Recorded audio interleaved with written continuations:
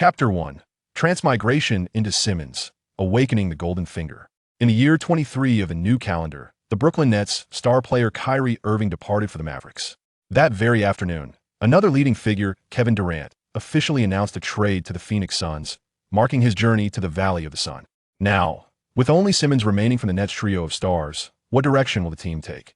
In a state of hazy consciousness, Chinchi stirred from the depths of the sofa as the sports news droned on from the television.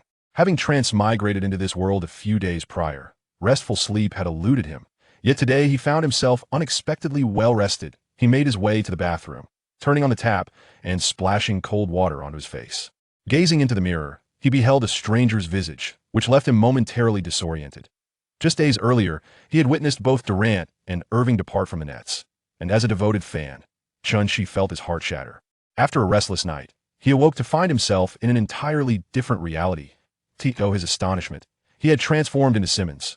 Upon further exploration, it became evident that this world diverged from his original one. While the NBA system remained intact, the entertainment landscape was foreign, devoid of familiar names like Jay Cho or Justin Bieber, replaced instead by figures he had never encountered at IT. Was at this moment that Chunchi fully comprehended his transmigration. He had not merely crossed over within the same world, but had transitioned into an alternate one. From a young age, he harbored dreams of entering the NBA, yet due to limitations in physical talent, he could not even secure a place among domestic professional players. Nonetheless, he persevered in the realm of basketball, eventually becoming a well-known commentator. As an orphan in this new world, he found little to anchor him to his past. And now, as Simmons, the talent that had once plagued him seemed no longer a hindrance. It appeared he could pursue his basketball aspirations in this fresh reality, and fortuitously, he had been born into his beloved Brooklyn Nets. Initially, he wished to persuade the two departing stars to reconsider their decisions, but despite possessing Simmons' physical prowess, his technical skills were akin to a blank canvas. With both giants gone, could he truly lead the team single-handedly? A phrase echoed in his mind. That year, I cradled my head in my hands, unsure of how to retaliate against the onslaught. Regrettably, despite his lengthy conversations with both Irving and Durant the previous night, he failed to sway their hearts. They departed without a backward glance, and the sports news had just confirmed the outcome. Chunchi had awakened to find himself the de facto leader of the team. It was safe to say that this turn of events left him utterly bewildered. Following the trade, the Western Conference teams appeared formidable, a veritable Wild West. Chunchi took a moment to reflect upon the current rosters of the teams in the West. The Nuggets, the dynamic duo of two-time MVP Jokic and Murray, along with Porter Jr. and Gordon. The Grizzlies, a youthful ensemble led by Morant, Jaren Jackson Jr., and Bane. The Kings, the twin stars of Fox and Sabonis shine brightly. The Mavericks, the all-star backcourt combination of Irving and Doncic. The Suns, a lavish lineup featuring Durant, Paul, Booker, and Ayton. The Clippers, Leonard and George, supported by a robust rotation on the wings. The Pelicans, Zion, Ingram, CJ, and Valanciunas form a formidable squad. The Warriors, the reigning champions with Curry, Thompson, Green, and Poole. The Timberwolves, Edwards, Towns, Gobert, and Conley. The Trail Blazers, Lillard, Simmons, and Grant. The Lakers, James, Davis, and Russell. The Thunder, a youthful contingent led by Alexander. In stark contrast, the Nets now find themselves with only Chunchi, a player endowed with Simmons' talent, yet lacking even the most rudimentary basketball skills as the last remnant of a once mighty trio. Chunchi felt a wave of darkness wash over him, as if he were on the verge of fainting. It is important to remember how dazzling the Nets' big three once was. They had just begun to show promise this season when, unexpectedly, with Irving's antics, it all fell apart. And even Durant departed at this moment. Chunchi received a call from Coach Vaughn, instructing him to come to the gym for training as the team's two star players had been traded away. The burden now rested squarely on Chunchi's shoulders. He could no longer afford to stay up late, engaged in fruitless endeavors. Though uncertainty loomed in his heart, Chunchi felt compelled to heed the coach's call and hurried to the gym. Upon entering the arena, before he could even commence his training, the young Thomas approached him, seemingly waiting for his arrival. It must be noted that Thomas had been performing remarkably well in recent games, scoring 44 points against the Wizards and 47 against the Clippers. Notably, with his latest tally of 43 points, the 21-year-old became the youngest player in history to achieve 3 consecutive games scoring over 40 points, a record previously held by the legendary Allen Iverson. Thus, Thomas had significantly overshadowed Chunchi in terms of performance, riding high on his success. Chunchi, feeling somewhat intimidated by Thomas, recalled his own dismal performance in the last game, where he recorded a stat line of 0 points, 0 rebounds, and 1 disappearance. Just a month prior, Bojan had struck Westbrook in the nose, and guess what? Westbrook's knee injury had flared up again. This could be described as a chain reaction, a fitting term for an aspiring chemist in Brooklyn. Chunshi was determined not to reveal his vulnerabilities.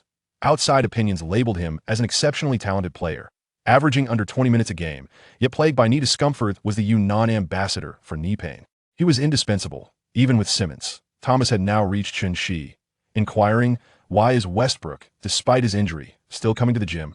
Chunshi chose to ignore Thomas, merely circumventing him, vowing that once he had fully developed, he would ensure that this arrogant young man would pay dearly. Behind him, Thomas continued his tirade of mockery. After a week of injury without examination, your weaknesses are laid bare. You clog the salary cap by not playing, and when you do, you stifle the offense. If you were ever on the same team as Westbrook, the NBA would surely come to a standstill. A.S. Chunshi absorbed the biting sarcasm. A surge of nameless fury ignited within him. He was on the verge of turning back to teach this insufferable brat a lesson. Although he lacked basketball skills, he still possessed considerable physical prowess. However, an emotionless mechanical voice resonated in Chunzi's mind, abruptly halting his anger and replacing it with unrestrained joy. It had arrived the indispensable golden finger of a time traveler, detected host's anger. Star, please insult me again. System successfully activated. Chapter 2. Confronting the eldest brother Durant. In the instant the mechanical voice sounded, a torrent of information flooded into Chunzi's mind. He quickly grasped the function of his newfound ability. It thrived on insults. Indeed, all Chunshi needed was to endure verbal jabs to randomly acquire the basketball skills of his adversaries. While peculiar, he relished the notion of such effortless gain. Yet, following this revelation, another notification chimed in. Ding. Acquired Cam, the mass rim attack technique. That a further deluge of information surged into Chunzi's consciousness, flooding him with offensive maneuvers and intricacies as if they were innate to him. Before he could fully process his elation, another message from the system arrived. Detected host has now traversed as Ben Simmons, possessing only physical attributes, but lacking the skills to compete in the NBA. Now providing the complete set of basketball techniques of Ben Simmons. Loading progress. One at a wild grin spread across Chunzi's face. This was tantamount to receiving a comprehensive template of Simmons. With physical prowess and skills currently being uploaded, it could be said that Chunshi had entirely supplanted Simmons in that moment. His previous concerns about stepping onto the court with his hands over his head, bewildered and unable to retaliate, evaporated entirely. Meanwhile, Thomas, having witnessed Chunzi's stunned silence after his insults, assumed he had been rendered mute by his words. He was unprepared for Chunzi's sudden turnaround, a beaming smile on his face as he warmly grasped Thomas' hand. Thomas, care to insult me some more? Thomas was taken aback by Chunzi's aberrant demeanor. Looking as though he had encountered a ghost, he hastily withdrew his hand, shaking it in disgust, as if it had come into contact with something vile. Simmons, have you lost your mind on the sidelines, or did staying up until 4 in the morning shooting threes fry your brain? Thomas believed that his melodramatic insults would normalize Chunzi's demeanor, but to his surprise, the smile on Chunzi's face only blossomed further. Unable to endure the bizarre atmosphere, Thomas turned and departed. As he left, he overheard Chunshi muttering to himself, "Why isn't it working? It seems one cannot simply shear the wool from a single sheep."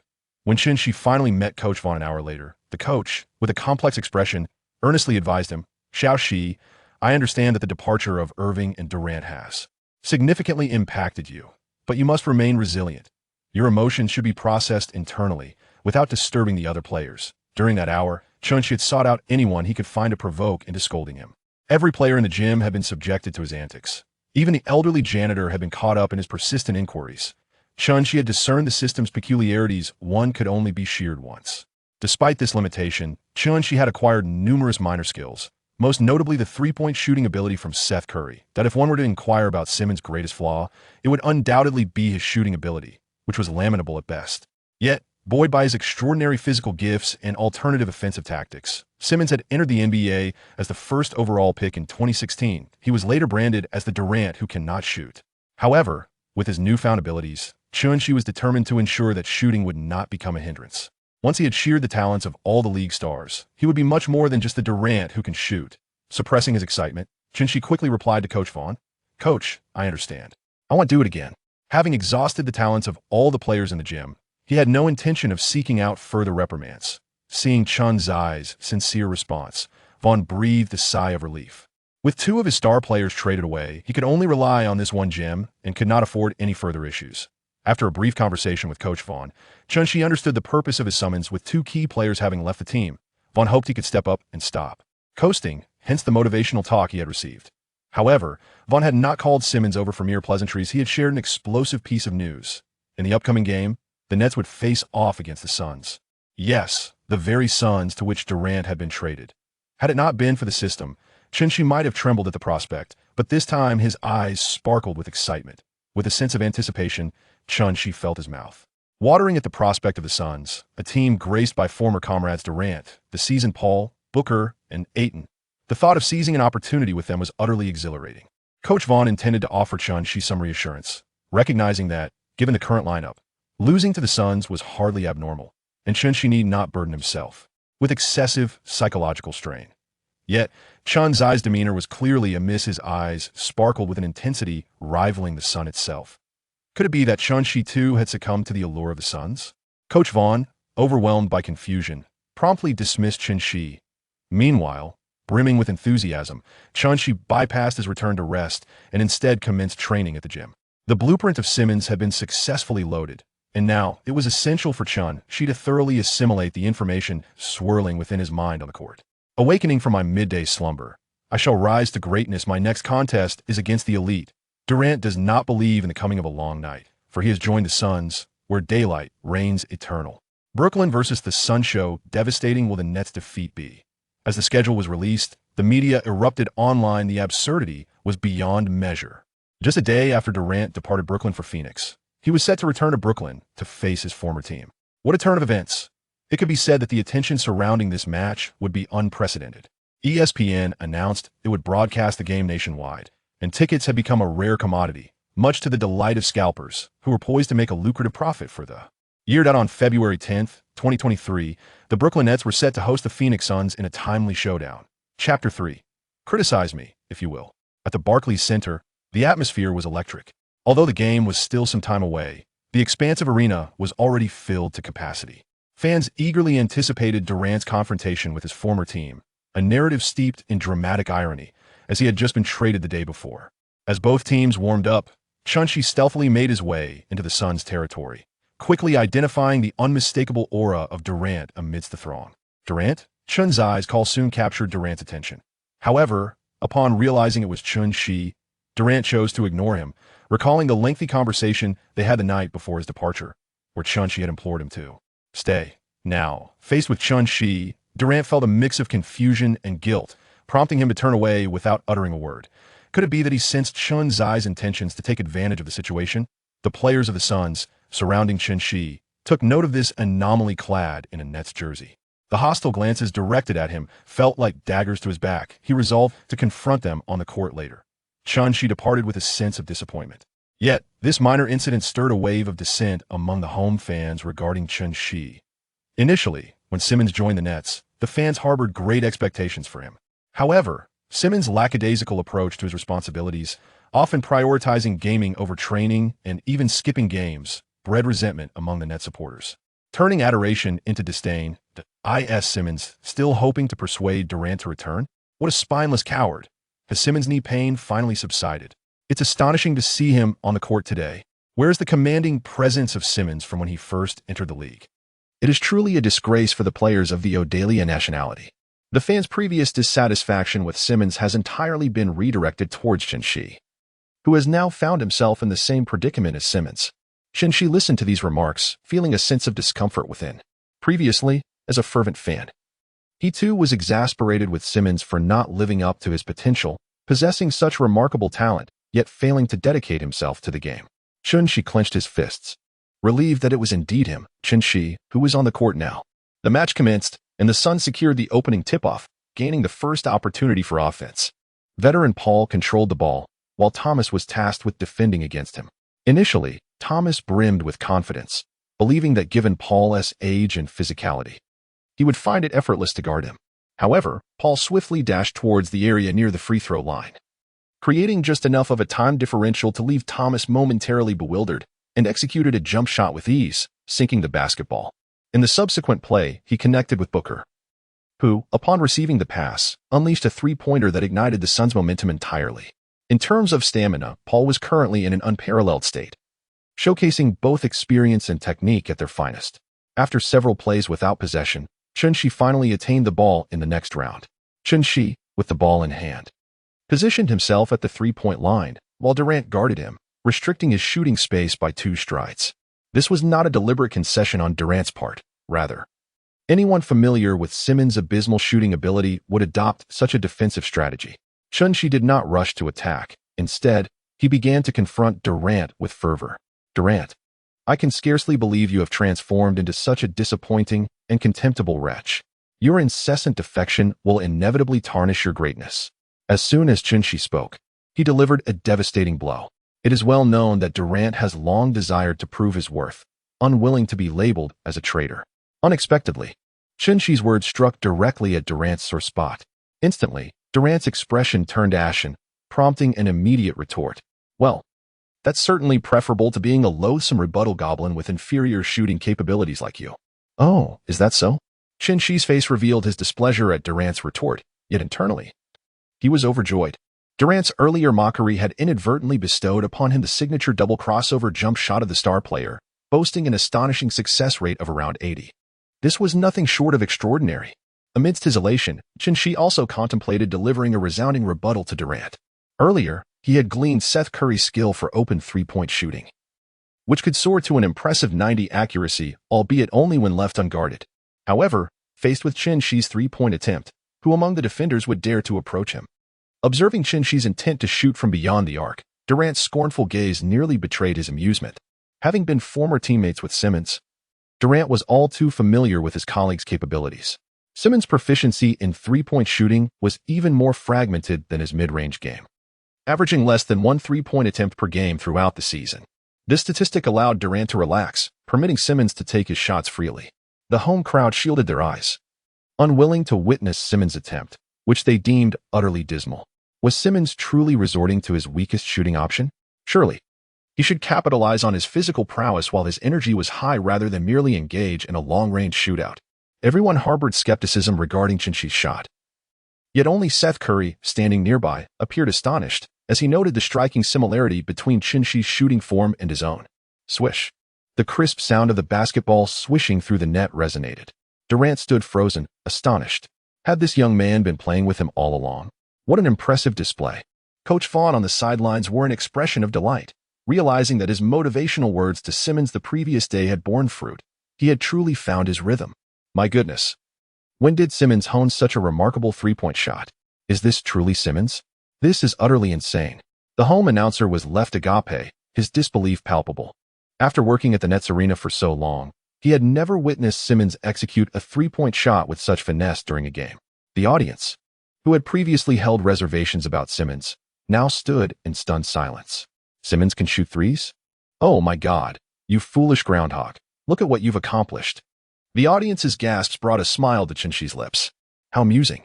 This is merely the beginning. Just wait, I shall astonish you all, you unseasoned spectators. Chapter 4. Simmons, a mid-range shooter as beautiful as a painting after his three-point offensive, Chun-Shi found 2 opportunities for open shots and successfully sank 2 more three-pointers. This transformation thoroughly altered the perceptions of those who initially believed Chun-Shi was merely riding on luck.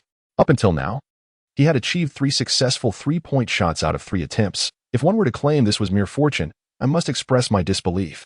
Durant regarded Chun-Shi with a knowing gaze, now certain that Chun-Shi had been playing a role all along, intentionally underperforming. Now that both he and Irving had departed, Chun-Shi had begun to unleash his true potential, his genuine ambition being to assume the mantle of team leader. What a deeply strategic man, Durant couldn't help but reflect. Simultaneously, Durant could no longer afford to overlook Chun-Shi's shooting. The latter now posed a credible threat from beyond the arc. At this moment, Chun-Shi found himself unable to seize an opportunity to shoot due to Durant's relentless defense. The first quarter was drawing to a close, with the score settling at 24-23. Despite Chun-Shi's impressive performance of 11 points, including 3 three-pointers and a putback, the Nets still trailed the Suns by a single point. This was not entirely the fault of the Nets' other players, as they were up against the formidable trio of Booker, Paul, and Durant, whose offensive prowess was formidable. Merely keeping pace with them was no small feat. Thomas had anticipated that he would shine in this match, but unexpectedly. Simmons emerged as a sharpshooter, leaving Thomas feeling quite frustrated with only 6 points in the first quarter. While he was entangled with Durant on the court, Chun-Shi had not even managed to engage with Booker or Paul, which left him anxious. Such a tantalizing opportunity was at stake, and he felt compelled to seize it. As the second quarter commenced under Chun-Shi's eager gaze, he struggled to find an open shot for a three-pointer, with Durant sticking to him like a persistent shadow, incessantly taunting him about his performance. Conversely, Thomas was finding success on the offensive end. Being younger, Thomas capitalized on the fact that Paul was no longer as vigorous as he had been in the first quarter, focusing more on offense while his defensive efforts waned. Thus, Thomas faced little resistance as he surpassed Chun-Shi in scoring, even daringly raising an eyebrow in Chun-Shi's direction in a provocative manner. The crowd erupted in cheers for Thomas, whose performances in the previous 3 games had consistently netted him over 40 points, preserving the net's dignity, albeit without securing victory. Nevertheless, Thomas's popularity among the fans had begun to eclipse that of Chun-Shi. Indeed, Chun-Shi astonishingly sank 3 consecutive three-pointers. However, astute spectators noted that he exclusively opted for open shots. Once Durant intensified his defensive pressure, Chun-Shi's remarkable streak came to an abrupt halt. Ultimately, it proved to be a fleeting moment, a sentiment shared by the fans. At this juncture, the Suns' offensive sequence commenced as Paul delivered the basketball to Durant, positioned at a 45-degree angle on the right side. Upon receiving the pass, Durant effortlessly initiated his isolation play. Chun-Shi stood resolutely, acutely aware that he was facing one of the league's premier offensive players. Durant initiated a triple threat position, subtly shifting Chun-Shi's center of gravity before explosively pushing off the ground, driving towards Chun-Shi's left. Chun-Shi swiftly retreated to defend. In that moment, Durant sensed Chun-Shi's pursuit. With a powerful movement of his left hand, he deftly redirected the basketball to his right side. Just as Chun-Shi attempted to adjust, Durant executed an astonishingly rapid shift, returning the ball to his left. In the blink of an eye, Durant had completed a double crossover, leaving Chun-Shi bewildered as to which direction he had been faked out. Finally, Durant leaped effortlessly for a clean pull-up jump shot. The basketball swished through the net with grace. Although the surrounding fans remained disgruntled over Durant's departure, they could not help but applaud the artistry of his double crossover jump shot. Durant glanced towards Chun-Shi as if questioning, "Are you capable of such a play?" Unfortunately, Chun-Shi offered no reply, for he was concocting a grand strategy, initially believing that a mere open three-pointer would suffice, only to realize he had to unveil his other hidden talents. The next round awaited. Chun-Shi demanded the ball, although Thomas was somewhat reluctant. The current leader of the team remained Chun-Shi. Despite his hesitation, Thomas had no choice but to comply with Chun-Shi's request. However, he secretly vowed to himself that he would steadily progress towards becoming the team leader. The tides of fortune shift with time. Chun-Shi should not underestimate Thomas's potential, regardless of his current circumstances. As Chun-Shi received the ball, Durant swiftly approached, initiating a one-on-one defense against him. However, in the subsequent moment, Chun-Shi executed a move reminiscent of Durant's previous offensive maneuver, employing a double crossover to create space. With a beautifully arched mid-range jumper, he released the basketball, which swished through the net amidst Durant's incredulous expression. Chun-Shi raised an eyebrow at him, as if to challenge the impossibility of the moment. This was utterly unfathomable. Durant stood in shock. The move was a flawless replica of his signature style. When had Chun-Shi mastered his technique to such a degree? The audience was equally astonished, marveling at the picturesque shot. Was this really Simmons? The fervor from fans hailing from the Dragon Kingdom erupted, exclaiming their national pride. Other spectators covered their mouths in disbelief, their astonishment evident in their exchanged glances. Coach Vaughn on the sidelines was grinning from ear to ear, overwhelmed by the surprise Simmons had brought him. This was undeniably Durant's signature move. To utilize Durant's technique against him was immensely satisfying. Yet, a question lingered in Vaughn's mind. Had Chun-Shi genuinely been studying them all along? The game continued. Despite Chun-Shi's explosive performance, the Suns were not to be underestimated. Under the guidance of veteran point guard Paul, Booker and Durant relentlessly tore through the Nets' defense. By the third quarter, the Suns maintained a lead, largely due to their depth in the roster. The Nets struggled to mount a successful counterattack multiple times. Nonetheless, Chun-Shi felt little dismay, as he found himself mismatched against Booker. Chapter 5, The Final Play. Mr. Booker, How is Jenna treating you? Chun-Chi's cheeky voice pierced through as he matched up against Booker. Ignoring him, Booker focused intently on finding an opportunity to receive the ball. I know you're not doing well, buddy. Jenna wouldn't have left if you were. Chun-Chi continued, provoking a sudden flush of anger in Booker. Having just emerged from the shadows of heartbreak, the audacity of Chun-Chi's words stung. You insufferable internet-addicted brat, stop prattling before me. Everything in life has its price. Predetermined in the shadows. Chun-Chi, having been reprimanded, shed a tear of triumph as he gleaned Booker's drifting three-point shooting skill. In the next play, Chun-Chi called for the ball from Thomas, who recited the adage of fortunes changing over time to steady his emotions before passing the basketball. The current score stood at 58-55, with the Nets trailing by 3 points. After receiving the pass, Chun-Chi approached the three-point line.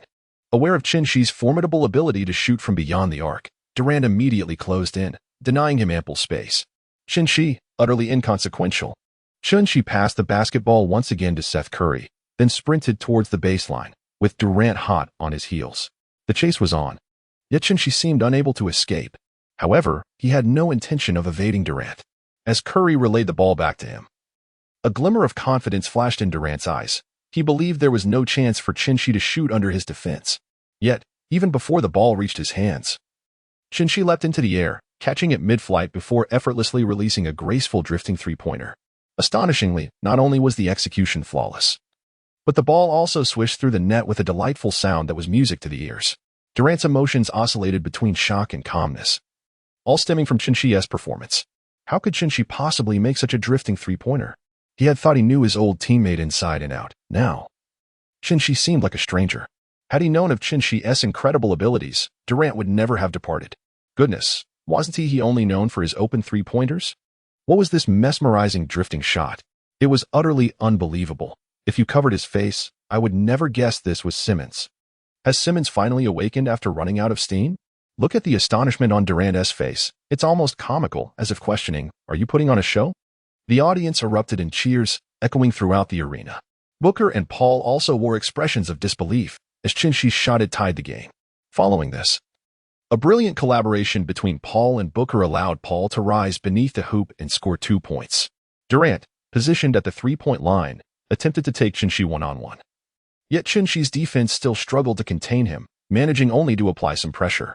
The Suns launched a fierce counterattack. Nevertheless, Chun-Chi contributed significantly on the offensive end, mastering his double crossovers and drifting three-pointers with finesse, growing increasingly adept as the game progressed. The contest remained deadlocked until the fourth quarter. At this juncture, Chun-Chi decided to focus on Paul. Seizing an opportunity for a mismatch, he positioned himself near Paul. Mr. Paul, it's truly regrettable that you've never won a championship in your career. I feel anxious for you. He had anticipated igniting Paul's fury, yet, to his surprise, Paul showed not the slightest ripple of emotion. What Chun-Chi was unaware of was that Paul had been utterly jubilant since Durant's arrival, reveling in sheer delight. At this moment, the 37-year-old Paul responded, "What do you mean by a lifetime without a championship? My career has only just begun." Chun-Chi was taken aback by the unexpected response from the old veteran. He took a deep breath. He couldn't afford to give up so easily after finally having the chance to converse with Paul. However, considering his age, one would assume he would be less agile. Paul cast a disdainful glance at Chun-Chi. Are you joking? Have you lost your mind? With our lineup, how much ball control do you think I need? Just hand it over to Booker and Durant.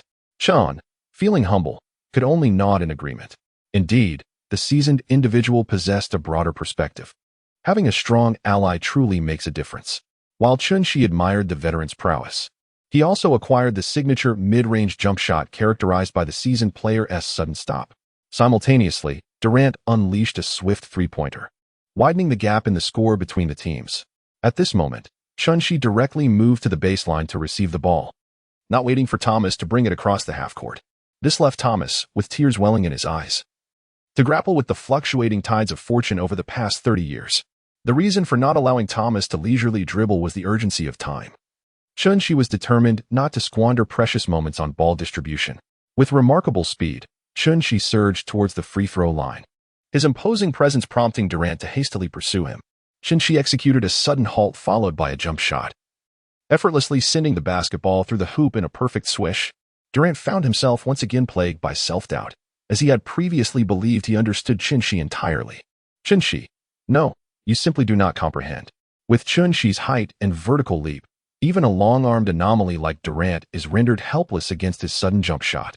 The key lies in Chun-Shi's remarkable consistency. Before today, Durant would never have dared to describe Chun-Shi's mid-range shooting as stable. This world is indeed astonishing. Time swiftly dwindles to less than a minute remaining in the game. Thanks to a remarkable offensive surge from Chun-Shi, the Nets have clawed their way back to just 1 point behind the Suns. The final offensive play is to be executed by the Nets. At this moment, the entire Barclays Center is enveloped in an eerie silence. The players on the court are on high alert, while the fans hold their breath, hearts racing. Both teams are eager to seize victory in this contest. It is a battle to defend home territory for one. While the Suns trio cannot afford to falter against a Nets team stripped of Irving and Durant. And, most dramatically, Durant is currently with the Suns. Without any unforeseen circumstances, Chun-Shi executed this final assault. With a succession of 2 swift dribbles, Chun-Shi's movements shifted Durant's center of gravity, while time dwindled away. Second by second, Chun-Shi suddenly propelled himself off his right foot, darting towards the right side of Durant, who swiftly adjusted his steps to keep pace. Durant was confident he could keep up, but in the next instant, Chun-Shi executed a swift crossover dribble, pulling back momentarily. He then halted abruptly for a jump shot. Durant's gaze was fixed intently on the basketball that Chun-Shi had launched. Could it really go in? Chapter 6. A striking contrast, the ball soared through the air in a graceful arc before steadily entering the hoop. The crowd erupted in astonishment. What a buzzer beater. It was hard to fathom that the Suns had been defeated by Chun-Shi's sudden jump shot. Oh, what a calamity. The world had gone mad. Or perhaps it was I who had lost my senses. This was simply beyond belief. Simmons had triumphed over the Suns. Durant had joined the Suns, believing that darkness would no longer shadow him, only to find Simmons presenting him with a bitter surprise. The audience around erupted in exhilaration. The contrast was astonishing. A grand spectacle unfolding on the court. After Durant's departure, Simmons declared that he would no longer play a supporting role, delivering the Suns trio a crushing defeat. Judging by Simmons' performance, his newfound shooting prowess appeared even more formidable than Durant's. Could this signal the rise of a new monarch? At that moment, Paul, Booker, and Durant wore expressions far from cheerful. The Suns trio faced the bitter taste of defeat in their inaugural battle, especially for Paul, who felt a tumult of emotions.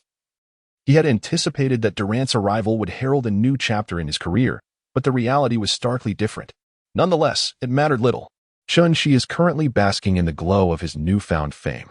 After dethroning Durant, he has gained considerable renown, acquiring the elusive dual-direction maneuver of the construction mogul Durant, the sudden mid-range jumper of veteran Paul, and Booker's drifting three-pointer. This bounty feels like a dream to Chun-Shi. Who among the good-hearted could possibly possess such an array of skills? Indeed, it is none other than Chun-Shi himself. Coupled with the foundational template of Simmons provided by the system, Chun-Shi now possesses the capital to thrive in the NBA. However, having secured this initial fortune, Chun-Shi understands the necessity of moderation. After all, if he were to make enemies of every star player, his future in the NBA would be bleak.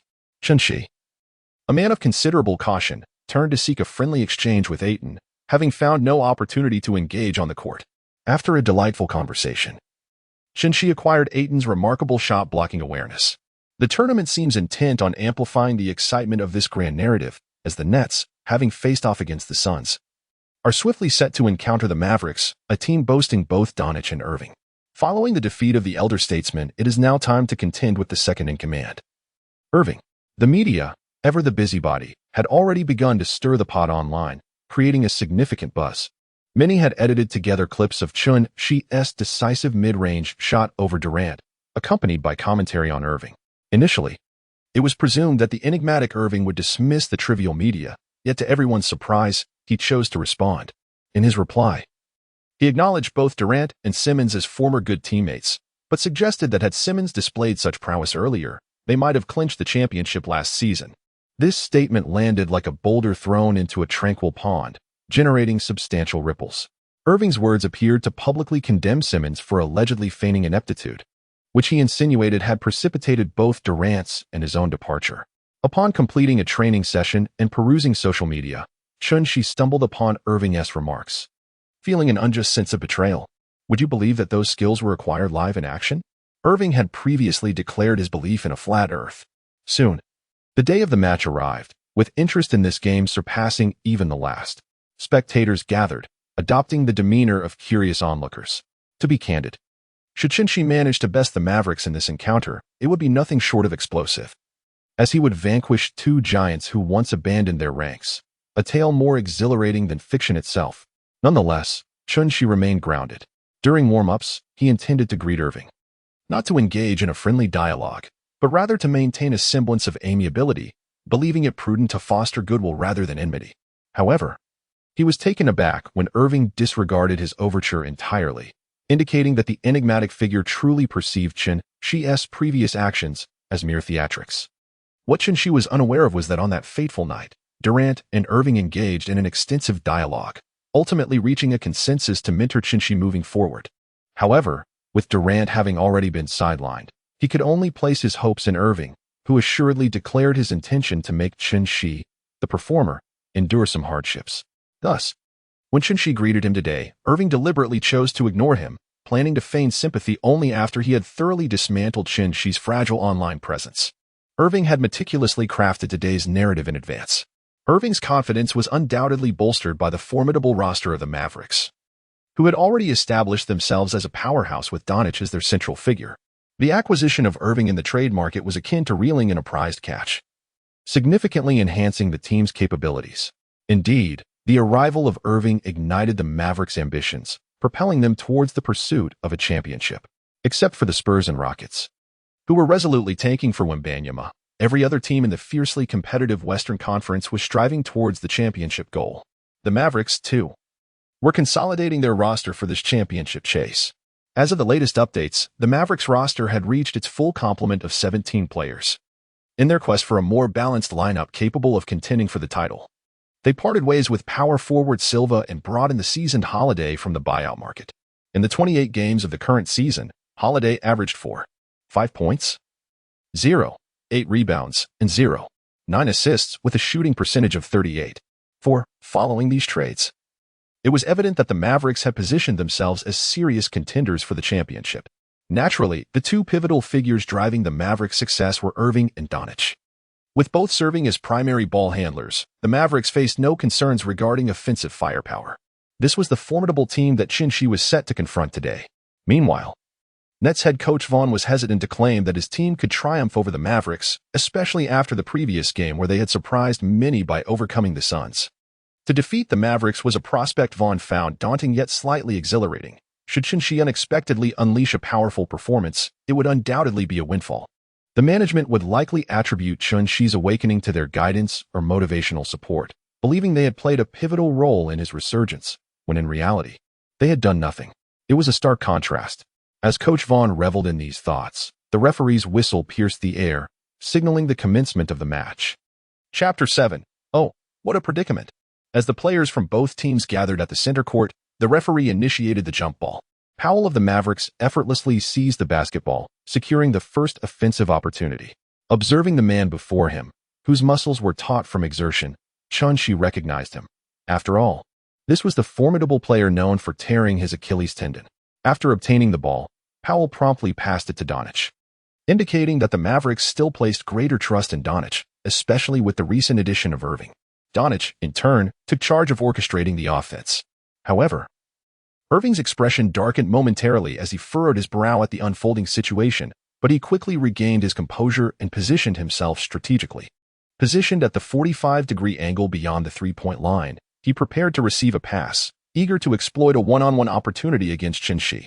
Yet, Doncic did not feed Irving the ball, believing the position was unfavorable for a direct attack. Instead, he opted to deliver the ball to Powell in the paint. This was a clever decision. Upon seeing Irving raise his hand, even the players from the opposing Brooklyn Nets were taken aback, not expecting Doncic to withhold the pass from Irving. Consequently, their defensive focus on other players slackened, while Shi remained intensely focused on defending against Irving. In a surprising turn, Doncic deviated from the expected play, passing the ball directly to the interior. Powell, positioned perfectly, did not squander this opportunity. A gift placed right at his fingertips was not one to be dismissed. He leaped high, executing a powerful dunk that sent the ball crashing into the hoop. What a magnificent pass. It was nothing short of a masterpiece. Truly, this was the brilliance of Luka, whose vision was unparalleled. The surrounding Mavericks fans showered him with unabashed admiration. A seamless transition from offense to defense ensued, as Shi dribbled past the half-court. He did not hasten to execute a solo play against Irving. Instead, he opted to pass the basketball to Thomas Jr., hoping to establish some collaborative synergy. Initially intending for Thomas to facilitate the play, he was taken aback when the latter immediately embarked on an offensive maneuver. Meanwhile, Thomas pondered to himself that Shi, having relied on mere luck in the previous game, must now seek his assistance, thinking he could not triumph over Tim Hardaway Jr. alone. A smirk crossed Thomas's face as he reveled in the sweet aroma that seemed to permeate the air around him. On the other hand, his teammate Seth Curry glanced around sheepishly, relieved to find no one paying attention to him.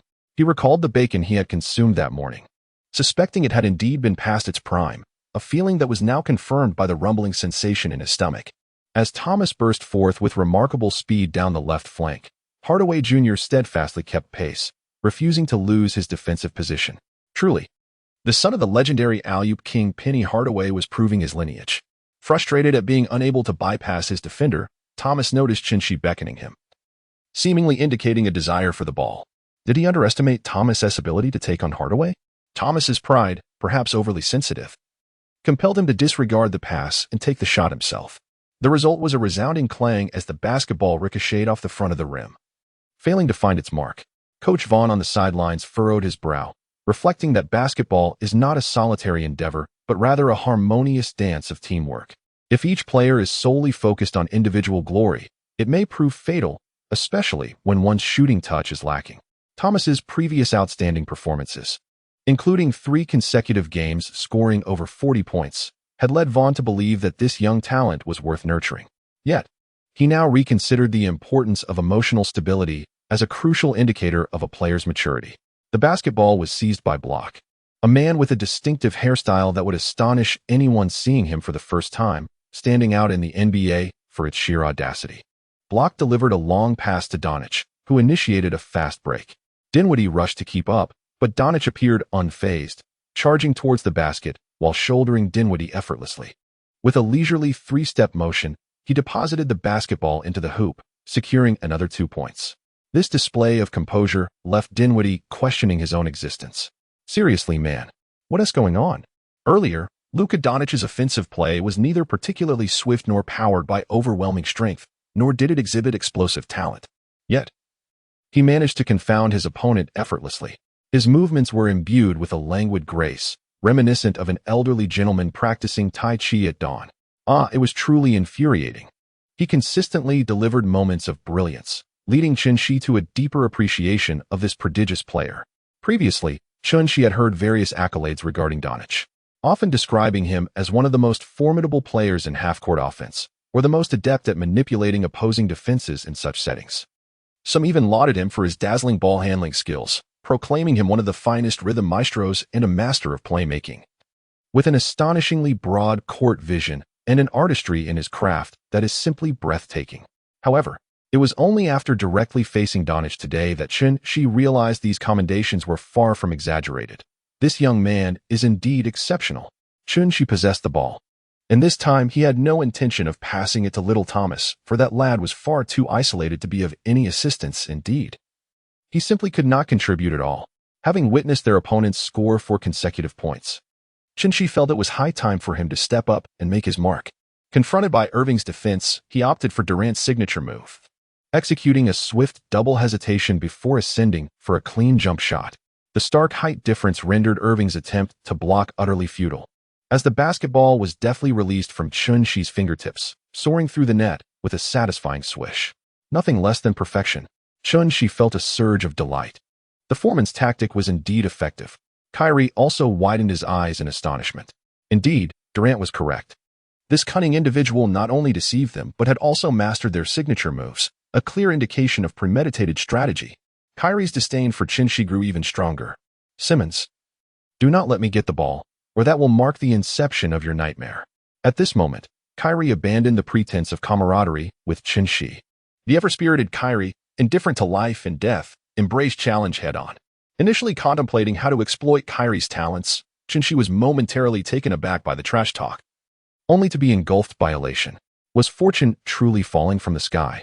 Congratulations, host. You have acquired Kyrie's signature skill, the ultimate pull-up. Chapter 8. Utter Madness. Kyrie, believing his taunts could rattle Chin-Shi, was taken aback to observe a peculiar smile forming at the corner of Chin-Shi's mouth, as if he had heard something amusing. While Kyrie could tolerate much, this was beyond his limits. To his astonishment, he laughed. He actually laughed. Kyrie, could you possibly insult me once more? When Chin-Shi spoke these words, his sincerity only fueled Irving's fury, making him feel utterly humiliated. Was his trash talk truly that dreadful? He could hardly bear it. Irving was ignited by Chin-Shi's actions. In the next round, he disregarded any concerns about whether contesting the ball would affect his integration into the Mavericks. He simply directed his request for the ball at Tim Hardaway Jr., who was about to inbound from the baseline. Luka Doncic, initially poised to receive the pass, tacitly acquiesced to Irving's demand and did not contest the possession. Irving, now in possession, advanced to the three-point line. Confronted by Chin-Shi's defense, he remained unfazed. As an offensive virtuoso, he was known in the Dragon Kingdom as the Shaker, boasting an impressively diverse arsenal of skills.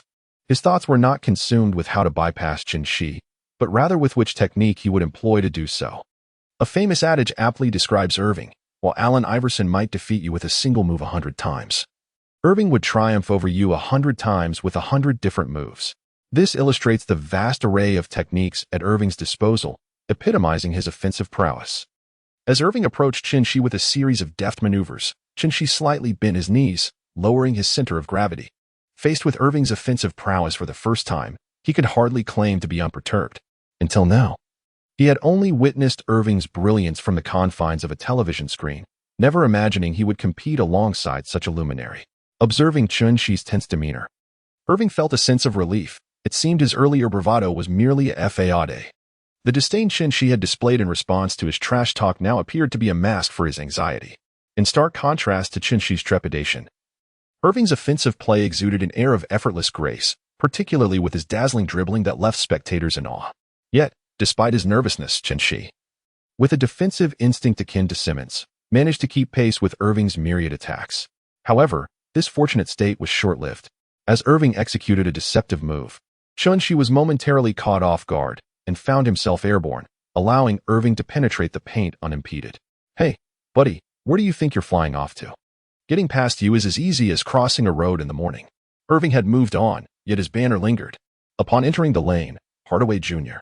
quickly came to provide support, but at that moment, Brokoff had vacated his position, resulting in the potential for a brilliant assist from Irving if he chose to pass to the baseline. Nevertheless, Irving was determined to finish the play himself. Despite Hardaway Jr.'s defensive presence, Irving viewed it as a mere trifle. With Hardaway Jr. contesting, Irving executed an extreme layup from an acute angle, skillfully guiding the ball into the hoop. Oh, that layup was simply phenomenal. Hardaway Jr.'s defense was commendable, yet this maneuver was utterly indefensible. This is Irving. His extraordinary hang time and finesse leave one in deep admiration. Not only were the surrounding fans of Irving in awe, but even Dinwiddie, who was tasked with defending him, exhibited a sense of defeat, acknowledging his prowess. As a former key teammate, Dinwiddie was well aware of Irving's formidable skills. When he applied pressure in defense, he never truly believed he could completely thwart Irving. His intention was merely to impose some difficulty on Irving's offensive maneuvers. Meanwhile, Burks, who had previously lamented Irving's reluctance to pass, swallowed hard, realizing the sheer intensity of Irving's play. If I possessed the ability to execute such a move, I too would refrain from passing. With humility, Burks retreated on defense, having no words left to express regarding that play. He was simply in admiration. At that moment, greeted by the cheers and accolades of the crowd, Irving shifted his gaze towards Chin-Shi, curious to discern his expression after being bested by him. Surely, his current demeanor would not be one of delight. However, upon looking over, Irving was taken aback to find Chin-Shi sporting a grin, his eyes gleaming with excitement. Irving thought, what on earth is this kid so happy about? Is he pleased after being outmaneuvered? This is utterly perplexing, even more so than my own thought process. Chin-Shi dribbled the ball. This time, Isaiah Thomas refrained from asking for the ball, fully aware that Chin-Shi would not pass it to him. Receive the pass. Before Thomas could react, Chin-Shi had unexpectedly placed the basketball into his hands. The moment took him by surprise, leaving him in a state of sheer bewilderment as his instinctive muscles caught the ball while his mind lagged behind, completely unresponsive. Pass. The voice of Chin-Shi soon resonated through the air. Young Thomas exclaimed, slow down, slow down. It's too fast for me to handle. However, Shi's words were imbued with an undeniable authority, prompting young Thomas to swiftly pass the basketball he had yet to warm up in his hands. Meanwhile, having just evaded Irving's defense, Shi received the ball and prepared to make a decisive move. To his surprise, Powell unexpectedly appeared, leaping directly in front of Shi and enveloping him entirely. Where was the space for an offensive maneuver? The spectators collectively held their breath for Shi, realizing there was utterly no room for a shot. With Powell's towering height, impressive wingspan, and remarkable vertical leap, it was evident that Shi's attempt at an offensive play would culminate in failure, unless, of course, he could execute a gravity-defying layup akin to Irving's. Shi, what did you say? Irving's ultimate pull-up? Coincidentally, my friend has just acquired a skill. I'm uncertain if it's the same. Let me give it a try. Shi deftly controlled his body and the basketball in midair, skillfully evading Powell's advance. With a flick of his wrist, he sent the ball soaring, brushing the edge of the backboard before gracefully sinking into the hoop. This was a close call. What was that? A close call indeed. The elegance of his hang time and core strength makes me wonder how it compares to Irving's recent performance. It's utterly insane. That shot was incredibly impressive. The Nets fans erupted in jubilant cheers, their exuberance threatening to lift the roof off the arena. Meanwhile, a complex array of emotions flickered in Irving's eyes. If this moment didn't overshadow his and Durant's contributions, the trio of superstars from the Nets could surely dominate the league. The finesse of Shi's hang time and core strength was nearly on par with his own. Replicating that shot would have required considerable effort on his part. The match had become a showcase of the two teams' leading talents, with Irving acknowledging Shi's prowess. Yet he remained unwavering in his offensive approach, ready to engage in some playful banter. As the first quarter concluded, the score settled at 31-26, revealing that the single-core Nets were somewhat lacking in momentum compared to the dual-core Mavericks, trailing by 5 points. While resting on the bench, Shi suddenly felt a gentle poke on his shoulder. Turning around, he found it was Thomas, who appeared to be fidgeting as if he were holding back some pressing concern. What do you want? Chapter 9. Blocked it, baby. Upon seeing Shi initiate conversation, Thomas decided to cease his awkward demeanor. I'm curious if you've discovered any effective training techniques. Your shooting was previously more abysmal than the shots taken by the kids at my local playground. Shi smiled with a crooked grin. Curious, huh? Indeed. Little Thomas nodded vigorously, his head bobbing like a pestle grinding garlic. However, his thoughts were consumed with the anticipation of deciphering Shi's training methods. Once he mastered them himself, the position of team leader would undoubtedly remain his. At that moment, Shi would regret his current arrogance, as he would find himself overtaken by little Thomas in a dramatic twist of fate. Shi appeared to ponder for a moment before he began to narrate. Ultimately, it all hinges on an unwavering discipline. Allow me to briefly outline a day's training regimen. Midnight, awaken, 1 a.m. to 3 a.m., a morning run of 5,000 kilometers. 4 a.m. to 5 a.m., mastering the pronunciation of a foreign language. 6 a.m. to 7 a.m., meals and personal hygiene. 7 a.m. to 6 p.m., carrying a house while running 6,666 kilometers. 6 p.m. to 7 p.m., consuming 8 kilograms of rice. 7 p.m. to midnight, reflecting on the day's endeavors. Midnight, slumber. Initially, young Thomas listened intently to his account, only to realize that he was spinning tales devoid of substance, revealing no inclination to share any secrets. Consequently, young Thomas turned away in disdain. Who does he look down upon? Without your so-called secrets, I, Thomas, remain a hero, irrespective of the whims of time. Upon witnessing Thomas being dispatched, Shi exhaled a sigh of relief. This lad truly believed he could extract his system's secrets, such fanciful dreams. After sending Thomas off, Shi wiped the sweat from his brow with a towel while surreptitiously indulging in a packet of instant noodles, delighting in their savory flavor. Meanwhile, Durant, who was stationed at home watching the match, was not in such a cheerful mood. He had anticipated witnessing his younger brother deliver a thorough thrashing to Shi. Yet it seemed as though he was inadvertently providing Shi with warmth. That maneuver granted Shi an abundance of admirers. For even if it was the charming young Durant, it did not validate the beauty of that play. Even Durant himself would likely be unable to replicate it. The irate contractor bit down hard on a piece of the instant noodles, conceding that despite his current anger, the noodles were indeed delicious. Online, Shi's remarkable play was being widely lauded, yet he was too preoccupied to peruse the praises, as the match was still underway. Beep. The referee's whistle signaled the commencement of the second quarter. Chun-Shi leisurely dribbled past the half-court, passing the basketball to Dinwiddie. One might argue that Dinwiddie should be showcasing his prowess with the nets, yet the brilliance of Chun-Shi has momentarily overshadowed him, diverting attention from his abilities. Despite lacking a three-point shooting skill set, Dinwiddie's mid-range shots and playmaking capabilities have allowed him to thrive within the Nets roster. With a sudden and bold change of direction, Dinwiddie left the smaller Tim Hardaway momentarily dazed and unable to keep pace. He then executed a straightforward jump shot, effortlessly sinking the ball through the net. This play elicited cheers from the surrounding Nets fans. It was undeniably efficient. Having such a new asset in the team was a remarkable boon, as Dinwiddie appeared perfectly suited for the Nets. Following this offensive play, the focus shifted back to Doncic, who continued his leisurely pace. It was not that he wished to play slowly. It was simply his inherent rhythm since his debut on the court. At this moment, Irving called for the ball, but Doncic chose not to pass it to him. This team still revolved around Doncic, who maintained the authority to distribute the ball. He passed it to Bullock, who, utilizing a screen, found himself matched up against Chun-Shi. After an impressive first-quarter performance, Chun-Shi had drawn the envy of Bullock, who could not tolerate someone else outshining him on the court. How could there be a man more handsome than himself? If Chun-Shi were aware of Bullock's thoughts, he might just engage in a playful display to showcase his own flair. However, Chun-Shi remained a humble individual, rating himself an 8 out of 10. Back on the court, Bullock advanced towards Chun-Shi, intent on overpowering him. Chun-Shi did not fully resist, but allowed Bullock to inch closer to the paint. Just you wait, he thought. Unbeknownst to Bullock, who perceived Chun-Shi as somewhat timid, he was unwittingly making it easy for him to maneuver. As Bullock neared his position, he prepared to finish the play, engaging in a robust physical confrontation with Chun-Shi. The collision of muscle against muscle resonated throughout the arena, evoking a sympathetic ache among the spectators. It was an intense display. One could easily see why ordinary individuals could not match the NBA's physicality. Most would crumble under such contact. Bullock leaped, ready to execute a simple floater, but Chun-Shi was not about to grant him such ease. Having gained invaluable experience from facing Aiton's shot-blocking prowess in the previous game, Chun-Shi was determined not to let Bullock's attempt be as straightforward as he hoped. The impending shot was nothing more than a statistical opportunity for Bullock. Bang! A dull thud resonated through the air. The basketball did not soar away as anticipated.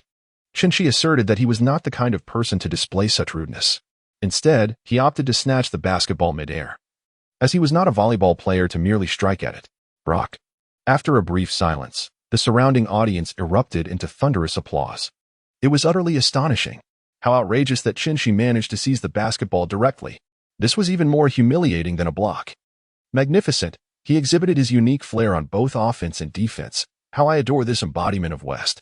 It can be said that Chun-Shi's remarkable play garnered him numerous admirers, with many girls' eyes sparkling with admiration.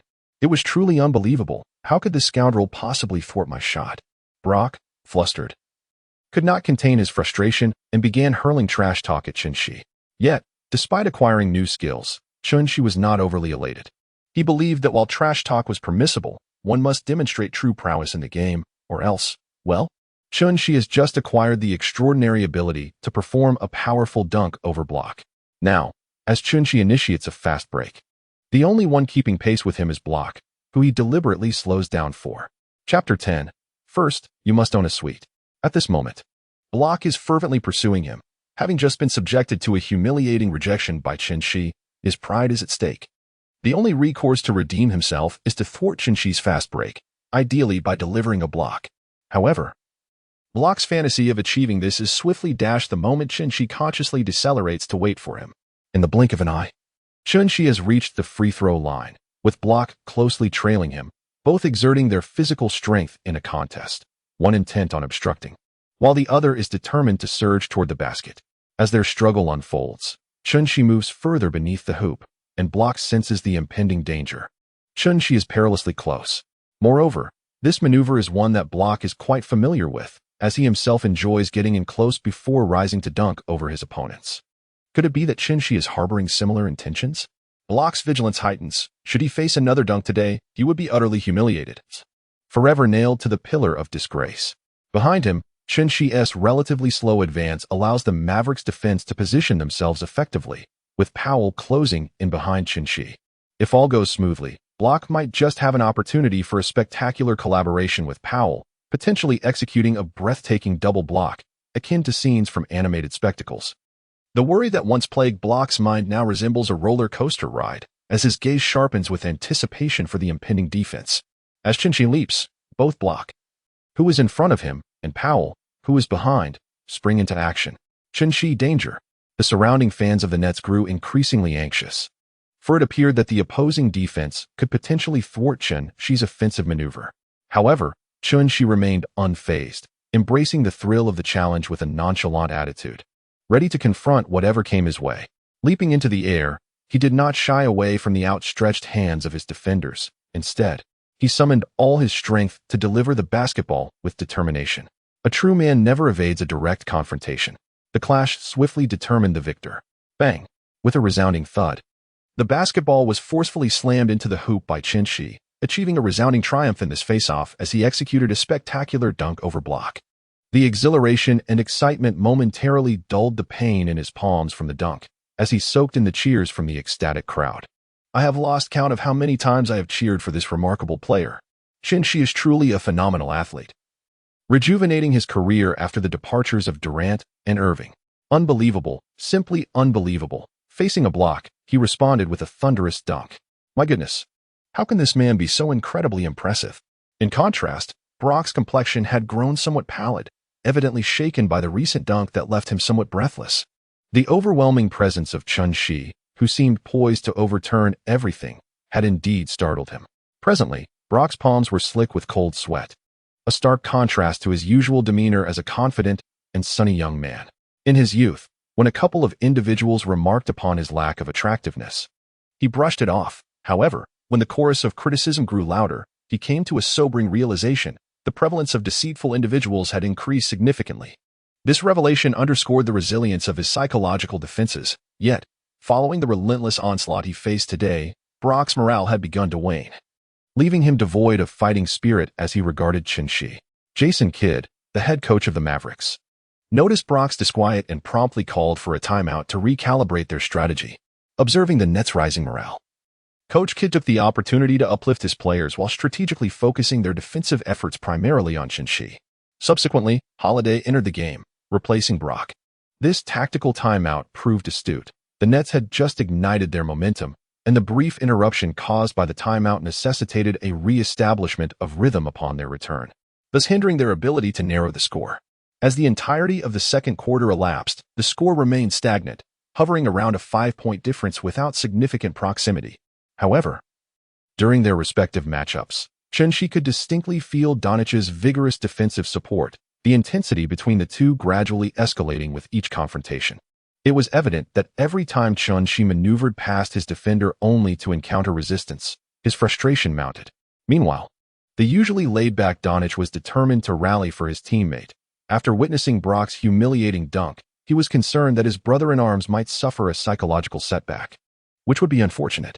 Thus, Doncic summoned greater energy on the defensive front, striving to ensure Chin-Shi felt no comfort. As for Irving, he had remained quiet for some time, but he had not relinquished his pursuit of Chin-Shi. He had already conspired with Durant to exert relentless pressure on Chin-Shi, vowing to force him into submission. Should they fail to do so, it would be as if Chin-Shi had emerged unscathed. Furthermore, Durant is undoubtedly stationed at home, attentively watching his own match on television, as he cannot afford to slack off. Irving's gaze shifted towards the camera, and he solemnly nodded. Durant, I know you are watching. I shall not forget the promise we made. Meanwhile, in an opulent villa in the United States, Durant reclined on the sofa, engrossed in watching videos of beautiful women on his large-screen iPad, his mouth never idle as he munched continuously. As for the game, Durant remarked that it was merely background music playing in his surroundings. As the second half of the match commenced, Chin-Shi returned to the court after a brief respite. He sensed that the Mavericks' glances directed at him were rather unfriendly. He hadn't instigated any conflict during this period, and with his skills now nearly honed, Chin-Shi chose not to provoke any animosity. However, it seemed that the Mavericks were unwilling to let Chin-Shi, the sunny and bright young man, off the hook. Chin-Shi wept, his current emotions mirroring the helplessness and silence he had encountered in a story he once read. Chin-Shi was uncertain of where he had encountered the story, but the essence was that a young man once approached a Zen master with a query: Master, I have been unable to win the affection of the girl I admire. What should I do? In response to this dilemma, the Zen master simply gestured towards a snail perched on a nearby tree. This seemingly trivial action sparked enlightenment in the troubled youth. Master, do you imply that if I persist like this snail, I shall eventually succeed? The Zen master replied, you must first possess a home like it. Chapter 11. He Luca hits me, and you Irving too. With unwavering determination, Irving continued to defend Chin-Shi. Having witnessed Chin-Shi's shooting prowess, Irving was now hesitant to carelessly guard against his shots. Truth be told, Irving felt somewhat dazed. When he had once been teammates with Chin-Shi, he had often found himself bewildered by Chin-Shi's shooting. Now, as adversaries, he was again left in a state of confusion by Chin-Shi's remarkable abilities. At that moment, Chin-Shi executed a move reminiscent of Durant, with a smooth double dribble followed by an elegant jumper that effortlessly sent the ball through the net before he departed gracefully, leaving Irving in a state of discontent. Was it truly that seamless? Donai held the ball, and after a series of passes, he found himself without a favorable opportunity to distribute. Thus, he resolved to take matters into his own hands and engage in a one-on-one play. With the assistance of a screen set by Tim Hardaway Jr., Donai found himself matched against Chin-Shi. In the low post, Donai's sturdy physique rendered his backing down a formidable threat. Even if Chin-Shi exerted all his strength, he could not withstand Donai's advance. Step by step, Donai pressed closer to the basket. Suddenly, he executed a spinning jumper, and despite Chin-Shi's best efforts to contest, the ball found its mark. Goodness, that is truly difficult to defend, Chin-Shi could not help but exclaim. Irving stood momentarily stunned, questioning why Donai was the one challenging Chin-Shi. This script felt awry. Shouldn't it have been his turn to teach Chin-Shi a lesson? Despite his confusion, Irving followed back on defense. In the subsequent possession, it was once again Donich orchestrating a one-on-one against Chin-Shi. This time, Donich executed a graceful turnaround hook shot, effortlessly guiding the ball into the basket. After being targeted twice in succession, Chin-Shi was beginning to feel exasperated. This nimble little powerhouse was proving nearly impossible to defend. At this moment, Chin-Shi had yet to realize that Donich was essentially making a statement on behalf of Bullock. However, in the next play, Donich astonishingly called out for another isolation against Chin-Shi, leaving him utterly flabbergasted. As the old saying goes, things happen in threes. And Donich's intentions were evidently to show no mercy. This was beyond what Chin-Shi could tolerate, yet since it was not his offensive turn, he had no choice but to focus intently on defense. Fortunately, on this play, Chin-Shi managed to hold his ground. Donich, with a burst of speed, aimed to penetrate the paint, but Chin-Shi stayed in pursuit. Then, Donich abruptly halted, attempting to exploit a timing advantage against Chin-Shi. However, Chin-Shi anticipated Donich's strategy and managed to disrupt his shot. Donich's attempt struck the front of the rim and failed to find the net. Nevertheless, the Mavericks secured the rebound, and Powell delivered a powerful putback dunk, successfully scoring for his team. Chin-Shi was so infuriated that his lips almost twisted in frustration. After successfully defending against one play, he failed to secure the defensive rebound. As Chin-Shi pondered how to counter Donich, the latter ceased to challenge him directly after one failed attempt, opting instead to let Irving take on the challenge. If Donich is targeting me, must Irving also join in? Chin-Shi thought. Very well, let the battle commence. Chin-Shi could no longer suppress the fury simmering within him. Irving's dazzling dribbling left Chin-Shi somewhat bewildered. However, fueled by a stubborn resolve, he exerted himself to keep pace with Irving's rhythm. Chin-Shi has made considerable progress during this time, managing to stay aligned with the dribbling tempo without losing his position. Yet, for a top-tier offensive player like Irving, merely matching his rhythm does not guarantee the ability to defend against him.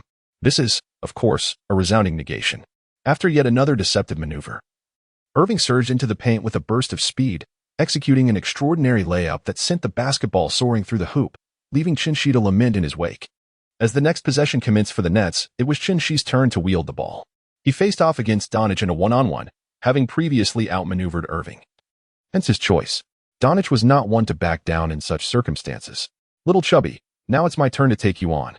Chin-Shi was already seething with anger, and having resolved to confront Donich head-on, he no longer felt the need to temper his words. Upon hearing this, Donich was incensed. It was essential to remember that he, too, had once been a strikingly handsome player. However, in order to adapt to the intense competition of the NBA, he had chosen to gain weight. A decision that was also somewhat influenced by his lack of self-discipline. Setting these considerations aside, Chin-Shi's remarks were indeed reckless. A player devoid of shooting skills cannot sustain a career in the NBA. How long can one rely solely on physical prowess? Donich, unwilling to coddle Chin-Shi, promptly exploited Chin-Shi's previous weaknesses. Yet, he evidently overlooked the fact that Chin-Shi had dramatically transformed. Today, he had made 5 out of 7 shots, proving that he was far from incapable of shooting. Seeing Chin-Shi merely smile, he deftly flicked the basketball away, exclaiming, "Am I lacking in shooting?" With eyes wide open. He demonstrated that his shooting had been sharpened to perfection, akin to a finely honed blade. Swish. The ball sailed through the net with precision. A stunning display of a flawless shot. Donich was left speechless, cursed be his oversight, for he had forgotten that this young man had suddenly found his rhythm. And shooting was no longer a liability for him. Donich felt utterly dismayed, as his trash talk had failed to inflict any damage. Instead, it had backfired spectacularly. Alas, a response was inevitable. Having just been bested by Luka in several plays, it was clear that she would not remain silent. What a splendid and decisive three-pointer! The surrounding Nets fans erupted in cheers. In this moment of jubilation, Chin-Shi had harnessed Donich's earlier taunts to elevate his own game, showcasing an imaginative and formidable finishing ability. Chin-Shi's eyes sparkled with excitement. This skill is remarkably effective. It is evident that Luka Doncic, despite being a player whose statistics reflect a style reminiscent of advanced analytics, embodies the essence of a mid-range ball-handling core during games. Often, one can observe him utilizing screens, gradually maneuvering with his footwork, shoulder, and elbow to penetrate the paint, meticulously dismantling defenses. He employs an array of imaginative and diverse finishing abilities, coupled with astute passing, to create opportunities. Chin-Shi has now acquired this formidable finishing skill, which can be considered as having obtained a powerful asset necessary to thrive in the NBA. Chin-Shi was still contemplating whether to invite Donich to test this new skill when, in an instant, Irving approached him, seemingly intent on a one-on-one defense. "Ah, very well. It shall be you." Chapter 12, Can We Return? Irving drew closer to Chin-Shi, clearly prepared to guard him. Chin-Shi skillfully guarded the basketball behind him, evading Kyrie's interference with seamless dribbling. Kyrie pressed closer, attempting to snatch the ball, yet Chin-Shi remained unyielding, offering no opportunity for a steal. Observing the lack of prospects on his end, Kyrie felt a twinge of anxiety. However, Chin-Shi maintained his composure, moving with the tranquility of an elderly master practicing Tai Chi, revealing not a single flaw. Chin-Shi had already positioned himself deep within the court, and Donich swiftly closed in on him, creating a formidable double team. In the face of their relentless pressure, Chin-Shi remained unperturbed. With a graceful leap, he extended his hand, sending the basketball soaring directly into the hoop, executing the move with remarkable precision and poise. What an impeccable finish! The astonishment in the eyes of Irving and Donich was palpable. Their combined efforts would typically fluster any ordinary player, yet Chin-Shi appeared oblivious to the defense, delivering an ending that was both composed and flawlessly executed. Chin-Shi shrugged, feeling that his heart was colder than that of a fishmonger who had spent over a decade in the bustling market of Durant FA. Recalling the past, Chin-Shi remembered the days of his humble beginnings, when he spent over $30,000 to purchase a second-hand car, embarking on his journey as a taxi driver. One rainy day, a girl entered his vehicle and stated her destination while rummaging through her bag with her head bowed. When she finally lifted her gaze, Chin-Shi was taken aback to discover that she was none other than his ex-girlfriend. Throughout the ride, the girl wore a frown, her anxious demeanor hinting at the redness around her eyes. As they approached the destination, she softly inquired, "Can we go back?" Chin-Shi turned his head to gaze out of the window, pondering for a moment before muttering, "Shall I go back? If I do, I'll add another 20. How cool is that? My approach is all about being utterly ruthless." Chin-Shi returned to defense with a sense of pride, leaving only Irving and Donich behind, especially Donich, who felt that Chin-Shi's finishing ability was even more formidable than his own. In the next play, Irving prepared to take on Chin-Shi one-on-one again. But this time the elite offensive player appeared a bit anxious, resulting in Chin-Shi delivering a resounding block. The audience gasped in astonishment. My goodness, Chin-Shi just served Irving his favorite rejection. It was truly ferocious. Who would have thought Chin-Shi's shot-blocking prowess was so ruthless? After being blocked, Irving had no choice but to calmly position himself at the baseline to inbound the ball. Despite the bitter taste of that clean rejection, he could only swallow his pride. Subsequently, the pass was made, and Powell seized the opportunity, catching the Nets off guard in the paint and smoothly depositing the basketball into the hoop. The offensive and defensive transition continued. Chin-Shi remained the pivotal ball handler, dribbling past the half-court line. Little Thomas positioned himself at the three-point arc, ready to receive the ball. However, Chin-Shi was reluctant to pass, as Irving loomed nearby, ready to intercept. At that moment, Dinwiddie broke free from his mark.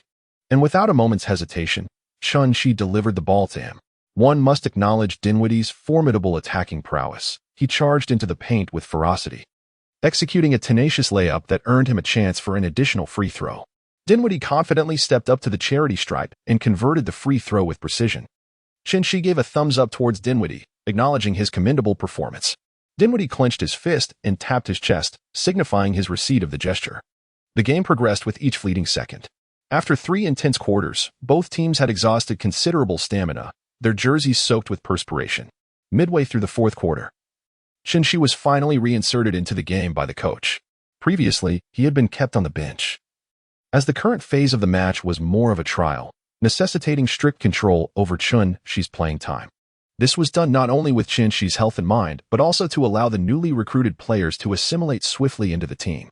It is noteworthy that while the Nets had indeed parted ways with superstars Irving and Durant, they had also fortified their roster with several formidable additions.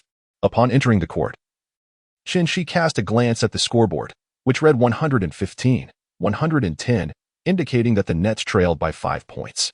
This score did not come as a surprise to Chun-Shi. In fact, some might deem it quite remarkable that the Nets managed to contend with the Mavericks in such a manner. After all, prior to the commencement of the match, numerous experts speculated that the game might descend into garbage time shortly after halftime. Logically, this seemed a likely outcome. Yet Chun-Shi's unexpected presence transformed the dynamics of the game. Throughout the first 3 quarters, despite the formidable offensive prowess of the Dallas duo, Chun-Shi, with his solitary courage, engaged in a fierce exchange. Moreover, with the support of Dinwiddie and Thomas, both of whom valiantly held the score close during Chun-Shi's absence, the team remained tightly in contention against the Mavericks. Upon Chun-Shi's entrance onto the court, the possession of the ball once again fell into his capable hands. Upon entering the court, Chun-Shi confidently executed a jump shot over Wood, effortlessly guiding the basketball through the net. After mastering the skills of several star players, mid-range shooting has now become a regular weapon in Chun-Shi's arsenal. The score tightened to 115-112.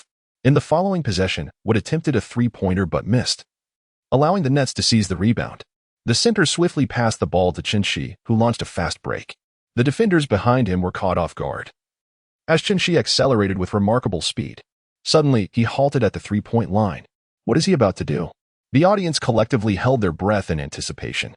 In a flash, Chun-Shi elevated his elbow to flick the ball, sending it soaring from his fingertips. Swish. An elegant trailing three-pointer.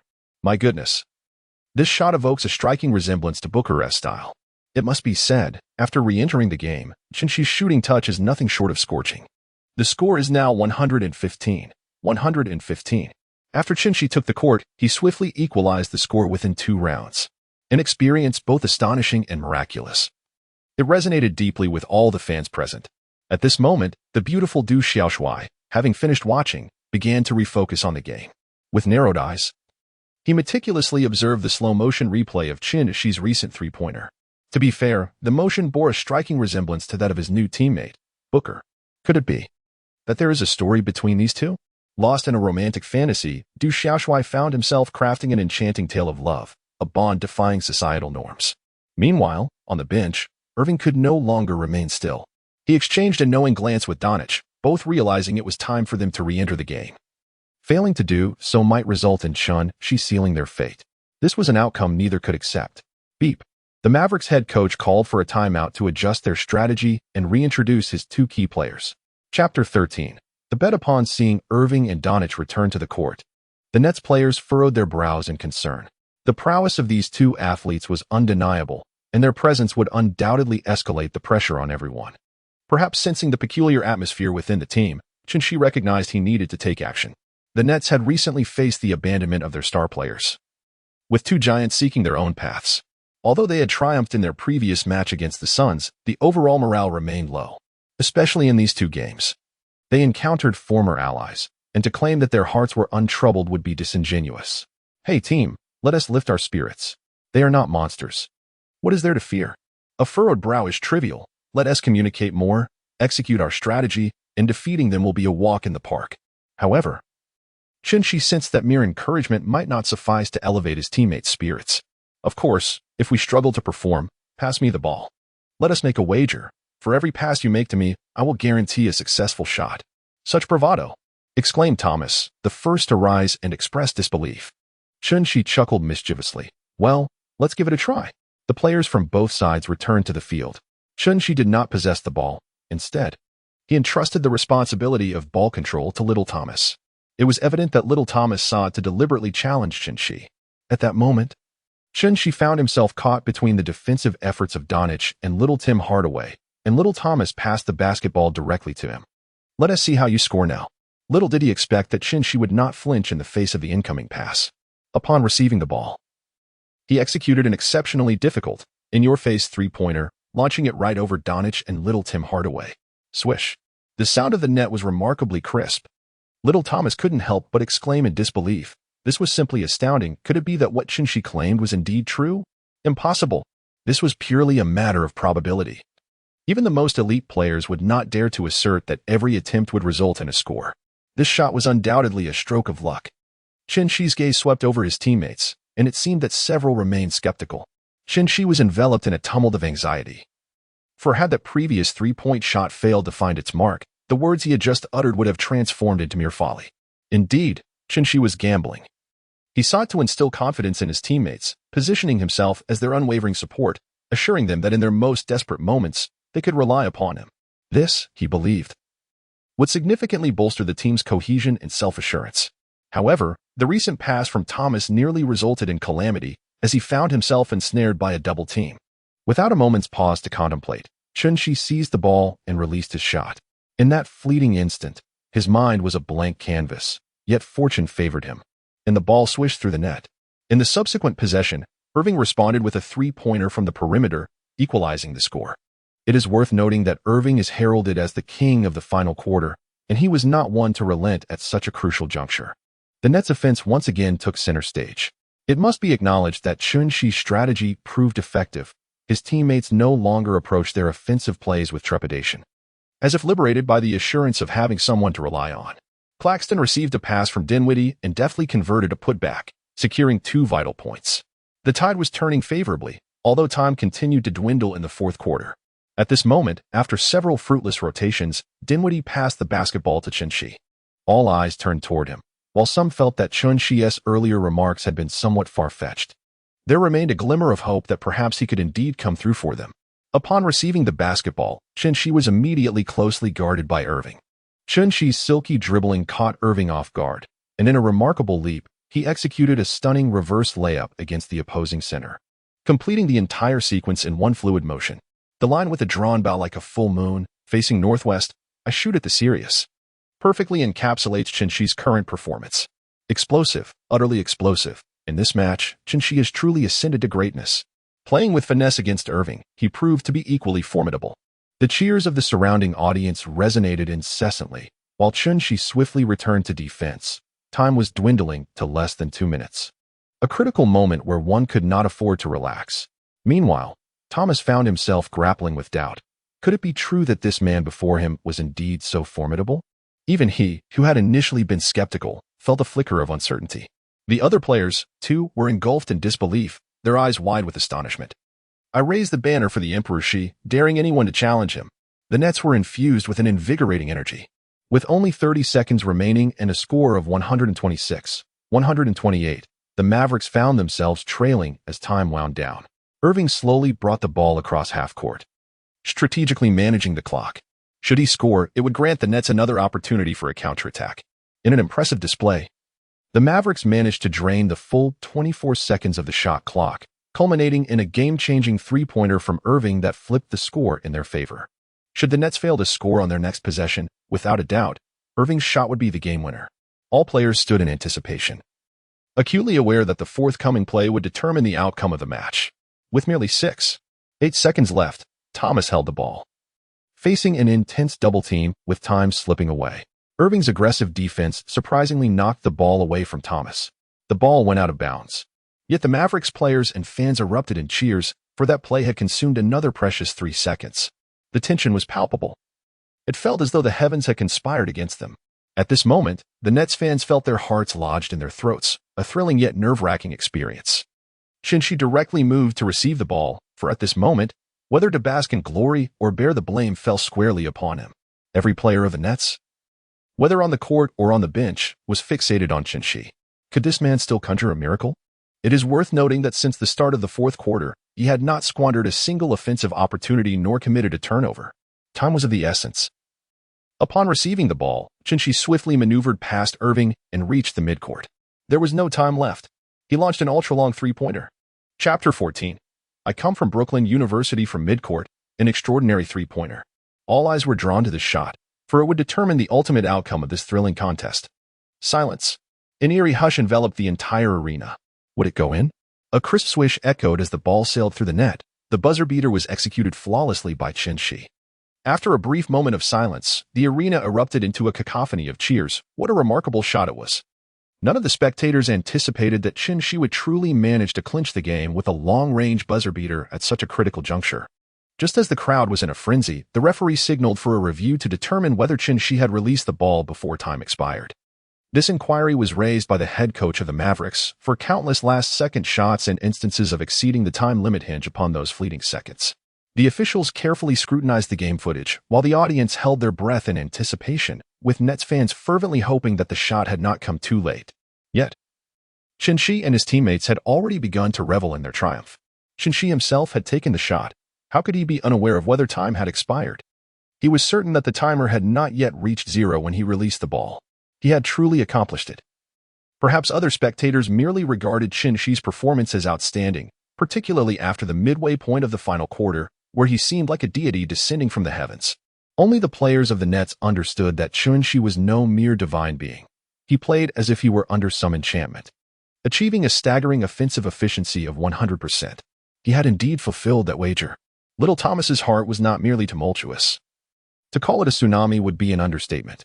Shi's remarkable shot has undeniably solidified his status as the leader of his team. This victory has garnered him the admiration of all his teammates. At least in critical moments, he is entrusted with the responsibility of executing pivotal plays. Surrounded by his jubilant teammates, the referee, upon reviewing the game footage, confirmed that Shi's shot was not taken beyond the allotted time. What an audacious game winner it was. Oh my. It was indeed a dramatic finish, utterly exhilarating, sending my heart racing. One must ponder whether Durant and Irving regret their departure from the Nets. With Shi's current form, combined with their prowess, they could have been an unstoppable force in the NBA. Alas, there are no what-ifs in this narrative. And perhaps their absence has catalyzed Shi's extraordinary performance. The surrounding fans were either cheering or engaging in discussions about Durant and Irving's exit. Yet the prevailing sentiment was one of elation from the triumph. Defeating two formidable teams from the West consecutively is nothing short of an extraordinary feat. With Shi being the undeniable hero of the day, this man is simply dashing. Little did Thomas know that his perspective on Shi had subtly shifted following this match. Meanwhile, Du was utterly disheartened. He had been enjoying a leisurely time watching videos and snacking, only to witness Irving's stellar performance, which seemed to stabilize the game. Who could have anticipated that Shi would pull off such a dramatic three-pointer at the last moment? Du was infuriated and immediately took to his phone, ready to vent his frustration online. America's major sports websites erupted in excitement, celebrating Shi's incredible form over the past two games. Not only did he showcase his skills against Durant, but this game-winning three-pointer could easily be the highlight of the season. The Nets, under his influence, have demonstrated a championship-caliber potential, even in the fiercely competitive Western Conference. Following Morant's assertion that he faces no challengers in the West, a cadre of elite players has descended upon the region to teach this young rookie a lesson. Some have even speculated that should Shi lead the Nets to the finals and secure the championship, his place in history might rival that of Michael Jordan. The aspiration of this team to vie for the championship seems an endeavor as challenging as scaling a towering peak. However, further discourse would be futile. Shi's popularity has indeed surged, and the Nets are basking in the joy of a consecutive victory streak. Days have elapsed since the conclusion of the last match, during which the Nets have engaged in another game, yet the court was devoid of Shi's presence as he has taken a well-deserved rest. If you inquire about his whereabouts, Shi can only divulge that it remains a closely guarded secret. Recently, a training camp orchestrated by Curry has quietly commenced. This is a discreet, internal gathering for players, not publicly announced, and circulated only among a select few. The renown of Curry is currently at its zenith. Should Shi manage to harness his extraordinary three-point shooting prowess, it would indeed be remarkable, leaving no room for anyone to claim they lack skill on the court. Chun-Shi utilized a small portion of his personal resources and secured a spot in Curry's training camp.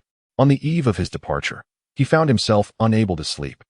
Firstly, he was about to meet Curry, and secondly, the prospect of potentially mastering Curry's extraordinary three-point shooting technique was exhilarating. Overwhelmed with excitement, Chun-Shi opted to rest during the competition, deliberately carving out time for this momentous opportunity. Chun-Shi had intentionally disguised himself with an extravagant afro and sunglasses, for he had garnered considerable attention lately, akin to a celebrity, with a few eager paparazzi trailing his every move. Most importantly, the upcoming match featured the Brooklyn Nets facing off against the Golden State Warriors, and Chun-Shi harbored concerns that Curry might be reluctant to share his unparalleled skills due to this newfound fame. Thus, he resolved to maintain a semblance of anonymity. Should he fail to secure the coveted three-point shots he desired, he could still seek Curry's invaluable insights into shooting techniques. The guidance of a historically great three-point shooter was a rare opportunity indeed. With his flamboyant hairstyle, Chun-Shi made his way to the training camp, which was held in a private gym, where Curry had also taken advantage of some free time to drop by. Chun-Shi cast a glance around, noticing that most of the individuals approaching were either members of the developmental league or appeared to be high school players. Standing at over 2 meters tall, Chun-Shi was indeed a striking figure. He observed several people heading in his direction, seemingly engaged in discussions about which high school or university he might be associated with. This was primarily due to the fact that none of the NBA stars they were familiar with sported such an extravagant hairstyle. Chun-Shi chuckled softly, declaring, "I hail from Brooklyn University."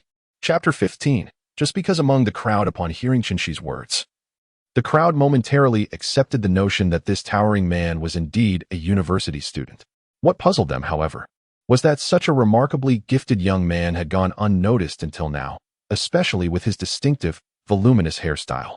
Nevertheless, the onlookers chose not to delve deeper into the mystery. After all, each individual present at the training camp was eager to glean insights from Curry, and pondering why a talented man had remained unseen seemed rather misplaced. Yet, a few young players discreetly observed, considering Chun-Shi as a potential rival for the future. "Chun-Shi, my friends, I am not in competition with you. I have already made my mark in the NBA. I shall remain low-key." This is the modest goal that Chun-Shi has set for himself today. He intends to quietly hone his skills without drawing the attention of Curry or provoking any animosity. After all, if he were to offend all the stars, he would no longer have a place in the league. Therefore, when Curry arrived and the crowd surged forward, Chun-Shi chose to retreat behind the throng, eschewing the spotlight. A move reminiscent of a certain renowned individual of the Caucasian descent. Chun-Shi stood behind, yet Curry immediately spotted the tall figure of Chun-Shi amidst the crowd. For indeed, the young man's height was quite remarkable. Noticing that he did not push through the throng like the other trainees, eager to curry favor, Curry felt a surge of curiosity towards him. In essence, he thought, "Well done, my good man, you have successfully captured my attention." The life of a superstar is not as glamorous as it appears. Every time Curry attends an event, his jersey bears the marks of eager hands, a testament to the fervor of his fans, particularly the male ones, whose enthusiasm can be overwhelming. However, Curry would not approach him merely out of curiosity. This was no cliché melodrama. He was focused on the day's instruction, aware that his team had a game to prepare for. Although it was a home game, they were up against the formidable Nets, who had been on a winning streak. Rumor has it that Simmons had transformed from a one-shy shooter into a formidable scoring threat, particularly against the Suns led by Durant and the Mavericks with Irving, leaving the former Brooklyn Titans in an awkward position. According to unreliable sources, after facing the Mavericks, Durant and Irving spent the entire night on the phone, but what transpired during that conversation remains a mystery. Before commencing the training, Curry decided to assert his presence. For apart from his diehard fans, the other trainees, despite his illustrious reputation, might still harbor the notion that everyone is fundamentally equal. At this moment, Curry intended to demonstrate that distinctions do exist among individuals, a necessary lesson for the benefit of his teaching. As for whom to select, Curry had already formed a plan in his mind. "All right, gentlemen, how about I choose one of you for a one-on-one challenge?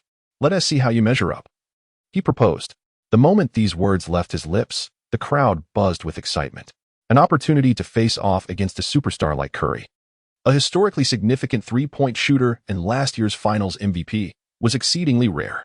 Engaging in a duel with a champion could serve as a potent catalyst for personal growth. Chun-Shi felt a flicker of excitement, yet he restrained his impulses, for discretion was the order of the day. Engaging in a one-on-one showdown would only compromise his principles. After all, he would have ample opportunities to compete against the Warriors in the future. Thus, he raised his hand to express his desire to participate in the challenge. For such an opportunity was not one he wished to miss.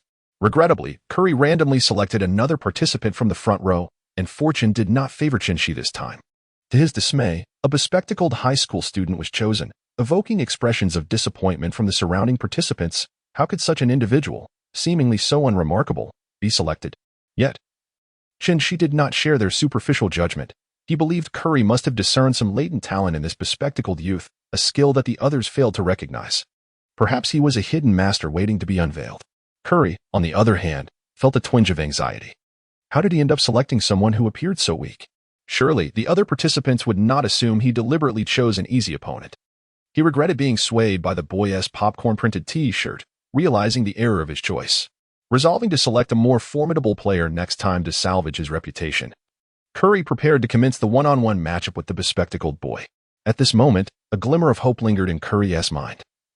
Perhaps the boy was a diamond in the rough, and this would not be a case of picking a soft target, but rather a testament to his ability to identify hidden talent.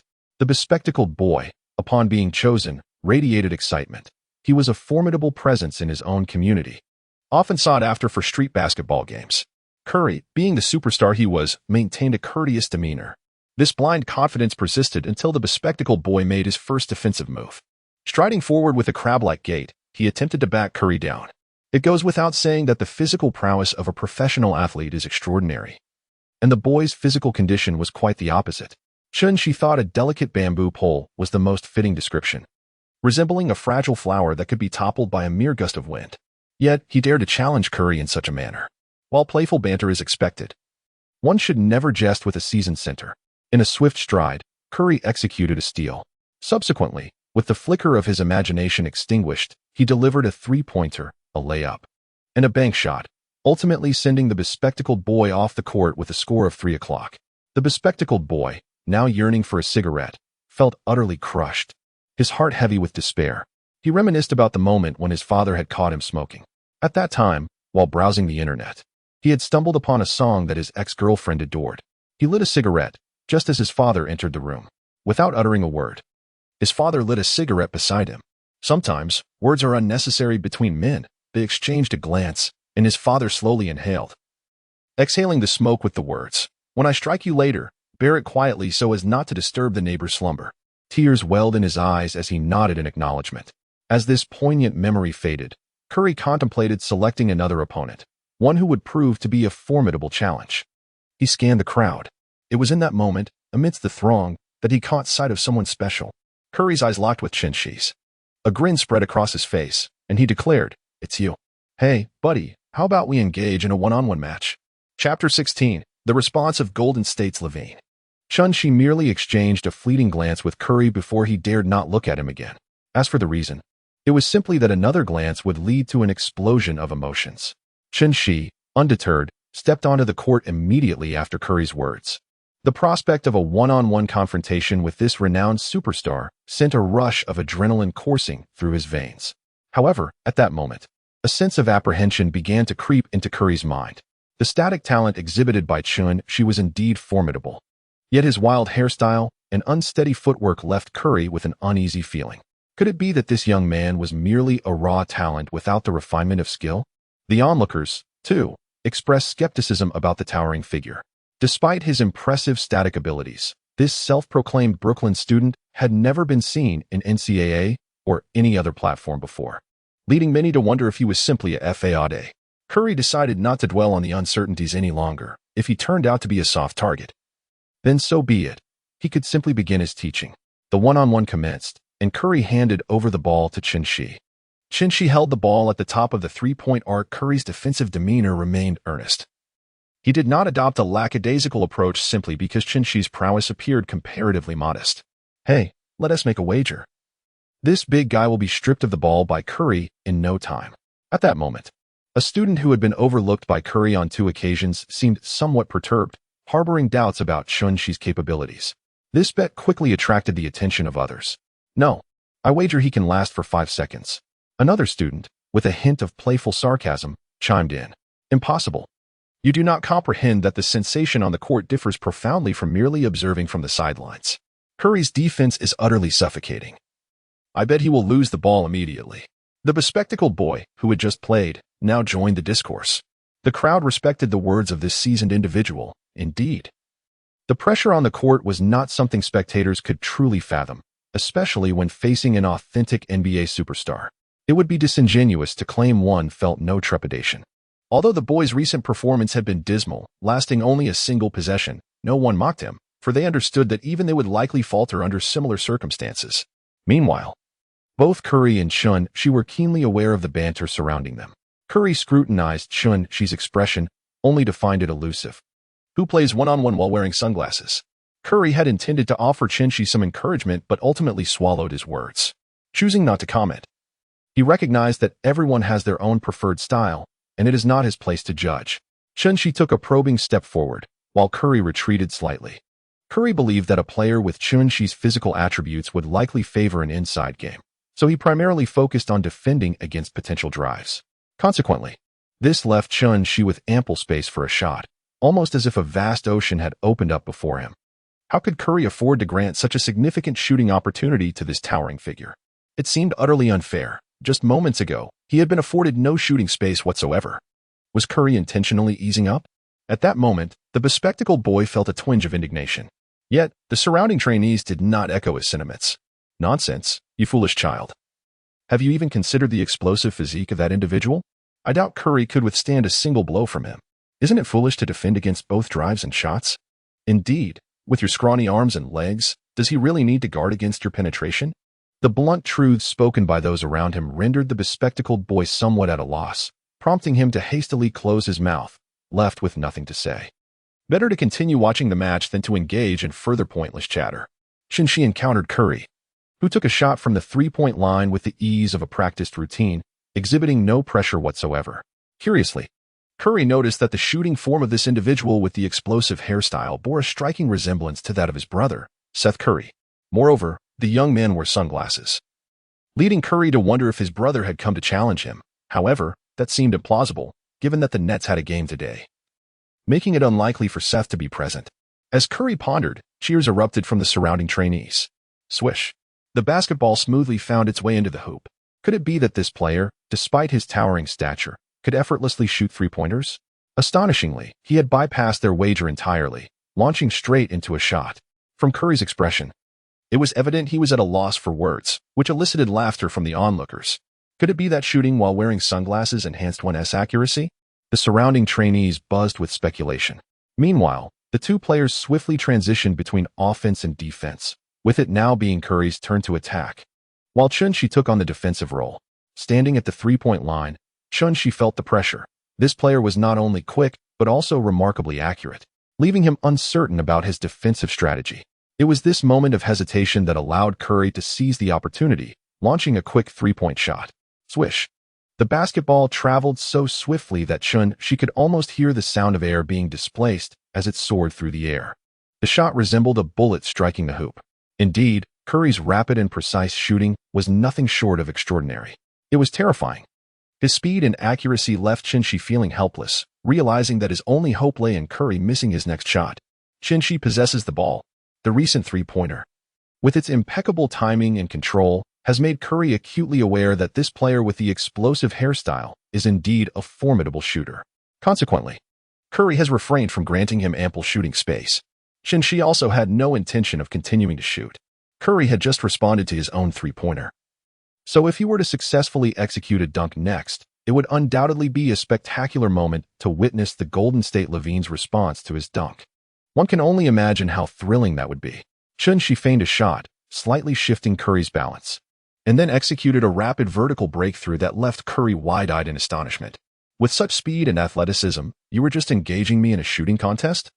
After losing the advantage of the first step, Curry refrained from pursuing further, realizing he could no longer catch up, and reluctantly allowed Chun-Shi to penetrate the paint. With a quick step, Chun-Shi soared into the air and emphatically slammed the basketball through the hoop.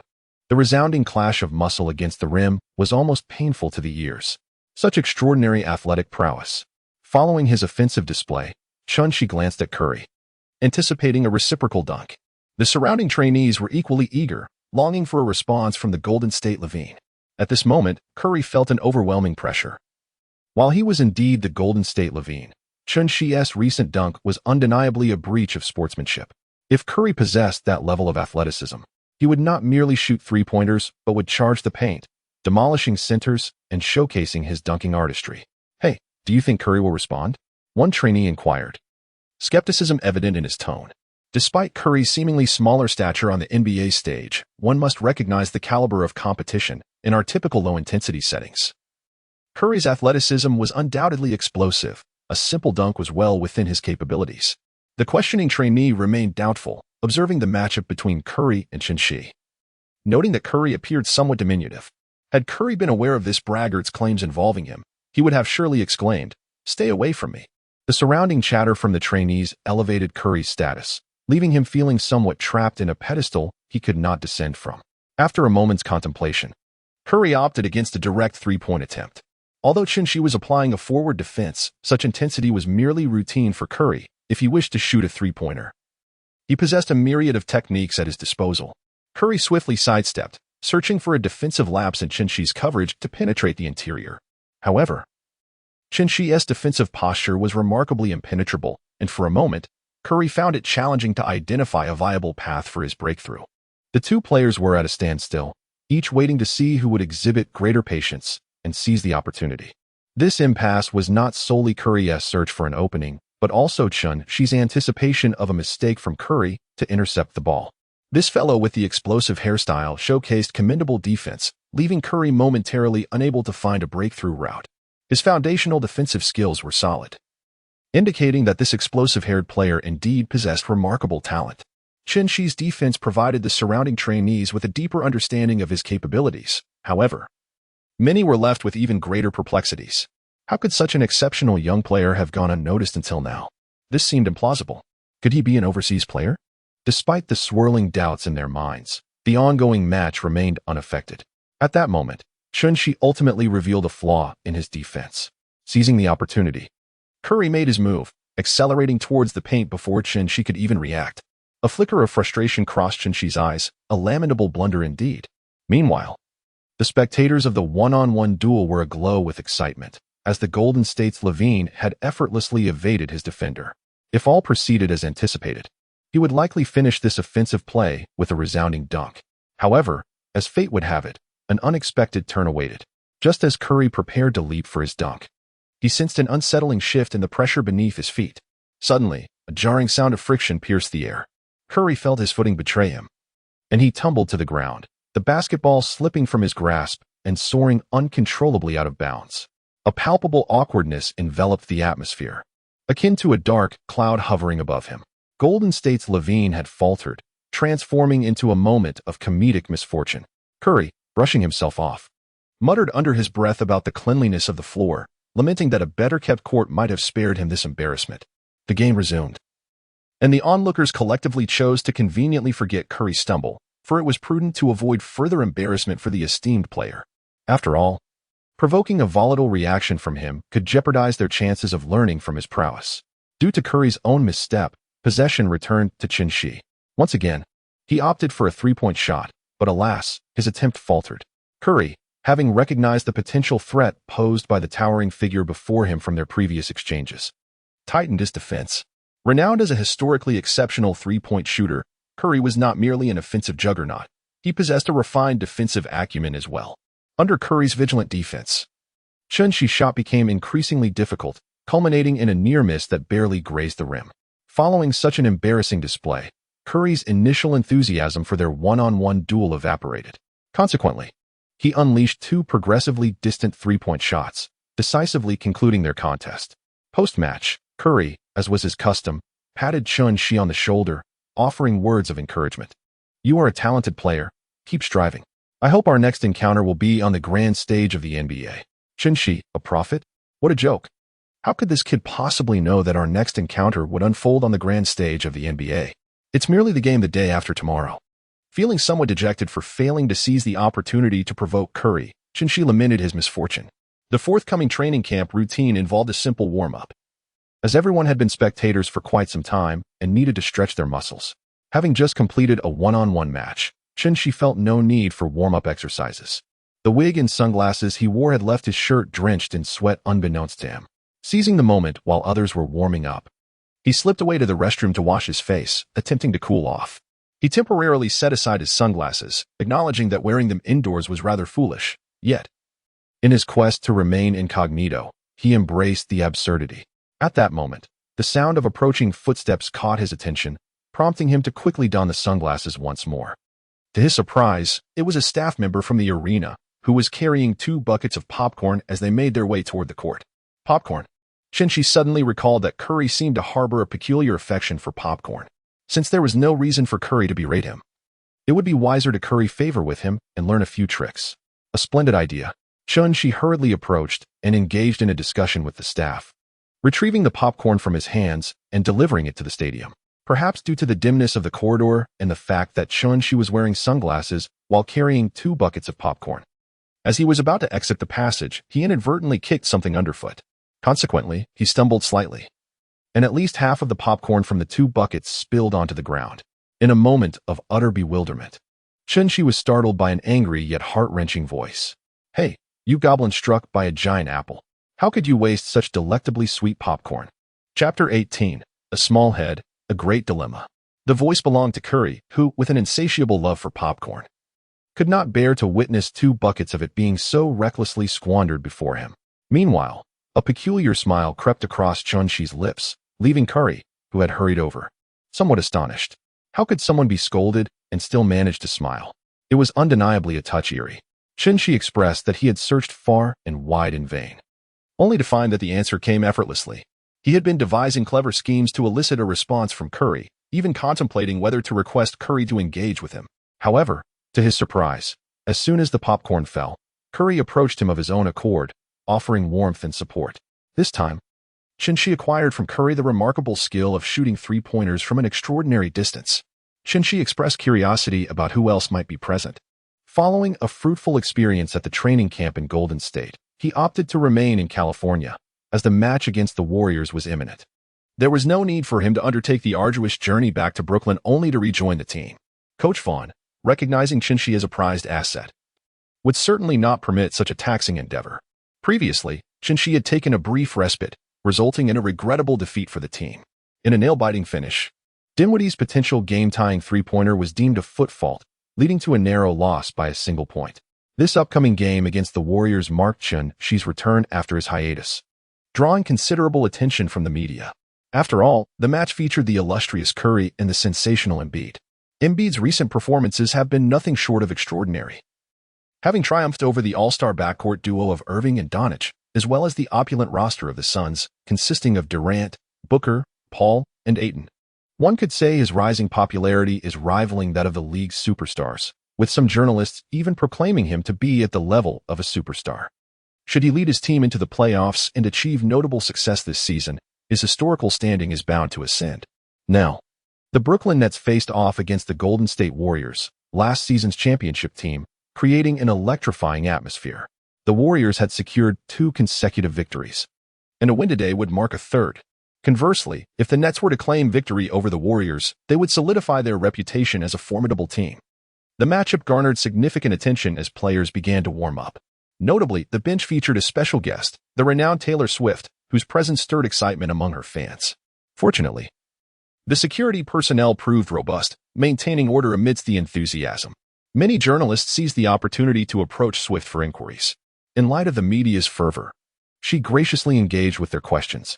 When asked why she chose to attend this particular game and if she had received an invitation from a specific player, the media's eyes sparkled with the fervor of gossip. Swiftly, Taylor clarified that a friend had gifted her a front-row seat, and as she found herself with some leisure time recently, she decided to indulge in an exhilarating NBA game. Upon hearing Taylor's impeccably cautious response, the media's eyes flickered with disappointment, realizing there was no sensational story to uncover.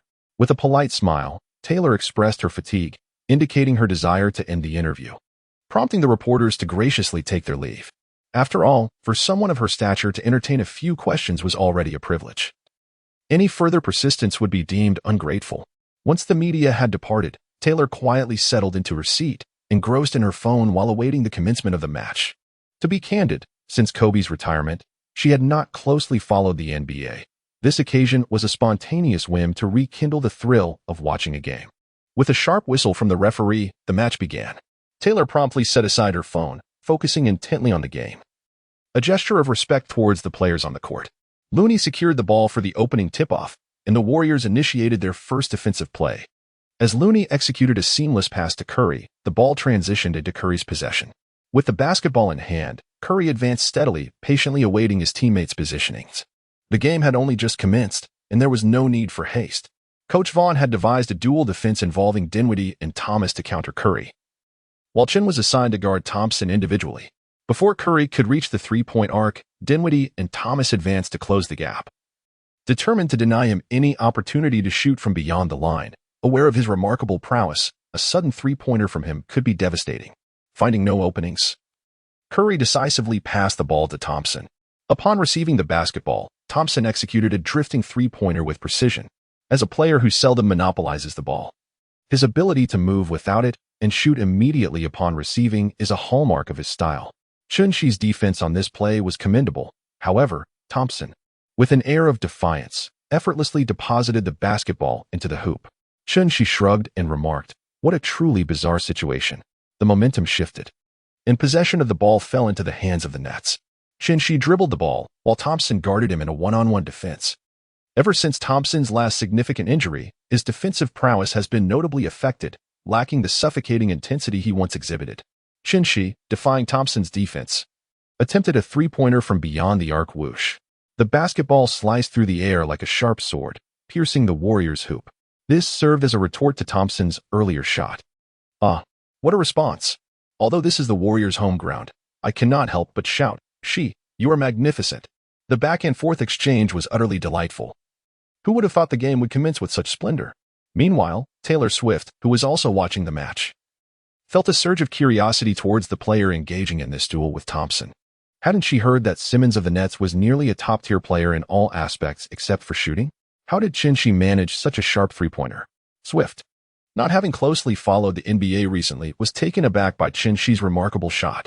Simmons could shoot now, and judging by the audience's reactions, this seemed to be a commonplace occurrence. On the other hand, Curry wore a contemplative expression, pondering why this figure seemed so familiar, as if he had encountered him recently. He observed Chun-Chi turning back to defend, his small figure shrouded in a cloud of curiosity. Chapter 19. You can't? Neither can I. Despite his intrigue, Curry had no time to dwell on the identity of Chun-Chi as the game progressed into its second half. The match continued unabated. Curry, with the ball in hand, skillfully dribbled it across the court before positioning himself at the arc's apex. He then passed the ball to Wiggins, stationed at a 45-degree angle from the three-point line. Wiggins felt as if he hadn't consumed enough goji berry water today and licked his lips, contemplating indulging more during the upcoming break. Lost in thought, he received Curry's pass, triggering a transformation within him. It was his time to shine. Wiggins accelerated, charging towards Bridges, who was woefully unable to keep pace with Wiggins' speed. Easily evaded in a single stride, Wiggins surged into the paint, leaping into the air. At this height, if Wiggins aimed to dunk, it would be an effortless endeavor. The spectators were eagerly anticipating a spectacular dunk from him to ignite the atmosphere. However, he is Wiggins, and today he had secretly infused his goji berry water, denying Curry the opportunity to mix in any Red Bull. Thus, after leaping, Wiggins merely flicked the ball into the hoop with a gentle touch. Upon landing, he flashed a grin at the audience, fully aware of their expectations. Nevertheless, he humbly regarded his presence in the NBA as merely a job. Scoring was sufficient. There was no need for any extravagant displays, as dunks could be quite exhausting. Wiggins deemed a layup more favorable. Meanwhile, Curry, retreating on defense, watched Wiggins with a mix of disappointment and admiration, thinking to himself that if it were him, he would surely have executed a magnificent 360-degree dunk. Of course, these were merely Curry's musings. On the other side, Dinwiddie held the ball while Chun-Chi prepared to make an off-ball move. Curry shadowed Chun-Chi, determined not to allow an easy reception of the basketball. Noticing that Chun-Chi had not created an advantageous opportunity, Dinwiddie passed the ball to Thomas, who stood ready to launch a three-pointer from beyond the arc. Since acknowledging Chun-Chi's talent, Thomas was eager to contribute to the team, transforming his ambition of surpassing Chun-Chi into a desire to impress him instead. Unfortunately, he found himself matched up against Thompson, Despite Thompson's defensive capabilities having diminished due to injury, he remained among the stronger defenders. Thomas had underestimated the situation as he released the shot. A shadow swiftly invaded his offensive space. Thompson swatted the ball away from Thomas's grasp, exclaiming, "Youngster." The basketball soared to midcourt due to Thompson's forceful intervention. It was quite a fierce play. My goodness. While the game was all in good fun, one should not challenge Clay's leaping ability. The crowd erupted in applause for Clay's remarkable defensive effort. Yet, on the court, Clay refrained from celebrating as the ball remained in play, necessitating a fierce scramble for possession. He, along with the ever-persistent Curry trailing closely behind, sprinted towards the location where the basketball would descend. "The possession is mine," He silently recited to himself, and then exerted more strength beneath his feet, causing his speed to surge dramatically. However, if one were to identify who reacted first to contest for the ball, it would undoubtedly be Clay. With his advantageous starting position, he effortlessly secured the basketball from He, who had exerted every ounce of his effort in pursuit. In the very next moment after Clay seized the ball, He barely arrived. Grasping the possession, Clay immediately dashed towards the backcourt, initiating a fast break. He, undeterred despite not securing possession of the ball, fervently pursued Clay from behind. However, Clay's pace was astonishingly swift, leaving He merely as a spectator to Clay's soaring layup. Bang! Clay executed a spectacular gliding dunk that was nothing short of breathtaking. The audience erupted in astonishment. This exchange of offense and defense was a complete spectacle. Is this truly the performance one would expect from a player returning from injury? It is utterly remarkable. You are still the same Klay Thompson. Clay responded to the accolades with a smile, while his close companion Curry looked on with an expression of disbelief, seemingly unable to fathom the reality of the moment. Overshadowing Clay's glory, Clay stood there, bewildered, thinking, "My dear friend, you've stolen all my thunder." In the next play, She made a passing error, the basketball striking Clay on the forehead. Although Clay was left questioning whether She had any grievances against him, he quickly passed the ball to Curry for a fast break, urging, "My good brother, you must seize this opportunity and score stylishly, or else my effort to intercept the pass will be in vain." Curry assured him, "Rest assured, my friend, I shall not let your kindness go to waste." As Curry assessed the distance between himself and the nearest defender, He, who was still 5 steps away, it became evident that he was set to take center stage. Excitement surged within him as he recalled Clay's impressive dunk moments earlier, imagining how explosive it would be if he could execute a dunk of his own, marking a historic moment in NBA lore. To be candid, as a historically renowned three-point shooter, Curry had always harbored a dream of being a dunker, albeit a somewhat frivolous ambition. Nevertheless, nothing else mattered now. All he could focus on was the hoop. As he neared the paint, Curry quickened his pace, preparing to leap with a single step just before the basket, envisioning the adulation that would follow his dunk. In the next instant, whoosh, Curry slipped, again. How could this happen once more? His past misadventures replayed before him. He, trailing in defense, couldn't help but chuckle at the scene. The moniker Golden State Levine was indeed well-deserved.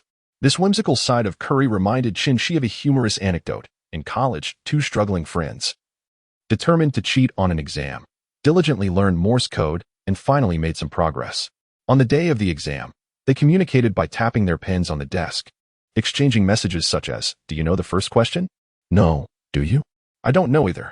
"What about the second question?" "No. You?" Not a clue. It was simply hilarious. The surrounding audience erupted in unabashed laughter. What is happening here? How did Levine from the Golden State fall? Ha ha. Perhaps it would be better for Curry to stick to his 3-point shots. Attempting a dunk seems to be rather ambitious. Even Taylor Swift, seated nearby, couldn't help but cover her mouth in suppressed laughter. At that moment, Curry rose, seemingly on the verge of saying something. Chapter 26. Yet, he ultimately refrained from speaking, his eyes glistening with tears. This is truly unfair. Such antics are uncalled for. One cannot simply fall every time they attempt to dunk. Curry's spirit appears to be severely shaken. Coach Kerr, ever considerate, called a timeout for this superstar to regain his composure. However, it seems that Curry's confidence has been significantly impacted, for when the timeout concluded, he did not return to the court but instead, Poole took his place. Strangely enough, after Poole entered the game, both the sideline and baseline referees exhibited signs of surprise, their bodies seemingly trembling. What is going on? She glanced at Poole, this cheerful and bright young man, wondering why the referees were behaving so oddly. She suddenly recalled the news regarding Poole. which seemed to involve an incident with the referee. During that match, when the substitute referee took to the court, it was quite bewildering. According to a post on social media by the substitute referee after the game, he had never anticipated the opportunity to step onto the court. As the game resumed, Poole, a vibrant player born in the 2000s, held the ball. While matched up against Dinwiddie, he executed a screen and roll with Wiggins, subsequently driving into the paint. Shi observed that the footsteps of the youth were remarkably swift. Subsequently, he advanced to bolster the defense. Shi's lateral speed was not to be underestimated, enabling him to keep pace with Poole and thwarting any opportunity for him to advance towards the paint.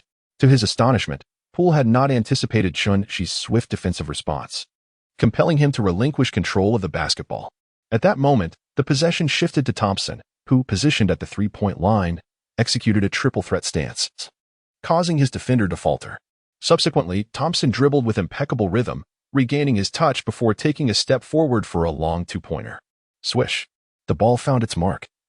Ringing the bell, Thompson's long-range shot was nothing short of spectacular. Truly remarkable. He was in peak form. Thompson's performance was increasingly impressive. Indeed, the Splash Brothers appeared poised to reclaim their dominance over the league. The seasoned Warriors fans surrounding the court were moved to tears. For witnessing Thompson back on the court was a rare and cherished sight. As the next possession unfolded, it was the Nets' turn to take the offensive. Shi found himself face-to-face with Poole. The younger individual displayed a complete lack of respect towards his senior, employing various petty actions directed at Shi without restraint. This behavior greatly discomforted Shi. However, the referee remained silent, leaving him with no recourse. At this moment, Shi was in a state of utter exasperation. Gradually, he moved step by step to a position merely 2 paces from the three-point line. Such a considerable distance deterred even Poole from following him, as if to say, "What's the point?" At this range, inviting Steven to take a shot was no trivial matter, let alone Shi, who had previously been rumored to lack shooting prowess. However, recent whispers suggested that Shi had indeed developed a shooting ability, yet Poole remained skeptical, seemingly stubbornly clinging to an odd conviction. Nevertheless, emboldened by Curry's exceptional long-range shooting skills, Shi felt undaunted. Poole's reluctance to relent only widened the shooting space before him, akin to an expansive ocean. Taking a deep breath, Shi hesitated no longer and unleashed a super long-range three-pointer. The basketball soared high into the air, resembling an artillery shell.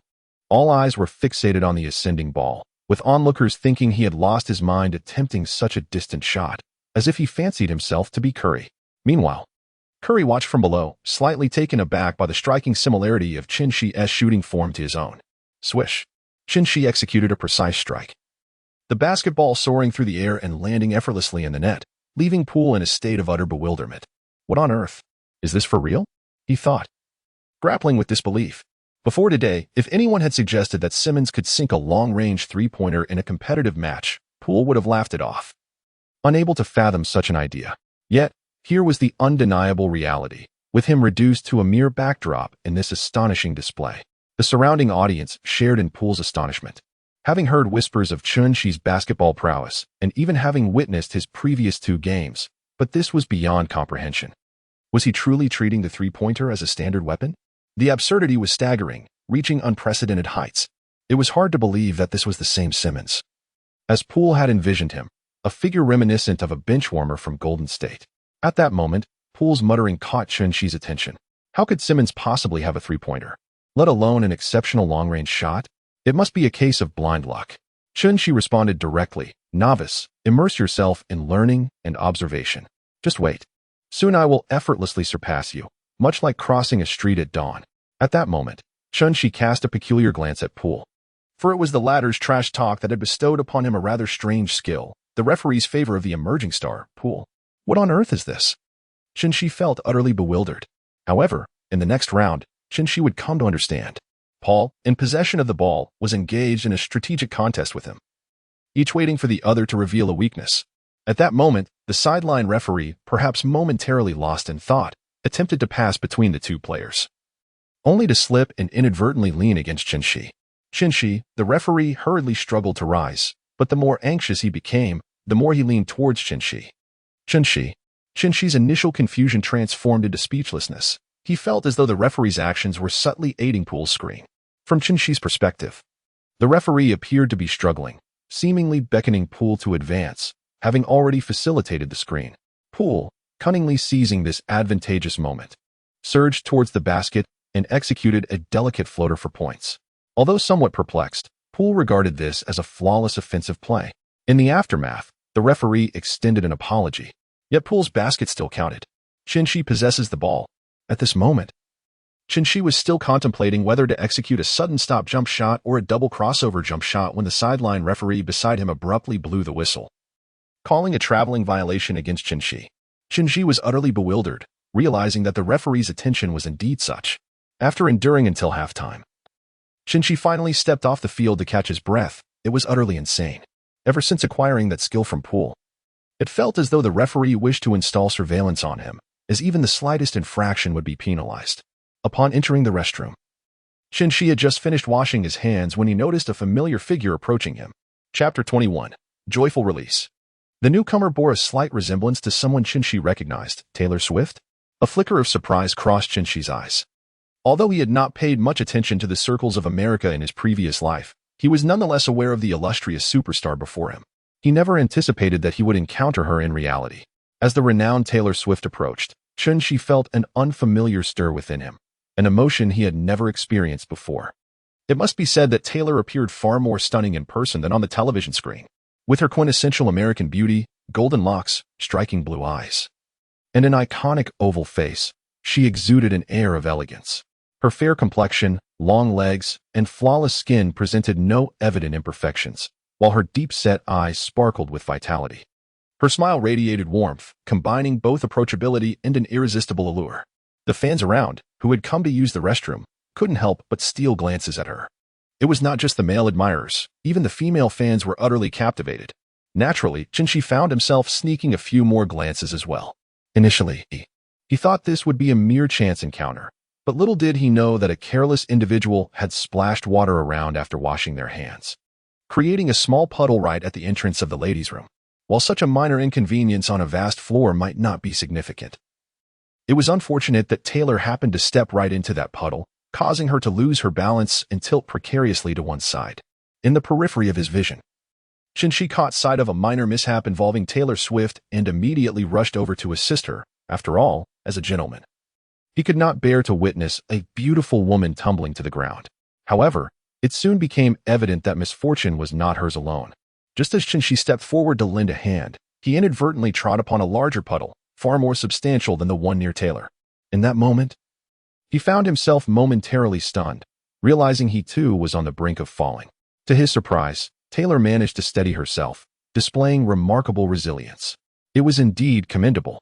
One must acknowledge that with her height of nearly 6 feet, she epitomized elegance even by American standards, not to mention her dedication to fitness, making her a paragon of physical grace. The situation had taken an unexpected turn. What was anticipated to be a classic tale of a hero rescuing a damsel had transformed into a scenario where the hero found himself in distress. Chin-Shi fell down in despair, only to find himself enveloped in a soft, tender embrace, the air filled with a delightful fragrance that wafted into his nostrils. Chin-Shi slightly opened her eyes, and there stood Mei Mei. She embraced Chin-Shi tenderly. Chin-Shi's mind abruptly went blank. Was he truly being rescued by a hero? After experiencing such intimate proximity to the beautiful woman, he felt his heart race uncontrollably. It was bewildering to realize that one foolish spectator had initiated the applause, causing the surrounding audience to follow suit in a herd mentality. Goodness, how utterly embarrassing. Returning to the arena, as Chin-Shi stepped onto the stage, he caught sight of the lovely figure in the front row. Her cheeks were slightly flushed, leaving him to ponder whether it was due to shyness, infatuation, or perhaps a delightful combination of both. The competition on the stage continued. Chin-Shi, with the ball in hand, was greeted by a three-pointer from Curry as soon as he entered the game, leaving him quite disheartened. Goodness, this Curry is truly formidable and exceedingly difficult to defend against. Each of his three-pointers pierces through the hearts of both the Nets players and their fans like a needle. He must rise to the occasion and respond. Chin-Shi gradually maneuvered the basketball to the pinnacle of the three-point arc, at which point Wiggins approached him head-on. Recently, Chin-Shi's shooting prowess had become increasingly challenging to defend against. With Clay sidelined, the burden of guarding Chin-Shi fell squarely on Wiggins' shoulders. Previously hailed as a prodigious talent, Wiggins now found himself in awe of Chin-Shi's extraordinary abilities. In a moment of tactical deception, He feigned a shot, subtly shifting Wiggins' center of gravity. However, Wiggins, with his exceptional athleticism and defensive acumen, quickly recalibrated himself and maintained his pursuit of Shi. Realizing that the feint had failed to dislodge Wiggins, Shi decisively transferred the ball. On the other side, Bridges sprinted to the three-point arc to receive the pass and immediately took his shot. Swish. A flawless collaboration. Shi attributed the three-point shot to his own prowess, exclaiming, "Ah, my passing is simply exquisite." It was now the Golden State Warriors' turn to attack. With a comfortable lead, they took their time, maintaining a leisurely pace. After dribbling the ball past half-court, Curry passed it to Poole. Without dribbling, Poole immediately relayed it to Green. Following a previous mishap with the ball, Poole had been somewhat hesitant in the subsequent plays, likely intimidated by Green's formidable fists. Green set a screen and rolled towards the basket, but the Nets' defense was resolute and quickly closed in. Green then flicked the ball back to Moody, who had just circled around. Moody launched a three-pointer from the top of the arc. "It's good." Shi couldn't help but cast another glance at the young player. Born in 2002, this promising talent stands at a remarkable height of 1.98 meters with an impressive wingspan of 2.09 meters. Furthermore, Moody is an exceptional shooter from beyond the arc, a true gem. It would be prudent for the management to consider recruiting him in the future. After receiving the serve from the baseline, Shi swiftly dribbled the basketball towards the frontcourt. At that moment, it was unclear whether there was a lapse in communication among the Warriors' defense, as a gaping void appeared before Shi, completely unguarded. Oh, is he about to indulge in a moment of sheer, unrestrained joy? Shi surged forward, barreling directly toward the Warriors' inner line, accelerating to full throttle. The Warriors' defense was abruptly breached by Shi, creating a significant opening. At that moment, Wiggins hurriedly arrived to assist in guarding against Shi. Unfortunately, it was too late. Shi's momentum had already reached its peak. Shi roared in fury and leapt into the air, facing Wiggins, who showed no signs of backing down. The two were locked in a fierce standoff, akin to two ferocious beasts encountering each other on a narrow bridge, with no retreat available to either. Suddenly, a resounding crash echoed through the arena as Wiggins was sent sprawling to the ground. In truth, Wiggins had lost the advantage the moment Shi accelerated into his jump. This defeat was not due to a lack of talent, but merely a loss of opportunity. My goodness. Did I really just lose in a direct confrontation against a talent like Shi? The spectators gasped in disbelief. Was the prowess of this West Emperor truly that formidable? As Wiggins was helped to his feet by Curry, a familiar look of anger crossed his face. Those who knew him well understood the storm brewing within. Chapter 22. The enchanting shoulder dance. Curry patted Wiggins on the head, attempting to calm his agitated teammate. The recent dunk had ignited his own adrenaline. But as it was his fellow teammate who had been humiliated, Curry refrained from celebrating. Meanwhile, Shi surveyed the crowd, radiating charisma. He was so strikingly handsome that even he felt compelled to cheer for himself. "Is there anyone else?" he declared, reveling in the fact that even the esteemed talent of Wiggins had fallen victim to his dunk. What madness! However, Curry's gaze towards Shi had shifted, tinged with something unsettling. When the next play commenced, Curry dribbled the basketball to the top of the three-point arc, and upon Wiggins emerging from the perimeter, he swiftly passed the ball to him. The pass was executed with remarkable speed, leaving Shi unable to keep up with the defense, forcing the smaller Thomas to step up. Everyone was acutely aware that Wiggins, still reeling from his previous dunking humiliation, was in a decidedly foul mood. To approach him for defense would likely result in a cathartic release of his pent-up frustration. Nevertheless, defense was a necessity. As anticipated, Wiggins seized the ball and, with Thomas in his path, barreled towards the paint.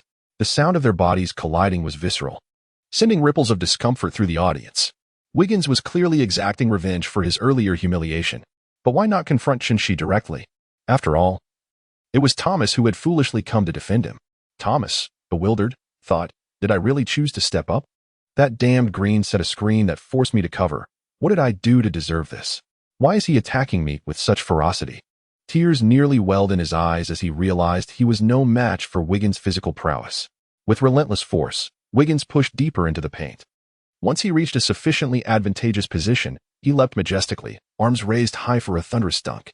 Oh, Wiggins! The display of talent was truly remarkable. As Wiggins finally executed a stunning dunk, congratulations to Westbrook for igniting the most formidable version of Wiggins. In this moment, Wiggins cast aside his thermos and indulged in a Red Bull. The surrounding spectators rose to their feet, their faces flushed with excitement. The competition among these extraordinary athletes was undoubtedly exhilarating. After Thomas was emphatically dunked on, could it be that Shinshi would not seek retribution in the next play? With such back and forth, the tension would surely escalate, making the game all the more thrilling. The audience, ever eager for the spectacle, was wholly engrossed in the unfolding drama. However, to the disappointment of the onlookers, Shinshi opted to pass the ball to Bridges in the subsequent play. It was not that he wished to avoid avenging his teammate, but rather he found himself in a bit of a predicament. When matched up against Curry, the latter unexpectedly quipped, "Aren't you the one with the wild hair from that training camp?" A fleeting look of discomfort crossed Shinshi's face. How did this brat figure it out? No. I mustn't admit it. I should feign ignorance instead. Huh. Steven, what are you talking about? Shinshi's face radiated an innocent curiosity, his eyes sparkling with a pure naivety that was utterly impeccable. This, of course, could be attributed to the numerous heroic acts he performed over the years, often assisting elderly women across the street due to his habitual tardiness. However, it was later reported that a relative of one such elderly woman had pursued him to school, claiming that every morning, after her stroll, the same child would escort her safely back home after she crossed the road. When the teacher informed the parents, Shinshi could only recall lying in bed, writhing as if he had consumed a potent elixir, reminiscent of Bisusion. Yet, this explanation evidently failed to convince Curry, who remained skeptical. Just as the two were engaged in this idle exchange, Shinshi received another message that left him utterly astounded. For just moments ago, he had acquired yet another skill from Curry, a charming celebratory dance move known as the shoulder shimmy. Shinshi, what in the world? Is it not the case that one can only acquire a skill once? How is it that another skill has been obtained? Could it be that a single sheep can be sheared a second time? Yet, I have not provoked Curry in any way this time. I simply cannot comprehend this. It is utterly baffling. As I stood there in confusion, the Warriors' offensive play surged forward, leaving Shinshi completely out of sync, resulting in a 4-on-5 situation against the Nets. What on earth is she doing, dawdling there? Is he deliberately neglecting his defensive duties? Did he perhaps engage in some banter with Curry moments ago, causing his composure to falter? Is elementary school trash talk this potent? At this moment, Shinshi hastily returned to defense, just as Curry executed a fierce maneuver, deftly bypassing his defender and preparing to make a layup. Suddenly, a shadow loomed behind him. Bang! The basketball Curry released was swatted away with force. A volleyball-like rejection. This is indeed a no-fly zone. Shinshi directly rejected Curry's offensive attempt. Curry, taken aback, wondered what on earth had just happened as a large, shadowy figure appeared and swatted his basketball away. What a strange occurrence. Hadn't this guy just failed to return to defense moments ago? With a fierce scowl, Curry contemplated delivering a hefty punch to Shinshi, eager to demonstrate his prowess. It was infuriating enough that he had been deceived during training camp, caught off guard by a younger player, and now having his three-point skills pilfered. To add insult to injury, Shinshi had the audacity to block him on the court, which was simply intolerable. Yet, there was a silver lining. At least his vibrant celebration moves had not been appropriated by this cunning player. Curry was confident that such finesse, particularly his signature shoulder shimmy, was beyond Shinshi's grasp, a point of pride he shared with Draymond Green and Klay Thompson, who had yet to master it. With less than 5 seconds remaining in the third quarter, Shinshi's volleyball-style block had not gone out of bounds. Instead, it landed in Seth Curry's hands. Observing his brother being thwarted, Seth found himself almost amused. As he received the ball, he surged forward, time running short. Seth Curry passed the ball. Came Shinshi's urgent call from the midcourt. Had it been prior to the last game, Seth would have certainly hesitated to comply. However, Shinshi had established such a strong sense of trust among his teammates that Seth acted without a moment's pause, delivering the basketball with conviction. Shinshi received the ball and shot. It went in. With joy, he began to showcase his delightful shoulder shimmy, reveling in the thrill of displaying his newfound skill. Curry? Chapter 23, A Grievous Misfortune. As the third quarter came to a close, Curry sat alone on the bench, mired in existential doubt. How could this be? How could Shinshi have mastered such an enchanting shoulder dance? The fluidity of his movements bore no trace of awkwardness. It was utterly bewildering. Curry struggled to articulate his emotions, feeling a tumult of complexity akin to witnessing his most cherished lady run off with another. Meanwhile, off the court, Taylor Swift stifled a giggle at Shinshi's shoulder shimmy. This player was undeniably entertaining.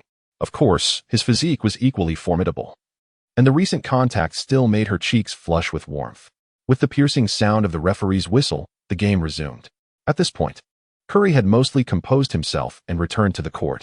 Shi, the player, now steadied his heart, having calmed the restless spirit within. At this moment, he understood the importance of composure, for haste and anxiety would yield no fruitful results. After all, securing victory was the ultimate reality. Otherwise, all efforts would merely resemble fleeting dreams, insubstantial and ephemeral. Shi fondly recalls a particular jest. Adorned in his dragon robe, he possesses wealth rivaling nations, wielding unparalleled power. He gazes down upon all. Indulging in exquisite delicacies, he squanders gold as if it were mere dust. An erudite scholar, he embodies both wisdom and valor, strikingly handsome. He is surrounded by a multitude of wives and concubines. A master of both literature and martial strategy, he conquers all in his path, expanding territories. He cherishes his people as his own children. He eliminates all who betray him and vanquishes the injustices of the world. Awakened, he prepares to labor anew. Though cloaked in humor, there lies an undeniable truth within. At this moment, Shi passes the basketball to the emerging Dinwiddie, who, upon receiving the ball, is immediately besieged by Wiggins.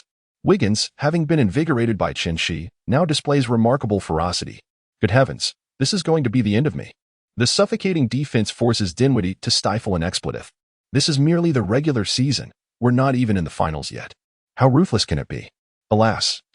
Wiggins remains oblivious to Dinwiddie's inner frustrations, relentlessly exerting himself in defense. After considerable effort, Dinwiddie seizes an opportunity to return the ball to Shi. Wiggins' defense is now exceptionally fierce. Just moments ago, he was dunked over. Anyone else would have altered their demeanor, let alone Wiggins, who faces the Lakers with unparalleled ferocity. As if fueled by 3 cans of Red Bull. Upon receiving the pass, Shi silently mourned for Dinwiddie, reflecting on the consequences of his brother's misdeeds that had led to such suffering. Wiggins declared, "If you provoke me, prepare for relentless torment." He raised his hand and released a 3-point shot. However, this maneuver was one that Curry was exceedingly familiar with, as he swiftly charged towards Shi in defense. Nevertheless, Shi's height granted him an advantage, and although Curry failed to block the shot, his presence nonetheless impacted Shi, resulting in a missed opportunity. The basketball struck the front of the rim and subsequently ricocheted away, allowing Iguodala to seize the rebound. It appears the veteran still has some fuel left in the tank. Iguodala passed the ball to Curry, who advanced and subsequently relayed it to Thompson. Thompson attempted a 3-pointer from beyond the arc, but perhaps due to a prolonged rest, his shooting touch had not yet returned, and the attempt was unsuccessful, granting possession back to the Nets. This time, Shi utilized Bridges' screen to penetrate the paint, and there was no one capable of hindering his advance. Looney's reaction time was sluggish, unable to match Shi's speed. With a resounding thud, an exhilarating dunk ensued, prompting the audience to erupt in a cacophony of cheers.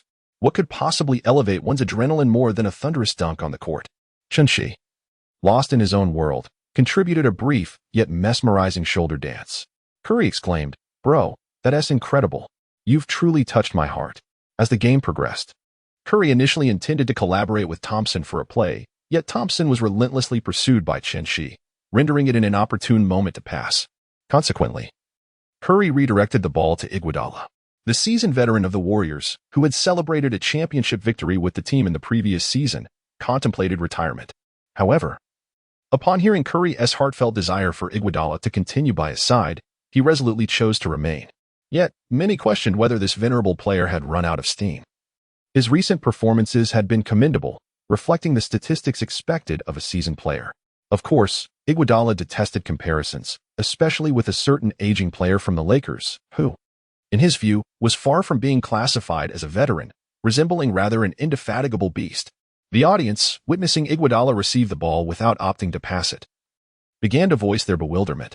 What was this old-timer attempting? His physical stats had notably declined. Beyond his experience, what could he offer? Refusing to pass and insisting on taking the shot. Such a waste of an offensive opportunity. Utterly disrespectful. Iguodala disregarded the criticisms that surrounded him. Though his pace was not brisk, his wealth of experience allowed him to effortlessly exploit the weaknesses of a young Nets player. Seizing the opportunity, he relentlessly tore through the Nets' defense.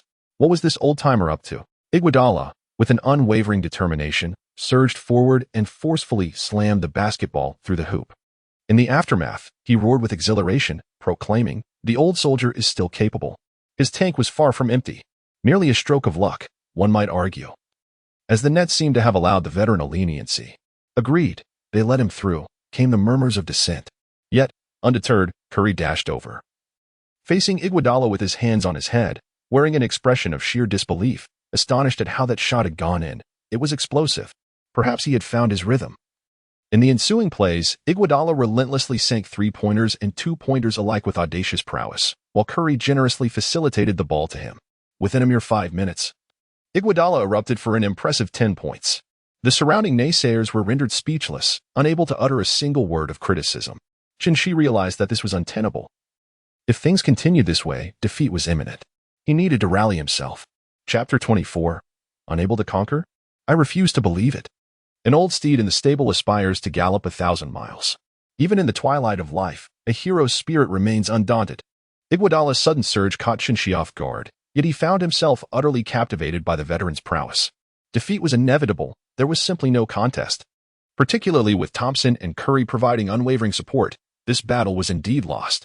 Nevertheless, Shi bore no regret. The disparity in their rosters, despite his reluctance to acknowledge it, was an undeniable reality. The Nets' lack of depth was a significant issue at this stage. Against weaker teams, Shi could dominate single-handedly, yet in tough matchups. This flaw became glaringly apparent. At present, his abilities were insufficient to compensate for this weakness. Although the loss was disheartening, setbacks are the essence of life. If one cannot prevail, one must practice. Excuses are of no consequence. However, Shi had no time for practice now. Other matters awaited his attention. At this moment, in an opulent restaurant, Mr. Simmons, you really need not be so formal. It was merely a small gesture on my part. Swift's embarrassment was palpable as she faced Shi while toasting. At that moment, she had merely attempted to assist Shi, and even then, her grasp was insufficient. They both tumbled to the ground, with her landing entirely atop him. The intimacy of the situation was indeed quite suggestive. No, Miss Swift. Had you not reached out, I would have faced dire consequences. As you know, I am a professional athlete. If I had sustained an injury from that fall, it would have been catastrophic for my career. Shi endeavored to portray the previous incident with utmost gravity, simultaneously leading Mei to believe that her mere assistance had bestowed upon Shi a second chance at life, to the extent that Shi appeared willing to offer herself in gratitude. However, despite having heard Shi's fervent declarations, Mei still sensed an underlying oddity. Though she was unable to articulate the specifics, the two continued to savor their dinner, while Shi's glances toward Mei were imbued with affection. It is worth noting that in her past life, Shi was an ardent fan of Mei, passionately singing along to each of her songs, all of which she cherished deeply.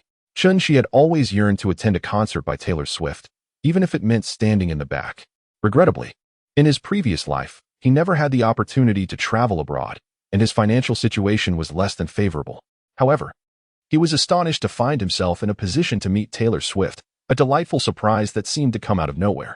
After the competition concluded, Shi requested the security personnel to assist him in connecting with Taylor. He declined all interview requests from journalists, hurried to the locker room for a refreshing shower, and changed into a clean outfit before inviting Taylor to dinner.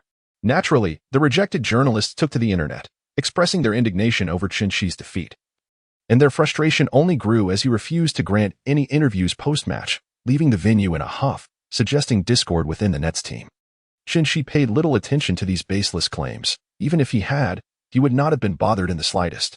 With a carefree spirit, he thought, let them write whatever they wish. I am currently enjoying dinner with Taylor Swift, and that is all that matters. Adding to the woes, following their loss against the Warriors, the Nets had now suffered 2 consecutive defeats. Although Shi continued to perform valiantly, his efforts seemed wasted. And the rampant media speculation led many Nets fans to believe that the team was in decline. However, Shi expressed that this is not the case. He will soon take decisive action to confront that group of media. Unbeknownst to Shi, after dining with him, Taylor Swift returned to find news reports on the media regarding the Nets' consecutive losses and Shi's furious departure. Reflecting on their meal, she recalled Shi's demeanor. Aside from an almost imperceptible smile that barely reached his ears, there seemed to be nothing amiss. Truly a genuine man. It was unexpected that beneath that smile lay such a myriad of negative emotions. In Taylor's mind, Shi's image instantly became more three-dimensional. It was indeed a burden for him, she thought, as the Nets prepared to face the Lakers.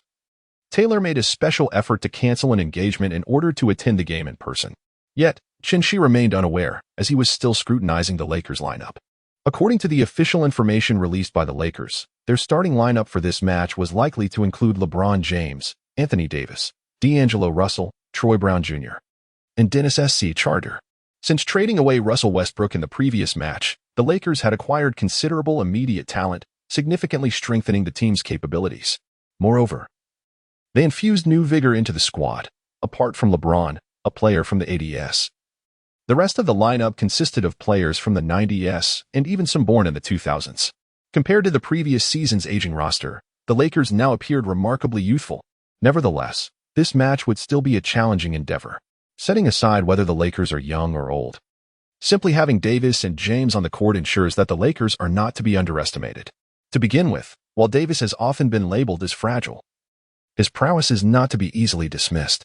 He is arguably the strongest player for fast breaks in the paint, boasting a comprehensive offensive skill set, diverse scoring techniques, and remarkable physical attributes, speed, jumping ability, height, and wingspan that are indeed formidable.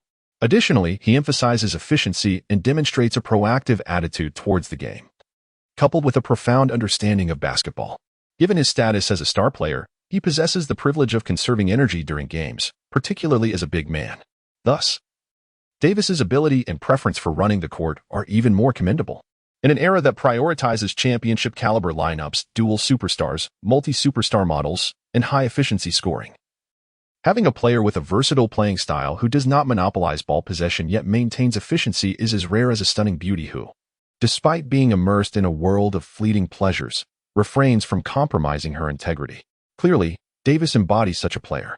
As for LeBron James, a single statistic suffices to encapsulate his impact. Prior to today's match, he boasted an average of 29.6 points per game, alongside 8 rebounds and 6.9 assists. What a spectacle this is! Even when placed upon the shoulders of any player, it would still be deemed luxurious. And let us not forget that this venerable gentleman has already reached the age of 38. Initially, all eyes were on the players warming up on the court, but suddenly, an incident occurred near Taylor Swift. In Chapter 25, Unable to Endure, it was revealed that an audience member seated in the front row accidentally spilled their drink onto the spot beside Swift, startling her greatly. Fortunately, the neighboring seat was still unoccupied, allowing the staff to swiftly clean up the mess. This minor disruption did not hinder the commencement of the game. On the court, both teams' starting players were already in position. Davis effortlessly seized the opening tip-off, subsequently relaying the ball to LeBron James. With the ball in his possession, James exhibited an unwavering steadiness akin to an anchor, instilling a sense of order within the Lakers as they executed their plays under his guidance. Chin-Shi could not help but widen his eyes in awe. Is this the essence of a seasoned veteran? Indeed, having an experienced player is akin to possessing a treasure. LeBron steadily approached the three-point line, facing off against Chin-Shi.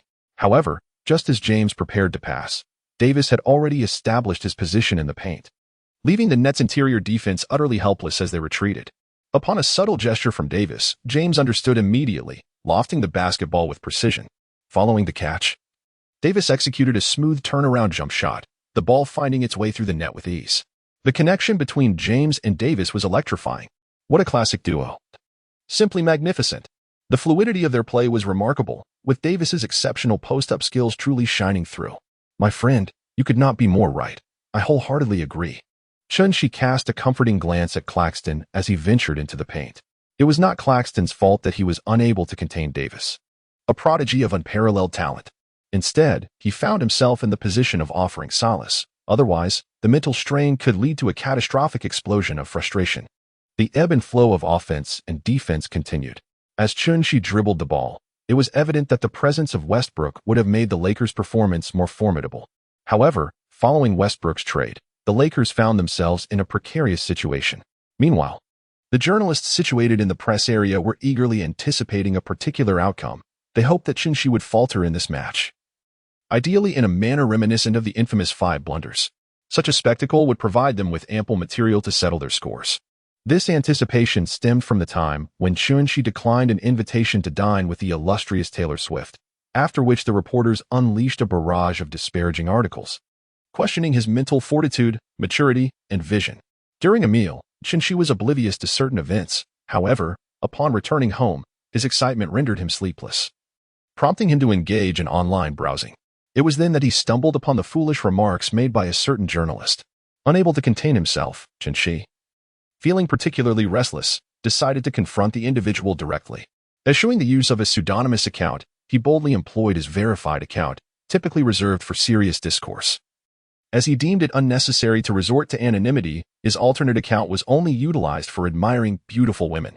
Among the journalists, one bore the brunt of his ire, receiving comments beneath his selfie that read, "You are truly handsome. Such a tall stature. Your silly smile is particularly endearing. I forced myself to compose an acrostic poem for you." At that moment, Shi had already achieved the remarkable feat of 4 consecutive victories. The journalist, oblivious to the underlying sarcasm in the first 3 lines, mistakenly believed Shi was genuinely complimenting him, perhaps out of fear of his own incisive remarks.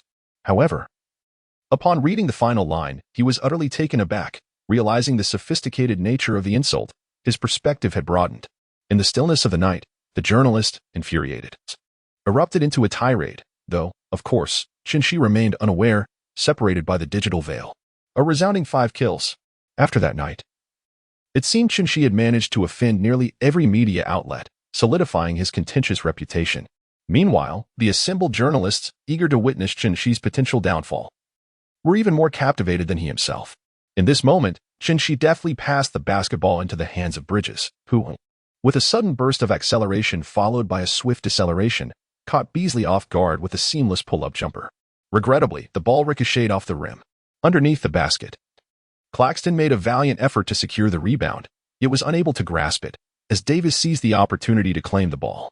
After snatching the rebound, Davis immediately tossed it to the awaiting James, who effortlessly initiated a fast break. Shi is hot on the heels of his opponent. Observe, Simmons' playmaking ability is truly lacking. The pass to Bridges was nothing short of a blunder. It seems he was apprehensive that his own shot would miss, thus shifting the responsibility onto Bridges, who unfortunately found himself burdened with such a teammate. The very media personnel who mock are well aware, after years of watching the game, that Shi's pass was a perfectly reasonable decision. Yet, they choose to criticize. Unable to vent their frustrations online, they resort to grumbling on the sidelines, seeking solace for their own discontent. The relentless pursuit of Shi instilled a sense of pressure within James. Yet, this seasoned veteran, the chosen one, was prepared to deliver a thunderous dunk. However, at this moment, James found himself contemplating his next move. The prodigious talent of Shi, hot on his heels, was indeed formidable. Nevertheless, the elder statesman remained unperturbed, as he discreetly noted that Davis was also advancing in tandem. This development provided a favorable opportunity. James purposefully decelerated slightly, allowing Shi to close the gap in his pursuit. What could this old man be scheming? Perhaps, with the chill in the air, he fancied a warm pot of hot pot to stave off the cold? Shi would undoubtedly seize this opportunity, his pace quickening by several degrees. After all, he was still young. James subsequently flicked the ball behind his head, causing it to soar past Shi. Shi is somewhat bewildered. What is happening? A gust of wind behind Shi revealed the answer to him. Davis received the ball and, with a swift surge of momentum, leapt into the air. Goodness! He intends to dunk over me. In an instant, Shi comprehended Davis's intentions, yet it was already too late. Bang! The cheerful and bright young man, Shi, faced a humiliating dunk today. The ever-unassuming James and the moderately talented Davis exchanged high-fives in celebration, while Shi wallowed in his own dismay. Meanwhile, the journalists in the press area were in a frenzy. They were indeed witnessing the embarrassing moment of Shi. Click, click. The sound of shutters echoed incessantly, leaving little time for conversation among the journalists. Such a remarkable photo opportunity could not be missed. Who knew how long Shi could continue to boast so arrogantly? In the audience, Taylor Swift furrowed her brow with a hint of sympathy. Shi quietly passed the ball to Bridges for the serve. On the surface, Shi appeared calm and composed, yet the fierce determination occasionally flickering in his eyes betrayed the turmoil within. In the realm of basketball, being blocked, dunked on, or outmaneuvered is merely routine. The crucial aspect lies in your ability to respond decisively thereafter, to deliver your own retort. If you can achieve that, then what is the embarrassment of the past? Shi is now completely engrossed. He simply cannot contain himself. Chapter 26. In the next round, the members of the Nets, having sensed Shi's intentions, tacitly refrained from attempting to receive the ball. It was time for Shi to be given the opportunity to resolve the situation. In this moment, Chin-Shi engages in a one-on-one showdown against James, who is fully alert, his attention heightened to 120%. The previous flawless collaboration, while commendable, proves insufficient. He must successfully thwart Chin-Shi's offensive maneuver in this round to truly deliver a devastating blow. Undoubtedly, Chin-Shi is resolute in his pursuit of victory. One can only hope that James intercepts Chin-Shi's ball control, culminating in a powerful axe dunk that would leave his opponent utterly humiliated. The onlooking journalists nod in silent agreement, their sentiments unmistakably clear. Chin-Shi executed a dragging step, causing a slight sway in James. Yet, to surmount the veteran solely through this maneuver seemed rather fanciful. James merely adjusted his position and kept pace. Subsequently, Chin-Shi unleashed a series of swift directional changes, compelling James to respond while concurrently establishing his own rhythm. James attempted to reach out and disrupt the play, however. The deceptive slowness of Chin-Shi's dual changes meant that the moment James extended his hand, Chin-Shi could effortlessly slip past him in a single stride.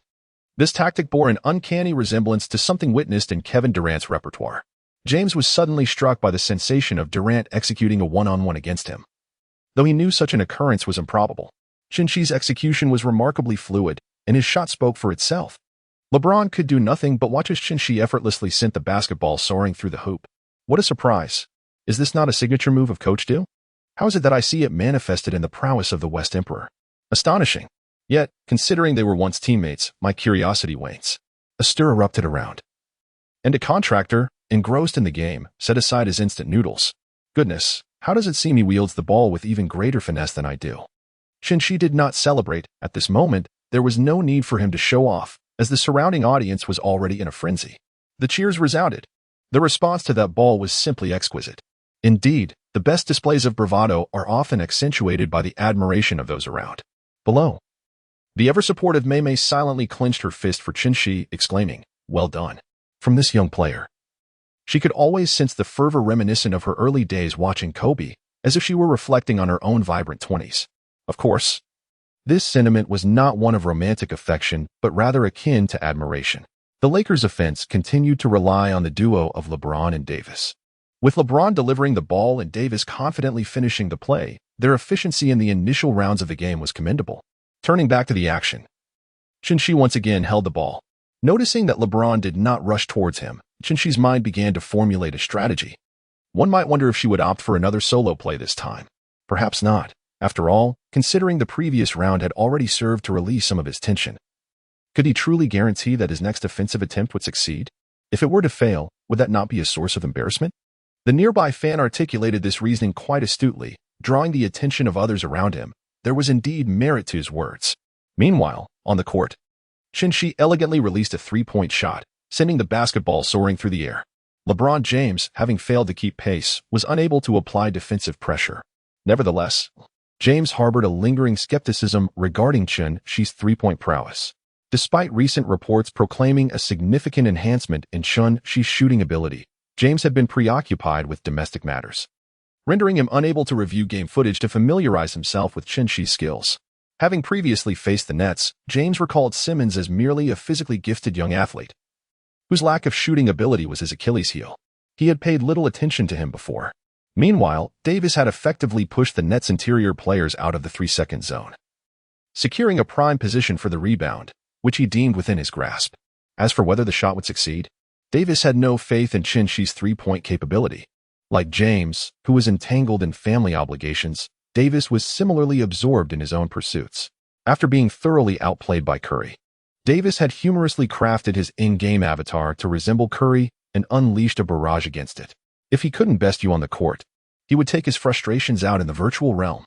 Prior to Chin-Shi's arrival, Davis had frequently encountered Simmons in games, and based on that experience, he doubted Simmons had honed his shooting skills while playing. After all, if Simmons were truly capable, why hadn't he practiced before, given the countless critiques aimed at his shooting? Yet, this Simmons was not the same as before. With a resounding swish, the basketball effortlessly found its way through the net, fortuitously rebounding off Davis's head. The ball seemed to taunt him. "Did you really think I couldn't make it into the hoop?" Davis stood momentarily stunned, incredulous that this young man had indeed improved. In the next possession, it appeared Davis had truly angered the basketball gods, as his attempted jumper clanged off the rim, failing to connect with anything but air. The ball swiftly found its way into Dinwiddie's hands. The spectators below mused. Could he have been dazed by that hit? Davis seems utterly flummoxed. Dinwiddie made a long pass to Chin-Shi. Chin-Shi seized possession of the ball and immediately launched a fast break, closely followed by the veteran LeBron behind him. In this moment, Chin-Shi felt a significant sense of pressure. For who could be unaware that this seasoned player behind him was renowned for his signature move, a towering block during pursuit? Chin-Shi felt a chilling breeze sweep in from behind, causing him to instinctively retract his neck. The terror of life and death loomed ominously. Yet, this profound fear seemed to awaken even greater potential within Chin-Shi. To everyone's astonishment, Chin-Shi's pace unexpectedly accelerated, leaving James behind, struggling to keep up. What was initially anticipated to be a thrilling chase between the two, relying solely on speed, took an unforeseen turn. The audience was left utterly bewildered as they witnessed Chin-Shi, who had been sprinting as if pursued by a horde of scantily clad beauties, suddenly slow his stride. This bewilderment echoed through the crowd, and even James appeared momentarily taken aback. Was Chin-Shi truly paralyzed by fear? Chin-Shi wore a melancholic smile, signifying that while the world was inebriated, he remained sober. This group of little Karamis truly understood nothing. How could one so astute as I, Chin, be easily fathomed? Chapter 27. The Arrogant Little Baka. As Chin-Shi gradually decelerated, the once confident elder, who had doubted his ability to keep pace with the youthful Chin-Shi, found himself reassured. After all, youth often embodies a certain audacity. Yet, the decision to reduce his speed, having gained a significant advantage, rendered that lead as ephemeral as a fleeting dream. Nevertheless, Chin-Shi had his own strategy in mind. He suddenly surged forward, darting towards the inner lane, swiftly widening the gap between himself and James. However, this slight distance was scarcely of concern to James, who regarded it as mere trifling skill unworthy of his attention. What was Chin-Shi attempting? Was he not blatantly offering James an opportunity? This bafflement among the spectators was palpable.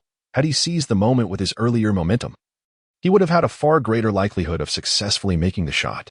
The onlookers were thoroughly perplexed by Chin-Shi's enigmatic maneuver. Yet, one could argue that such unpredictability is customary. If everything were easily foreseen, why not simply allow the fans to take the court themselves?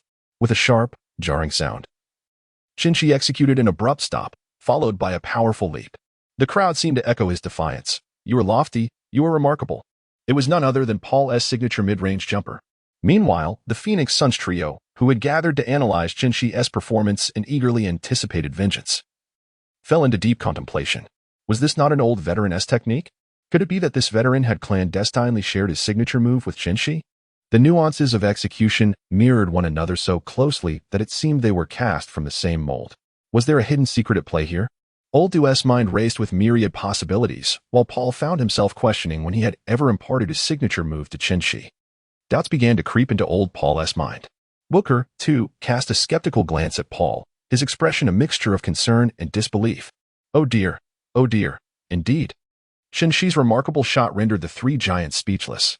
At that moment on the court, after confidently sinking the basketball, Chin-Shi had ignited a personal surge of momentum. Meanwhile, LeBron, scratching his head with an expression of resignation, could only marvel at the unwavering precision of Chin-Shi's mid-range jumper. Despite being adversaries, even James could not help but commend Chin-Shi's shooting prowess. The world is indeed astonishing. Had you told LeBron before this match that he would one day praise Simmons for his infallible mid-range shot, he would have found it utterly unbelievable. Davis, in the backcourt, wore a look of sheer astonishment, wondering what on earth was happening. Could one really hone their mid-range skills through gaming?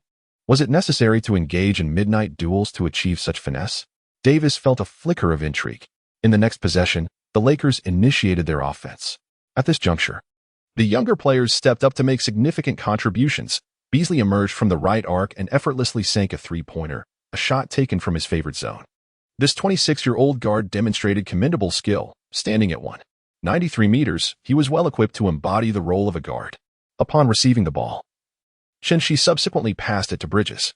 Relying solely on individual prowess is insufficient. It is imperative to embrace the essence of team basketball. For one is not a solitary wolf. However, as Bridges found himself ensnared by a double team, Chin-Shi swiftly redirected the ball to himself, who had just slipped to the baseline. After receiving the pass, Chin-Shi did not hesitate and immediately took a three-point shot. Forget about team basketball. This is pure individual heroism. Whoosh. The basketball swished through the net, an utterly exhilarating moment. What is the Brooklyn Nets? They are merely Chin-Shi's supporting cast. The Nets fans erupted in a frenzy, wild and completely unhinged. In a nation that venerates individual heroism like the United States, Chun-Chi's extraordinary performance struck a chord with the American audience, who cheered and shouted hoarsely in excitement. Amidst this cacophony, the first quarter came to a close. Thanks to Chun-Chi's remarkable efforts, the score remained within a manageable margin, with the Nets trailing by only 2 points. Both teams were afforded a brief respite. Meanwhile, Coach Vaughn lavished praise upon Chun-Chi, commending his unyielding, merciless demeanor at crucial moments. Chun-Chi accepted the coach's praise with an air of calm composure and proceeded to recount a story from his childhood. At that time, he was merely a little elementary school student, with tears streaming down his face. Chun-Chi was playing with mud on the ground when a girl approached him. She was the most popular girl in class, and unexpectedly, she came over and offered him a piece of Oreo. Chun-Chi took a bite, and she exclaimed in surprise, "The filling of the Oreo is toothpaste." Chun-Chi spoke with deep emotion, "Because it was given by you." That day, sunlight bathed her face, bringing a rosy hue to her cheeks, and Chun-Chi struck her. Coach Vaughn was nearly taken aback, caught off guard by the unexpected turn of events. He had initially believed this to be a poignant love story, only to find it quite brutal instead. Chun-Chi expressed that his heart has been exceptionally cold since he was just a child. The second period begins. Chun-Chi did not take to the court. Not because the coach targeted him due to that unamusing joke, but rather because he had expended too much energy in the first quarter and required rest. Meanwhile, the Lakers opted to substitute LeBron James, bringing in Rui Hachimura, affectionately referred to as Little 8. Chun-Chi held some regard for this young player, who was selected 9th overall by the Wizards in the 2019 NBA draft before eventually making his way to the Lakers. Standing at an impressive 202 centimeters and weighing 104.3 kilograms, he possessed the quintessential attributes of a power forward. As the game commenced, Beasley advanced past half-court and delivered the ball to Hachimura. Hachimura executed a pick-and-roll, mismatching against the diminutive Thomas. Thomas exclaimed in frustration, "Why is it always me who gets injured?" The ensuing series of physical confrontations left Thomas gasping, with the final clash nearly displacing his internal organs. With a resounding thud, Hachimura slammed the basketball into the hoop. Upon landing, he let out a roar towards Thomas, exuding an air of bravado that nearly incited a confrontation between the two teams. In the subsequent possession, the Nets launched an attack. As Bridges took his shot, Hachimura's timely defense resulted in a spectacular rejection, swatting the ball away like a volleyball. He surveyed the court, seemingly searching for the basketball he had just deflected. His audacious demeanor incited ire among the Nets fans, who had long heard of his cocky reputation. At this juncture, Chun-Chi was ready to enter the game, eager to confront the audacious Little 8. Following a dead ball situation, Chun-Chi made his entrance. Coach Vaughn, initially hoping to grant Chun-Chi more time to recuperate, found himself resigned to the player's request. A team may accept defeat, but it must never lack tenacity. For a team devoid of spirit is merely a collection of cowards. Upon Chun-Chi's entrance, there was no hesitation whatsoever. He immediately gestured and called for a one-on-one against Hachimura. This ignited a spark of excitement among the spectators as they anticipated the unfolding drama. The West Emperor was determined to elevate his junior, and allowing someone like Hachimura to exhibit such audacity was simply unacceptable. The stage was set for an exhilarating spectacle, however. It must be acknowledged that Chun-Chi might face considerable difficulty, given that this young player matched him in physical prowess. This dynamic only adds to the allure of the contest. If one side dominated, what significance would it hold? It is the balance of power that breathes life into this thrilling atmosphere. Indeed, I am utterly enthralled. The surrounding fans were palpably more exhilarated than the players on the court. Under the vibrant ambience, Hachimura reluctantly stepped up to defend against Chun-Chi. Upon facing Chin, his earlier bravado dissipated, leaving Chun-Chi somewhat perplexed. Could it be that this lad was merely a bully of the week? The audience, captivated by the duel between the two, collectively held their breath in anticipation of a cataclysmic showdown. In a remarkable display of skill, Chun-Chi executed a triple threat right at the spot, resulting in an astonishing moment as Hachimura unexpectedly collapsed to the ground. The audience was left in bewilderment. Teammates of the Lakers were equally perplexed. The players of the Nets, aside from Chun-Chi, were also taken aback. Although Chun-Chi was momentarily taken aback, he gracefully managed to leave behind a remark, "Hello everyone. Although I do not possess a driver's license, I can certainly intimidate with 3 threats." Yamashiro, wearing a bitter expression, lamented his earlier bravado. Had he known better, he would have refrained from posturing. During their one-on-one match, He had been so frightened that his legs had turned to jelly. Now, his fall was a further blow to his dignity. Chun-Shi charged into the paint, encountering virtually no resistance, and effortlessly executed a simple dunk to conclude the play. The score is now tied. How utterly mundane, one might muse. Is this truly the exhilarating contest we anticipated, or merely a one-sided massacre? It appears that the young players are indeed prone to bullying the weak. Hearing the discontented cries from the surrounding crowd, little Thomas and Bridges exchanged glances, feeling somewhat embarrassed. Alas, we are indeed soft. Oh, how love seems to have vanished from this world. Chun-Shi's approach to nature cannot be so half-hearted. During the defensive round, Hakamura received a swift pass from Davis beneath the basket. He was poised to leisurely savor the moment, simultaneously venting the frustration of being oppressed by Chun-Shi for so long. However, a chilling breeze swept in from behind. Danger, danger, it has been a while. Chun-Shi's powerful palm struck the basketball that Yash was about to throw. Bang! A resounding rejection akin to a volleyball spike was returned to Yash. Bridges, with tears welling in his eyes, felt avenged by his leader. Even if he was labeled as soft, he bore no resentment. Following this remarkable defensive play, the Nets fans erupted in cheers, for it must be said that she has been exceptionally formidable lately, radiating an undeniable charm. Subsequently, after this offensive attempt, Yash was substituted by the Lakers coach, with James taking his place. Upon returning to the bench, Yash naturally faced a stern reprimand from the coach. Little Yash was simply too soft. Despite Chun-Shi's overwhelming dominance, the sensation was merely one of exhilaration. Once James re-entered the game, the competition resumed with fervor. It must be acknowledged that James remained steady. The teams engaged in a relentless exchange, although a small interlude occurred. After Chun-Shi executed an audacious mid-range jumper over James, he fell to the ground. At that moment, James, standing closest to Chun-Shi, approached to assist him. This harmonious scene was welcomed by both fans and players alike. After all, basketball encompasses more than just the thrill of competition. Of course, such kindness often depends on one's character. If it were Yash in that situation, a few jabs would be the least one could expect. That would be quite polite. However, the surrounding audience was left perplexed. What was intended to be a harmonious moment turned into one where James's expression darkened. What could have caused such a shift? Was it possible that Chun-Shi's hand had pricked him? No, that was an absurd notion. Yet, James understood the underlying reason. After his gesture of goodwill, upon standing, Chun-Shi had remarked, "LeBron, could you please loosen your grip? Though I must admit, it feels rather pleasant." Chun-Shi's gaze bore a hint of melancholy. James? Goodness, why does Chun-Shi look at himself as if he were gazing upon a gay man? Could he possibly be that kind of person?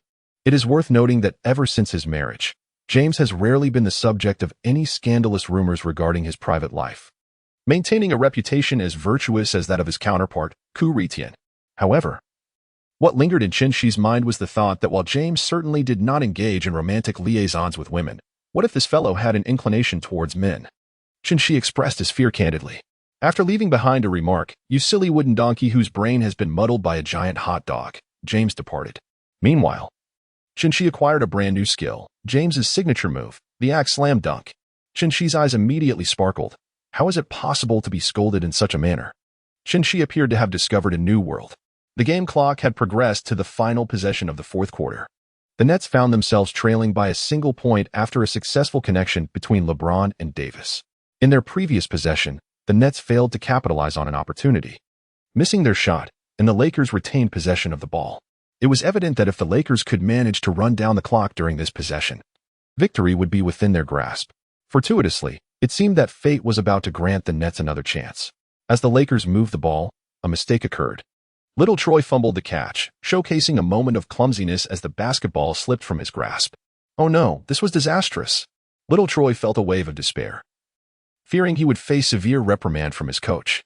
As the ball soared away, the audience held their breath, wondering if a dramatic turnaround was imminent. Beasley exerted every ounce of energy to chase after the ball, his face etched with strain as veins bulged from his forehead. Little Troy exhaled in relief, grateful for Beasley's presence, promising himself to reward him with a grand kiss after the game. Just when the Lakers believed they had regained control, an incredibly swift figure darted past Beasley, snatching the basketball away. Beasley was left bewildered, questioning what just transpired as the elusive figure dashed by. This nimble figure was none other than Chun-Shi. As Little Troy faltered, Chun-Shi had already been poised and ready, his legs taut and focused, anticipating the moment to intercept. By chance, he seized the opportunity just as Beasley relaxed upon gaining possession of the ball, executing a swift steal. Chen-Shi was poised to take flight, his legs ready to propel him into the air as the countdown echoed in his ears. 3, 2, boom. The crowd joined in the countdown, but instead of the final shout of 1, the arena was filled with the resounding thud of Chen-Shi's powerful slam dunk. Hiss. Was that not reminiscent of LeBron's signature tomahawk dunk? A game-winning slam dunk. After Chen-Shi executed a one-handed dunk, the spectators around him erupted in astonishment. Was this truly not a scene from a television drama? To have vanquished the Lakers on their home turf with LeBron's signature move was utterly astonishing. It was a flight of fancy, a groundbreaking moment. Even James, standing behind him, was momentarily taken aback, as Chen-Shi's fluid movements seemed to evoke memories of his own youth. Having suffered defeat, a trace of resignation curled at the corner of James's mouth. It was a matter of mere seconds. Following Chen-Shi's offensive play, only 0.3 seconds remained on the game clock. There was no hope for a comeback, even if the king himself had arrived. As Beasley inbounded the ball, James received it and, in a gesture of formality, launched a desperate long-range three-pointer, to which Chen-Shi responded with a token defense. Unsurprisingly, this outrageous attempt from beyond the arc missed its mark, and thus, the officials did not dwell on whether James's shot had exceeded the time limit. Brooklyn emerged victorious in this match, putting an end to their two-game losing streak. In the final moments, Chen-Shi's pivotal steal and breathtaking axe dunk crowned him as the paramount contributor to this hard-won victory. Amidst the thunderous cheers of the fans reverberating throughout the arena, Chen-Shi joyfully departed from the player tunnel. Upon returning to the locker room, he received a message from Taylor Swift on his phone. It featured a close-up shot of him leaving with a beaming smile. Could it be that Taylor had come to watch his game once more? Chen-Shi, with a heart racing in excitement and hands trembling, promptly replied to the message from the enchanting Taylor Swift. Upon learning that Taylor was indeed coming to watch his match, Chen-Shi swiftly resolved to invite the lovely lady to celebrate the joy of victory together. However, Taylor did not immediately acquiesce. Instead, she expressed that she had brought along a new friend and wished to experience the thrill of shooting hoops and dribbling on the court. Chen-Shi pondered for a moment and concluded that there was nothing particularly amiss. Thus he acquiesced. However, he stipulated that this engagement should occur only after the audience had dispersed and all media had vacated the premises. Otherwise, being captured on camera could lead to complications. After agreeing with Taylor Swift, Chen-Shi hastened to converse with the arena staff, and upon receiving their approval, he rushed to the locker room for a shower. How could he possibly meet his idol while reeking of sweat, while Chen-Shi was refreshing himself? Today's game had not only seen his remarkable game-winning dunk against the Lakers, but had also birthed another sensational headline. This involved Thompson's furious confrontation with Dillon Brooks, leading to an 84 disinfectant spray moment. The clash between the Warriors and the Grizzlies was rife with tension, and fans exiting the arena were exclaiming about the exhilarating experience, which was nothing short of electrifying. The two teams had previously experienced some friction, and on this occasion, Thompson engaged in a heated exchange with Dillon, culminating in Dillon unleashing a torrent of criticism directed at Curry and the Warriors trio. In a dramatic twist, Dillon ultimately secured the game with his performance against Thompson in the final moments. Indeed, the Grizzlies triumphed over the Warriors, inciting a near-apoplectic reaction from Warriors fans. This was the team that had claimed last year's championship, now brought low by a mere sharpshooter from the West, Morant, leading the Grizzlies. Truly, it was a humiliating defeat. Moreover, the post-game atmosphere was further charged when Dillon, during his media interview, audaciously remarked that Thompson only garnered attention due to Curry's luminescence and thus attained his current status. Such arrogance was unparalleled. In response, Thompson showcased his 4 championship rings on his social media platform, directly addressing Dillon. It is evident that their relationship has irrevocably soured, and Dillon has indeed pushed the boundaries. At this moment, Chen-Shi remains unaware of such matters. In this particular match, he managed to restrain his tongue, thus acquiring merely the skill of James's thunderous dunk, preserving a semblance of peace within the league. Otherwise, if he were to offend everyone around him, he might indeed evolve into an extraordinarily formidable player, yet simultaneously, he would end up being a pariah. Therefore, there is no need to rush. One must proceed with patience. Chen-Shi hummed a melody as he returned to the court. At that moment, in the arena, Taylor Swift stood beside a tall and strikingly beautiful girl. The girl exuded an enchanting aura reminiscent of ancient European nobility, with a sweet visage, captivating golden locks, and a pair of emerald green eyes. Upon noticing Chen-Shi's arrival, Taylor promptly introduced him. "Simmons, this is Elle Fanning. If you have seen both All the Bright Places and Maleficent, Mistress of Evil, you would certainly recognize her. Indeed, Maleficent is one of my favorite films. Chun-Shi was certainly no stranger to the two films mentioned. Yet he was taken aback to discover that Aileen Fanning would accompany Taylor Swift to watch his match. Chun-Shi brought a basketball, and the two ladies began to play with considerable enthusiasm. At first, Ellie Fanning was somewhat shy, as this was her first meeting with Chun-Shi, and it was only natural for her to maintain a semblance of ladylike decorum. However, once they became engrossed in the game, she completely let go of any pretense. The notion of modesty became a mere jest. The two ladies eagerly urged Chun-Shi to demonstrate his signature slam dunk that had sealed the victory against the Lakers. Unable to refuse their fervent request, Chun-Shi obliged, executing a breathtaking dunk that elicited delighted shrieks from both of them.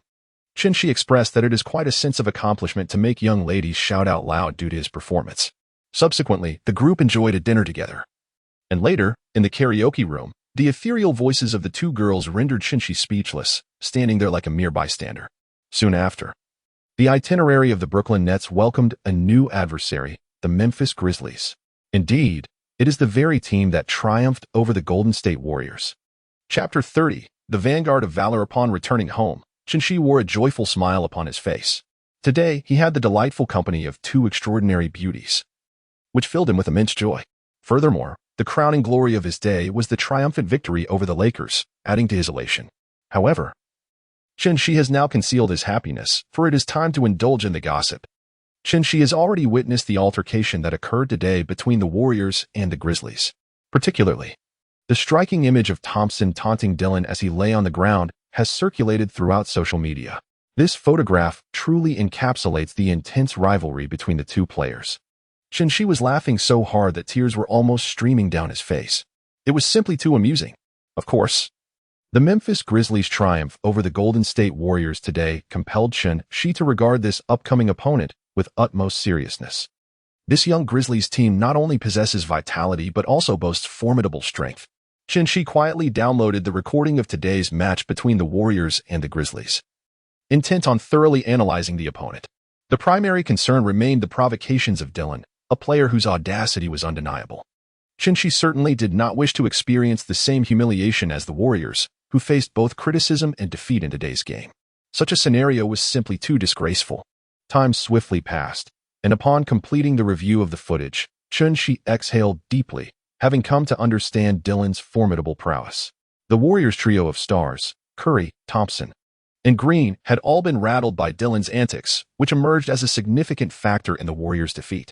Under Dillon's aggressive defense, both Curry and Thompson managed a dismal shooting rate of merely 1 out of 8, not to mention Green's struggles. Thus, it was evident that this psychological onslaught was indeed effective. Simultaneously, Chun-Shi gleaned insights into the Grizzlies' key players, Morant, Jones, and Dillon, who collectively bore the immense responsibilities on both offensive and defensive fronts. Notably, Dillon's role as a defensive bulwark proved critical, as he consistently challenged and overwhelmed the Warriors' stars. The recent matchup between the Nets and the Grizzlies had also garnered substantial attention, particularly since the Grizzlies had recently ended the Warriors' winning streak and remained in the spotlight. Dillon seemed to have overstepped, as Nets fans took to forums to compare him with Chun-Shi, naturally proclaiming Chun-Shi's superiority across various aspects.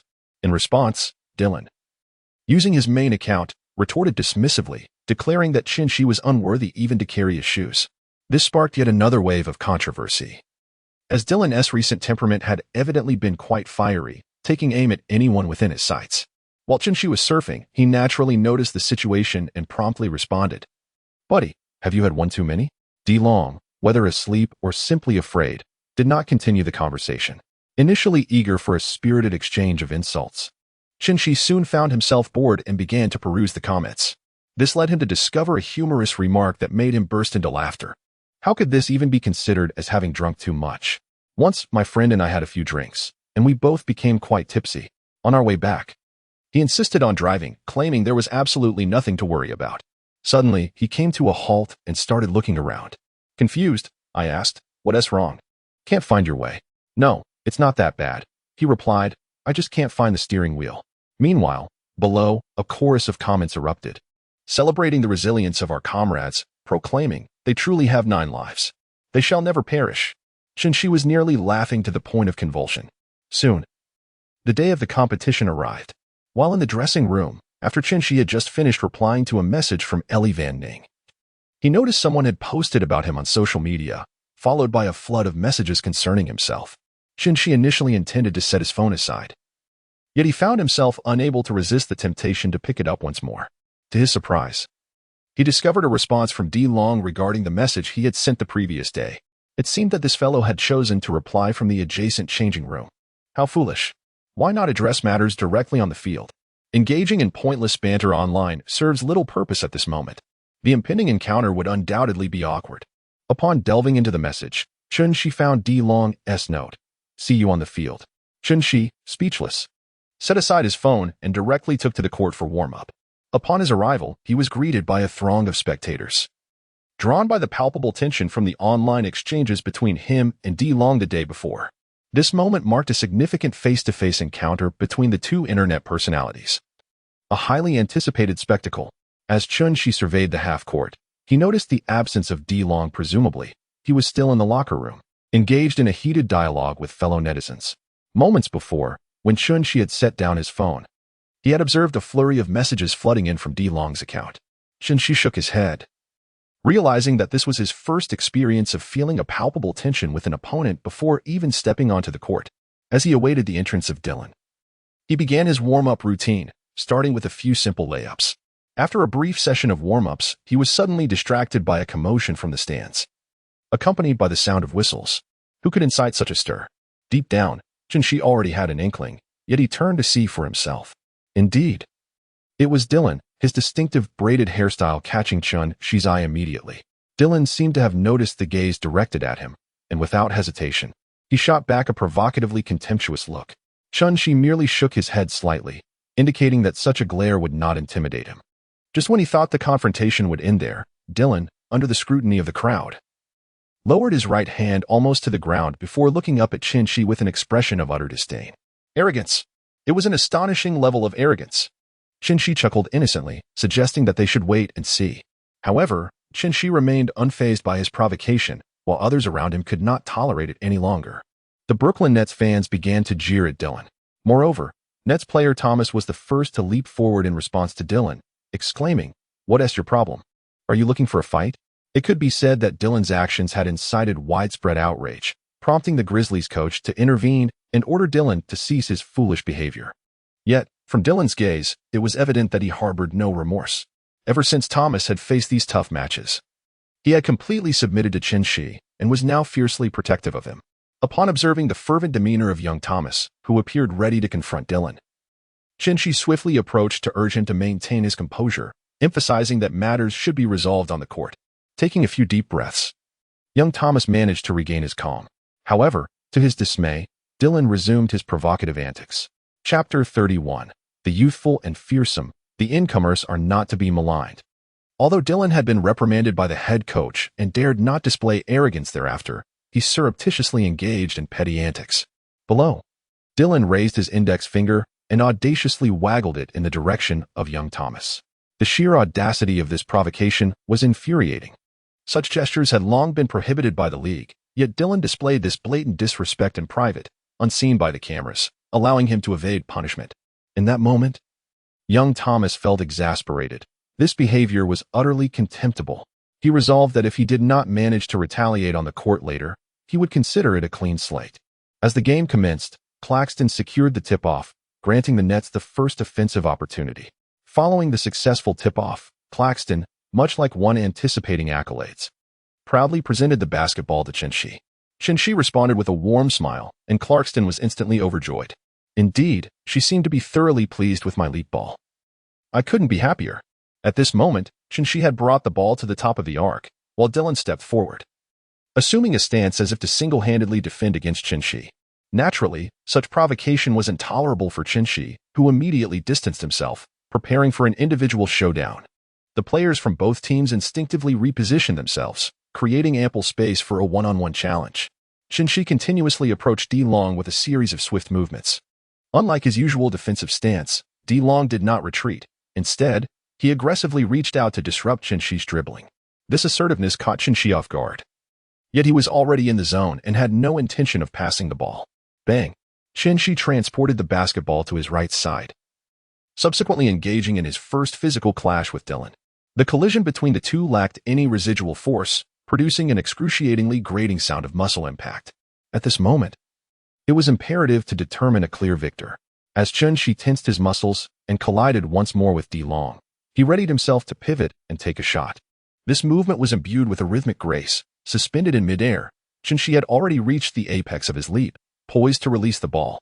However, it appeared that DeLong, feeling somewhat humiliated after being pushed aside by Shi, extended his hand in an underhanded manner.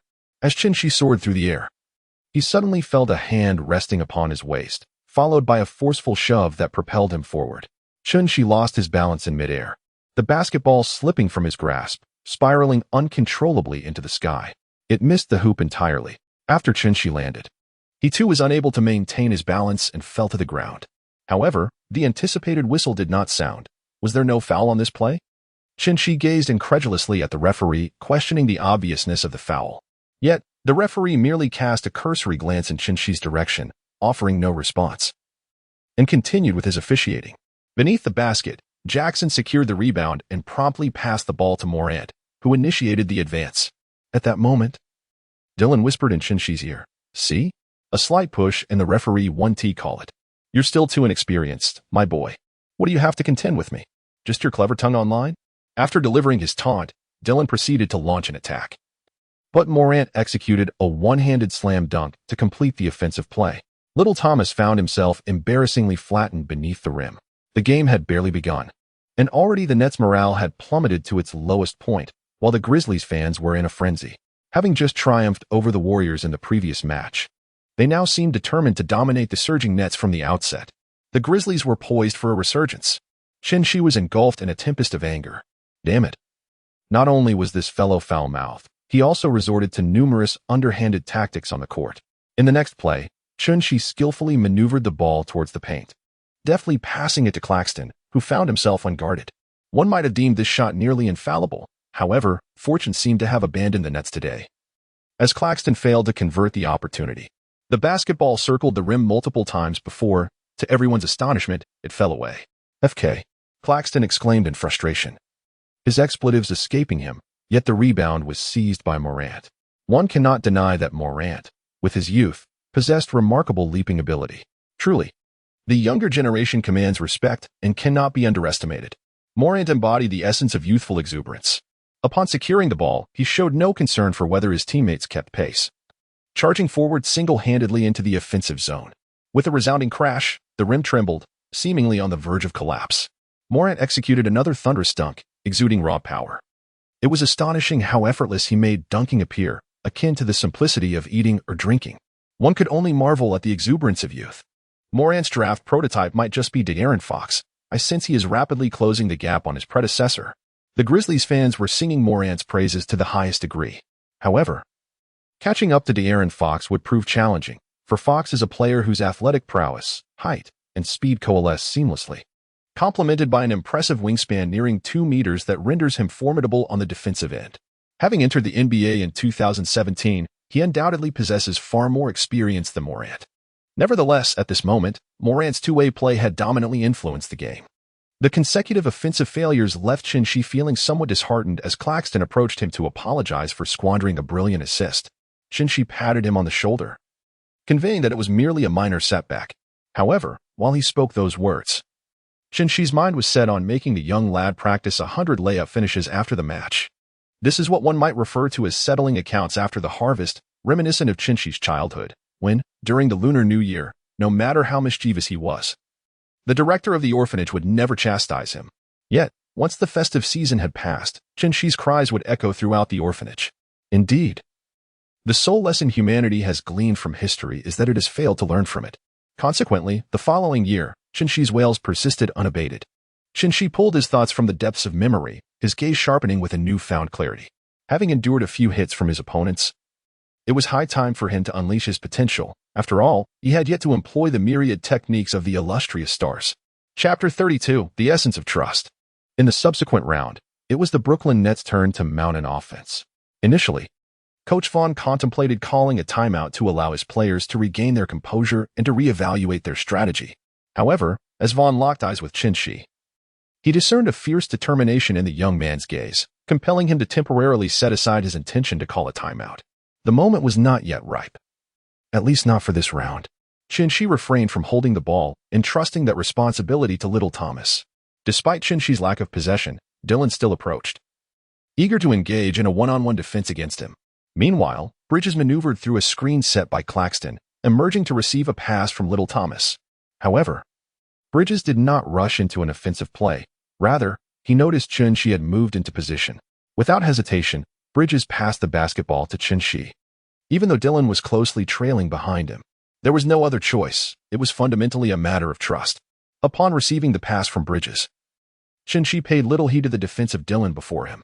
With a deft step back, he created just enough space to propel himself towards the paint with remarkable speed. Dylan, caught off guard, found himself unable to react in time, and by the time he attempted to keep pace, it was already too late. What initially seemed like a clear path to the basket took an unexpected turn as Morant surged in at an astonishing pace to provide defensive support, thwarting Shi's direct approach to the rim. In a moment of decisive clarity, Shi opted for a sudden jump shot, his release smooth and graceful.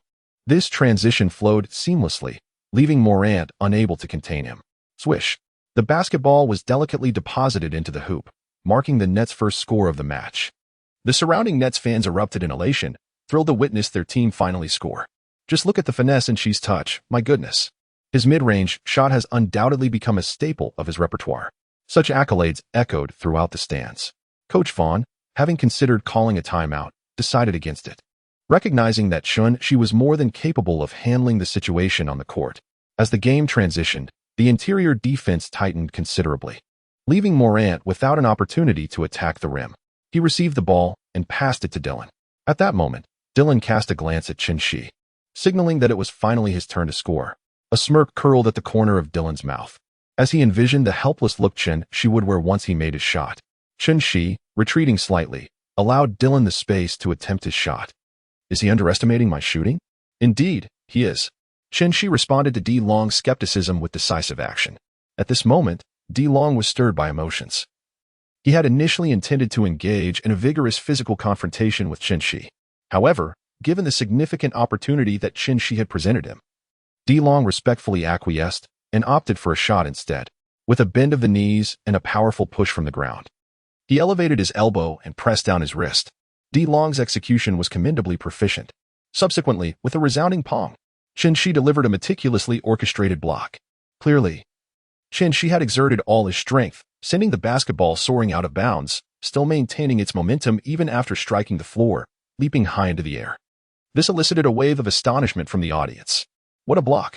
My dear baby. At this moment, Shi felt an overwhelming sense of vindication. D Long, that old fool, truly believed that the distance he had afforded him was intended to facilitate a joyful shot. How utterly naive. This minor separation was entirely overshadowed by the reach of Shi's wingspan. One could say that Shi's maneuver was akin to luring someone into a trap, and D Long, in his folly, proceeded to take the shot with a vacant expression. Oh, how exhilarating. What a spectacular block. The satisfaction was immeasurable. D Long? Merely a minor pest. With a dance of offense and defense, had the seal of the Western Emperor been lifted once more? The audience erupted in gasps of astonishment. For Shi's rejection was nothing short of a marvel, both in its sheer power and aesthetic grace. D Long, now feeling a touch embarrassed, discreetly touched his nose. Shi cast a fleeting glance at him before resuming the competition. This brief moment of disdain ignited a fury within Dylan, deepening his resentment towards Shi. What may have initially been a mere annoyance had now escalated to the point of a desire for confrontation. Morant initiated the out-of-bounds play, despite Dinwiddie's defensive pressure. Morant successfully delivered the basketball.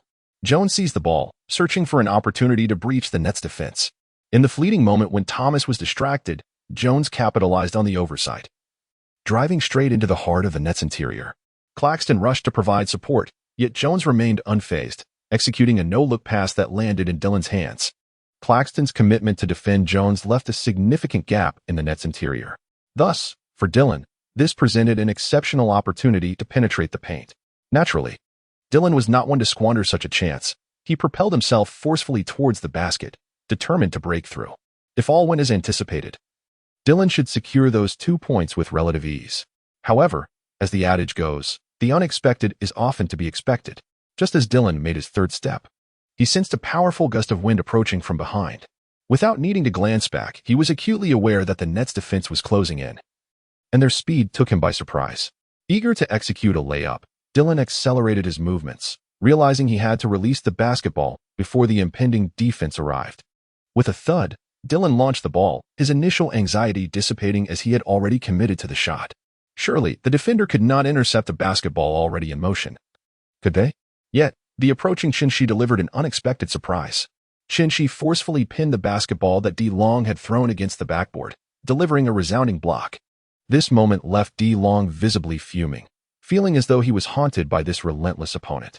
How could he possibly defend against such prowess? It was utterly unacceptable.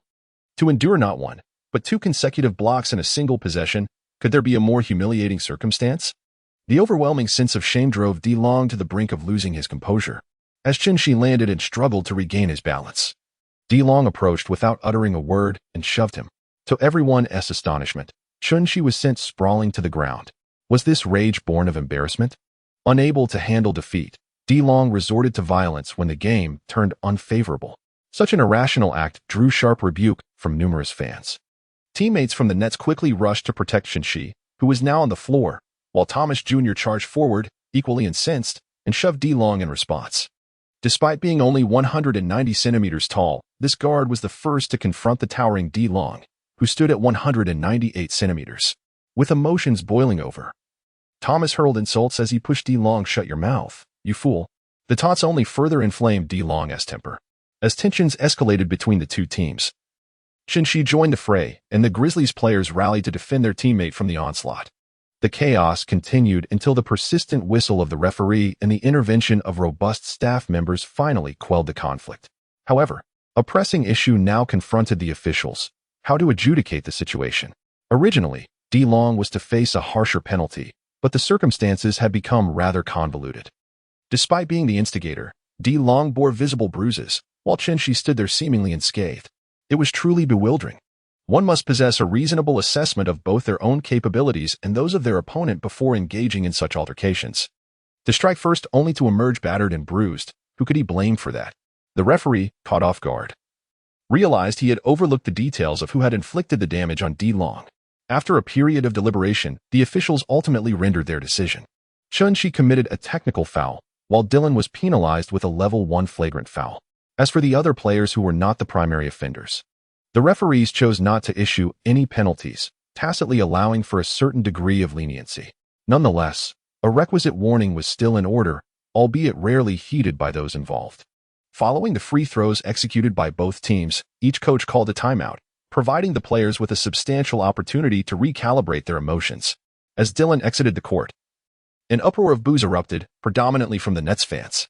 It is rather ironic that Dylan, who instigated the altercation, found himself in such a dismal predicament, illustrating the adage of losing the battle yet suffering greater losses.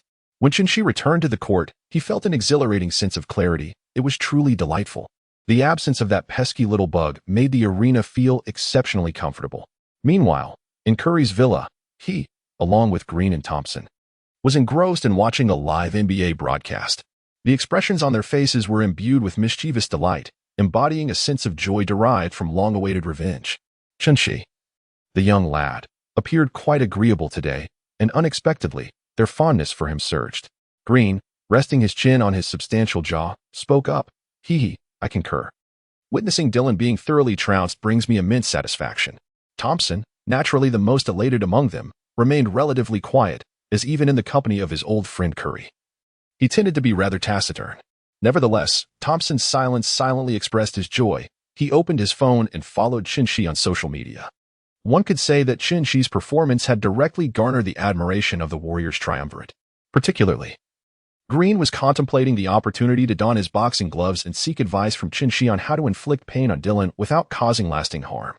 Upon returning to the court, the rhythm of the game had become thoroughly chaotic, prompting both teams to reassess their tactical strategies, albeit retaining some of their previously aggressive demeanor. Morant remained in formidable form, opting for a dunk rather than a layup whenever possible. After executing yet another dunk, Morant directed his gaze towards Shinshi. "I know you have a history with Dylan, but my friend, I cannot endorse the way you handled him. The humiliation he endured, I assure you, will be returned in kind. Encountering me, whether as a tiger or a dragon, you must adapt accordingly. Ding dong.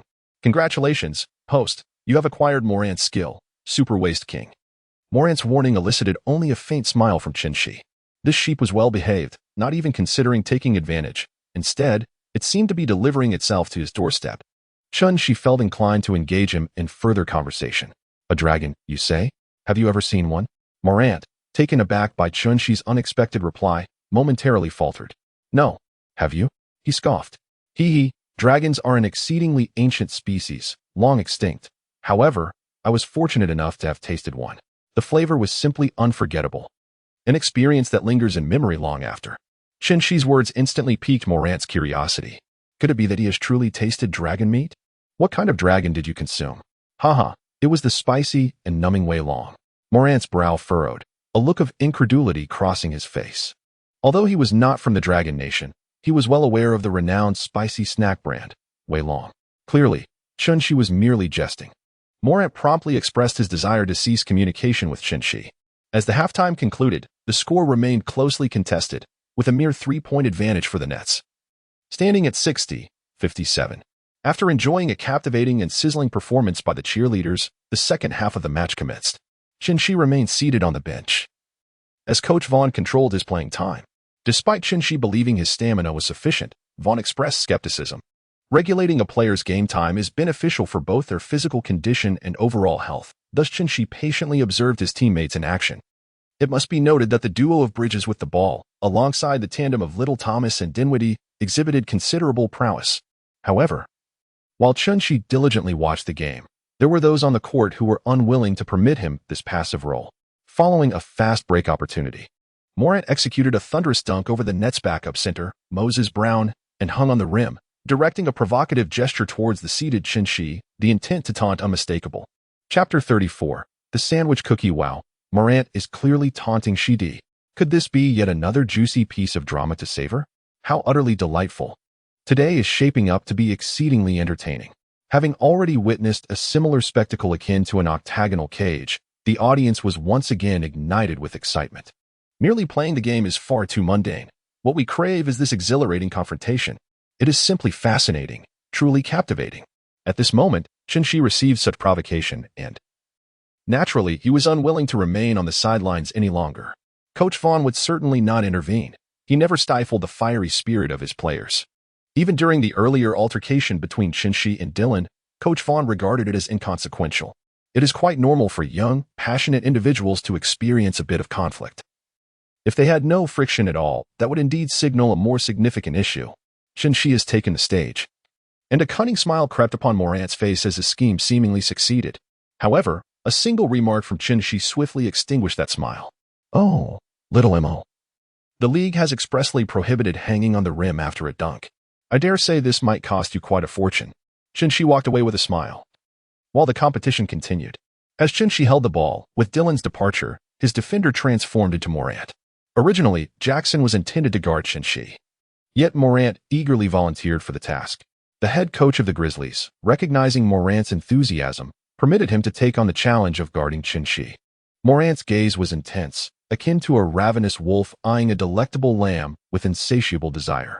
Qin felt a sense of offense and quickened his pace, attempting to outmaneuver Morant in a single stride. However, Morant's speed was equally formidable, rendering Qin's efforts futile. Their velocities were almost indistinguishable, and thus, Qin's attempt to break free from Morant's pursuit was unsuccessful. A triumphant expression adorned Morant's face, as he thought to himself how absurd it was for Qin to believe he could shake him off. It proved challenging to directly outwit Morant with mere speed. So Qin deftly maneuvered the basketball towards his left, shielding it behind him to thwart Morant's attempt to steal the ball. Bang! Qin and Morant collided. And it was evident that Morant's physical strength, or rather his stature, was somewhat inferior compared to Qin. Consequently, this initial clash almost caused Morant to lose his footing. As he staggered a few steps, Qin seized this fleeting opportunity and swiftly breached Morant's defense. A sense of unwillingness and frustration flickered in Morant's eyes. He lamented his own frailty, recognizing that his time in the NBA had been too brief. Despite the rapid improvement in his physical prowess, he still found himself lacking. Qin's lips curled into a slight smile. Why was there no mention of dragons or tigers at this moment? with his foot pressing firmly on the accelerator. Qinshi charged directly towards the paint. Goodness! As he leaped, having taken only 3 steps, he could not help but let out an expletive. For he found himself immediately surrounded by the forwards and centers of the Grizzlies. In midair, Qinshi found himself ensconced between 2 defenders. Much like the filling of a sandwich. Previously, he would have swiftly passed the basketball, for the constricted space for a shot was utterly perilous. However, the present circumstances were vastly different. Qinshi now possessed the remarkable skills of Irving's exquisite maneuver and Morant's unparalleled agility. Failing to showcase these talents would have left him feeling disdainful of himself. In the midst of the defensive squeeze, Qinshi executed a grand circular motion followed by a deft right-handed twist, smoothly guiding the basketball into the hoop. Instantly, the arena fell silent, the crisp sound of the ball swishing through the net resonating with clarity. After a prolonged moment, the commentator seemed to awaken from a reverie, exclaiming, "This grand circular motion combined with a right-handed jelly layout by the Western Emperor is simply breathtaking. My goodness, does such talent truly exist? This finesse and agility are absolutely extraordinary." As the commentator's words echoed, the fans erupted into raucous cheers, for Qinshi's feat was nothing short of sensational. Oh my! This basket undoubtedly deserves a place in the highlights of the most spectacular plays in the NBA. It was nothing less than a work of art. Such praise was abundant from all corners. Yet, from another perspective, one might wonder how a potential girlfriend of the Western Emperor would endure the trials posed by his remarkable skills. Amidst the fervor, some cheeky fans remarked with a glint in their eyes, while the female supporters, undeterred by shyness, seemed to sparkle with admiration. Some even casting glances at Qinshi's more personal attributes. Following this dazzling play, Morant appeared overshadowed, having once believed himself the unrivaled master of agility, only to realize from Qinshi's recent display that he was no less adept. At that moment, Jones stepped forward, seizing possession from the despondent Morant, and landed a sharp 3-pointer beyond the arc to staunch the bleeding for the Grizzlies. Jones's thoughts were clear. A group of brutes only knew how to charge the paint, lacking any shooting finesse.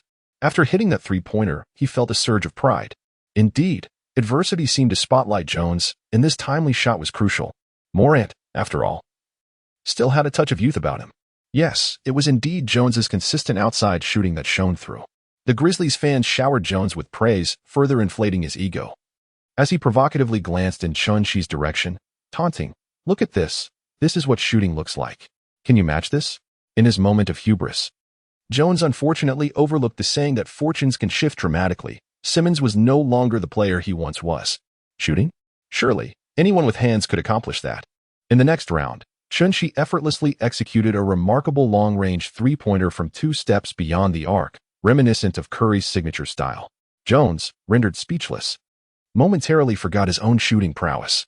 Following his shot, Qinshi jubilantly leaped into a shoulder-shaking dance, which left a certain elementary school student watching the live broadcast feeling quite disheartened. After all, this was his proud creation, now seemingly appropriated by Qinshi, who appeared to be on the verge of making it his signature move. Jones's mindset crumbled. The main players were thoroughly shaken by Qinshi's performance, leaving the Grizzlies with little hope of a comeback. The Nets subsequently secured a comfortable victory, as the fourth quarter concluded with the Nets' triumphant Qinshi, eager to return home for a soothing hot bath, received an unexpected message. Chapter 35, One Person, One Watch, One City Ding Dong. The sound of his phone ringing invigorated Qinshi, who had been on the verge of succumbing to fatigue and slumber. Upon glancing at the message, Qinshi realized it was from Ellie Fanning. Could it be that this young lady is reaching out to congratulate him on his victory in the competition? Qinshi felt a delightful warmth in her heart, pleasantly surprised by the attention bestowed upon her. However, she was utterly exhausted, so she decided to make a phone call, opting to merely converse and, in doing so, indulge in the sweetness of the young lady's voice. "Hi." On the other end, Ollie was momentarily flustered, clearly unprepared for Qinshi's direct call, yet her voice remained exceptionally sweet and melodious. Qinshi, feeling utterly exhausted, explained to her that he simply lacked the energy to type and that making a phone call would be much less taxing. Lee expressed her understanding and then broached the matter that had prompted her to reach out to him. "I have an upcoming event in my schedule, a celebrity basketball game featuring star players. Since you are the only basketball star I know, I wanted to inquire if you might be available to participate." Fearing that Qinshi might decline, Lee added, "Taylor Swift will also be attending. If you come, the 3 of us could form a team and dominate the game."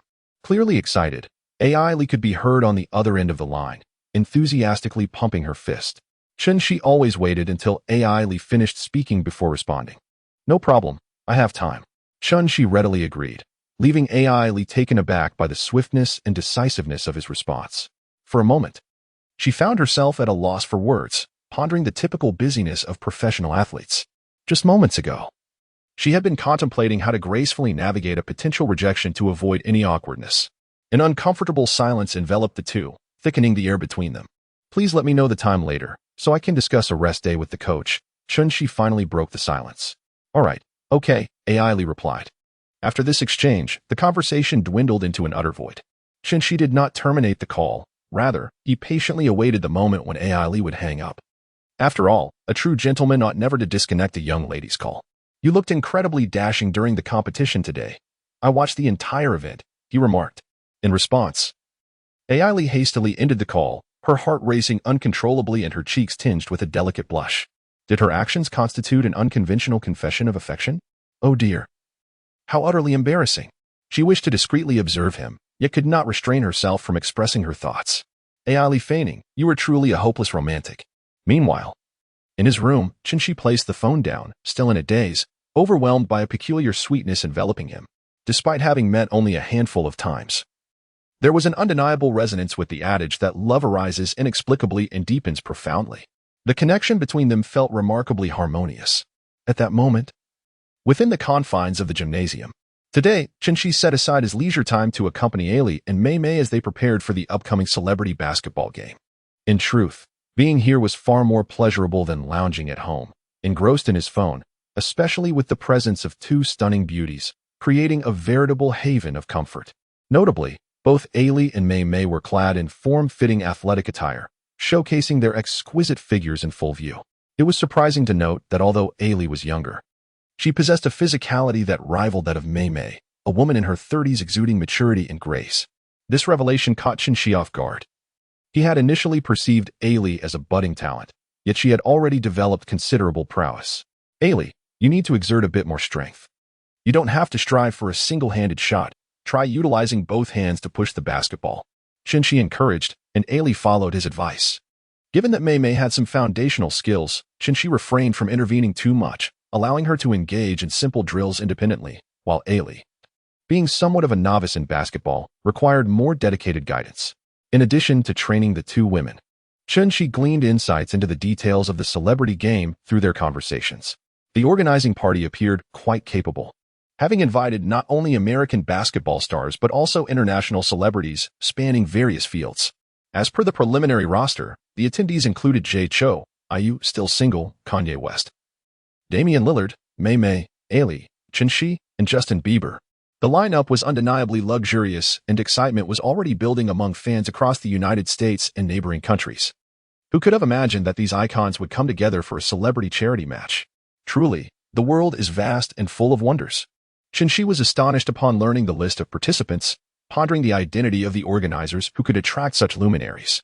Of course, this was merely a tentative lineup, and the attendance of these stars was not guaranteed. Among the names mentioned, Chun-Shi was most familiar with Damian Lillard, as their future opponents would be the Portland Trail Blazers, the very team to which Lillard belonged. Previously, Chun-Shi had already watched the footage of the Trail Blazers' home game against the Rockets, where Lillard scored an astounding 71 points, leading to the Rockets' 9th consecutive defeat.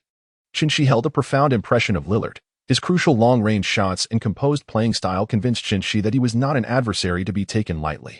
Subsequently, Chun-Shi took the initiative to delve deeper into Lillard's background. One man, one table, one city, Damian Lillard. Born on July 15, 1990, in Oakland, California. He emerged from a humble background, embodying an indomitable spirit of resilience and struggle. His talent was discovered by a coach during his middle school years. Yet his ascent was not as swift as one might expect for a chosen one. In high school, he was merely a two-star recruit. However, after being selected 6th overall by the Portland Trail Blazers in the 2012 NBA draft, his remarkable performances in the league revealed to everyone that they had underestimated him. With a strong sense of belonging, he has remained with the Trail Blazers, earning recognition not only for the team's veteran presence but also for his iconic game-winning shots. Lost in his thoughts, Chun-Shi was suddenly drawn to a loud gasp from the arena. It was Ollie. What had happened? In a state of panic, Chun-Shi glanced around. Chapter 36, Truly Ruthless. As Ellie dashed to retrieve the ball, she inadvertently failed to notice a three-pointer launched by Swift, which crashed heavily against the backboard and rebounded towards her at alarming speed. Should it strike her, the consequences would be dire. The pivotal moment arrived when the ball, as Ellie turned her head, hurtled directly towards her face. The significance of an actress's visage is, without a doubt, paramount. Swift let out a piercing scream, unaware that her innocent attempt at a three-pointer would culminate in such a disastrous scenario. Regret flooded her heart in that instant. Ellie had resigned herself to her fate. Realizing she had no chance to evade the impending impact, all she could do was brace herself, hoping for minimal injury. She tightly shut her eyes, preparing to endure the anticipated agony. Yet, after a brief moment, the anticipated pain did not materialize. What was happening? Ellie cautiously opened her eyes to ascertain the situation. A hand had intervened between her face and the basketball. It was Chun-Shi, who, upon hearing the commotion, had rushed over with remarkable speed, covering the distance in mere strides. Thanks to his athletic physique as a professional athlete, he had arrived just in time to catch the oncoming ball with one hand. The sight of him effortlessly grasping the ball evoked the sensation of a scene from a melodramatic television series. From a distance, Swift stood wide-eyed, her face a canvas of shock, relief, and astonishment. She was astounded that Chun-Shi could reach Ellie so swiftly. The relief and joy stemmed from the fact that, with Chun-Shi's intervention, her unintentional three-pointer had not resulted in catastrophe. She could finally breathe a sigh of relief, uncertain of how she would have apologized to Ellie otherwise. At that moment, Ellie realized she had truly been saved and had not succumbed to unconsciousness. Overwhelmed with emotions, relief, joy, and fear, she could no longer contain herself and rushed forward to embrace Chun-Shi, who was striking a pose while holding the ball. Chun-Shi understood that Ellie was frightened and needed a comforting embrace to soothe her tumultuous emotions. Thus, he allowed her to hold him without resistance. With a beauty nestled in his arms, Chun-Shi endeavored to maintain his composure. At that moment, Taylor Swift rushed over, intending to console Ellie, as her earlier actions had inadvertently led to Ellie's distress. However, upon witnessing Ellie nestled in Chun-Shi's embrace, Taylor was momentarily taken aback. What were these two children doing? After all, there was a single woman in her 30s present. Was such intimacy truly necessary? Realizing the awkwardness of the situation, Ellie understood that her actions were somewhat inappropriate. Although she had sought comfort due to her fright, instinctively gravitating towards Chun-Shi, she had no romantic intentions, none at all. With that thought in mind, Ellie released her hold on Chun-Shi and turned to embrace the hastily approaching Taylor. Feeling the lingering warmth of her body, Chun-Shi couldn't help but shake her head, reflecting on the capricious nature of women. After offering her consolation, she departed without a backward glance, displaying a heartless demeanor. After several days of intensive training with Taylor and Ellie, the day of the Celebrity Invitational had finally arrived. During this time, the NBA regular season continued unabated, though Chun-Shi had requested a few days off from her coach. Naturally, Coach Vaughn could not refuse her request, especially since the team had initially been resigned to a lackluster season in pursuit of the next season's Wembanyama. Chun-Shi's presence rekindled hope within the management of the beleaguered Nets, reigniting the team's competitive spirit. Upon arriving at the venue, Chun-Shi found herself in a private lounge. One must admit that the organizers were indeed lavish, as the individuals on the initial guest list were all in attendance, each granted their own opulent private suite for relaxation. Chun-Shi now gazes at a table laden with a sumptuous buffet, torn between the decision of sampling each dish or indulging in 2 bites of every delicacy, all of which appear utterly delectable. Suddenly, a series of knocks resound upon the door of his private room. Alas, he must postpone this monumental dilemma for another moment. Upon opening the door, Chun-Shi is greeted by the sight of Taylor Swift and Ellie, accompanied by a man who seems somewhat familiar to him. It appears that he has encountered this gentleman somewhere before. Nevertheless, the man. Chun-Shi felt an acute sense of crisis. Could it be her boyfriend? Was she about to be subjected to a display of affection, forced to endure the onslaught of romantic gestures? While Chun-Shi was lost in thought, Taylor Swift had already introduced the man before him. Justin Bieber, a Canadian national, is a pop singer who made his debut at the American Music Awards in 2010, where he performed and won every award for which he was nominated, including Artist of the Year. It is safe to say that his songs have resonated globally, and Chun-Shi, who enjoys listening to his music, found himself somewhat unable to recognize him in person. Upon meeting Chun-Shi, Bieber enthusiastically shook his hand, remarking that he had seen so much news about him lately, whether it was the battle against the Sun or the duel with the Mavericks. or even the confrontation with Dylan, those events were indeed major headlines. Captain, we are all eagerly awaiting your leadership. Shinshi felt somewhat bewildered, pondering when he had become the captain. Noticing his confusion, Mei hastily approached to clarify the situation. It turned out they had just drawn lots to select teams. And according to the rules, Lillard and Shinshi, both NBA stars, were to lead their respective squads. Coincidentally, Mei, Ellie, and Bieber had been drawn to join Shinshi's team. No wonder Shinshi had seen no one when he arrived earlier. He had thought he was the first to arrive. Little did he know, everyone had gone to participate in the draw. How vexing that no one had come to inform him. Shinshi forced a smile. I will do my best. It largely depends on your performance. Subsequently, a few individuals engaged in casual conversation as they awaited the commencement of the match. To Shinshi's surprise, Bieber seemed to possess considerable knowledge about various aspects of basketball. Is he also a fan? Shinshi felt a sense of reassurance. After all, with such an intricate understanding of basketball, his skills could not possibly be lacking. It seemed that he would have a reliable ally in the forthcoming match. Ladies and gentlemen, the game is about to commence. You may now proceed to the court. A staff member entered to announce. Chapter 37, Ruthless. Very well. Shinshi replied with a brief remark and then rose with several others to head to the venue. Even before reaching the outdoor arena, he was already enveloped by a cacophony of sounds. The crowd was undoubtedly substantial, regardless of the allure of the event itself. The esteemed guests and attendants were of an exceptionally high caliber, with each one nearly a global superstar in their own right. At that moment, both NBA professional player Lillard and Shinshi found themselves occupying the most modest positions in the hierarchy. Nevertheless, Shinshi remained unfazed, for he was the captain. Having prepared himself mentally for the occasion, Shinshi was utterly astonished by the scene before him. It was simply beyond comprehension.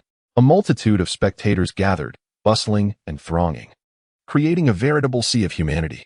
The venue was an outdoor concrete basketball court, devoid of barriers or seating for the audience, emphasizing a sense of casualness. Thus, those wishing to attend merely needed to present their tickets at the perimeter guarded by bodyguards to gain access. Although the area was substantial, the organizers appeared oblivious to the extent of the fans' fervor, resulting in an overwhelming crowd that encircled the venue in tightly packed layers. Vehicles were congested on the roads, and one could assert that if traffic officers were to arrive and issue fines, their annual quotas would likely be fulfilled in an instant. However, Shinshi speculated that the traffic police were likely ensnared within the throngs themselves. The explosive popularity was palpable as Shinshi, along with Ailey and their entourage, ascended to a helicopter under the protection of bodyguards. Indeed, a helicopter, such an extravagant display. It was, in truth, a necessary measure. The terrifying crowd had made it nearly impossible for Shinshi and his companions to navigate through the throng without losing what little fabric remained on their bodies.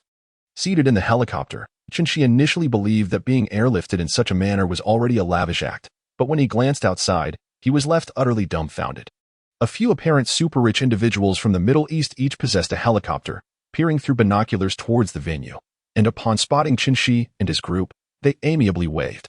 Do not inquire why the American government has not intervened. It is likely they are still counting the vast sums of money these affluent individuals have contributed. Upon successfully entering the venue, Shinshi also observed another team warming up on the court, while surrounding fans erupted in cheers, fervently supporting them. Shinshi felt a twinge of danger, for it seemed that the only barrier separating them from the frenzied fans was a human wall formed by bodyguards. Nevertheless, having accepted the invitation, and now finding himself inextricably bound to this ship of mischief, there was no turning back for Shinshi. Lillard, Jay Cho, Ayu Lee Jiyoon, Kanye West. Shinshi glanced over, and indeed, it was precisely as per the list that had been previously established. Shinshi was suddenly filled with excitement. Considering both his past life and this one, it was his first encounter with the renowned Jay Cho. Shinshi was undoubtedly a devoted fan of Jay Chou's music. There is a saying that goes, as long as you love Jay Chou's songs, we are friends. Hello everyone. I look forward to your guidance. Bieber was the first to dash over and greet them. Shinshi followed closely behind and rushed over to greet Jay Chou. Hello. I am your fan, and I truly adore your music. Shinshi, in a moment of excitement, spoke in the dragon language, marking his first utterance in this tongue within his new physique. His delivery was somewhat awkward and unfamiliar. At that moment, Showdown, adorned in a street basketball ensemble, appeared taken aback. After all, Shinshi was now inhabiting the body of Simmons, undeniably a quintessential foreigner. Yet, he managed to articulate such pure dragon language, albeit with a slightly strained accent that hinted at a long absence from its use, yet it was evident that his linguistic foundation was remarkably solid. Haha, is that so? Thank you for enjoying my song. Showdown responded in a rather formal manner, considering it was their inaugural meeting. Thus, an overt display of warmth was unwarranted. Subsequently, Shi exchanged greetings with several others. Although they would soon become adversaries, it was merely an exhibition match, far from a life-and-death struggle, requiring no semblance of hostility. Lillard appeared somewhat aloof, merely nodding at Shi without engaging in conversation like the other three. This demeanor was not a reflection of animosity towards Shi, but rather a consistent trait he exhibited towards everyone, including the stunning IU, who received the same indifferent treatment. A cold-hearted assassin devoid of emotion. That was Shi's assessment of Lillard. As the game had yet to commence, several artists began conversing with Shi. Given his familiarity with Taylor Swift and Ellie, integrating into their dialogue was not overly challenging. Meanwhile, Lillard's inner turmoil manifested as, "Oh no, how awkward. How can they just chat away while I feel so out of place? I have no idea what to say. What should I do? Should I join their conversation? No. I truly have nothing to contribute. Forget it. I'll just remain silent and hope they overlook me, consider me a mere rock." Unbeknownst to others, Lillard was not aloof by nature. He was simply grappling with social anxiety. Suddenly, the lively chatter was abruptly halted by the whistle of the referee, who had just arrived via air freight, signaling the commencement of the match. Was the jump ball between Lillard and Shi? No, it was undoubtedly IU and Ellie. Having two young women take the jump ball added an exhilarating tension to the event. As the two goddesses donned their jerseys and approached the center circle, the surrounding fans erupted into uncontainable screams, shouts, and cheers. The bodyguard murmured, "Perhaps it would be better to perish. This wall of people is truly overwhelming." However, the organizers had naturally devised a remedial plan, swiftly dispatching temporary barriers that were already en route. Taking a deep breath, Ellie, despite her frequent exposure to the glaring spotlight as an actress, found herself in an unfamiliar realm with basketball, surrounded by an unexpectedly large audience, which heightened her anxiety. As her gaze swept over Shi, he offered her an encouraging glance, instantly easing her nerves considerably. Unbeknownst to Shi, his reassuring look had also caught the attention of IU, whose fair complexion was tinged with a blush. With a sudden whistle, the basketball soared into the air, and Ellie leapt with determination, successfully securing the opening play. A radiant smile illuminated her face as she instinctively passed the ball to Shi. Shi was not focused on playing solo. Instead, he passed the ball to Bieber, eager to gauge the latter's capabilities. If Bieber proved to be formidable, then assisting him would suffice, allowing Shi to accrue some assists. However, as he passed the basketball, a sense of unease washed over him. Chapter 38. Hush, you troll. Upon receiving the ball, an expression of sheer panic unexpectedly crossed Bieber's face. What kind of expression was that?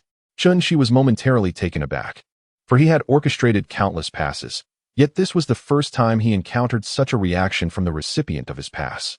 Fortunately, the situation was resolved without any major incident, as Bieber successfully caught the basketball just as Kanye approached to defend him. Considering the stamina of the female players, the game was played on a half court rather than a full court, requiring only 3 players on each side. Currently, in Lillard's team, Jay Cho was resting, while in Shi's team, Taylor Swift served as the cheerleader. The matchup between Bieber and Kanye was utterly captivating. How delightful it was. Who could deny the excitement? One was a pop music sensation, while the other was a rap artist. Their inaugural public showdown took place on a basketball court. What could be more entertaining than that? In an instant, the audience erupted with enthusiasm. Bieber took a step forward, entering the triple threat position. Shi nodded slightly, realizing that her previous thoughts were perhaps unfounded. It seemed that Bieber was merely experiencing nerves. This triple threat maneuver held some merit. Kanye, undeterred by Bieber's display, maintained his one-on-one defense with unwavering focus. Faced with this, Bieber had no choice but to pass the ball. The sound of dribbling echoed. Bieber's ball handling left Shi momentarily stunned. Rather than dribbling, it resembled the act of bouncing a ball with finesse. Such skill would bring tears to Kobe's eyes and evoke deep emotion in Jordan. Could it be that he intended to take on the entire Lillard team single-handedly? That would undoubtedly be exhausting. My goodness, Bieber's performance left me utterly bewildered. Was this truly dribbling? I found it utterly hilarious. The organizers must be somewhat deluded if they believe these celebrities can play basketball competently. It is indeed a source of mockery. Foolish dribbling, just in the crab. How amusing. Surrounding comments erupted like mushrooms after a rain, filling the air with their sharpness. Chun-Shi furrowed his brow slightly. He was unaware of the circumstances surrounding others, yet it was evident that Taylor and Ellie had dedicated considerable effort during this period. Regardless of the situation, this event was orchestrated by the organizers, and there was no need for personal attacks. Nevertheless, disparaging remarks continued to surface around them. Despite having weathered many storms, Bieber felt a twinge of embarrassment at this moment. "Bieber, pass the ball to me." Upon hearing Chun-Shi's steady voice, Bieber seemed to find a glimmer of hope, promptly receiving the ball and preparing to pass it to Chun-Shi. However, the pass did not go smoothly. In his nervousness, his aim faltered, and instead of reaching Chun-Shi, the ball veered off towards the out-of-bounds area. Ha ha ha, can he not even make a simple pass? How absurd. Who was he trying to pass to? Justin, the blind passer. This incident prompted a flurry of malicious comments as Bieber's fans attempted to defend him, but their voices were drowned out amidst the tide of negativity. Chun-Shi sprinted in pursuit of the basketball, his feet moving with unparalleled speed, accelerating to the utmost limit. Fortunately, he managed to intercept the ball just a second before it soared away. It seems Simmons had to come to the rescue once again, which elicited quite the laughter from me. However, one must wonder how much Simmons was compensated to return for such a low-stakes game. Hilariously, even Chun-Shi found himself caught in the crossfire of criticism. Upon receiving the pass, Chun-Shi did not linger, but rather launched directly into an offensive maneuver. Both the stars on and off the court find themselves powerless against such malicious comments. This has been their reality since their debut. They can only pretend not to hear and choose to disregard the negativity. However, often, the critics mistake the silence of those involved as acquiescence, becoming even more brazen rather than ceasing their vitriol. At this moment, Chun-Shi had already surged into the paint, and naturally, Lillard would not allow him to proceed unchallenged. He swiftly confronted him. However, Chun-Shi was already in full flight, and Lillard was unable to impede his progress. At this juncture, Chun-Shi's leap was sufficiently elevated to execute an impressive dunk over Lillard. Yet, Chun-Shi had no intention of targeting Lillard specifically. Thus he refrained from attempting an immediate dunk. Instead, he folded his body midair to evade Lillard before launching his attack on the rim. Boom. The resounding echo of a thunderous dunk reverberated as Chun-Shi expended every ounce of his strength. This explosive slam dunk caused the surrounding naysayers to shrink back, overwhelmed by its ferocity. As Chun-Shi landed, astute observers noticed the crimson droplets cascading from his right hand, a remnant of the force he exerted during his recent dunk. The sound of that powerful display had momentarily drowned out the surrounding clamor, leaving the rim still quivering, as though it were bowing in submission to Chun-Shi's prowess. Meanwhile, the medical team stood ready to attend to his injury, yet Chun-Shi did not falter. He strode purposefully towards the source of the loudest jeers, raising his bloodied finger to his lips in a commanding gesture. "Shoo, you lot, silence yourselves," with an expression that conveyed both fury and authority, coupled with an intimidating aura. The audience fell into an astonished hush. The previously boisterous hecklers, now gripped by a sudden fear, instinctively averted their gazes from Chun-Shi, particularly after locking eyes with him. At that moment, the temporary barrier had been established, allowing the bodyguards to relax their protective stance. Having been closest to the spectators, they were well aware of the identities of the most vocal instigators. In unison, they approached and gently escorted the ringleaders away, akin to guiding fledglings. The cacophony of insults abruptly ceased, replaced by an unceasing applause for Chun-Shi's remarkable display. His bold rebuttal had captivated the audience, who had previously felt powerless against the barrage of taunts, unsure of how to respond without being labeled as sycophants. Chun-Shi's decisive action was nothing short of heroic. The referee's whistle then pierced the air, momentarily halting the match to allow Chun-Shi to attend to his wound. In a swift response, Ellie rushed forward to assess his condition, closely followed by IU, who brought gauze with astonishing speed, even outpacing the medical team. "Chun-Shi, it's rather normal for Ellie to come over, but is IU genuinely this concerned about me?" Chapter 39. Oh my, quite impressive. Chun-Shi now finds himself enveloped in the tender care of two young ladies, a sensation of unparalleled comfort. This moment is truly a haven of gentleness. And what is more, it is of exceptionally high quality, as both are stunningly beautiful. On the surface, Chun-Shi appeared calm and unperturbed, yet internally, he was beset by burgeoning emotions. The competition persisted. Following Chun-Shi's intervention, the critics diminished, and the overall atmosphere transformed, no longer shrouded in the previous haze of discontent. At this moment, Chun-Shi, standing over 2 meters tall, is playing as the point guard from the perimeter. Chun-Shi passed the basketball to Ellie, who stood at the two-point line. With a swift push, the ball swished elegantly through the net. Oh, what a delightful shot. Ellie, splendid work. Chun-Shi is not stingy with his compliments, and the surrounding audience is fervently cheering. The goddess has scored. How impressive. That mid-range shot is incredibly steady. I never expected that not only is Ellie a talented actress, but she is also a skilled basketball player. Wow, I am raising the banner for Ellie. It must be said that the fans are utterly enthusiastic. For the next play, Chun-Shi continues his role as the point guard, orchestrating the game from the perimeter. This time, after a few passes between him and Ellie, he passes the ball to Bieber. Aware of his limitations in dribbling, Bieber opts for a direct shot. It is noteworthy that he stands at the three-point line. Just as Chun-Shi worries about Bieber's shot, he notices that Bieber's shooting form is surprisingly impeccable. A textbook two-step shot that requires considerable strength. Thus, Chun-Shi raises an eyebrow, sensing potential. Swish. Bieber scores a three-pointer. It's a clean shot, nothing but net. To think he is a sharpshooter, moments ago, his awkward dribbling led us to believe he was inexperienced, yet he effortlessly nailed a three-pointer. Ha ha ha, as expected of Bieber. A flawless three-pointer. Even Jay Cho, watching from the sidelines, expresses his admiration. Wow, not bad. Once the floodgates opened, it seemed unstoppable. In the ensuing plays, Chun-Shi completely assumed the role of a playmaker, with the offensive firepower comfortably resting on Ellie and Bieber's shoulders. Particularly, Bieber contributed a remarkable sequence of 3 consecutive three-pointers. Simply dazzling. The surrounding fans, witnessing their idol's exceptional performance, went wild, disregarding their voices in their fervent cheers. In the first quarter, during the 5 minutes of play, apart from that astonishing dunk at the beginning, Chun-Shi did not take another shot, solely providing assists. If there were to be an award for assists in this game, it would undoubtedly belong to Chun-Shi.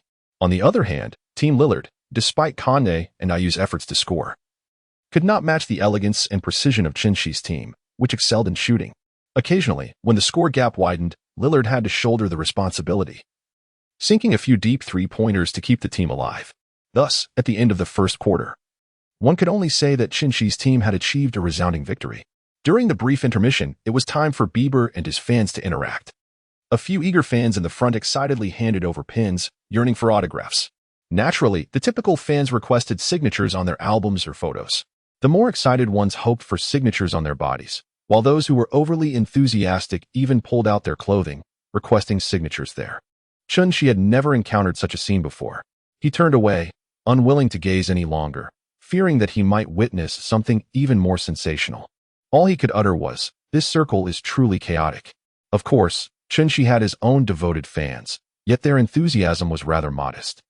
They merely requested his autograph on their sneakers, which was not an excessive demand. However, crouching down proved quite uncomfortable for Chun-Shi as his legs began to tingle. The intermission was fleeting, and the second quarter commenced. Lillard's team took a moment to rest, allowing Showdown to enter the game. Similarly, Chun-Shi's team substituted Ailey for Taylor Swift. At this moment, the fans of both Swift and Showdown erupted with excitement. Having finally awaited the appearance of their idols, their voices hoarse from fervent cheers. Chun-Shi, whether observing or listening, felt an overwhelming intensity. Had their voices offended them to such an extent that they needed to be treated so harshly?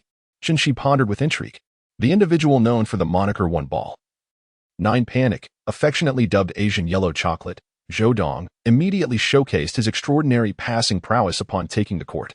As he expertly dribbled, he executed a series of intricate between-the-legs maneuvers before forcefully slamming the basketball against the backboard, where it rebounded into his grasp.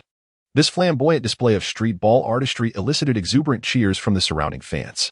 Showdown appeared to revel in the moment, feigning a drive to the right, prompting the nearby defender, Bieber, to closely trail him.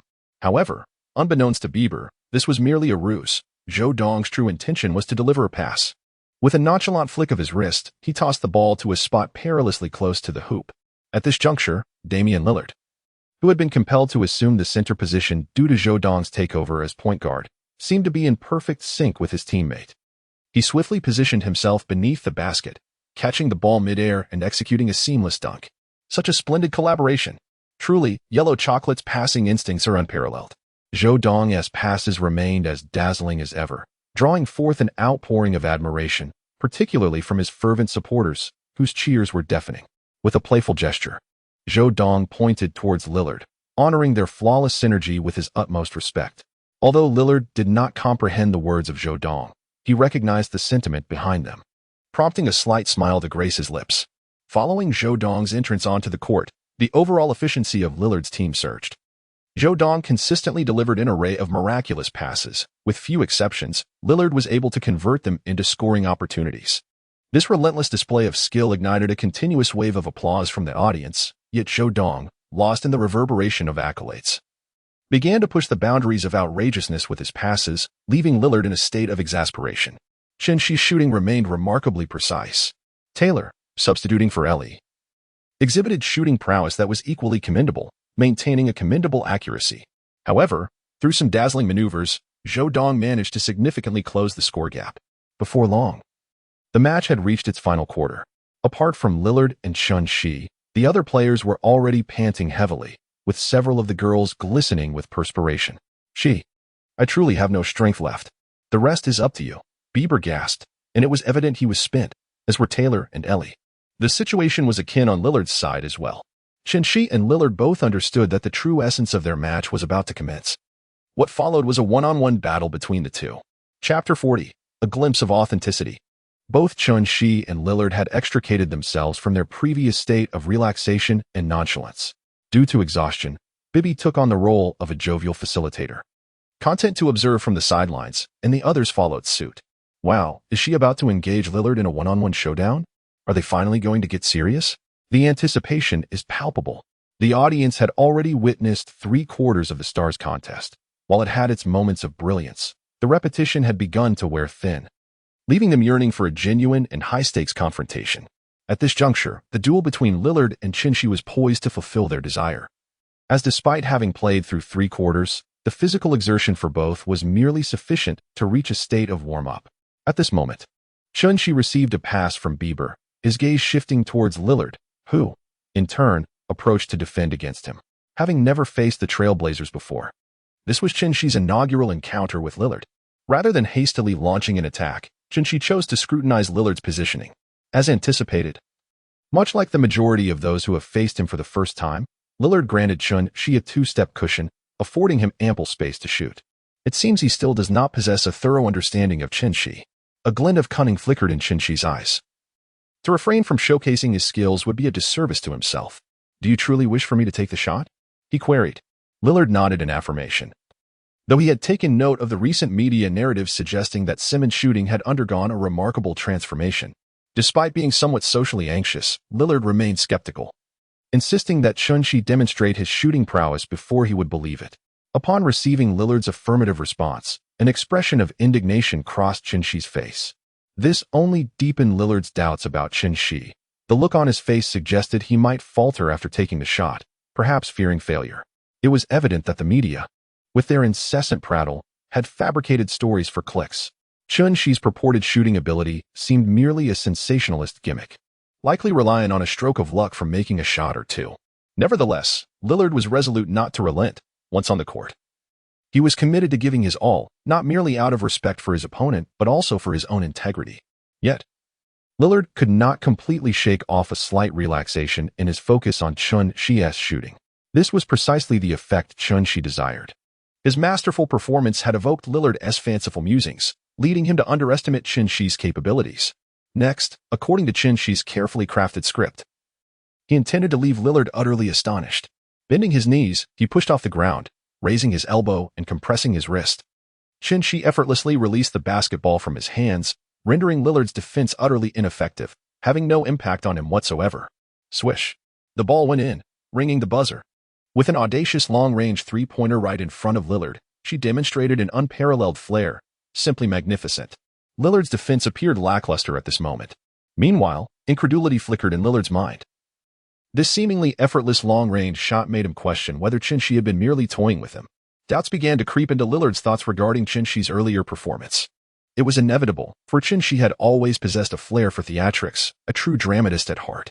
On one occasion, as Shinji was leaving, an elderly woman suddenly collapsed in front of his vehicle, insisting that he had struck her. Shinji took out his phone and said, "Dad, transfer me 1 million. I intend to hit an old woman." The elderly lady immediately sprang to her feet, approached Shinji, and slapped him, exclaiming, "What are you pretending for while riding a bicycle? In response, Chin-Shi calmly lay down, and his body began to convulse. Returning to the competition at this moment, Lillard had also abandoned his disdain for Chin-Shi's shooting skills and pressed forward, denying him ample space. At this juncture, any attempt at a strong shot would easily be met with interference. Chin-Shi suddenly initiated his move, employing a crossover step that captured Lillard's attention. In a flash, he executed a dazzling double crossover that left Lillard momentarily bewildered, unsure of where to direct his defense. With a swift motion, Chin-Shi leaped into the air, showcasing the signature double crossover pull-up reminiscent of Durant. This remarkable jump shot, taken from a standstill, clearly caught Lillard off guard. With a soft touch, Chin-Shi sent the basketball gracefully through the hoop. What an astonishing basket! The fluidity of his movements was utterly effortless, almost too effortless. I began to question the nature of the relationship between Durant and Chin-Shi. How could Chin-Shi's execution of this maneuver surpass even Durant's? It was simply mesmerizing. The fans could hardly contain their applause and admiration. Meanwhile, Lillard's expression transformed into one of gravity, as he found himself at a loss after being bested by Chin-Shi twice in succession. In the next possession, Lillard adopted a playoff-level defensive intensity. And as he engaged in a relentless pursuit of Chin-Shi, the latter struggled to find the right force on his shot, causing the ball to ricochet off the rim. Lillard quickly seized the opportunity for an offensive response. Chin-Shi was well aware of Lillard's exceptional long-range shooting prowess. Therefore, he opted for an aggressive defensive strategy, eschewing the idea of allowing him an open shot. Lillard, having long acclimated to such tight defense, found it merely routine on the court. With a series of dribbles beneath his legs, he distanced himself from Chin-Shi's defensive position, nearing the half-court line. Observing this, Chin-Shi slowed his pursuit. After all, it was not a life-or-death battle, and with such a distant shot, he felt it unnecessary to press on. Reaching the half-court line, Lillard dribbled with one hand while raising the other to glance at his watch. The crowd erupted in excitement, witnessing a classic moment. As the saying goes, when one is blessed with luck, a miss seems impossible. Lillard released the ball with a flick of his wrist. Swish. The sound of the net was crisp and clear. The shot was successful. Lillard checked his watch, a look of determination on his face. Finally, he had scored, having been dominated by his opponent earlier. It had not been easy for him, but he had managed to stand tall. In the brief span of 5 minutes, the two had exchanged only a few plays before the game concluded. Remarkably, under the deliberate control of both superstars, the final score ended in a tie. Observing this, the referee decided against overtime, declaring both teams co-champions, and they jointly lifted the trophy. Suddenly, a soft embrace encircled Chin-Shi's arm as he prepared to head to the podium for the awards ceremony. Chin-Shi, Chapter 41, with a woman by the sidelines. Everyone is a LeBron. Could it be Ailey? Surrounded by such a multitude of spectators, the thought of them witnessing their goddess in such an intimate manner with him sent shivers down Chin-Shi's spine. If chaos were to erupt, he feared for his very life. Chin-Shi stiffly turned his neck and rolled his eyes. It was none other than Bieber, who had inexplicably donned an inflatable costume, now urging him to join for a photograph. Chin-Shi expressed his utter disbelief at the situation. The sensation was overwhelming, leading him to believe it was something else entirely. Bieber, alongside Chin-Shi, posed for a grand group photo, in which Chin-Shi wore an expression of disdain, appearing rather displeased, while Taylor Swift and others enthusiastically flashed a yeah gesture towards the camera. Jay Cho, naturally, stood apart from the rest, his hands stuffed in his pockets, exuding an air of arrogance. Meanwhile, both Ellie and IU seemed to glance in Chin-Shi's direction, whether intentionally or not, leaving one to wonder if it was merely a matter of photographic angles. After enjoying a late dinner with him, Chin-Shi returned to the hotel, his hand resting on his somewhat distended belly. Tomorrow, he would be heading back to Brooklyn, as the match against the Trailblazers was about to commence. His rest period was officially over, and he would soon reunite with Lillard on the court. While lying in bed and scrolling through his phone, Chin-Shi stumbled upon footage of himself making a shushing gesture towards the hecklers, which had been shared by an audience member online, instantly going viral and soaring to the top of the trending charts. The comments divided into two factions, one praising Chin-Shi's actions as undeniably cool, asserting that one should never allow hecklers to behave so arrogantly. Chin-Shi expressed that the supporters on his side are truly endearing.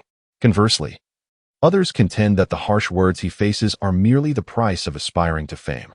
After all, which celebrity has not encountered criticism on their journey to prominence? Moreover, the very presence of detractors signifies a degree of attention. Otherwise, who would pay heed to you?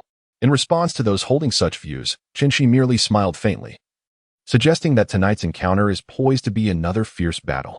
It can be aptly described as, with a smile, Chin-Shi reflects on the unpredictable nature of life and death. As the coffin is lifted, one realizes the fleetingness of existence. A slip of the foot, a cry from his soul. Mengpa serves her brew while Yama chuckles. With eyes closed and a shroud draped, relatives and friends await the feast. You take a bite. I take a bite, and still, we must carry on. A moment of weeping, a morsel of food, and once the tears are shed, we hasten to depart. The coffin is raised, the earth is laid, and each person utters a farewell in ancient tongues. Just disembarking from the plane, Chin-Shi, still drowsy, deactivated the flight mode on his phone, only to discover a new notification on his social media. Someone requested to add him as a friend. It is essential to note that this is Chin-Shi's private account. Unlike his publicly accessible social media profile, very few are aware of this account's existence. Could this be a mistake? Chin-Shi glanced inside and saw that the friend request came from a girl's account, her profile picture exceedingly adorable. So, this is how you intend to play me? Chin-Shi is notoriously known for his cold demeanor. Subsequently, he opened his social media feed, where a plethora of stunning selfies captivated his gaze. It was Ayu. Each expression of hers in the photographs exuded an unparalleled beauty. And the latest one featured a group shot from a celebrity match captured by Bieber. Being invited to the same celebrity event was indeed a stroke of fortune, prompting Chin-Shi to accept the friend request without a second thought. However, when I did not message him afterward, he assumed there was nothing of significance to discuss. So he sent a casual hello emoji and promptly turned off his phone. At present, the pressing matter at hand was preparing for the upcoming game against the Trailblazers. This match was crucial, as each victory brought him closer to the playoffs. Every win was a fragment of the ticket to the postseason, and he could not afford to be careless. Having previously faced Damian Lillard, Chin-Shi was well aware of his formidable skills. He was certainly not a simple adversary. Upon returning to the gym, Chin-Shi encountered Bridges and Thomas training inside. After greeting them, he joined their practice session, having previously dedicated his time to assist Swift and Ellie in their training. In truth, Chin-Shi's training regimen had been neglected, so it was imperative for him to regain his rhythm. Yet, upon his return, especially after participating in such a high-profile exhibition match alongside a star, he was not spared from a flurry of teasing. Hey, did some sparks fly with the beautiful superstar during your interaction? They quipped. Wow, Ellie is truly stunning. Do you have a signed photo of her? And what about Swift?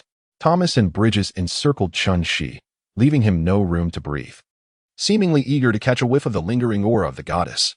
Hey, don't get carried away. We were merely teammates for a few days. Our relationship is not as close as you imagine.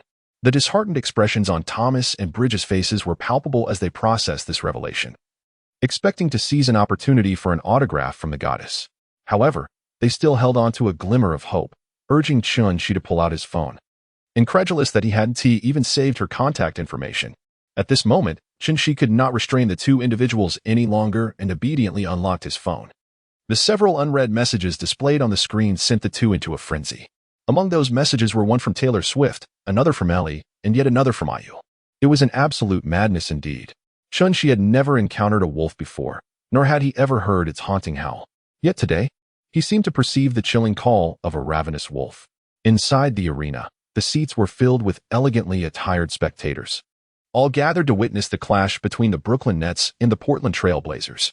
This particular matchup drew a significant crowd, largely due to the previous celebrity exhibition game that was broadcast nationwide, where the remarkable showdown between Lillard and Chin-Shi, along with the latter's precise scoring, captivated a myriad of fans. A multitude of factors contributed to the overwhelming turnout for today's game, one of the most compelling being the surprise appearance of two superstars, Ellie and Ayu, who decided to grace the event with their presence. As a result, both fans and players alike were swept into a frenzy, for the influence of these two celebrities extended far beyond the realm of basketball enthusiasts. Even some players found themselves utterly entranced. It goes without saying that today's match promised to be of playoff caliber. Chapter 42. The worthlessness of humanity. It is well known among the spectators that a famous saying circulates in the arena, where there are black stockings on the sidelines, there is LeBron on the court.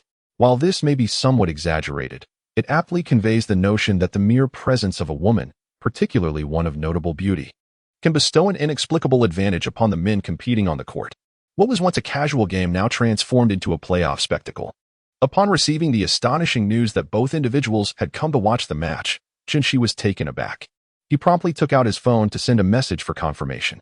After receiving their affirmative replies, he found himself at a loss for words. Feeling somewhat overwhelmed by the pressure, the two women expressed a hint of displeasure, wondering who had divulged to Shi that they were attending his competition, as they had intended to surprise him. Shi was somewhat at a loss for words.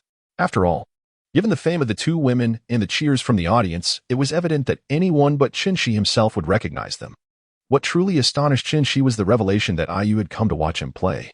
It was noteworthy that their interactions had been rather minimal, if anything. She was more often seen alongside Lillard.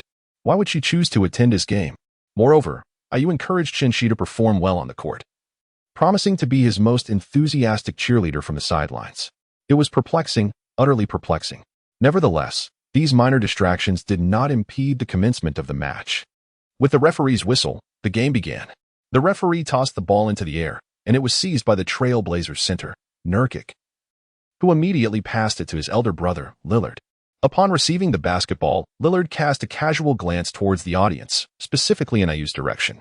He had only just discovered that she was present for today's game. To be honest, he held a certain admiration for the porcelain doll-like beauty that was IU. It had only been a short while since they had parted, yet here she was, attending his match once more. This inevitably led Lillard to entertain some rather fanciful notions. Could it be that IU harbored feelings for him? Meanwhile, Shi, who was observing Lillard, found it rather odd that he appeared to have developed a slight flush on his cheeks. Shi, what is this old Biden thinking? This sudden flush of his face has caught Shi completely off guard. Meanwhile, Lillard is oblivious to Shi's peculiar gaze, as his mind is solely focused on making a striking impression with his first offensive move, ideally something breathtakingly spectacular. At this moment, Lillard has positioned himself at the three-point line. And Shi, having faced Lillard before, knows all too well that he cannot afford to allow him an opportunity from this range, as it falls well within Lillard's shooting prowess. Lillard is now contemplating whether to conclude with a shot or drive into the paint for a more explosive finish. However, he muses that girls might not appreciate such aggression. Thus, he resolves to showcase his remarkable shooting ability instead. With that decision made, Lillard's demeanor shifts dramatically, his gaze sharpening, transforming him into a figure entirely distinct from the flushed individual he had been moments before. Shi remained vigilant, for Damian Lillard was not an easy opponent to defend against. His long-range shooting had left many defenders awoken in the dead of night, hearts racing with trepidation. As Lillard attempted to break through to the left, Shi astutely kept pace with him, denying Lillard's significant space. However, at that moment, the Trailblazers forward, Watford, stepped in to set a screen, momentarily separating Shi from his mark. The defender trailing Watford failed to provide timely assistance, resulting in a brief defensive lapse before Lillard. For a sharpshooter of Lillard's caliber, this was an opportunity too easy to overlook. The space for his shot expanded before him like a vast ocean. Without hesitation, Lillard seized the moment and took his shot. Bending his knees and propelling himself, he raised his elbow and pressed his wrist. By the time Shi maneuvered around the screen to contest, Lillard had already released the ball. Swish! The basketball found its mark effortlessly on his first attempt. The crowd erupted in astonishment, clearly impressed by Lillard's hot hand that evening. After his successful shot, Lillard wore a look of satisfaction, his gaze subtly sweeping the arena, though it was perhaps more directed towards IU, seeking to gauge her reaction. Yet at that moment, IU's focus was not on him, but rather fixated on Shi. How infuriating! The player who set the screen had collided too forcefully, crossing the line. IU's expression betrayed her discontent as she stood in solidarity with Shi. As for Lillard's fluid three-pointer, IU felt it lacked any semblance of contest, rendering it rather mundane and devoid of the beauty that basketball could embody. The game transitioned between offense and defense. Shi, with the ball in hand, did not hastily advance past the half-court line. Instead, he leisurely awaited the positioning of his teammates. Shi intends to execute a strategic play this round, as collaborative basketball tends to be less strenuous. Shi stood at the apex, poised to distribute the ball as Bridges circled around, ready to receive it. Without hesitation, Shi delivered the pass. Little Thomas advanced to set a screen, while Bridges successfully penetrated to the right, drawing the defender's attention away, allowing Little Thomas to slip down the lane. Bridges delivered the ball directly to Little Thomas. It was a flawless display of teamwork. Little Thomas surged toward the paint, unstoppable in this moment of glory. A confident smile adorned his face, as he believed that his score was a foregone conclusion. However, an unexpected twist awaited. Claxton failed to establish his position inside. And as little Thomas entered the restricted area, he was met head-on by the towering Nurki, a center standing over 2 meters tall. Thud. The basketball, poised for release in little Thomas's hands, was swatted away by Nurki with a decisive strike. Little Thomas muttered, "This world is not worth it. Chun-Shi, what on earth? The ball has just landed in my hands." Standing at the three-point line, Chun-Shi was inexplicably awarded a rebound one. With little time left on the shot clock and Lillard caught off guard, there was no defense applied, as even Chun-Shi himself was astonished at having secured this rebound. Whoosh. Chun-Shi's shot was executed impeccably, the basketball finding its mark with unwavering precision. This three-pointer was indeed a splendid response. Chidi's shooting prowess has become increasingly reliable. His transformation is truly remarkable. The fans of the Nets erupted into cheers from the stands. At this moment, Ayu's eyes sparkled with excitement. Echoing the jubilant shouts of the crowd, her enthusiasm palpable. It was astonishing that such a distant three-pointer could be made with such confidence. Truly, Chidi is exceptional. Ayu seemingly forgot her earlier critique of Lillard's three-pointer. In the ensuing possessions, both Lillard and Chun-Shi refrained from shooting, opting instead to assume the role of facilitators, orchestrating the team's play. However, the tactical execution from the Nets was evidently superior, causing the Trailblazers to fall slightly behind on the scoreboard. At this juncture, Lillard felt compelled to take a shot and salvage the team's performance. During the next offensive play, he powered through Chun-Shi to execute a challenging layup. Tough, indeed. Lillard demonstrated his ability to both penetrate and shoot. Meanwhile, Ayu remarked, "How brutal. I wonder if Brother Shi will be injured, being pushed like that." As the transition between offense and defense occurred, Chun-Shi took possession of the ball, clearly intent on a one-on-one confrontation, choosing to attack the interior. At that moment, a cross-step combined with his formidable explosiveness allowed Chun-Shi to breach the Trailblazers' defense. Subsequently, his speed surged as he leapt toward the basket, with Nurkic attempting to provide help defense. Yet, at this point, the offensive threat was no longer merely Thomas. Chun-Shi's elevation was beyond anything Thomas could contend with. Bang! The basketball was emphatically slammed through the hoop by Chun-Shi. The crowd erupted in astonishment. To dunk over the Trailblazers' starting center was nothing short of savage. This dunk can only be described as explosive, full throttle, unbelievable. Simultaneously, Ayu's eyes sparkled so brightly that they nearly dazzled the spectators around her. Ayu exclaimed, "Brother Shi is simply too handsome. This brutal aesthetic of violence has struck a chord within me." Her cheers were resoundingly loud. Naturally, Lillard, who had been particularly attentive to Ayu, took notice. He realized that while he had just scored, Ayu had shown little reaction, revealing her preference for such aggressive dunks. Lillard appeared contemplative, evidently weighing his thoughts. The match continued. Due to a recent dunk, Chun-Shi is experiencing some discomfort in his palm. In that moment of exuberance, he momentarily relinquished ball control to Bridges. In contrast, Lillard's offensive enthusiasm has surged remarkably. He is relentlessly attacking the paint, leaving one to wonder who might have provoked him. Chun-Shi felt a tingling sensation in his hands, and his defense against Lillard had noticeably slackened. Just before the end of the first quarter, Lillard finally found an opportunity to attack the basket. Utilizing a screen from his teammate Anthony, Lillard broke through, only to pass the ball to Anthony, who was cutting down the lane. However, Claxton had been anticipating this move. The pick-and-roll tactic had been employed several times, and the Nets had acquired a degree of experience in defending against it, thus preventing further scoring. To everyone's surprise, Anthony did not drive straight to the basket, but opted to pass the ball out again. Lillard received the ball and, with relentless determination, propelled himself into the air. By this time, Claxton could not react in time and could only watch as Lillard soared towards the rim. The thunderous dunk echoed loudly, even more so than Chun-Shi's previous dunk, a sound that Lillard intentionally amplified. The cheers from the nearby fans temporarily alleviated Lillard's pain. However, he was more concerned about Ayu's reaction. He noticed that Ayu did not glance his way, nor did she cheer. In her mind, Ayu thought, "TSK, TSK, TSK. Such a brute." Lillard was perplexed, pondering where things had gone awry. Just moments ago, Ayu had nearly leaped out of her seat in excitement for Chun-Shi's dunk. Yet she remained indifferent to his explosive play. Clearly, Lillard failed to recognize, or perhaps refused to accept, that it might simply be a matter of personal preference. As the first quarter swiftly concluded, the Trailblazers found themselves trailing by over 10 points.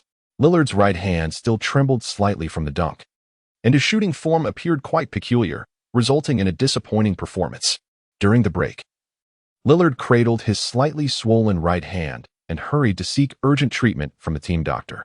As the doctor prepared to inject a needle into Lillard's hand, he quickly intervened. "Hey, it's just a bit red and swollen. I don't need a shot, do I?" The doctor responded, "Oh, then what should we do? No injection? How about some ice?" "Oh, yes, ice sounds good." Lillard sighed as he watched his flustered team doctor rush to fetch ice.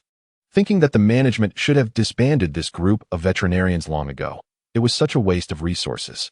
Meanwhile, Chun-Shi was not idle either. He approached Ayu and Ellie to greet them. His recent performance had been commendable, and he was evidently seeking their praise. As expected, upon his arrival, the two girls showered him with compliments. Wow, the superstar has come over. Could you please give us an autograph? That dunk was incredible. It struck right at my heart. I am utterly captivated." Chun-Shi was somewhat bashful from the compliments he received, while the surrounding audience gazed in astonishment. It was unexpected that these two prominent figures had come to watch him play basketball. Could there be a story behind this? A love triangle? The media, meanwhile, were fervently capturing the moment with their cameras, heralding it as a major news event. At this juncture, Chun-Shi merely exchanged a few pleasantries with the two women before departing, as the match was about to commence and the intermission was brief. The two women, recognizing this, refrained from lingering too long with Chun-Shi. Once he left, the atmosphere between them shifted dramatically. Both women sensed each other's interest in Chun-Shi. Rivals, indeed.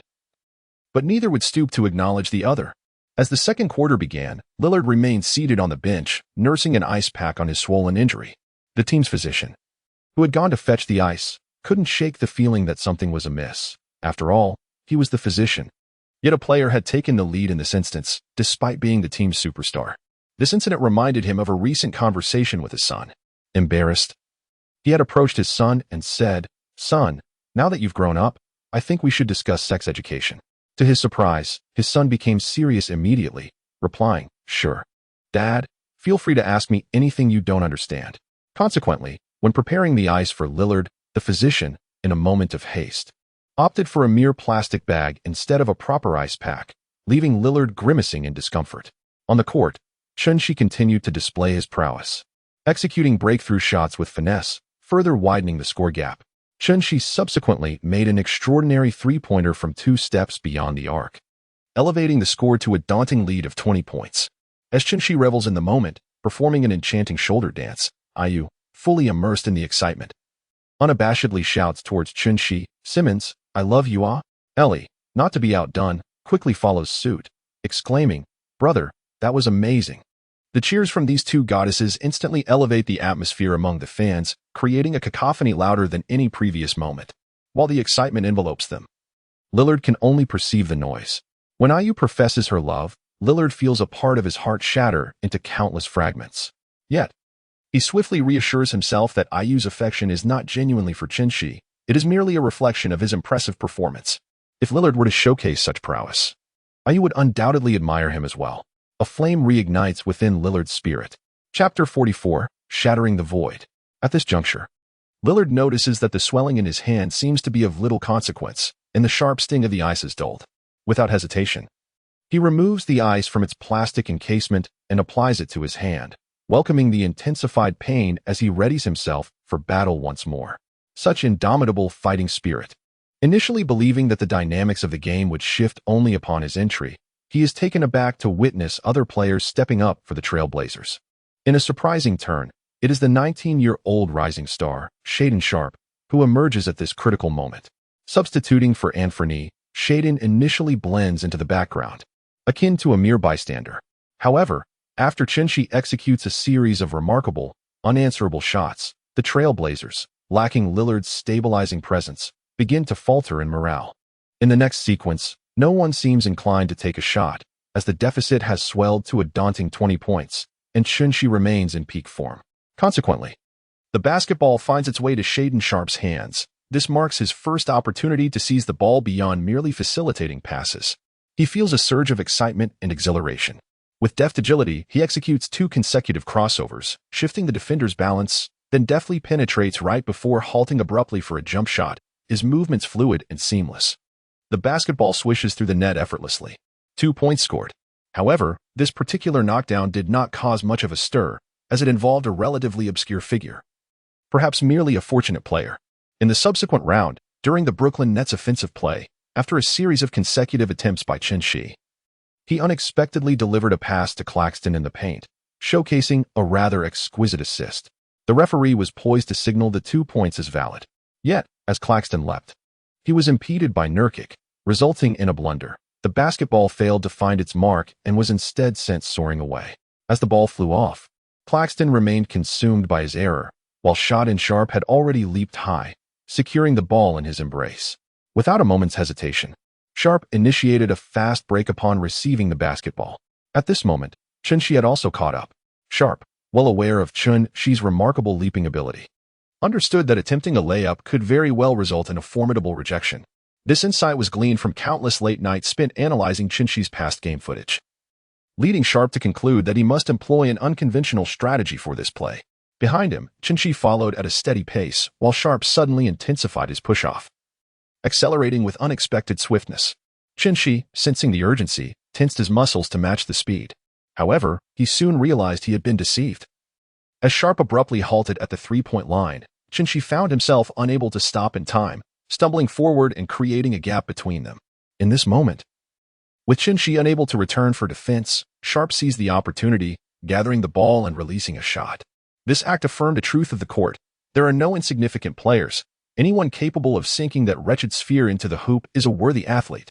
Sharp's three-pointer sailed through the air with remarkable finesse, marking a pivotal moment for this 19-year-old prodigy. Even He could not impede his progress. Oh, how incredible it was! He had outmaneuvered the Great West. The trailing three-pointer was indeed audacious. The audience erupted in admiration. If this young man could maintain such form, a boundless future awaited him. He smiled kindly at the young man, yet he found himself momentarily taken aback by the unexpected response. To his surprise, He did not reciprocate the gesture, maintaining a stony expression and ignoring He's smile as he walked away. Very well, in your youthful arrogance, let us see if you can emerge unscathed from the consequences of your actions. He will not indulge. If one does not accept the goodwill offered, then, regrettably, the opportunity is lost. He was already preparing to teach the young man a lesson shortly. If Inspector Chen could not handle him at this moment, he would simply have to accept his misfortune, as a quality inspection was inevitable. However, at that juncture, Lillard had forcefully returned to the court, his burning ambition refusing to tolerate being a mere spectator any longer. Meanwhile, Sharp was in excellent form, and the Trail Blazers head coach chose not to substitute him, instead granting the young player additional playing time. Hey, Simmons, don't get too arrogant. I shall deliver an even more explosive performance than you little rascal. Out of nowhere, a surge of confidence emerged, and the usually reserved Lillard found himself hurling trash talk at He. He wore a bewildered expression, pondering what he had done. He realized he had done nothing at all. Very well, I shall await the outcome. He has indeed accepted the challenge proposed by Coach Lee. Furthermore, he has also gained the skill from Coach Lee, which allows him to increase his three-point shooting accuracy by 30% in the final moments of the game. He, sipping with delight. The 30% increase in accuracy is simply irresistible, and coupled with the skills acquired from Ku Ritien, this is far from a mere addition of 1 + 1 = 2. At this moment, Lillard, seemingly bursting with energy, swiftly ascends to the court, announcing his return with a three-pointer. Meanwhile, Shaedon Sharp continues to showcase his extraordinary performance. Clearly, He finds it challenging to withstand the combined prowess of the two. Over here, after executing a challenging mid-range jumper, Lillard swiftly counters with another three-pointer, followed by a spectacular steal from Sharp, leading to a rapid offensive surge. This has ignited He's competitive spirit. The Nets are now in the offensive phase. Upon receiving the ball at the three-point line, He surged directly into the paint. The defender in front had adequately prepared to intercept him, while another forward, Watford, also approached in an attempt to encircle He. However, He declared, "You two are the ones who are ensnared." With a powerful push from his foot, He soared into the air like a celestial being, evading the attempts of two opponents, Nurkic and Watford, with an astonishing slam dunk that left them utterly defenseless. The very fabric of the air seemed to shatter beneath him. The audience erupted in applause, unable to contain their excitement as they rose to their feet, celebrating He's explosive performance. The sheer magnitude of the moment created an impression that the arena's roof might just lift off. Meanwhile, in the corner were the two girls Saturday. Chapter 45, tomorrow morning, I'll bring you fried dough sticks. At this moment, the two girls were cheering for Chin-shi. Enchanted by the flirtatious glance he cast in their direction, Ayu boldly responded with a playful kiss blown to him, while Ailey, equally spirited, reciprocated with her own kiss. Chin-shi never anticipated that his exuberance would earn him flying kisses from two goddess-level girls. It remains uncertain whether these divine gestures inspired the Brooklyn Nets' other players or if Chin-shi's dunk ignited their competitive spirit, undoubtedly. Chin-shi himself is more inclined to believe in the former. Meanwhile, Lillard watched with palpable frustration, seething at the audacious Chin-shi for stealing his spotlight. Shortly thereafter, a one-on-one showdown ensued between Lillard and Chin-shi, with Lillard seeking to take Chin-shi on solo. However, Chin-shi would not allow him to succeed so easily. Absurd. It was simply out of the question. Chin-shi closely shadowed Lillard, even anticipating the next move Lillard intended to make. Momentarily unable to shake off Chin-shi's defense, Lillard, realizing he could not surpass him, opted to pass the ball to the promising shot-end Sharp. Upon receiving the pass from Lillard, Sharp felt an exhilarating rush, as if he had just ingested a potent stimulant. After all, it was a pass from the team's veteran leader, and he felt an overwhelming surge of energy coursing through him. With a decisive step forward, Sharp sprinted toward the paint, embodying an unstoppable force. The adage rings true: youth is fleeting, while the wisdom of age endures. Sharp, now fully revved up, appeared formidable, even causing Claxton to momentarily lose his focus as he attempted to intercept him, captivated by Sharp's indomitable spirit. However, that brief distraction meant Claxton could not keep pace with Sharp, rendering his interception futile. As Sharp ascended with the basketball, poised to unleash a thunderous dunk, Chin-shi had already rushed in, positioning himself for a challenge. The scene was indeed reminiscent of an old lady amusingly trying to squeeze into a cozy bed, an unexpected twist in the unfolding drama. With a resounding slap, Chin-shi forcefully sent the basketball from Xie Dengxiao's hands soaring against the backboard. Previously, Xie Dengxiao had harbored a degree of trepidation towards Chin-shi. However, after receiving a pass from the team captain, gaining increased playing time, and showcasing commendable performances, his ego began to swell. Frankly, this reaction is quite natural under such circumstances. Who wouldn't be somewhat disoriented? Had it been someone else, perhaps he could have truly been deceived, but alas, he encountered Chin-shi. Chin-shi intended to enlighten him on the adage that age brings wisdom, much like the heat of ginger and the sourness of aged vinegar. After being thwarted on the basketball court, Shot-in Sharp's face reflected astonishment followed by resignation, leading him to acknowledge that perhaps he had indeed been overly audacious. The cheers had not ceased throughout the day, all directed towards the man in the arena who was currently captivating the audience with his mesmerizing shoulder dance. At that moment, a young student munching on popcorn felt a wave of exasperation. How infuriating, he thought. He is appropriating my moves. On the court, Chin-shi had completed his performance and was hastily returning to defend. Meanwhile, Bridges began to assert his presence. As Lillard facilitated the ball, Bridges lunged forward, seizing the basketball with a deft steal. Success. Bridges felt a surge of delight. Was a simple layup in order? No. With a powerful thrust, he leaped and executed a spectacular dunk, believing it to be quite impressive. Surely, the goddesses would applaud him for this. Bridges could hardly contain his fantasies. Yet reality proved to be rather harsh. He gazed towards the two deities, only to find them apathetically engrossed in their phones, utterly unfazed by Chin-shi's previous score or defensive triumph. Bridges felt his heart shatter into a million pieces. Beside him, Lillard snickered, bemused at the thought that Ayu would cheer for such an elementary basket. How ludicrous. At this moment, Lillard sighed in relief, feeling somewhat better knowing that the applause was reserved for Chin-shi. He was uncertain of his own feelings. At least the praise was directed at Chin-shi, which he could tolerate, considering Ayu was acquainted with him. Had it been for another unfamiliar man, he would truly feel a pang of jealousy. It was somewhat akin to a brief theatrical exchange. Goddess, are you there? I'd like to ask you something, though I feel a bit embarrassed. Young man, yes. Yes, I'm here. Feel free to ask. Goddess, I'm looking for a boy to accompany me shopping. Goddess, are you free tonight? Young man, absolutely. I'm quite free. Young man, I have plenty of time this evening. Goddess, well, could you assist me with a political science class? If he calls your name, please respond for me. Goddess, I'll bring you some fried dough sticks in the morning. Now, Lillard found himself in a similar situation, comforting himself with the thought that at least she still remembered him. why wouldn't she call upon someone else? She still held a place for him in her heart. The contest between the two teams continues. At this juncture, both sides begin to exert themselves, with several players from the net seemingly inspired by Bridges' recent score, consecutively finding the net themselves. Chun-Shi is pleased by this development, allowing him a moment to rest while merely facilitating ball distribution. Meanwhile, the Trailblazers continue to rely on the efforts of Lillard and Sharp.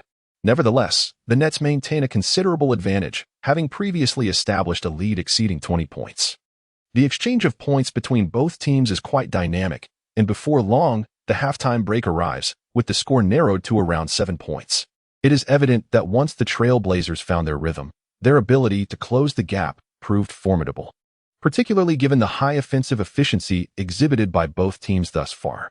During halftime, Chun-Shi observes two girls, their faces alight with curiosity as they watch the intermission performance. Today's show features randomly selected fans, with 9 buckets arranged in a grid pattern on the court. Subsequently, a staff member presents a fortunate fan with a basketball, granting them 3 attempts to score. Success in landing the ball in one of the buckets results in generous rewards, with the prizes becoming increasingly lavish for the more distant buckets. The arena's lights begin to shift, casting erratic beams across the audience before ultimately settling on a specific location. Chun-Shi also looked over with curiosity, and to her astonishment, it was IU. Under the brilliant lights, she resembled a radiant fairy. Chapter 46, The Big Black Rat Wrapped in a Towel. IU stood up in disbelief, marveling at the sheer coincidence of being chosen. Could it truly be unplanned by the staff? The staff member raised his hands in a gesture of innocence, insisting that it was merely a machine malfunction, having nothing to do with him. IU expressed her skepticism. Nevertheless, despite her doubts, IU found the game intriguing and gracefully decided to participate. Lillard, who originally intended to return to the locker room, halted abruptly. He hadn't come to see IU, but suddenly felt the game had taken on an unexpected charm. As IU stepped onto the court, she was met with a wave of applause. Those unfamiliar with IU were struck by her beauty, utterly mesmerized by the enchanting girl before them.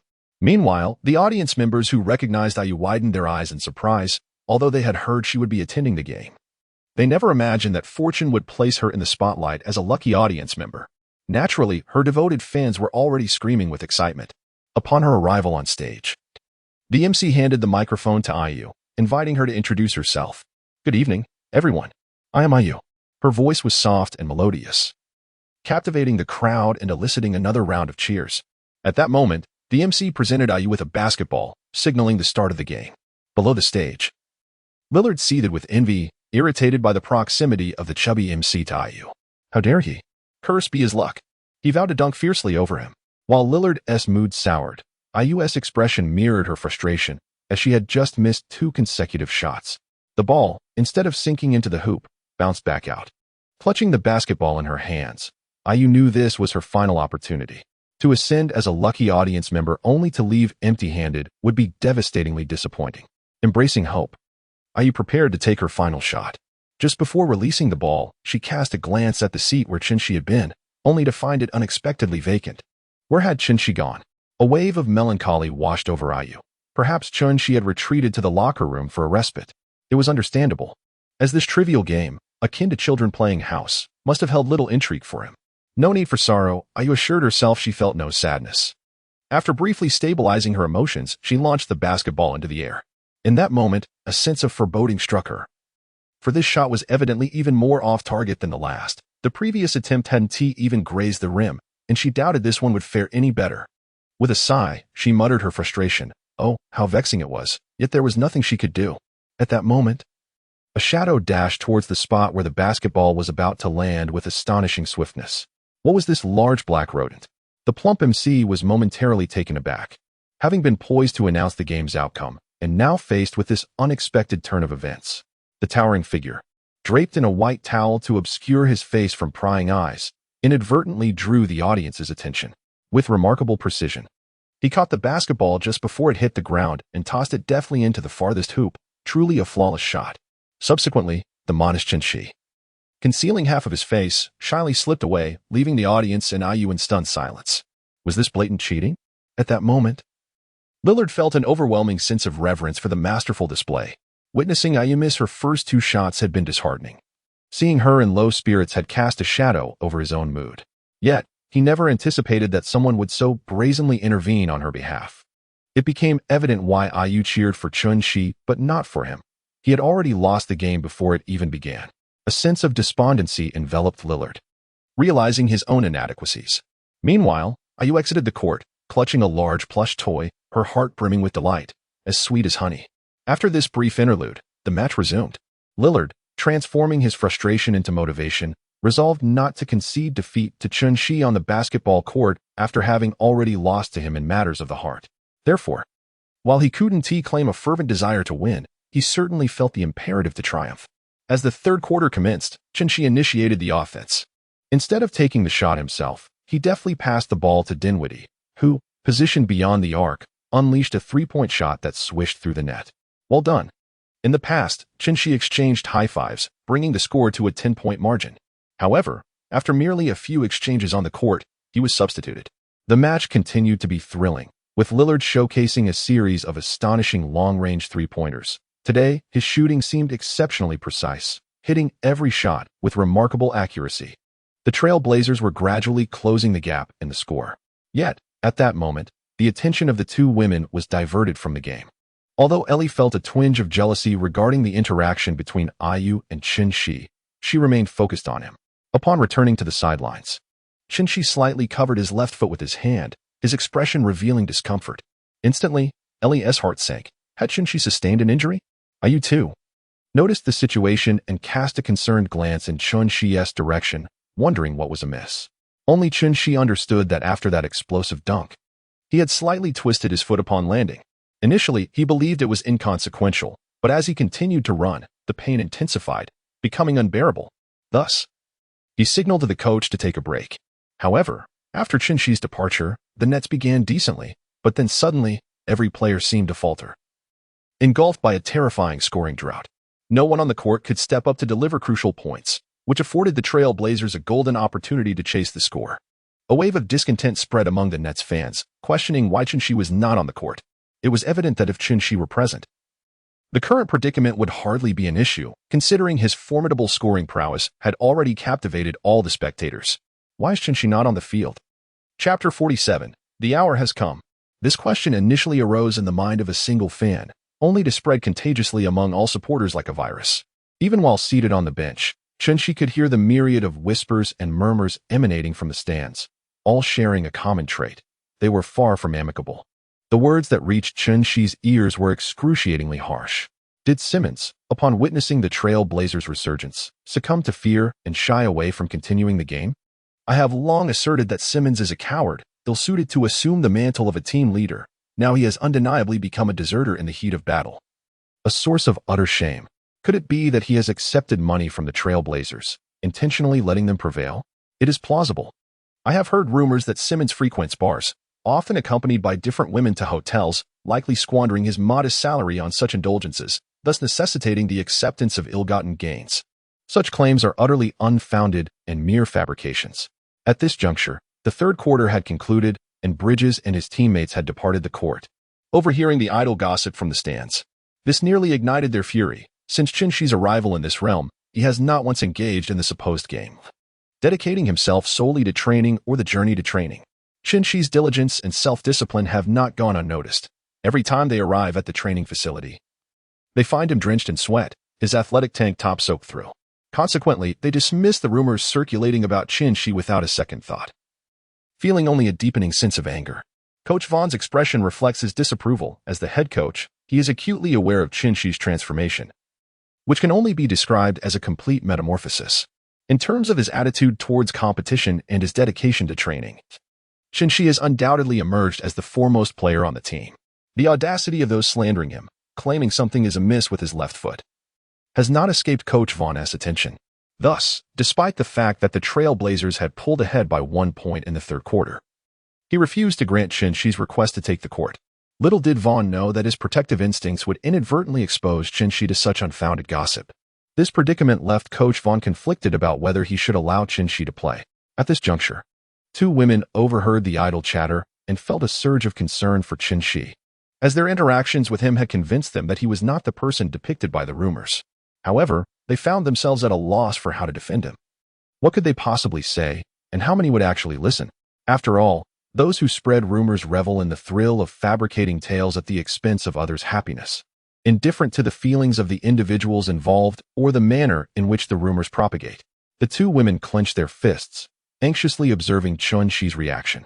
Fortunately, his demeanor remained largely unaffected, which provided them with a modicum of relief. It was a blessing that he did not act impulsively, for an injury while playing would have been disastrous.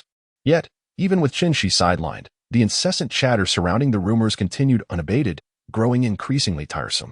The cynical spectators, noticing the lack of an explosive reaction from the Nets bench, resumed their incessant prattle. It seemed they had struck a nerve. Not a single player dared to counter the claims. Their silence was akin to an admission of guilt. I am utterly disheartened by Simmons. I had even purchased a jersey in his support, albeit a counterfeit. And now I find it to be a regrettable investment. Amidst the clamor, the respite has come to an end. The fourth quarter commences as both teams' players return to the court. The Trail Blazers have deployed their starters from the first quarter, seemingly intent on swiftly concluding the contest. Showdown Sharp remains on the bench, his stamina nearly depleted after 2 consecutive explosive performances. Thus, at this juncture, Sharp wisely rests to recuperate, poised to contribute whenever the team calls upon him. Conversely, the Nets lineup features Dinwiddie, Claxton, Thomas, Bridges, and the final player, Simmons. Wait, Simmons. The presence of Chun-Shi on the court has elicited astonishment from both the rowdy detractors and the more composed fans alike. The cacophony from the previously raucous crowd has significantly diminished. Was it not said that he had been compensated? That he was too fatigued to play? Yet here he is, stepping onto the court. The most effective way to silence a crowd is, without a doubt, to demonstrate through action that they were mistaken, striking them with undeniable proof. Those fans who remained unperturbed by the raucous chatter eagerly anticipate the performance Chun-Shi will deliver upon his return, upon his entry. The Nets seemingly gained a newfound sense of purpose, emboldened to shoot, thus alleviating their scoring drought. However, Lillard, with an unwavering resolve for victory, exerted all his energy in this final quarter. Despite Chun-Shi's presence, the point gap between the two teams remained unchanged. This can be attributed to Chun-Shi's diminished lateral speed, as discomfort in his foot hindered him from unleashing his full potential. The contest remained fiercely contested, culminating in the final offensive play. At this moment, Chun-Shi held the ball, with the Nets trailing by 3 points against the Trail Blazers. It can be said that even if Chun-Shi were to score in this possession, it would merely tie the game and send it into overtime. Enduring the pain in his left foot, he swiftly dribbled past half-court, acutely aware of the dwindling time. Lillard opted for a strategy of relentless pressure on Chun-Shi, aiming to provoke a mistake that would surely secure victory for the Trail Blazers. Defense, defense. The Trail Blazers fans chanted in unison with the arena's music, their synchronized cries undoubtedly impacting the offensive momentum. 5, 4, 3. The countdown on the timer loomed large before Chun-Shi's eyes. Chun-Shi raised his left hand, glancing at the invisible watch on his wrist. The hour had struck noon. The moment of truth had arrived. Chapter 48. A sword to the throat. Whoosh. With a third of a sword aimed at the throat. Under the dual skill buffs of Lillard and Ku Ri-Tien, Chun-Shi's shot was undeniably destined for success. As the basketball swished through the net, the crowd erupted in joyous celebration, for this shot had equalized the score, and Chun-Shi, relying solely on his prowess, had propelled the game into overtime. Yet, at that moment, the referee's whistle pierced the air. The audience rejoiced. Could it be a 3-1? This was a fortuitous turn of events. If the free throw were successful, there would be no need for overtime. The victory would be theirs. The Nets fans were elated, as this was undoubtedly splendid news for their team. However, when everyone turned to acknowledge the hero of the moment, they discovered that Chun-Shi had collapsed in pain. What had transpired? The nearby Nets players hurried over to assess Chun-Shi's condition. When Chun-Shi took his shot, Lillard's defense had nearly smothered him. Had Chun-Shi followed his usual shooting form, he would have undoubtedly been blocked by Lillard. Thus, to ensure a successful release, he opted for a lean-back maneuver in midair, allowing him to evade Lillard's interference. Seeing Chun-Shi's backward tilt, Lillard grew anxious and lunged forward, inadvertently striking Chun-Shi's hand, resulting in a foul. Chun-Shi's agonized fall was not merely due to the pain from the foul. He had lost his balance upon landing, twisting his left foot upon impact. This exacerbated the existing discomfort in his already injured foot, leaving him incapacitated and curled up on the floor. Witnessing Chun-Shi's distress, Thomas shouted for the team doctor to rush to his side, and Coach Vaughn, unable to remain idle, dashed off to summon a stretcher. Ayu and Ollie rose to their feet. eyes filled with concern and anxiety as they gazed at the figure surrounded by the crowd. Is he all right? Lillard, filled with regret, recognized that his excessive defense had caused Chin-Shi's imbalance. He understood that any injury could be detrimental to a professional athlete. He longed to travel back in time and deliver a blow to his former self. Guilt enveloped Lillard's heart. Clear the way, clear the way. Coach Vaughn, accompanied by medical staff and team doctors, hurriedly arrived with a stretcher. Time was of the essence. Any delay could exacerbate the injury, which would be disastrous. As they rushed to lift Chin-Shi onto the stretcher, he suddenly spoke up. Gentlemen, allow me to finish my free throws before you carry me away. We have a rare opportunity for a 3-1, and I certainly do not wish to squander it. Chin-Shi's words, tinged with a touch of pitiable pleading, instantly brought a subtle smile to the lips of the previously tense crowd. Even at this moment, still preoccupied with the score on the field, one could not help but admire this fellow's unwavering spirit. Chun Shiqiang struggled to rise, observing Chun-Shi's movements with evident difficulty. A teammate approached to offer assistance, but Chin-Shi declined to help, asserting, I can manage on my own. It's nothing. Chin-Shi limped, yet his steps were resolute. A man may bleed, but he must never utter the words I cannot, especially when two stunning beauties in the stands are watching him closely. Chin-Shi believes that he must appear quite handsome in his current state, embodying resilience despite his physical limitations. However, the audience behind him perceives the situation differently. While they hold deep admiration for Chun-Shi's determination, his limping movements inherently invoke a sense of humor, making it difficult for them to suppress their laughter. Whoosh. In a thrilling matchup, Chin-Shi achieved a remarkable 3-1 play, leading the Brooklyn Nets to narrowly defeat the Portland Trail Blazers by a mere point. This contest has come to a close, yet it has ignited fervent discussions online. An article titled Knowing He is Injured, but Stubbornly Taking to Court, Simmons has a long way to go to become a superstar has gone viral across the internet. The media outlet that penned this piece claims to have learned that Chun-Shi felt discomfort in his left foot during a halftime break, and Coach Vaughn had advised against his return to the game. Nevertheless, Chun-Shi insisted on playing, prompting the article to extensively criticize his lack of foresight and susceptibility to external influences, ultimately leading to further injury. While the article could have merely chastised Chin-Shi for playing injured, it instead trivialized his efforts to salvage the team and magnified his decision to play against advice. This criticism seems less about concern for Chin-Shi and more about assuming a morally superior stance to condemn his actions. The media's ability to distort the narrative is striking, as many casual observers who read the article were misled.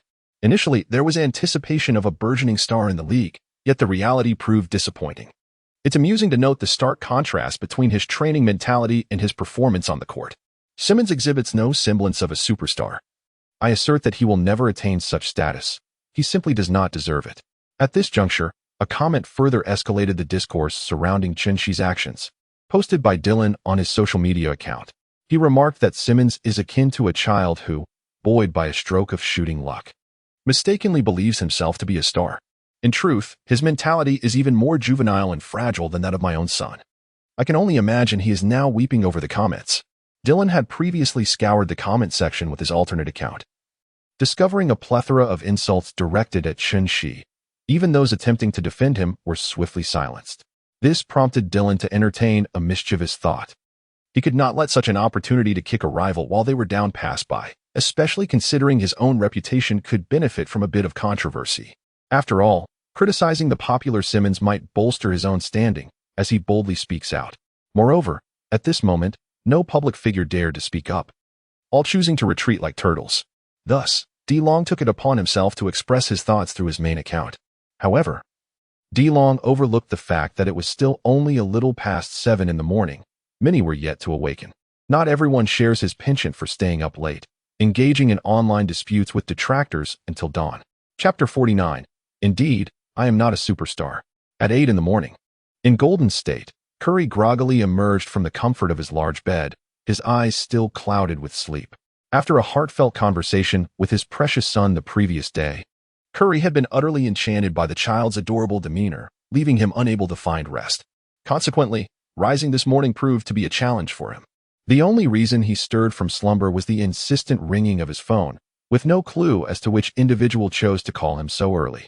Finally, a rare day of rest had arrived, especially after the exhausting recent matches, predominantly due to Poole's sporadic episodes of erratic behavior, which were quite difficult to manage. Mumbling, Curry answered the call. Steven, Log into your social media account. There's breaking news.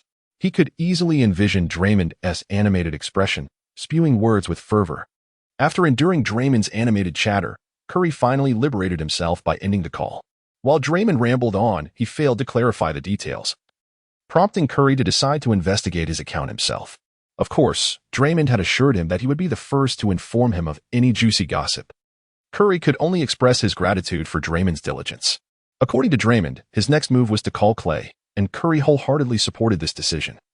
Such significant news warranted immediate communication, ideally right away.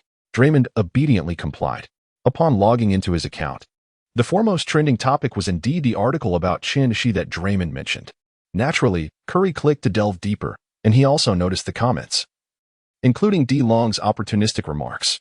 The more he read, the more his brows furrowed in confusion. What nonsense was being written? As time progresses, an increasing number of individuals have encountered this article, undoubtedly aided by the vocal and boisterous dissemination of the ever-animated Green. It is widely acknowledged that once an individual falls victim to ridicule, there arises an innate desire to share the sentiment with others who might also feel the sting of misfortune. In a quaint bar one morning, Dylan arrived early to savor a drink, buoyed by the belief that his recent antics would surely attract a plethora of admirers. His spirits were high. At that moment, the waiter presented the beverage Dylan had ordered, and with a joyful sip, he gradually turned to his phone. Eagerly, he wondered how many responses had accumulated beneath his comments from earlier that day. After a brief 5-minute wait, he discovered that the majority of replies were overwhelmingly supportive, echoing his sentiments. This brought Dylan immense joy, for he was accustomed to criticism. Finally, he had found his supporters. With enthusiasm, he perused the profiles of those who had responded. To his delight, he noted that while many were quick to critique others, it was only within his own thread that he encountered such harmonious agreement. Moved by this unexpected camaraderie, Dylan felt a surge of gratitude. Just then, he logged into his account and was astonished to see that his notifications had exceeded 99. Excitedly, he clicked to investigate, only to be met with a barrage of vitriolic comments aimed at him. So you consider yourself a superstar. Look at you. After your team was obliterated by the Nets last game. How amusing that you, a defeated foe, dare to offer your opinions. Dylan's heart sank. He had anticipated a surge in popularity, but instead, he was met with disheartening backlash. Determined to vent his frustration, he turned on his computer, feeling that only the clatter of keys could adequately express his indignation. At that moment, a particular avatar, one that Dylan found utterly irksome, posted a response. A jolt coursed through him as memories of being dominated by He resurfaced. After a few anxious seconds and a deep breath, he clicked on He's comment. To his surprise, He had replied succinctly, "Indeed, I am not a superstar." Dylan sensed something amiss. The blandness of He's response was uncharacteristic. Could it be that He was concealing some grand strategy? His fingers hovered above the keyboard, momentarily paralyzed, unable to respond. Meanwhile, on the other side of the internet connection, He too rested his hands on the keyboard, poised in anticipation of Dylan's reply. He merely uttered a few words, clearly intending to lure the enemy deeper into the fray. Thus he awaited DeLong's response, ready to unleash a tempestuous counterattack. However, DeLong's unexpected silence left He with no choice but to wait in quiet anticipation. The silence between the two parties led the media to believe that the outcome was already a foregone conclusion, prompting them to launch into a grand promotional spree. Simmons admitted he was not a superstar. The media basked in monumental success, proving that their words could indeed resonate with truth. NBA stars were captivated, heralding the emergence of a new generation of media leaders. The journalist responsible for the article was exalted, while He was relegated to a mere stepping stone. Previously criticized for their lack of understanding of the game, the media had now risen to prominence. This journalist, a minor figure named He, had arrived in America as a professional critic. As he indulged in his critiques, he realized that the media world bore a striking resemblance to his former role, and he believed he could thrive within it. Yet, his career had been rather lackluster, often struggling to make ends meet. The piece he wrote criticizing He was serendipitous, unexpectedly garnering immense attention, much to his excitement, particularly after He himself acknowledged he was not a superstar. After entering the industry, He had faced considerable skepticism. Now, the very newspapers that had once declined his interview requests were extending olive branches, inviting him to join their ranks. This filled He with immense pride. Time transforms fortunes. and he was determined not to let these opportunities slip away. He decided to set aside the offers for later consideration and hurriedly summoned his friends to revel in his newfound success. As she delightedly sipped his drink, awaiting the arrival of his companions, the comment section remained devoid of conflict. Yet, several comments began to emerge, initially causing little stir, but soon igniting a fervor. "I too am not a superstar," exclaimed Curry Tion, reveling in popcorn. "Indeed, I am no superstar," chimed in the diminutive Green. "Yes, I too am no superstar," echoed G6 Tang. The chosen one, LeBron James, affirmed, "Indeed, I am no superstar." With a torch in hand, Durant declared, "Yes, I too am no superstar." Even the enigmatic Irving echoed, "Indeed, I am no superstar." A multitude of stars, each proclaiming their solidarity with Shi, erupted in the comment section. Chapter 50, Shi. These comments ignited a frenzy across social media. If these individuals were not considered superstars, who among the NBA would dare to claim such a title?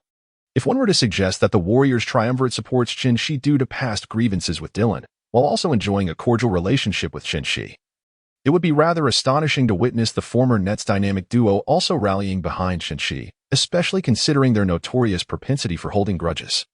Although Durant and Irving may harbor some resentment towards Shi, they still possess a semblance of affection for their former teammate, particularly given Shi's earnest efforts to retain them prior to their departure. Initially, they believed Shi was deliberately concealing his abilities. However, upon reflection, they surmised that at that time, Shi had yet to refine his shooting skills. After all, even after the departure of Irving and Durant, Shi's performance remained lackluster until he encountered the Mavericks and the Suns, when he began to unveil his shooting prowess. In essence, if the prior excitement was a media frenzy, the current situation represents a resounding affirmation from numerous NBA stars. To claim that Shi is not a superstar is accurate. Indeed, neither are we. Even historically renowned sharpshooters like Curry and the venerable LeBron James, at the age of 38, do not acknowledge their superstar status, as you might comprehend. Consequently, the media found themselves in a state of trepidation, fully aware that their livelihoods depend on these athletes, and antagonizing them is far from prudent. Thus, they promptly began issuing apologies and critiquing the article penned by Lang Leasy. At this juncture, Dylan dared not utter a word against Shi. For with so many eminent figures endorsing him, any further criticism would surely offend these powerful allies. What then would become of them? Meanwhile, Lang Leasy was busy contemplating how to elevate his own stature, yet his cadre of media acquaintances each declined his invitation, citing sudden obligations. This left Lang Leasy perplexed. How could they all have prior engagements, as if they had coordinated their absence? With whom would he boast now? Ding dong, ding dong. Suddenly, Lang Leasy's phone erupted with a flurry of notifications. Upon inspection, his countenance turned a shade of green. His inbox contained several emails, all informing him that his previous invitations had been rescinded, and he had now been placed on a blacklist for future recruitment. Lang Leasy? He had just boasted of his flourishing success, reveling in the beauty of the moment, yet now he found himself unceremoniously dethroned. The magnitude of this disparity was overwhelming. What had transpired? Upon logging into his social media account, he collapsed in disbelief, realizing that he had offended those he ought not to have crossed. At this moment, Shi had already shut down his computer, feeling no further need to elaborate. His teammates and old friends had all taken care of matters for him. At this moment, Shi was diligently making calls to express his heartfelt gratitude. The others remained their usual selves, though Irving and Durant continued to exhibit their characteristic pride. Nevertheless, Shi graciously acquiesced to their demeanor, as they had bravely stood by him today. The online controversy surrounding Shi has largely subsided, bringing little distress to him. However, his injury has significantly weakened the Brooklyn Nets, resulting in a considerable decline in their competitive prowess. After a thorough examination, it has been determined that Shi has sustained a muscle contusion and a slight ligament strain in his left foot. It is advised that he rests for approximately 1 month to ensure complete recovery. 1 month. By then, the regular season will undoubtedly have concluded. Although the Nets currently boast an impressive record and securing a playoff berth seems feasible, the uncertainty of a month looms large. Should misfortune befall them, missing the playoffs would be catastrophic. In the ensuing 2 weeks, the true vulnerabilities of the Nets were laid bare in Shi's absence, revealing the shallowness of their bench. They suffered a heartbreaking 5-game losing streak. Without their cornerstone, the team became disjointed, struggling both offensively and defensively. Following this string of defeats, The management began to entertain alternative strategies. Perhaps they could embrace a losing season in pursuit of acquiring Wembanyama next year. Simmons, are you truly certain about returning prematurely? The risks are considerable. A second injury could lead to dire consequences. Coach, our ranking has plummeted to 10th in the Eastern Conference. If we lose another game, we might fall out of playoff contention entirely, bidding farewell to the postseason. To be candid, the management is inclined towards a losing strategy. They wish to join the fray for Wembanyama. Coach. Shinzo Iwazuo cast a penetrating gaze towards Coach Vaughn, eager to discern the coach's thoughts. Coach Vaughn, too, harbored dissatisfaction with the management's inclination towards mediocrity. After all, the Nets had previously exhibited remarkable resilience against formidable opponents. It was incomprehensible that a team with such potential would contemplate a lackluster approach. Vaughn struggled to fathom the mindset of those in management whose minds were consumed solely by the allure of wealth and power. Nevertheless, it was imperative to conduct a thorough examination before taking the court, ensuring that no significant risks were present. A commendable coach indeed. Shinshi was overwhelmed with joy and immediately rushed to the court for 2 sets of training. As the regular season neared its conclusion, the Nets were set to face the Rockets and the Grizzlies in their next 2 games. It was somewhat disappointing for Chonshi that he could not directly confront Dylan in the next match. After all, how delightful it would be to return and decisively defeat him. Nevertheless, it was of little consequence. Once the Rockets were dealt with, it would be Dylan's turn to face the consequences. During their last encounter, Dylan had been timid and unable to respond, and Chonshi had missed the opportunity to bring him to tears. This time, on the court, Chonshi would hold nothing back. In his customary pre-game analysis of the opponent, Chonshi perused the Rockets' statistics and found himself momentarily taken aback.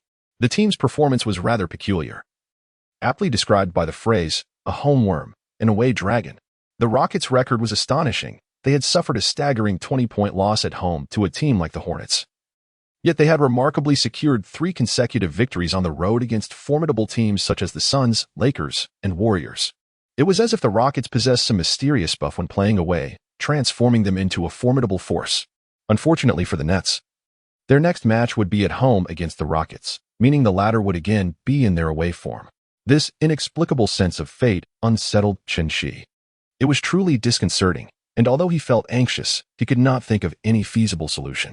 After all, it was hardly plausible to threaten the Rockets players to refrain from utilizing their buff or to demand a change of venue for the match. Chonshi could only rush to the training room to complete several sets of workouts. Meanwhile, the management of the Houston Rockets savored their coffee, engaged in light-hearted conversation. Initially intending to embrace a lackadaisical approach, indifferent to the outcomes. Yet, their players have proven to be remarkably tenacious, triumphing over the Suns on the road, subduing the Warriors, and decisively besting the Lakers, an impressive feat indeed. Although their playoff hopes seem dim at present, the ability to vanquish formidable opponents indicates that this roster possesses commendable potential. Notably, Kevin Porter Jr. has been in exceptional form, delivering performances reminiscent of an all-star. As for Jalen Green, despite his defensive shortcomings, often neglecting even the most basic defensive postures, he still manages to surprise with his explosive drives to the basket. During scoring droughts, passing him the ball yields thrilling moments akin to the highlight reels. If they secure Victor Wembanyama next season, the Rockets may very well ascend like a rocket, soaring to new heights. The management clinked their coffee cups together, their smiles betraying their delight. In Brooklyn, within a modest apartment, a man checked the NBA schedule on his phone. A devoted fan of the Nets, he had always been a loyal supporter. However, the team's recent string of losses against all manner of competition had left him quite disheartened, reminiscing about better days. Sighing, he decided to abandon the nostalgic thoughts and instead pondered when Ben Simmons might return to the court. His presence could potentially revitalize the Nets, lest they fall out of contention for the playoffs. Suddenly, he froze, astonished to see Simmons listed among the players for the upcoming game. Is Simmons returning?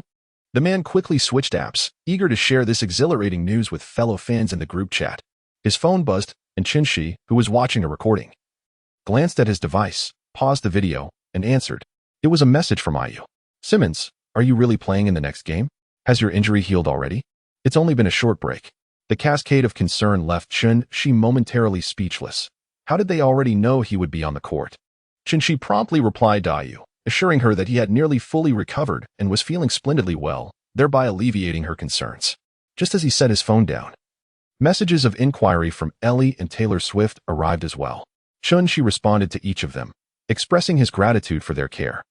Although replying to messages significantly delayed his research on the recordings, an inexplicable sense of happiness washed over him. It was truly wonderful to have friends in this world. Chun-Shi took a moment to glance at social media and, indeed, the internet was abuzz with news of Simmons' return, poised to participate in the upcoming match against the Rockets. The Brooklyn Nets fans naturally rejoiced, for the return of their cornerstone player undoubtedly represents a significant enhancement to the team's strength. Meanwhile, the fans of the Rockets displayed an indifferent demeanor, questioning, is Simmons truly formidable? Yes, he is undoubtedly formidable. Do we acknowledge his prowess? Certainly, he is exceptional. However, our Rockets thrive when facing formidable opponents. Upon reviewing the Rockets' previous performances, even the Nets supporters dared not become overly confident, as the Rockets' away record is indeed quite impressive. On this particular day, Chun-Shi remarkably chose to walk to the gym instead of taking a car. He had just enjoyed a light meal at a nearby eatery, which was conveniently close to the venue, prompting him to stroll over. Unexpectedly, this decision led him to encounter an instance of flirtation. A young woman had been observing him intently, and Chun-Shi, with candor, inquired about her gaze. The girl glanced at Chun-Shi and shyly replied, "Whenever I see a handsome guy, I tend to become so nervous that I can't find the words to speak." Chun-Shi shook his head, a reluctant smile gracing his lips, pondering the curse of his irresistible charm. "No worries, take your time," he encouraged. The girl, seizing the moment, added, "But when faced with someone unattractive, I tend to stutter." Chun-Shi, hee, love shall no longer find its way.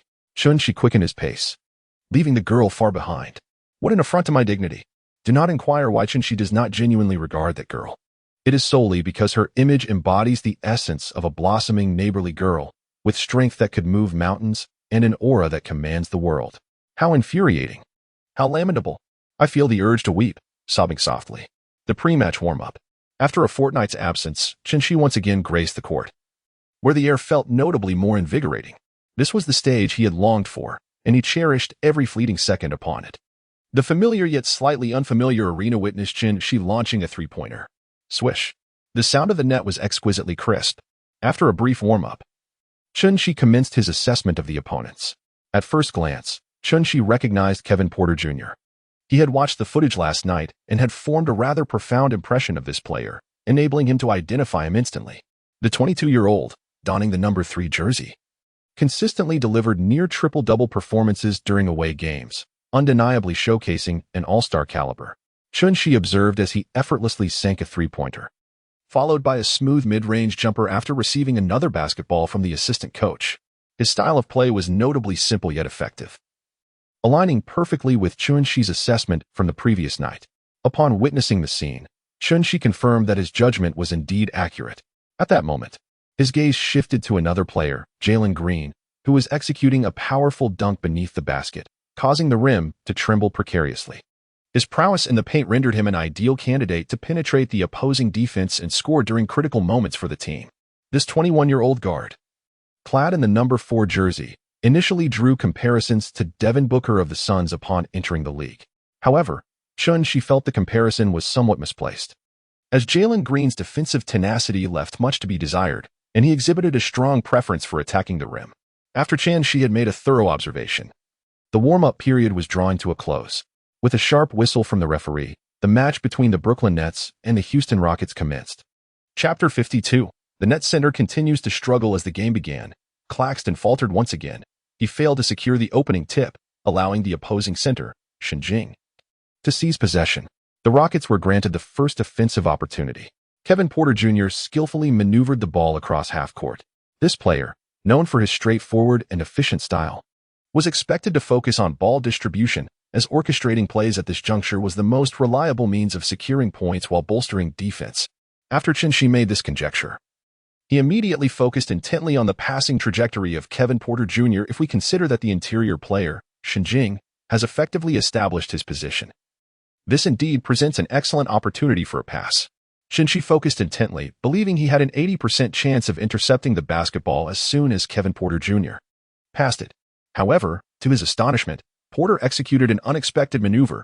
He gracefully leaped from beyond the three-point line and released the shot without regard for his center's outstretched arms. Swish. The three-pointer found its mark, Shi, having been preoccupied with anticipating Kevin Porter Jr.'s potential passes, failed to closely mark his opponent. Consequently, this lapse allowed Porter to release his shot with minimal obstruction. Shi was momentarily taken aback. This young man was typically quite composed. Why did he suddenly attempt a three-point shot so recklessly? Could it be that playing away from home necessitated such audacity? Shi was momentarily uncertain. In the upcoming round, he held the ball. This marked his inaugural offensive play since his return. Having just been scored against on the defensive end, Shi was determined to reclaim some dignity. Shi stood at the apex of the three-point arc, and Kevin Porter Jr. did not underestimate Shi's shooting ability. He approached him directly, offering no opportunity for an easy shot. In his inaugural attempt, Shi refrained from overconfidence, deftly passing the basketball to Bridges stationed on the left wing. Upon receiving the ball, Bridges decisively accelerated towards the paint. Jalen Green stood idly by, seemingly glued to the floor, failing to keep pace with Bridges. This lapse afforded Bridges ample room to gain momentum, and by the time he reached the interior, he was utterly unstoppable. Despite Sengun's strenuous leap, Bridges scored effortlessly, securing 2 points. "Hey man, that's your assignment. Can't you stick a little closer? You're making my help defense completely futile," Sengun exclaimed, directing his frustration at Jalen Green. The latter, not one to shy away, retorted, "If you think you can defend, then go ahead." Tensions flared, but fortunately, Kevin Porter Jr. stepped in to mediate, preventing further escalation. Sengun managed to regain his composure. He was well aware that Jalen Green's lackadaisical defensive attitude was not a new phenomenon. Green had long subscribed to the notion that the best defense is a good offense, a philosophy he had seemingly adopted from some source that had struck a chord with him, resulting in his current predicament. His irritation stemmed primarily from the fact that Bridges' score was completely avoidable. Had Green exerted even a modicum of effort, the space afforded to Bridges would have been significantly diminished, and Sengun was confident he could have thwarted the shot. However, harmony within the team remained paramount. Unity was essential for effective play. As the next possession unfolded, Kevin Porter Jr. passed the ball to Jalen Green, understanding that Green was likely feeling disheartened. Porter sought to transform that frustration into offensive vigor, ensuring it was not squandered. Upon receiving the basketball, Jalen Green's spirits lifted. After all, it was merely a 2-point deficit. "I'll just reclaim that," he thought, focusing intently on his drive. Shi reminded Bridges, who was defending him. In response, Bridges adjusted his defensive stance based on Shi's guidance. Despite Shi's anticipation of Jalen Green's impending drive, Green remained undeterred in his determination to penetrate the paint. Accelerating toward the basket, Bridges closely followed Green's pace, undaunted by the latter's speed, as he possessed a quickness that rivaled most guards. At this moment, Green had surged toward the rim, his explosive curls soaring as he leapt. Claxton was also preparing to provide assistance. It could be said that Green's situation was precarious, however. Upon leaping, he embraced the challenge, engaging in aerial confrontation with Bridges. In midair, he executed a hang-time maneuver, evading Claxton's block. And with a deft flick of his right hand, he sent the basketball through the hoop. The elegance of his layup and astonishing aerial prowess showcased Jalen Green's formidable performance on the road. Frankly, who do we fear when playing away? The evasion was simply spectacular. As the cheers erupted from the Rockets fans, the players on the bench buried their heads in disbelief. Bridges felt a pang of frustration. He hadn't properly secured his core during the aerial contest, resulting in his inability to stop Green. Meanwhile, Green reveled in the surrounding applause, casting a glance at Sengun, his eyes seemingly conveying the message. "Did you see that? Points are earned through offense, not defense." Sengun promptly turned to defend, unwilling to meet Green's gaze. Recognizing that this was his moment to shine, and he had no need to be taunted, Shi, in possession of the ball, found himself relentlessly pursued by Kevin Porter Jr., who maintained a full-court press, affording Shi not a moment's respite. Shi found himself at an impasse. His left foot had yet to fully recuperate, rendering him hesitant to accelerate. Reluctantly, he passed the basketball once more, but the force behind the throw was somewhat lacking. To his dismay, Kevin Porter Jr. leaped high, arms outstretched, and effortlessly seized the ball that had been intended for another. Alas, a blunder. Shi hurriedly advanced to contest the possession with Kevin Porter Jr., but at that moment, a figure darted forward. It was Jalen Green. Kevin Porter Jr. delivered a powerful pass, and Jalen Green sprinted after the ball, pushing every muscle in his legs to their utmost potential to catch it, followed by a drive towards the basket. At this juncture, there was no defender in front of him, presenting an excellent opportunity for a display of athleticism. Jalen Green contemplated executing a flashy 180-degree dunk. Behind him, the rush of wind whistled past Chun-Shi's ears, who remained undeterred in his defensive efforts. As long as Jalen Green hesitated to conclude the play and instead sought to showcase his flair, there was a chance for Chun-Shi to deliver a refreshing block. Chapter 53. The dismal pressure. Just as Jalen Green prepared to experiment, a loud shout from Kevin Porter Jr. echoed behind him. "Get that damn ball in the basket. The defender is closing in." This exclamation abruptly quelled Jalen Green's ambitions, prompting him to execute a simple layup to score. Meanwhile, Chun-Shi rushed over but arrived too late to impede the shot. Upon completing his offensive maneuver, Jalen Green noticed the swiftly approaching Chun-Shi and felt a pang of anxiety. Had he opted for the daring 180-degree dunk, he would surely have been swatted away by Chun-Shi. Chun-Shi's pursuit and block is no mere boast. Simultaneously, Jalen Green cast a grateful glance towards Kevin Porter Jr. Had it not been for his timely reminder, he might have faced dire consequences. It is indeed vexing that he nearly fell victim to a grave error, leaving Chun-Shi with a tinge of regret. The surrounding Brooklyn Nets fans also expressed their disappointment, as they were on the verge of witnessing Chun-Shi's spectacular chase-down block, which ultimately eluded them. Following that play, Jalen Green became considerably more restrained. At least Kevin Porter Jr. compelled him to engage in some defense, prompting Green to obediently adopt a vigilant stance. Meanwhile, Chun-Shi's offensive efforts have been consistently thwarted, not due to a lack of favorable opportunities, but because Porter Jr. was applying relentless pressure, denying Chun-Shi the comfort needed to take his shots. With 5 minutes remaining in the first quarter, Coach Vaughn called a timeout, opting to substitute Chun-Shi out of the game. Chun-Shi felt a sense of reluctance, for since the commencement of the match, he had yet to score a single point, merely contributing a few assists and maintaining possession of the ball. He had been reduced to merely a facilitator, devoid of the commanding presence he once wielded on the court. However, Coach Vaughn was resolute in not allowing Chun-Shi to remain on the court for an extended duration during his debut game. Despite Chun-Shi's lack of points, Coach Vaughn prioritized the well-being of his players over the pursuit of victory. On the sidelines, Chun-Shi reflected on his performance, recognizing that his hesitation between driving to the basket and shooting had rendered him ineffective, allowing Kevin Porter Jr. to easily anticipate his moves. It was evident that his prolonged absence from competitive play had taken its toll. The Chun-Shi of the past would not have faltered in such a manner. After coming to this realization, he was eager to re-enter the game, yet Coach Vaughn firmly kept him seated on the bench. Chun-Shi inquired about when he would be able to take the court, and the response he received was that he would have to wait until the second quarter, as Coach Vaughn would only permit Chun-Shi to play then. This meant that Chun-Shi would not have the opportunity to enter the game during the entirety of the first quarter. Chun-Shi could only watch helplessly as his teammates performed on the court. Jalen Green continued to execute his signature move, charging towards the basket with his eyes closed, before ultimately finding a way to score. Despite the Nets being fully aware of Green's tactics, they were utterly incapable of stopping him. Jalen Green surged into the paint, effortlessly finishing with a reverse layup. In the next possession, he once again drove to the hoop, delivering a graceful floater that found the net. In yet another play, he lunged into the lane, delivering a one-handed dunk that eclipsed Claxton. The members of the Nets seemed completely powerless against this young talent. Meanwhile, another rising star from the Rockets, Kevin Porter Jr., also shone brightly. With Chun-Shi sidelined, the defensive pressure on Porter had significantly diminished, allowing him to channel more energy into offensive plays. Unleashed, Porter soared, executing layups through the defense and sinking three-pointers from beyond the arc with remarkable ease, leaving the Nets on the brink of collapse.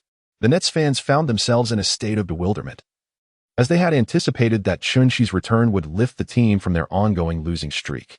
They hoped at the very least to avoid a sixth consecutive defeat. Yet the current reality was stark. Chun-Shi's comeback had not ameliorated the Nets' plight.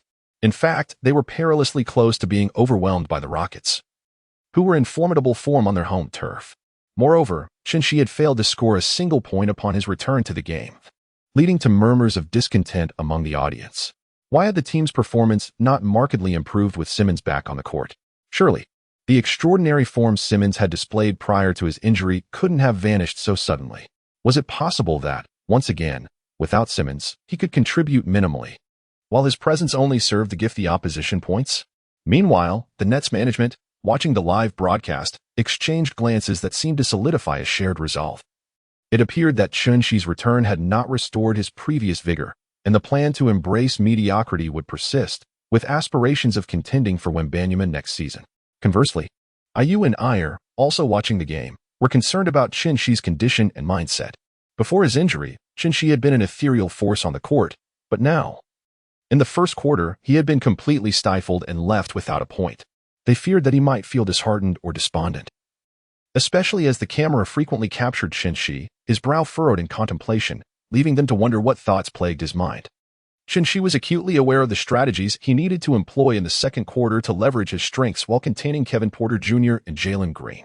However, those unaware of the situation perceived Chin-Shi as feeling defeated, which elicited a sense of melancholy.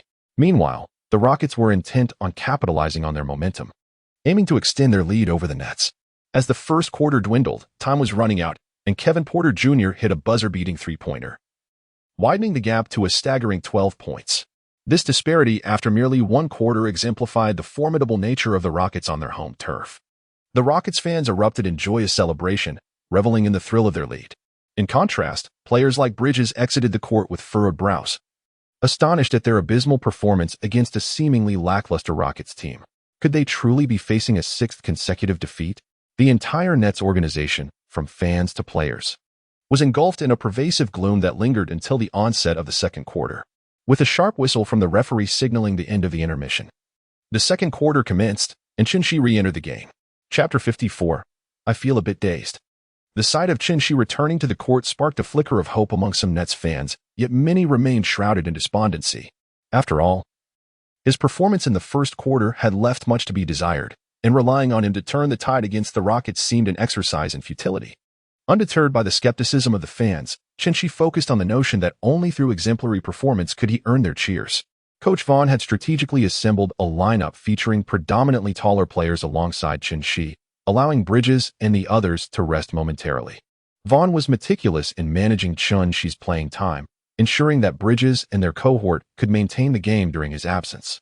Among their lineup, the shortest player was Seth Curry, while the others stood over 2 meters tall, at least according to their statistics.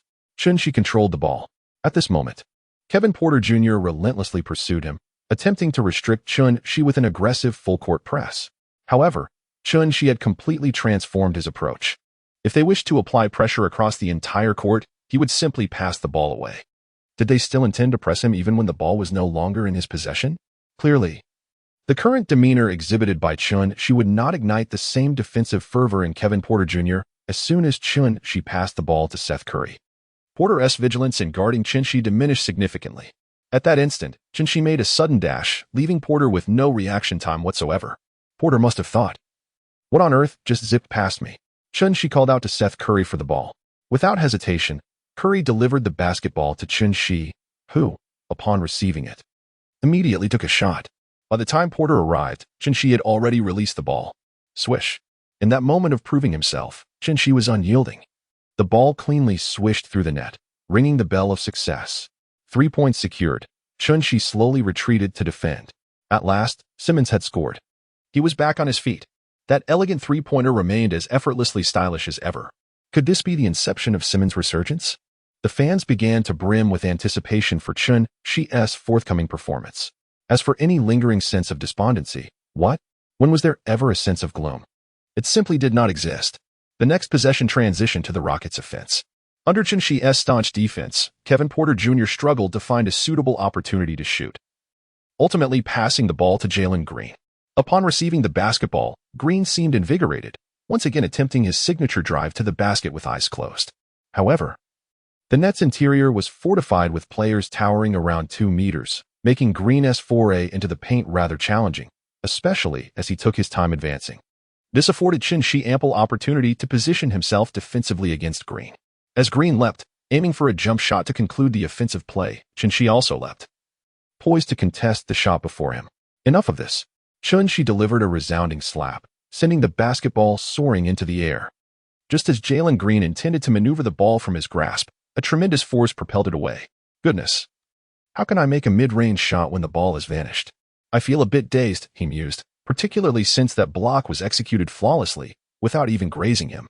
After being struck away, the basketball crashed violently against the backboard. At that moment, Jalen Green noticed the ball hurtling back towards him, and he immediately lunged to intercept it.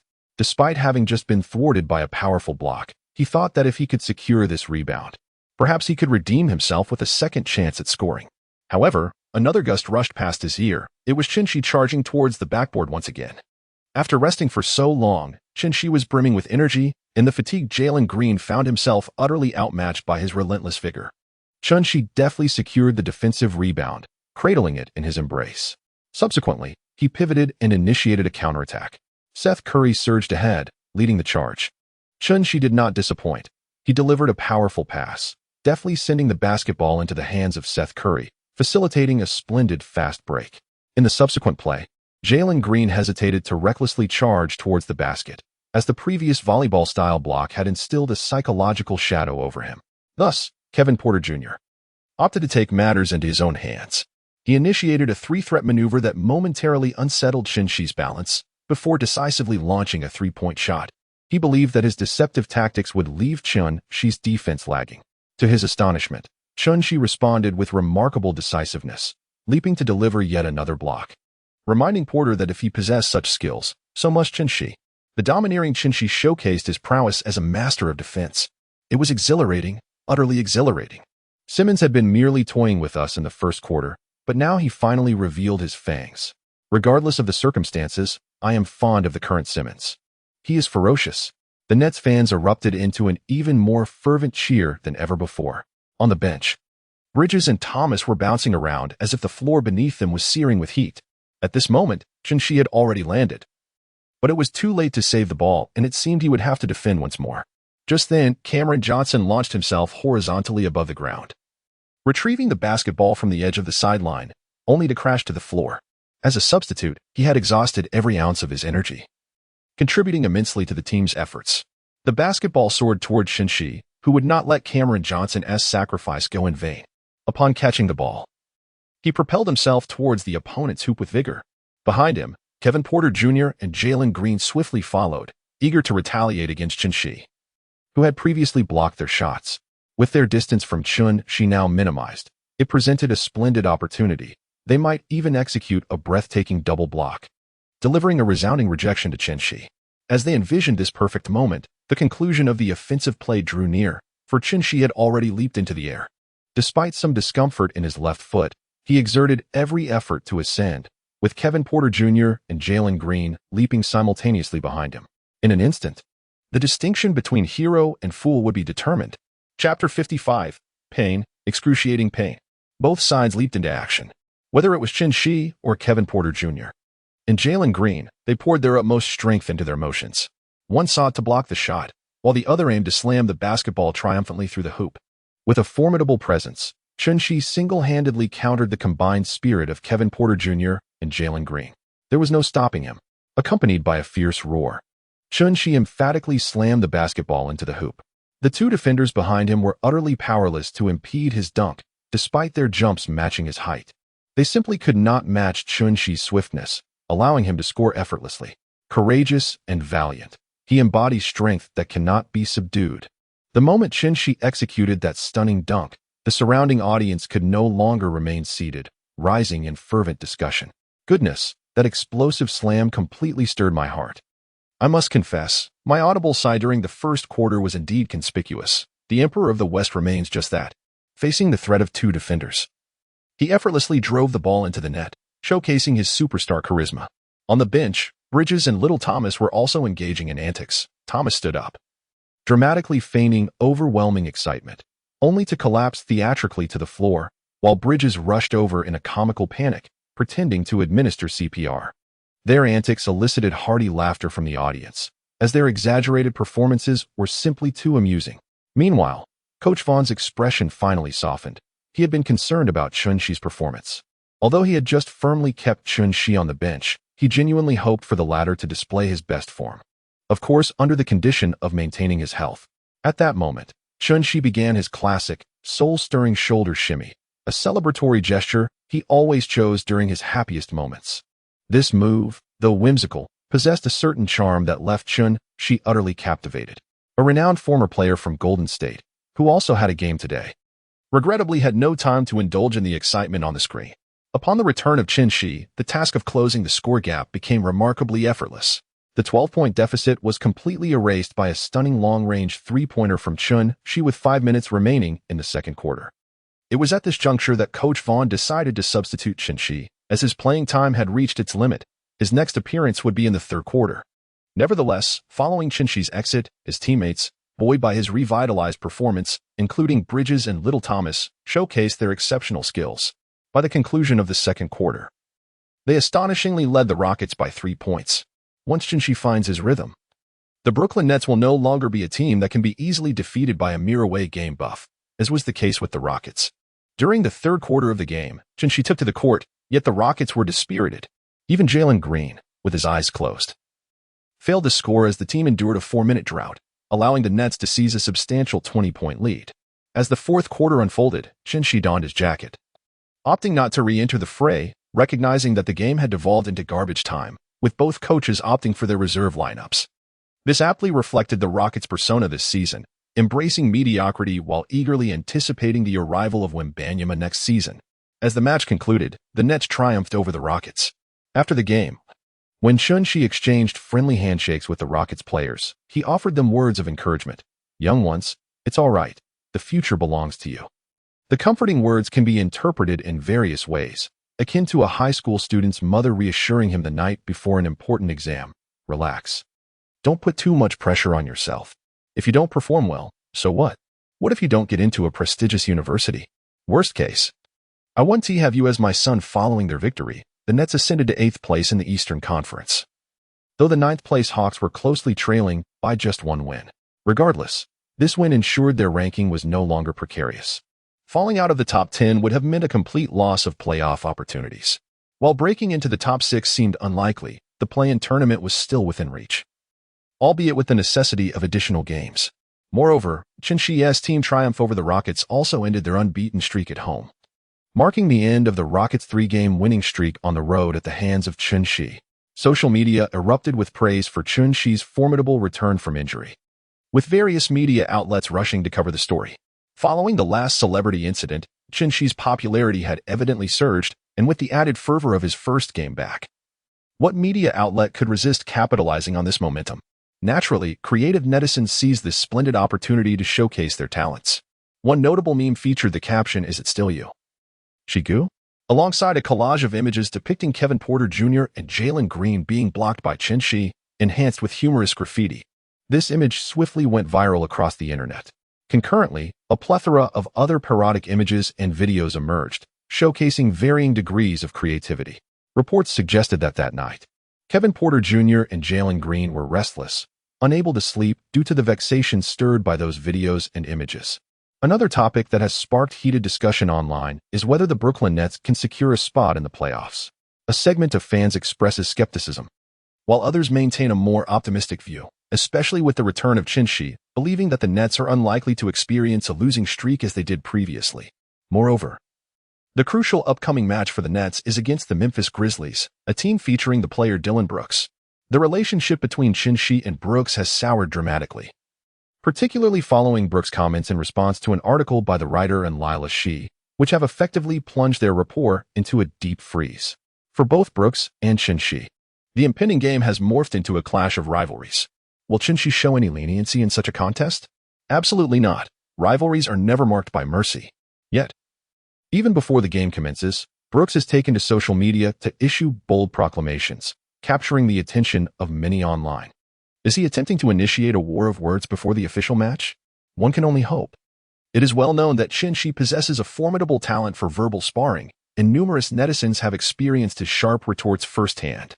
Those who witnessed his responses recall the striking precision and the painful impact they had, leaving many in tears.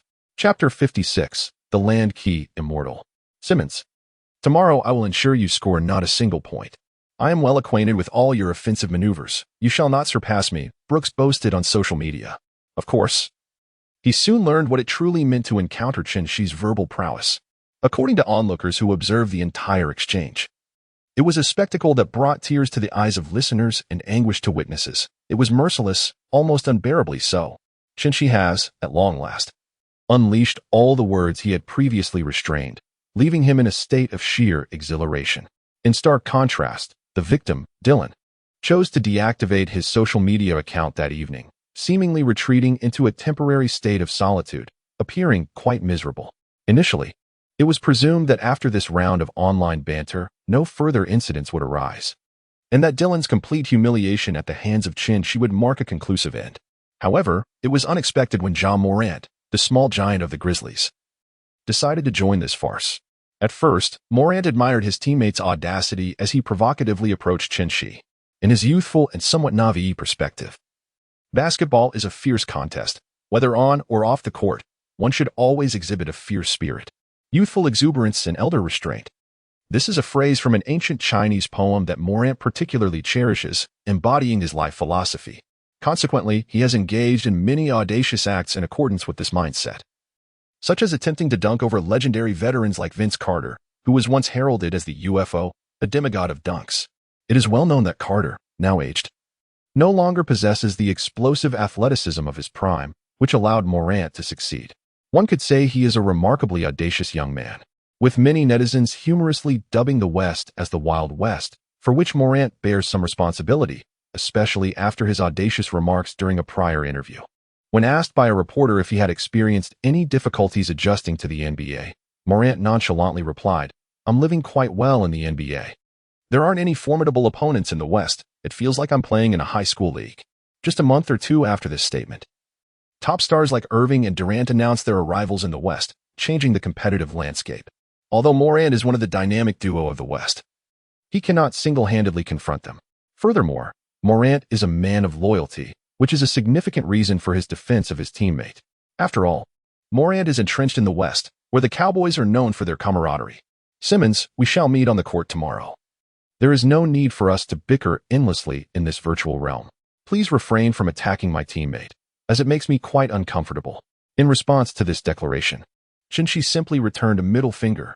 "You initiated this battle online, and now you sulk after being unable to hold your own? Let us settle this on the court. You feel uncomfortable? Well, I feel uncomfortable too. What of it?" Shi waited impatiently for Morant's response.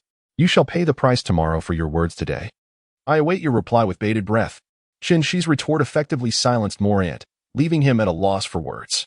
In search of a sophisticated comeback, Morant resorted to querying advanced retorts online, only to stumble upon a compilation of Shi's past verbal jabs. This revelation rendered Morant speechless. He resolved to remain quiet, knowing that a single dunk the following day would suffice to silence Shi without further need for a response. Indeed, it was not that Morant was unable to conjure a reply. After achieving a splendid double kill, Shi felt an indescribable sense of satisfaction as he prepared to set aside his keyboard. The feeling was nothing short of euphoric. With a mere keystroke, he felt as though he wielded dominion over the world. Shi believed he had reached the level of a terrestrial keyboard sage. Yet, he found himself reminiscing about the group of little black-clad challengers from the Dragon Kingdom. For it was in their battles that he truly felt a sense of pressure and urgency. Ding dong. The sound of a notification jolted Shi back to reality. "Hey, Simmons, my friend Taylor and I would like to attend your match tomorrow. Do you have any tickets to spare?" IU's persistent advances towards Shi had instilled a palpable sense of urgency in Ellie, prompting her to confide in her confidant, Taylor. Aware that Ellie harbored feelings for Shi, Taylor, with the wisdom of experience, felt compelled to impart some advice to this love novice.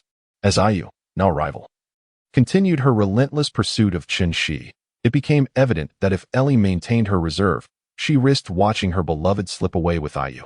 The pressing matter at hand was to take the initiative to create opportunities for interaction with Shi, for it was through such engagement that affection could blossom. What better excuse to connect with Shi than to attend his match? At that moment, Ellie had an epiphany. Attending his game would provide the perfect opportunity to share a meal afterward. Precisely, Taylor was quite pleased with Ellie's insightful deductions. Thus, it was only natural for Ellie to approach Shi regarding the tickets. "Aren't you celebrities always so busy, rushing from one engagement to another?" Shi sincerely posed a question. Recently, he found himself with ample leisure time. Naturally, Ellie refrained from disclosing that she had declined several invitations to events, thus freeing up her schedule. "No worries, I will surely arrange front-row tickets for you."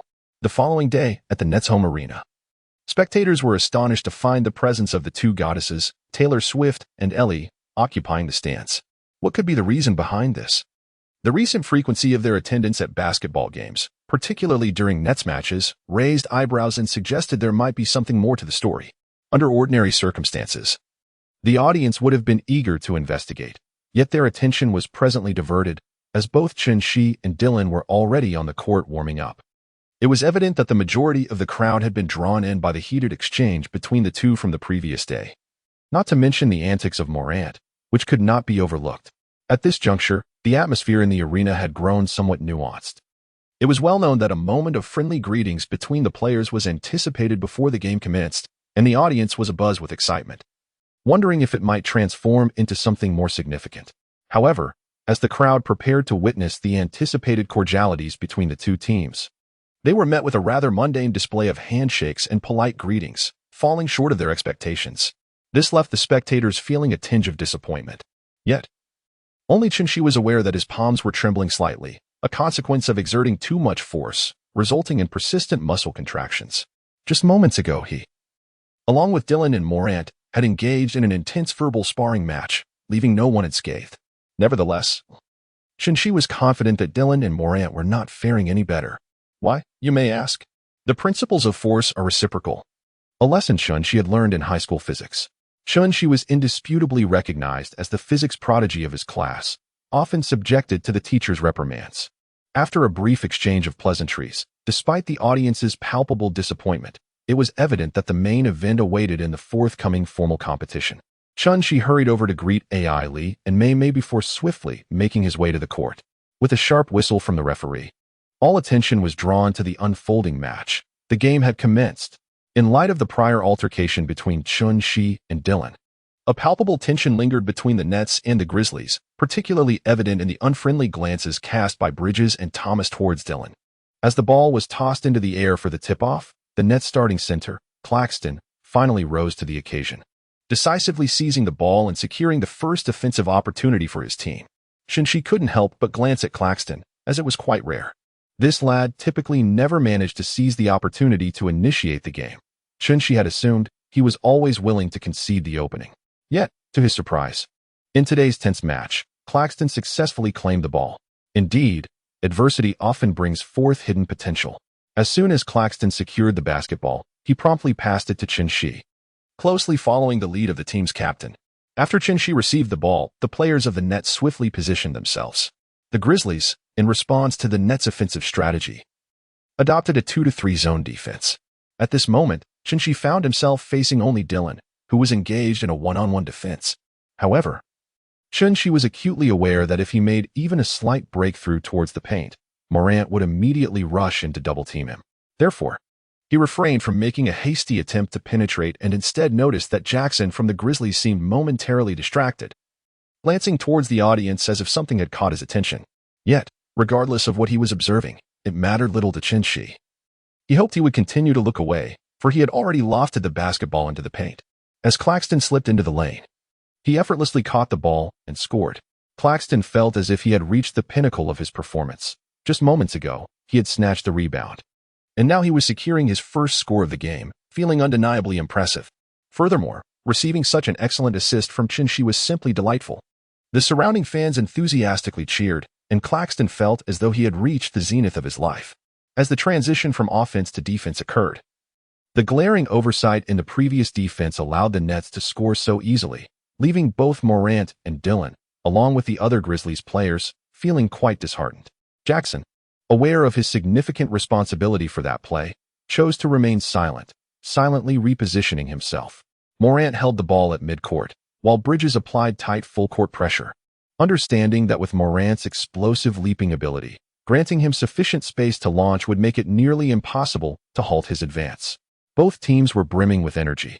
Yet despite Morant's several wide-angle changes in direction, he could not shake Bridges off. Ultimately, Morant passed the basketball to Dylan, with Shi defending Dylan. The attention of the fans was piqued, and the nearby media buzzed with excitement, eager to commend Morant for creating such a thrilling moment. After receiving the ball, Dylan began to taunt, "Simmons, watch your ankles." Shi raised an eyebrow, questioning whether the elderly opponent before him had yet fully awakened. As DeLong spoke, he commenced his offensive maneuvers, targeting Shi's left foot. It is noteworthy that Shi had previously sustained an injury to that very foot. Thus, DeLong's choice of attack, while not overtly devious, lacked a certain nobility. However, DeLong had evidently miscalculated, as Chun-Shi had already anticipated his approach. As DeLong surged forward, Chun-Shi stepped ahead, swiftly swatting the basketball from DeLong's left hand, causing him to lose control of it entirely. At that moment, DeLong was momentarily flustered, unprepared for the fact that their initial encounter would result in such a decisive maneuver from Chun-Shi. He hurriedly turned to reclaim the ball. Initially, it seemed that DeLong's strategy to assault Chun-Shi's left foot might yield dividends, but to everyone's astonishment, Chun-Shi had adeptly foreseen DeLong's trajectory, intercepting the basketball. The surrounding spectators gasped. Even the fans of the Grizzlies could not help but cheer for Chun-Shi. Yet, it was premature to conclude that Chun-Shi had thwarted DeLong's offensive entirely, should DeLong manage to pivot and reclaim possession. The interception would merely serve as a psychological blow rather than a definitive halt to his advance. As DeLong turned, Chun-Shi's speed outmatched his, propelling him forward. At that rate, it seemed DeLong would be unable to regain possession, relegated to watching as Chun-Shi seized the ball. The audience's eyes widened in disbelief. Was it truly necessary for them to exert such fervor so early in the match? This was neither a championship final nor a life-or-death battle, yet the excitement was palpable. The intensity of their rivalry was unmistakable. Though their earlier handshake had been devoid of overt hostility, the atmosphere on the court was charged with palpable tension. In that moment, it remained to be seen whose hands would prove swifter, Chun-Shi's or DeLong's. The spectators remained riveted, their eyes glued to the unfolding drama on the court. Chapter 58, Protecting the Best Hoop. Snap! With a sudden thud, DeLong fell heavily to the ground after failing to seize the basketball.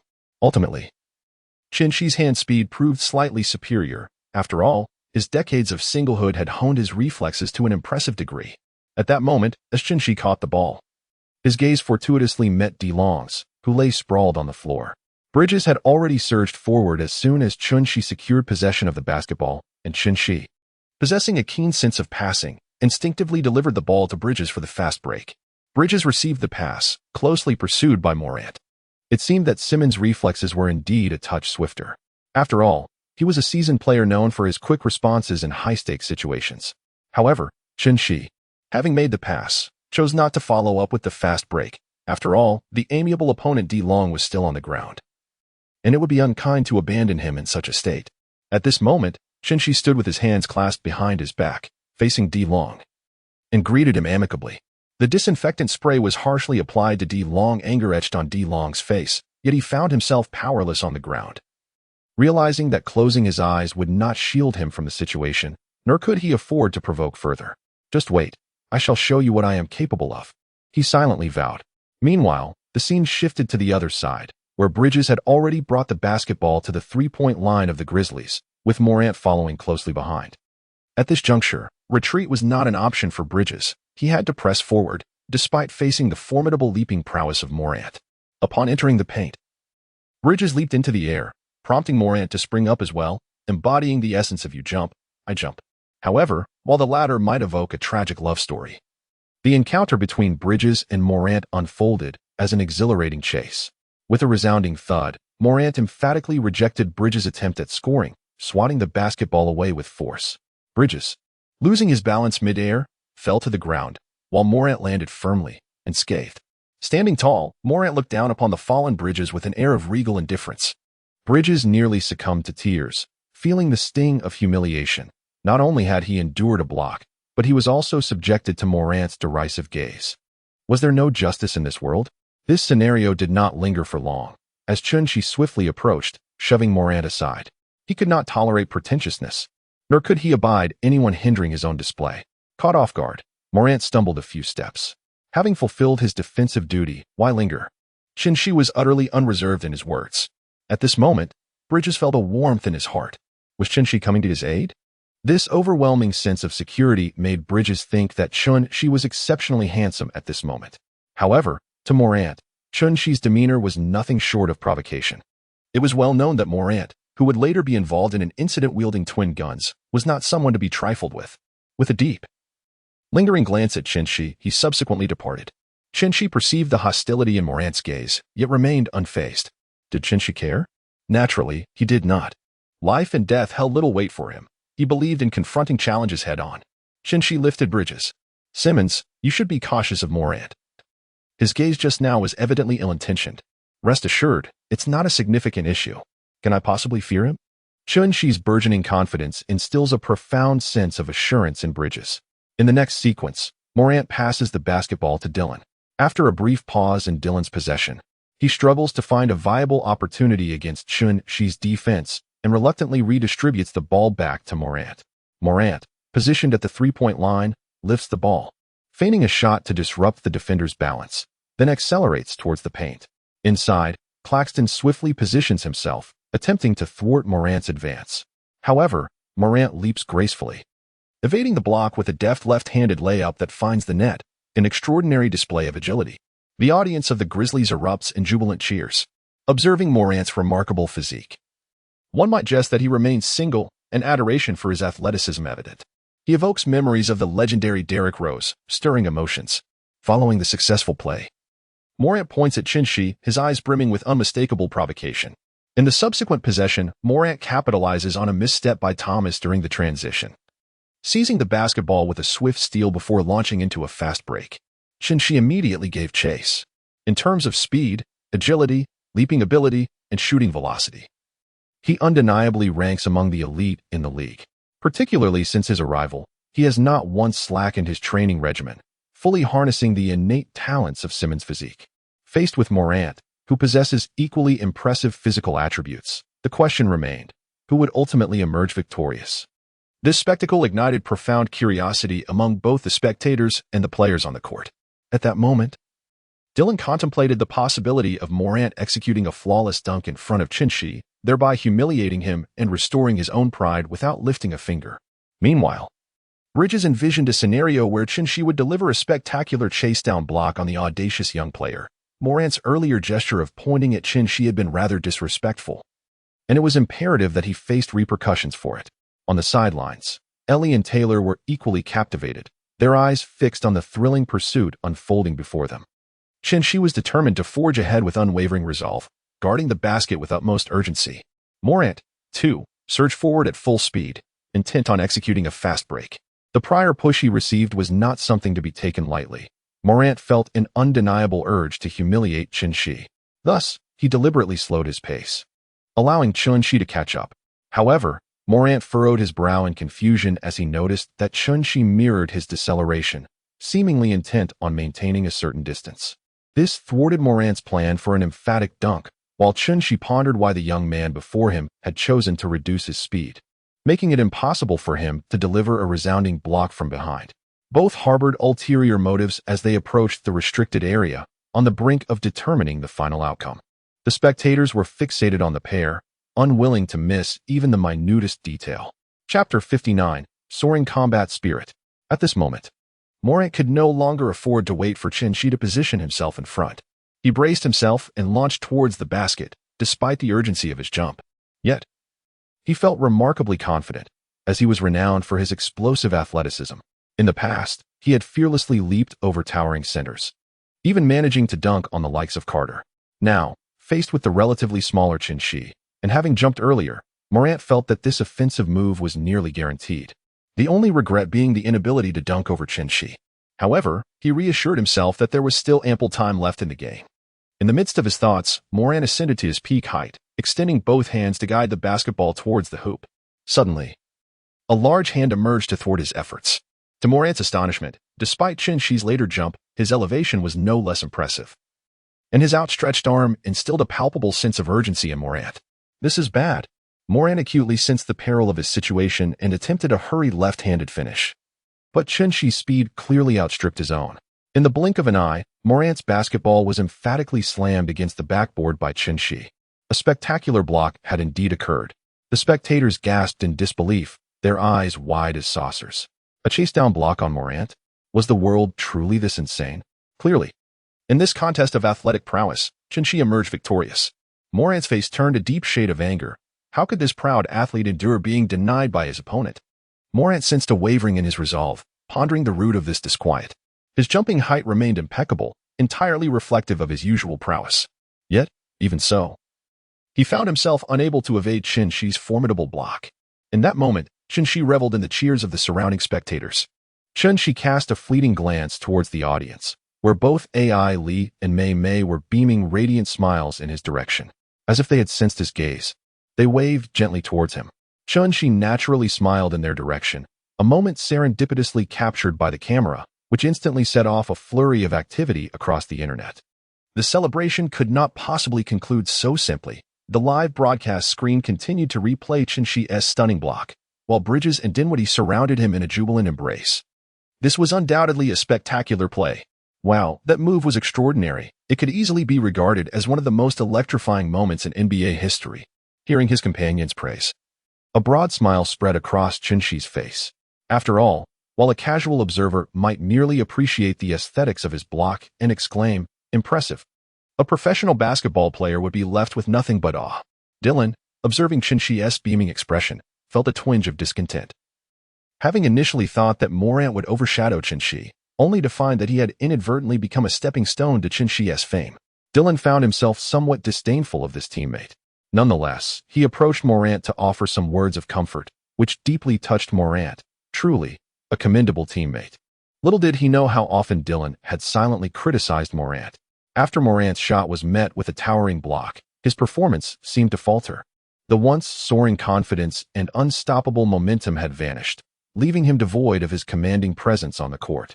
In contrast, the Nets surged forward, propelled by Chun-Shi's mid-range jumpers, three-pointers, and layups, enhancing the overall atmosphere of the team. Bridges also contributed with 2 three-pointers, assisting the team in furthering their lead against the Grizzlies. By the end of the first quarter, the Grizzlies found themselves trailing by 18 points. Having been thoroughly dominated by the Nets, such is the nature of competition. However, as the second quarter commenced, Coach Vaughn informed the previously active Chun-Shi that he hoped he would take a break during this period. Although Chun-Shi felt no immediate issues, he had only recently recovered from an injury and returned ahead of schedule. Coach Vaughn was concerned that continuing to exert himself might strain Chun-Shi's body. With a solid lead established, it seemed prudent for Chun-Shi to rest, and thus he acquiesced to Coach Vaughn's wishes, intending to sit out the second quarter.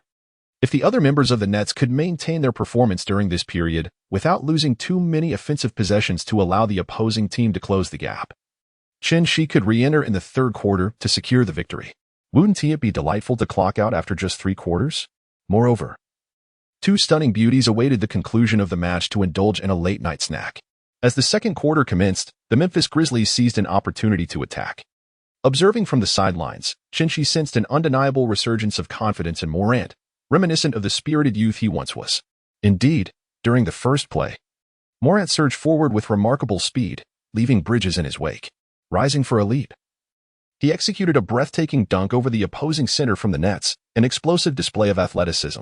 Such a remarkable dunk underscored Morant's extraordinary physical prowess, as he consistently sought opportunities to posterize the opposing big men. Meanwhile, Claxton, witnessing the spectacle from the bench, instinctively recoiled, pondering that had he not taken a breather, he might have been the one on the receiving end of that dunk, a truly harrowing thought. Following the exhilarating moment, Morant's gaze shifted to Chun-Shi, who fortuitously met his eyes, creating a fleeting connection between them. Subsequently, Morant pivoted to resume his defensive stance. However, Chun-Shi felt an unmistakable surge of competitive spirit emanating from Morant during their brief exchange. This young man was eager for a showdown. One could only wonder how he would react if he were to find himself bested once more. Chapter 60.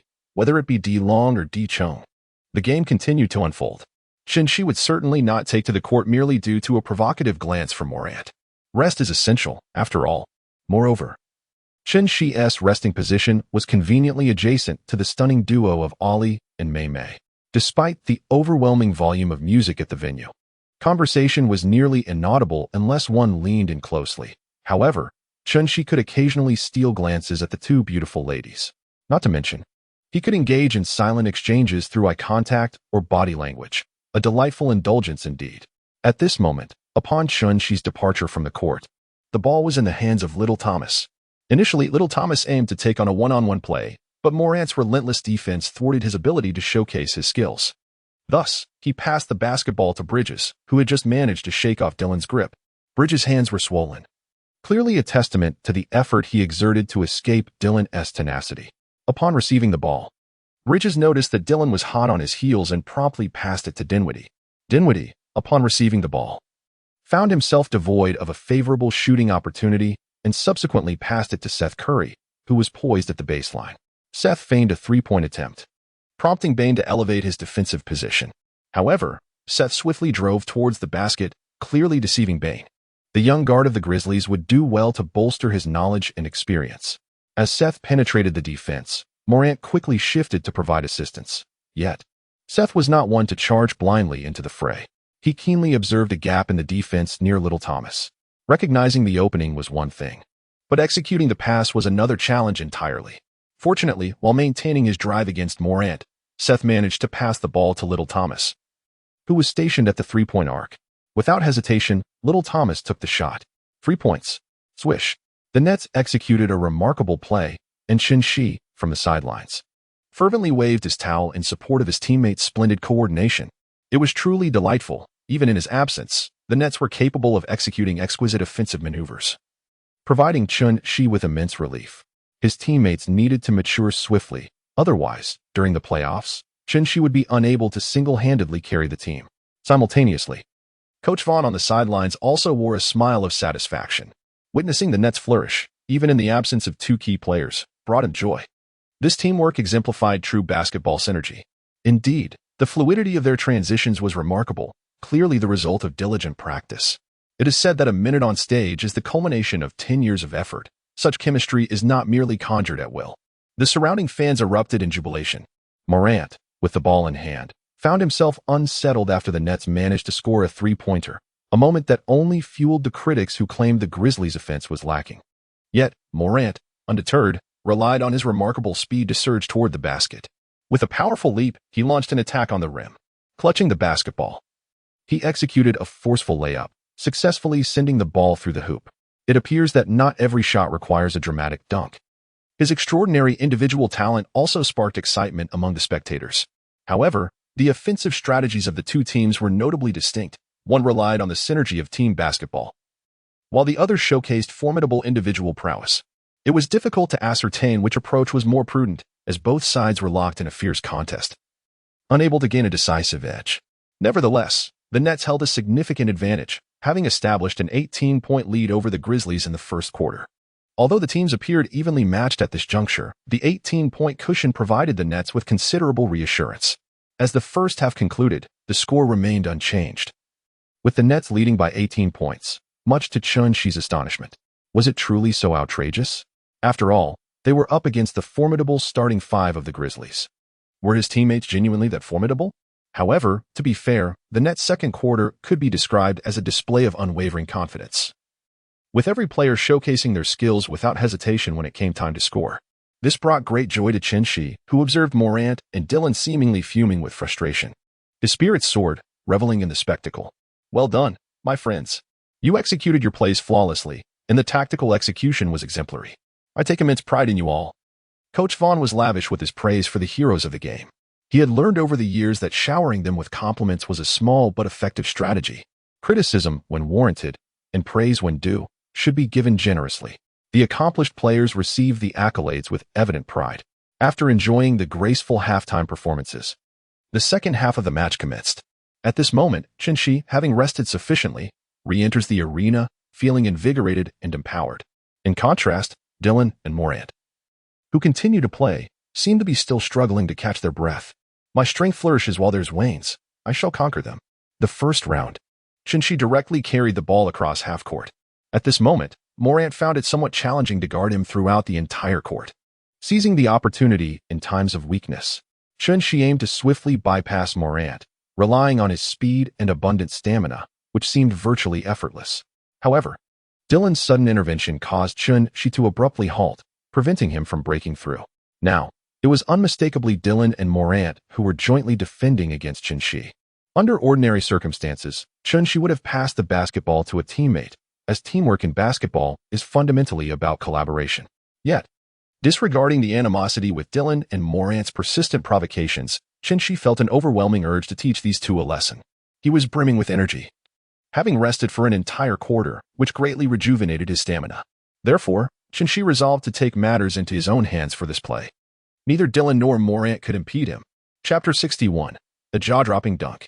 Dillon and Morant were initially focused on preventing Shi from passing the basketball to his teammates. Yet they soon realized that Shi was not even glancing at his teammates but rather directing his gaze toward them. Was he planning to go for a one-on-one?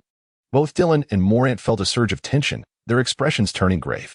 This shot had to be thwarted. Otherwise, should Shi succeed in scoring, both Dylan and Morant would have no choice but to abandon any pretense of dignity.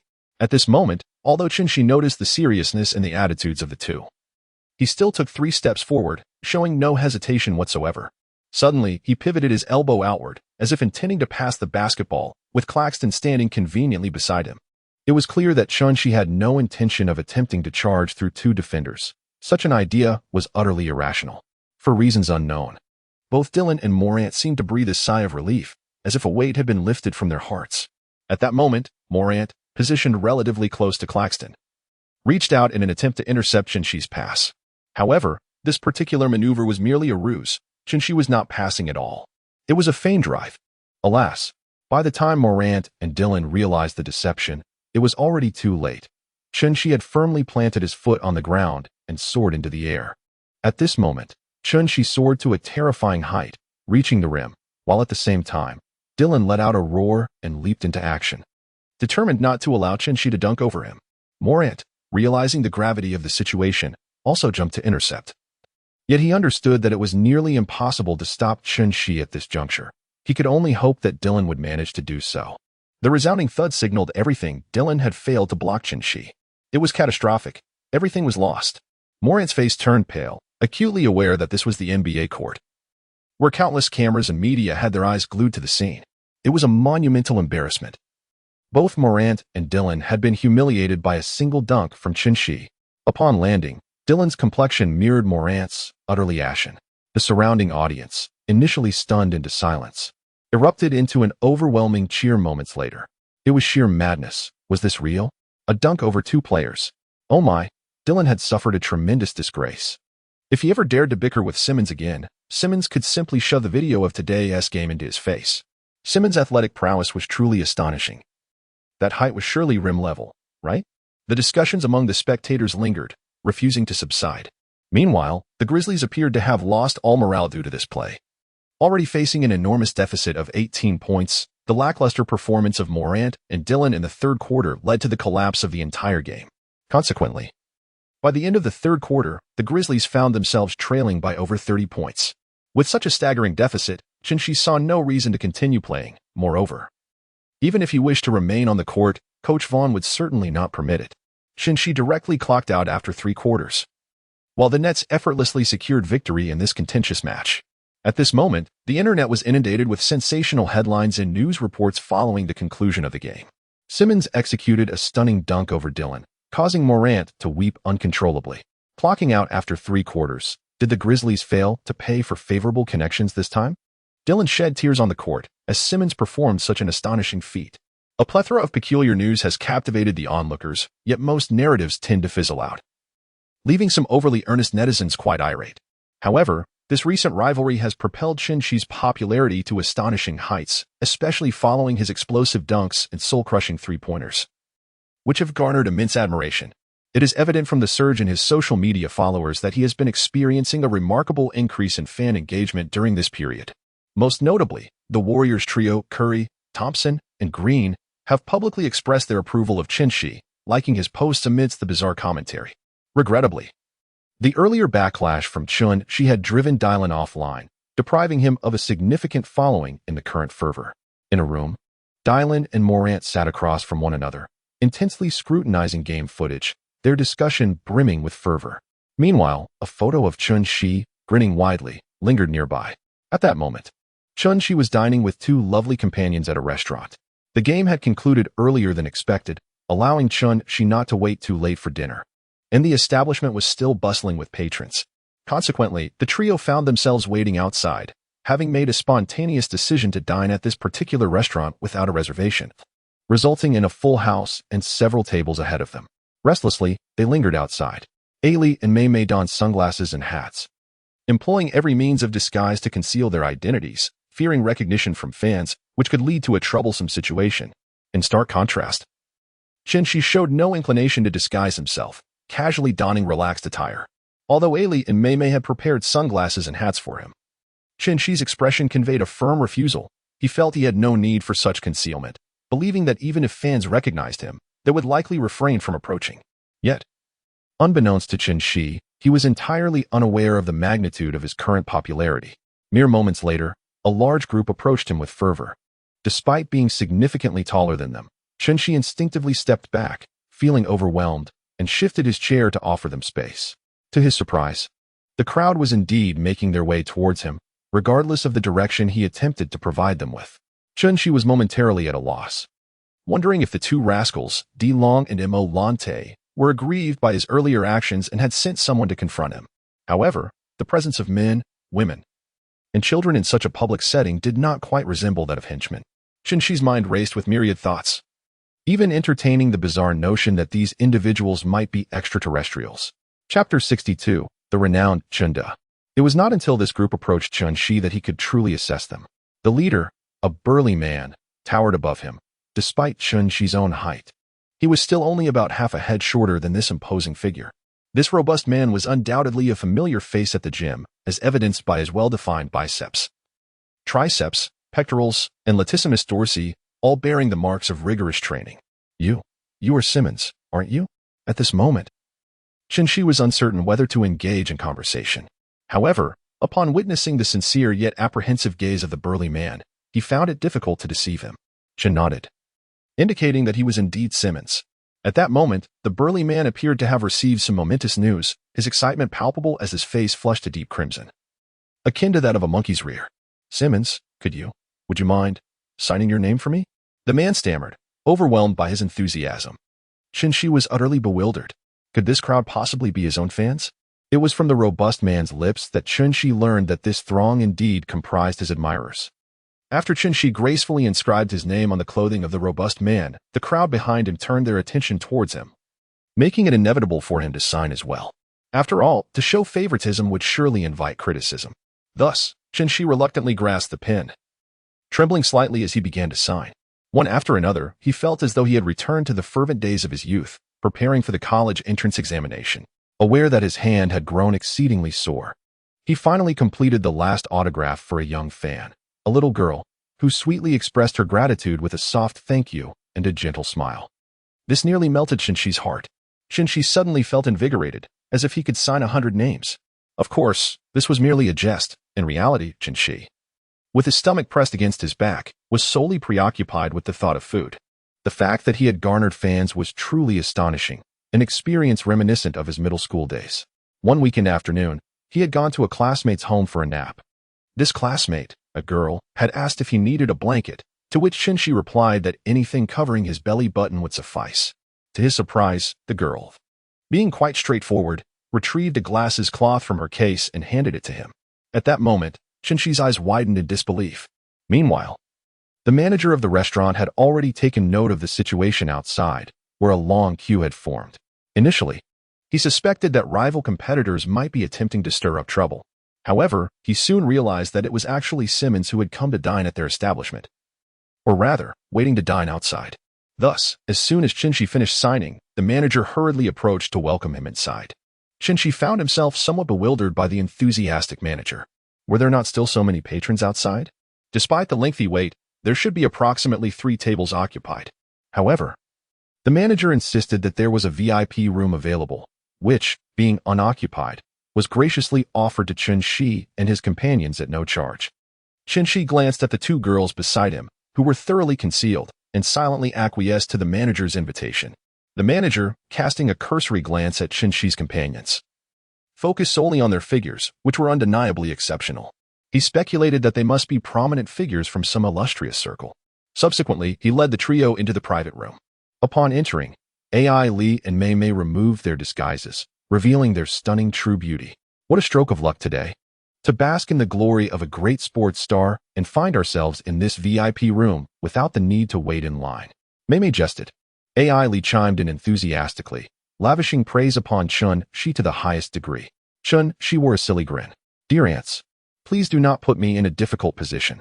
Either of you, if singled out, possesses a stature far surpassing mine. The manager would surely insist on carrying you in. Unwilling to relent otherwise, Chen Shi's compliments elicited uncontrollable laughter from the 2 women, finding the situation utterly amusing. The idea of being brought in like that was simply outrageous, eliciting hearty chuckles. Whether it was a deliberate arrangement by the manager or not, the speed at which dishes arrived at their table was notably swift, and the portions were generous. Shinshi savored every bite, and when the two ladies could not finish their meals, he effortlessly polished off their leftovers. After a delightful feast, the trio began to engage in conversation, exchanging banter that flowed naturally. Shinshi, with his playful storytelling, kept the two young women in fits of giggles, creating an atmosphere of sheer delight. Once he had escorted the two ladies back to their hotel, Shinshi returned to his own abode. During his bath, he felt a profound soreness throughout his body, particularly in his right arm, a testament to the day's exertions. However, he was quite pleased with his performance, especially with the clever feint that had outwitted Morant. Otherwise, he would have faced the daunting challenge of executing a double dunk from a distance. Morant was indeed a formidable obstacle not to be underestimated. Shinshi felt increasingly elated as he revisited the video of his impressive dunk over two opponents numerous times. The competition is a cyclical affair.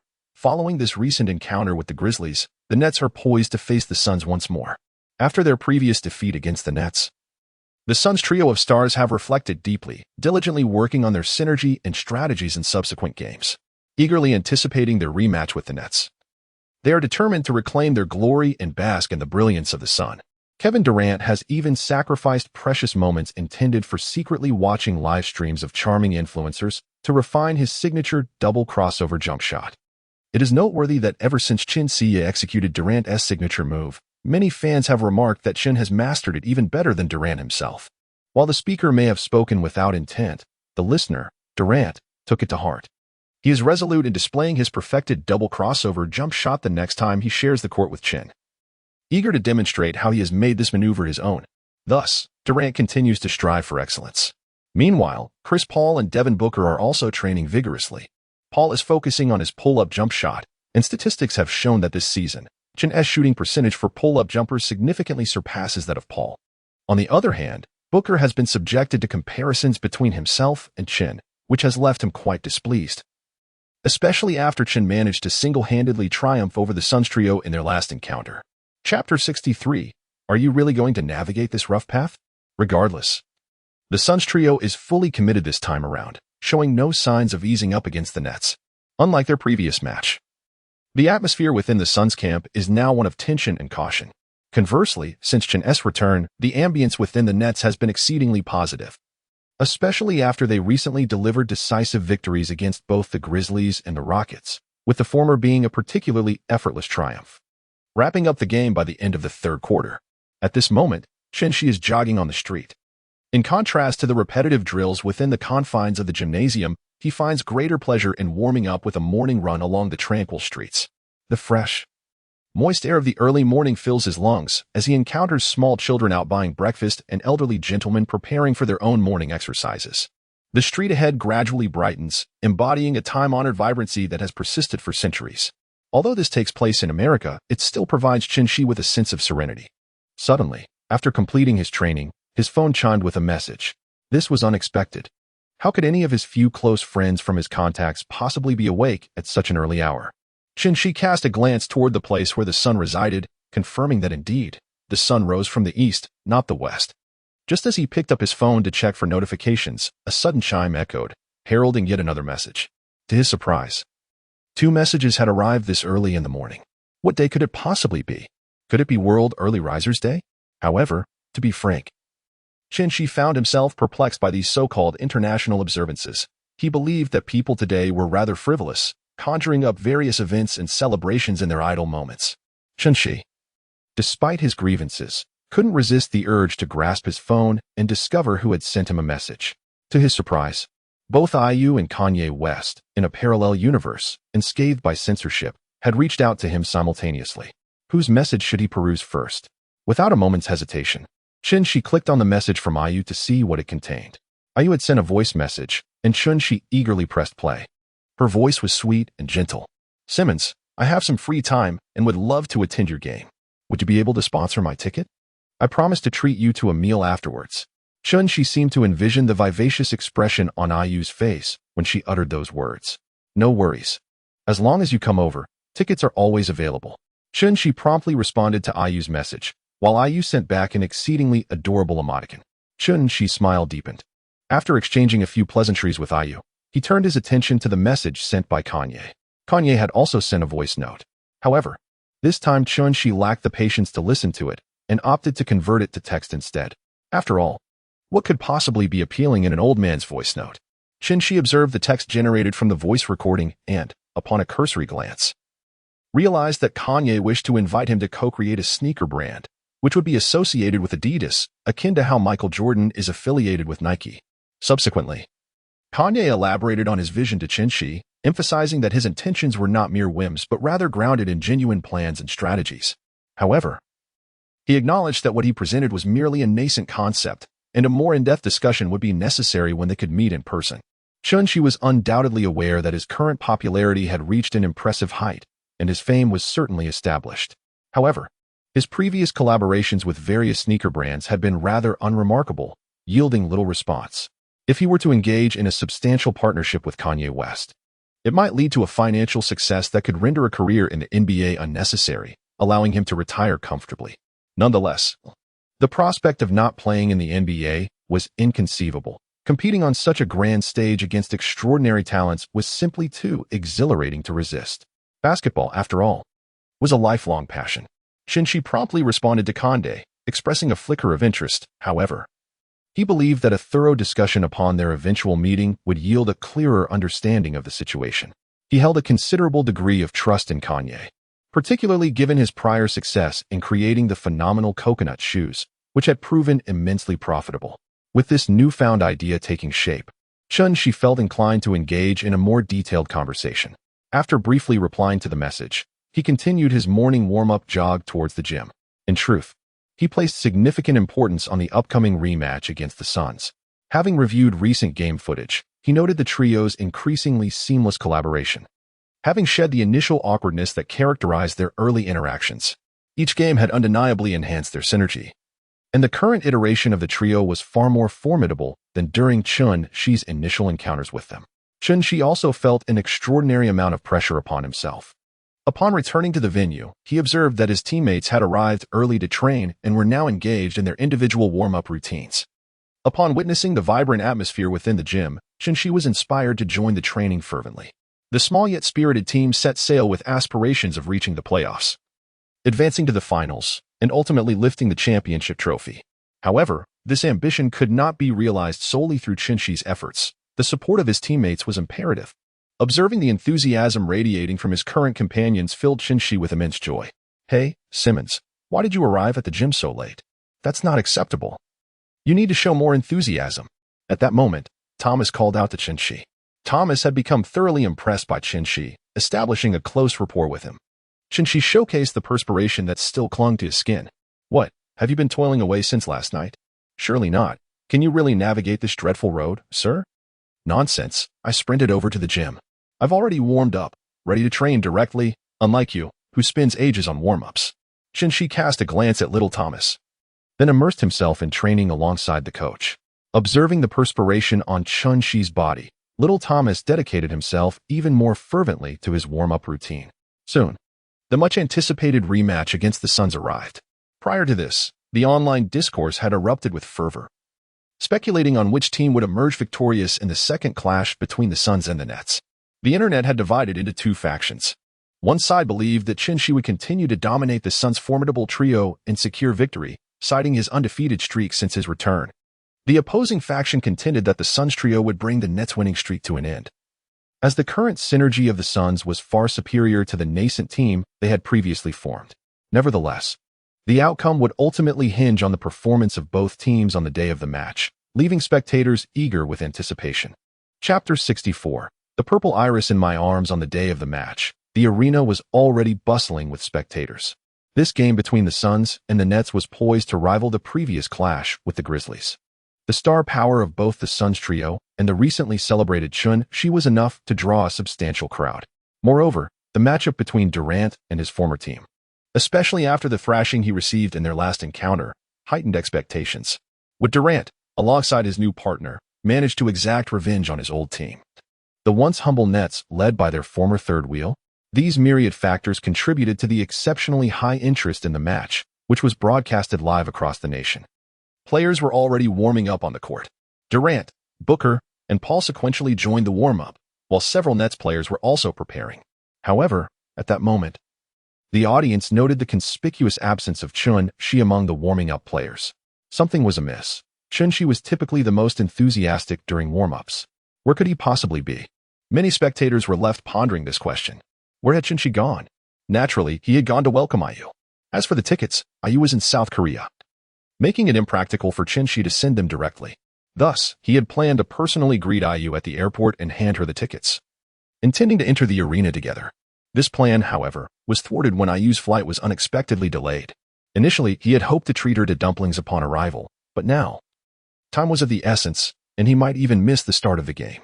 At this moment, Chun-Shi was anxiously waiting for IU, who was taken aback to find him still at the airport so late, awaiting her arrival. In truth, she had sent a message to Chun-Shi before boarding, informing him that she would likely arrive later than expected. She suggested that if he was pressed for time, he could return to the arena, as the match was of utmost importance. Although she couldn't enter the venue herself, she could still watch the live broadcast, which was being aired nationwide. She assured him that she would treat him to a meal afterward. Nonetheless, Chun-Shi chose to greet her at the airport. After all, she was one of the few friends he had in this world, having traveled all the way from South Korea to watch his match. How could he allow her to watch the broadcast outside the arena? It would be no different from watching it back in her country, and it would be a shame for her to endure such discomfort after flying all this way. Thus, Chun-Shi resolutely waited at the airport for IU's arrival. Naturally, he did not intend to welcome her empty-handed. He held a bouquet of irises in his hands. The iris symbolizes eternal friendship. Initially, Chun-Shi had hoped for yellow irises, but the florist informed him that they were out of stock and only had purple ones available, asking if that would suffice. Chun-Shi's understanding of flowers is confined to the results he has gleaned from online searches. He has come across the notion that iris flowers symbolize friendship, and he presumes that the variations in color should not bear any significant consequence. Thus, Chun-Shi ultimately consents to replace them with purple irises. Chun-Shi's towering stature, coupled with the violet iris flowers he held in his hands, rendered him conspicuous amidst the crowd, making it nearly impossible for him to remain unnoticed. Observers cast furtive glances in his direction until IU emerged from the exit, their eyes locking in a moment of mutual recognition. Upon catching sight of Chun-Shi, IU was momentarily taken aback, her gaze swiftly shifting to the blossoms in his grasp, a fleeting blush gracing her cheeks. Subsequently, IU waved toward where Chun-Shi stood.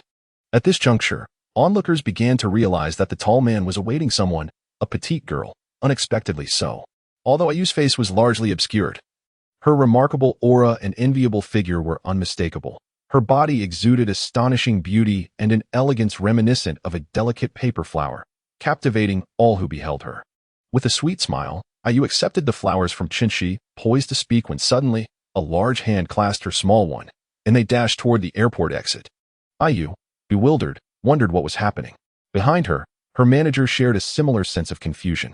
Had it not been for the knowledge that the man was Chun-Shi, IU's manager would have surely screamed and alerted the authorities, for such an abrupt abduction could easily be misconstrued as a public kidnapping. However, Chun-Shi's action sparked a wave of bewilderment among the crowd, some even reaching for their phones to call the police. In response, IU's manager hurriedly clarified to the onlookers that IU and Chun-Shi were acquaintances, which diffused the situation and prevented any calls to law enforcement. As IU followed Chun-Shi at a brisk pace until they reached the car, she finally found a moment to inquire about the urgency of their flight. "I apologize, but time is of the essence. My competition is about to commence." Chun-Shi scratched his head, feeling a twinge of guilt as he spoke. "I have no issues on my end. It's just that my manager didn't get on the bus, which is somewhat." IU paused mid-sentence, and Chun-Shi's forehead broke into a cold sweat. He had initially assumed that the person behind IU was merely another passenger, only to discover it was indeed her manager, a truly mortifying situation, leaving her stranded. Consequently, IU's manager had to hail a taxi to the arena, where she eventually retrieved the tickets from the security personnel at the entrance before entering the venue. Meanwhile, IU had already been seated for quite some time. While Chun-Shi was warming up on the court, IU's manager noticed her gaze fixed intently on Chun-Shi, her eyes sparkling with admiration. She shook her head, bemused by this infatuation. In her eagerness to attend Chun-Shi's match, IU had worked tirelessly in the days leading up to this event, compressing a week's worth of tasks into just 4 days. At this moment, Ayu noticed her manager had arrived and hurried to explain that Shinshi had been rushed due to time constraints, which led to the misunderstanding that left her behind, not out of neglect, but rather as if she were an incidental bystander. Observing Ayu's anxious demeanor, her manager felt a mix of exasperation and understanding. She reassured Ayu that she bore no resentment and then glanced at the purple iris cradled in Ayu's arms, her eyes glinting with curiosity.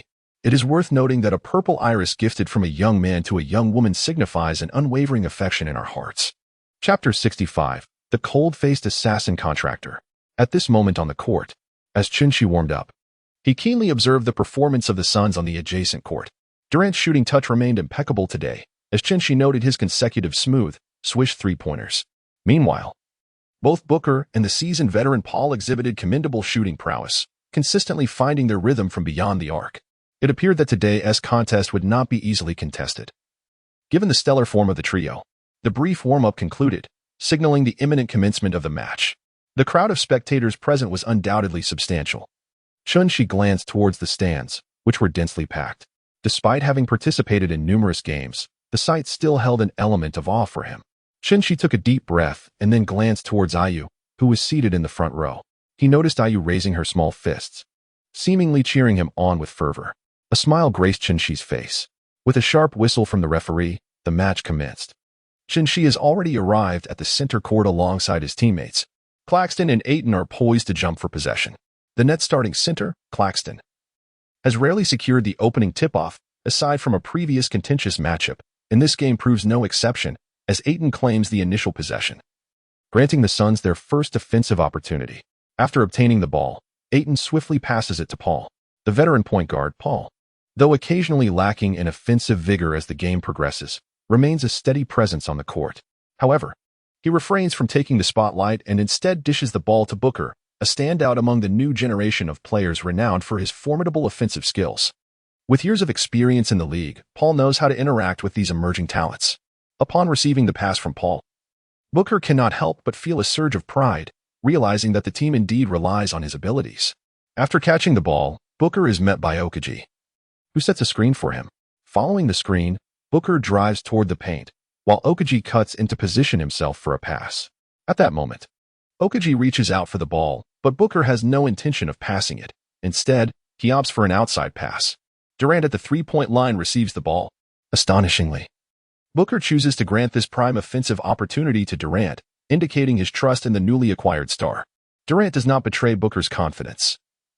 He rises for a three-pointer with a swift, fluid motion. Swish. Despite Shinshi's best efforts to defend, such attempts are trivial against a top-tier scorer like Durant. His defense is utterly insufficient. Unfazed by the challenge, Durant's spirits soar as he takes the shot, in your face, like a cold-blooded assassin.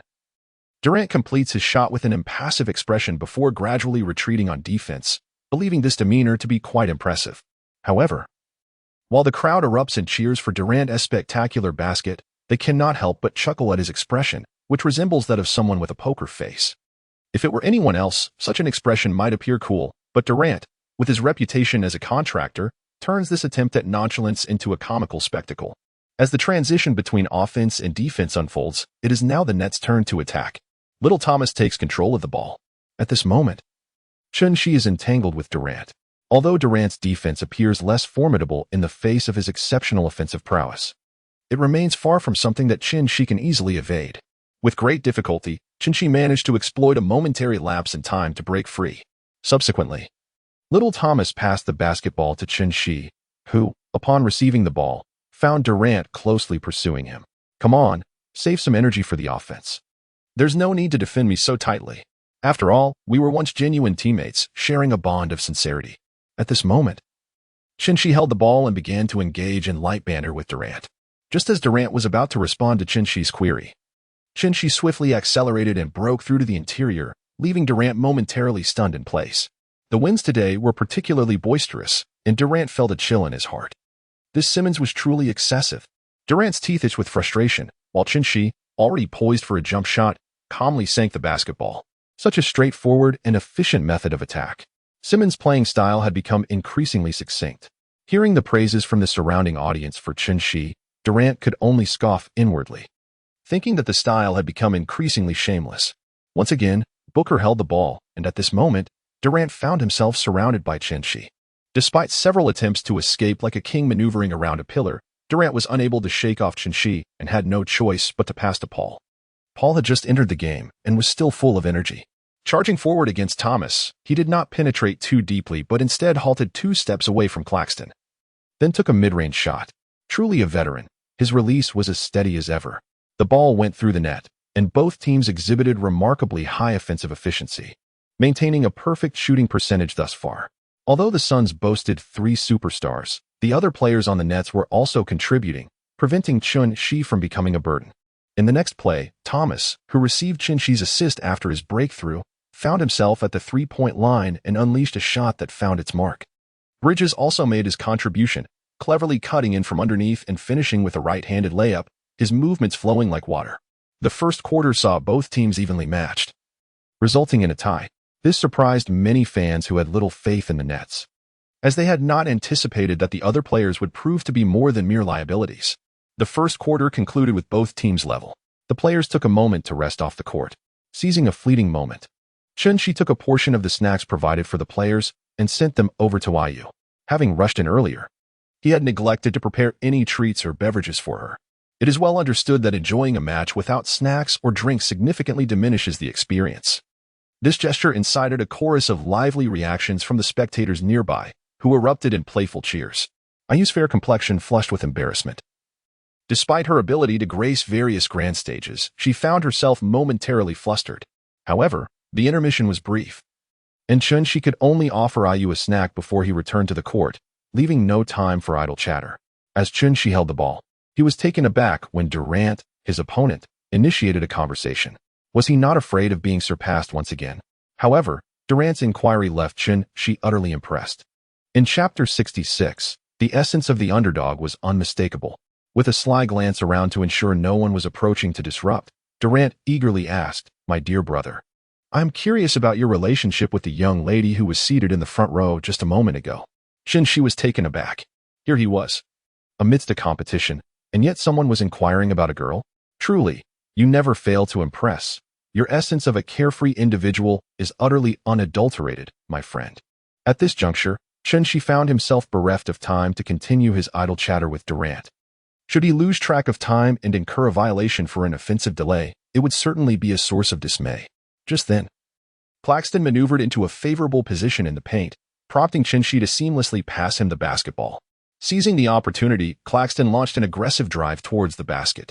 However, Ayton's defensive agility remained formidable. Despite Claxton's swift approach, Ayton managed to contest effectively, resulting in the ball ricocheting off the back rim rather than finding its way into the hoop. The ball, akin to a hot potato, eluded possession as several players scrambled beneath the basket, each vying to secure it. The battle for the rebound was fiercely contested.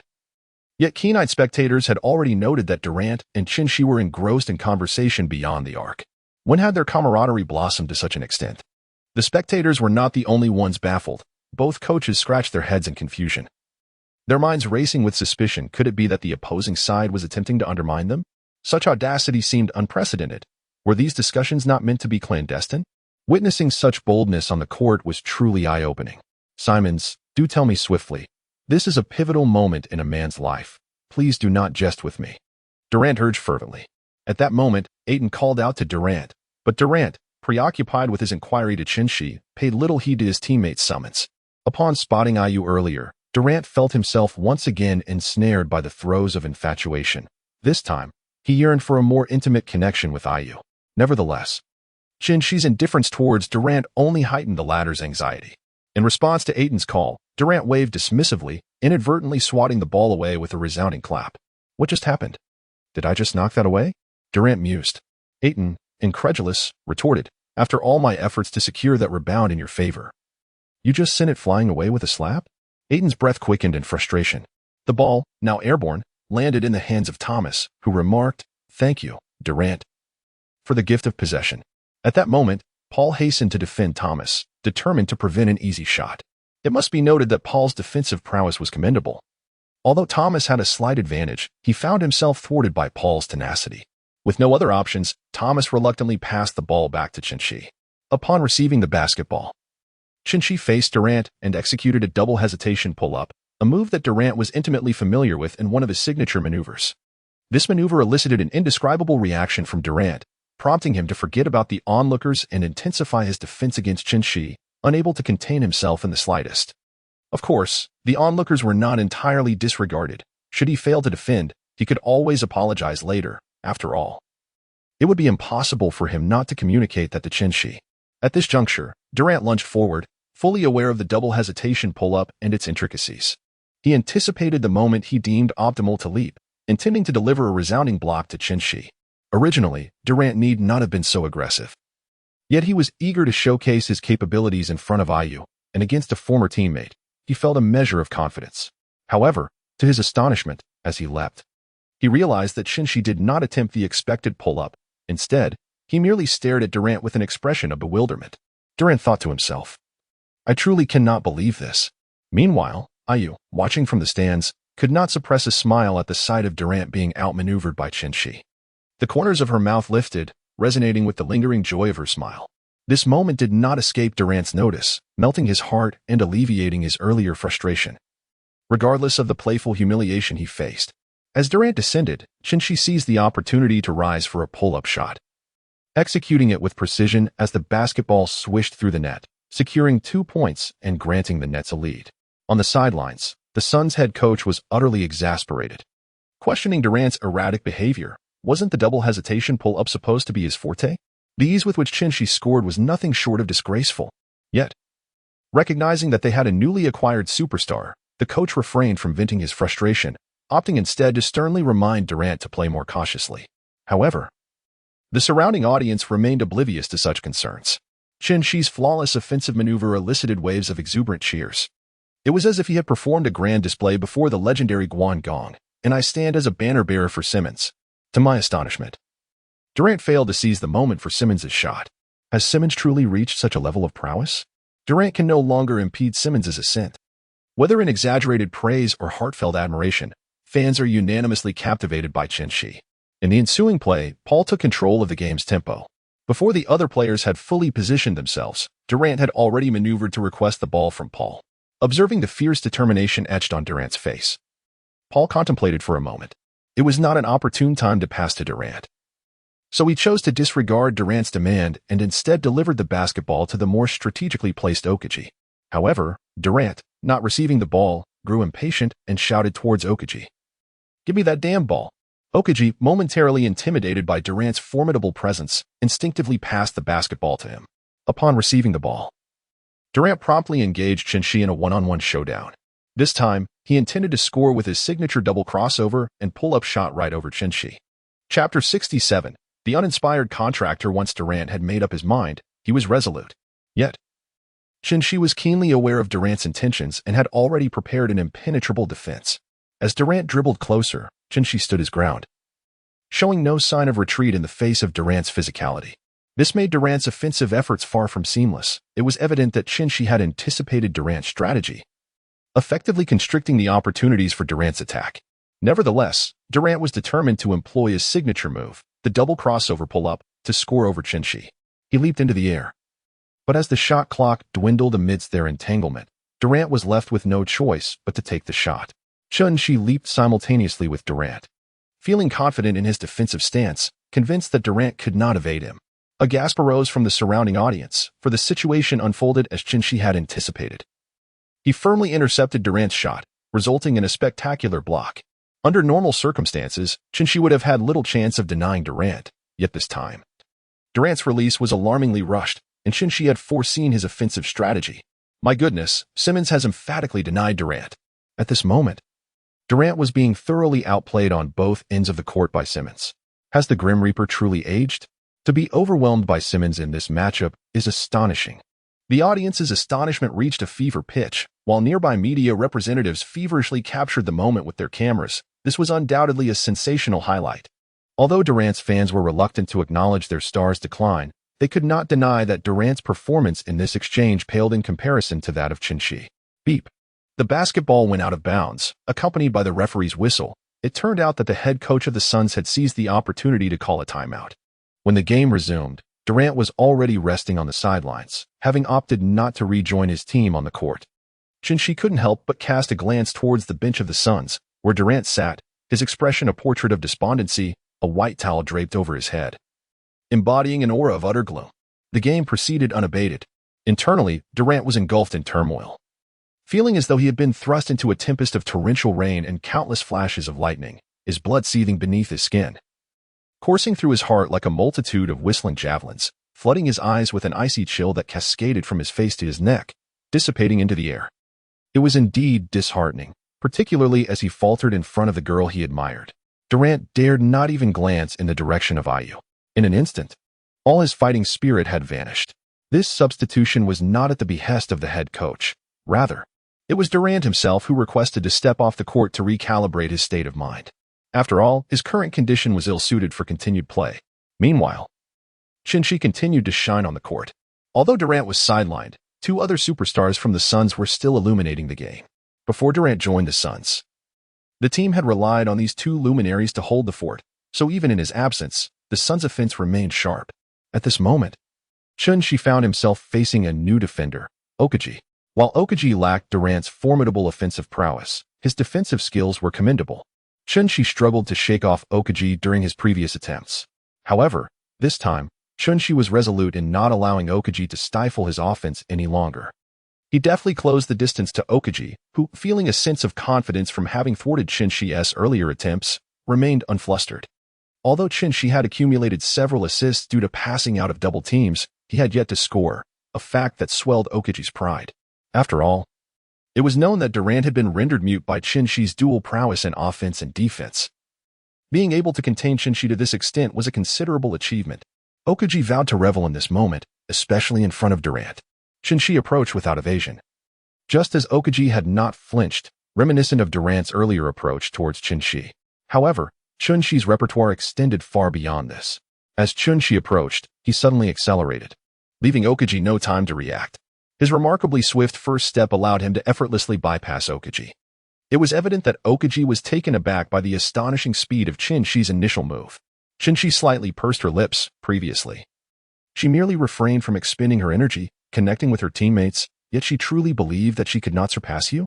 At this moment, Chin-Shi flashed a smile, surprisingly finding the time to direct a grin toward Okaji. Meanwhile, inside the paint, Claxton remained the same Claxton, failing to adequately guard Ayton, which led to Chin-Shi's attack directly matching up against Ayton. This was disastrous. The Nets starting center was performing abysmally, unable to contain Ayton. And now Simmons was likely to face a challenge. Indeed, Simmons had exhausted his energy with that incredibly swift first step, leaving him with little strength to contend with Ayton at this moment. The Nets fans in the stands were decidedly pessimistic about Chin-Shi's offensive attempt. Claxton wore a look of frustration, acknowledging that this play was indeed a lapse on his part for not restraining Ayton. Ayu, seated in the audience, also wore a worried expression.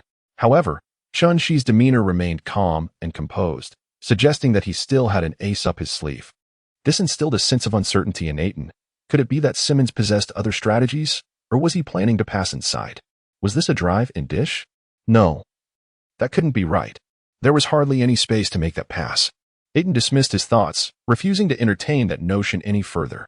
Regardless, he resolved to contest any shot that came his way, feeling utterly confident in himself. Chapter 68, That Year at 18. As Chin-Shi leapt into the air, Ayton stood unwaveringly before him, rendering their collision inevitable. However, given Chin-Shi's current jump height, it appeared more likely that he would be blocked by Ayton. Observers could clearly see that Chin-Shi's elevation was evidently inferior to Ayton's, and Ayton's downward force left Chin-Shi with little opportunity. Yet, in a surprising turn of events, Chin-Shi managed to suspend himself in midair, deftly rotating his body to evade Ayton's block. Subsequently, he executed an astonishing and seemingly impossible reverse spin, sending the basketball into the hoop. Unbelievable! The ball spun in an extraordinary arc, entering the net at an astonishing angle. Gasps of awe erupted from the surrounding spectators, as this moment was infused with an element of magic. The sheer audacity of that reverse spin was remarkable. Meanwhile, watching the live broadcast, Irving's eyes widened in disbelief. Even he, the god of basketball, would require the perfect alignment of time, place, and circumstances to achieve such a feat. He marveled at how effortlessly Chin-Shi performed this move. Irving felt a profound sense of inadequacy, realizing that Chin-Shi's prowess beneath the basket now surpassed his own. Little did Irving know that Chun-Shi had seamlessly blended skills acquired from him with Morant's unparalleled agility, enabling this seemingly effortless reverse spin. Following his match against the Suns, Chun-Shi would soon face the Mavericks again, and it was evident that he was progressing at an astonishing rate. Irving was suddenly struck by a strong sense of urgency. After all, his teammate, Brother Du, had been rendered withdrawn by Chun-Shi's performance. Irving glimpsed a future version of himself just days ahead. He resolved to intensify his training immediately, for he knew he would not find rest at night. Turning off the television, he made his way to his home training facility. Indeed, the luxurious training court attached to Irving's villa was a testament to the opulence often associated with NBA stars, where personal training spaces are readily available. The game continued. Chun-Shi's remarkable goal stands as a breathtaking moment in the annals of NBA history. On the sidelines, IU's eyes widened in disbelief, while Durant, watching from the bench, was consumed with envy, lamenting why it was not he who executed such an exquisite reverse. Oh, how he envied that young man, Simmons. At that moment, Durant's agony was palpable. Meanwhile, Chun-Shi had already retreated on defense, poised to thwart the Suns' forthcoming offensive play. Ayton, disheveled, returned to his half of the court. Acutely aware that Chun-Shi's stunning score would undoubtedly circulate wildly across the internet, and he, as the mere backdrop, would be seen by countless viewers. The thought was excruciating. This was a monumental embarrassment. As Booker took possession of the ball and attempted a three-pointer, his shot fell short, striking the rim and bouncing into Ayton's grasp, who readied himself for a second attempt. In that instant, Chun-Shi raced over, prepared to contest the shot. After all, their center was rather unreliable. Ayton felt as if a person lost in darkness had suddenly glimpsed a brilliant dawn. He was determined to rise and deliver a thunderous dunk, proving to the audience that he was not to be trifled with. As Ayton leaped with all his might, he sensed a gust of wind behind him, a foreboding sign indicating that someone was closing in to defend. He knew that Claxton, the net center, would be no match for him. He could easily overpower him. Yet, the force approaching from behind felt intent on delivering a monumental block. Calm down, Ayton. You can make the shot. He steeled himself mentally as he launched the basketball toward the hoop. Just as he believed he had succeeded, a colossal hand emerged, thwarting his dunk with formidable strength. Ayton felt the overwhelming force pulling him backward mid-air. Oh no, he was blocked. In the next moment, Ayton's perspective flipped, and he fell to the ground as the basketball sailed out of bounds.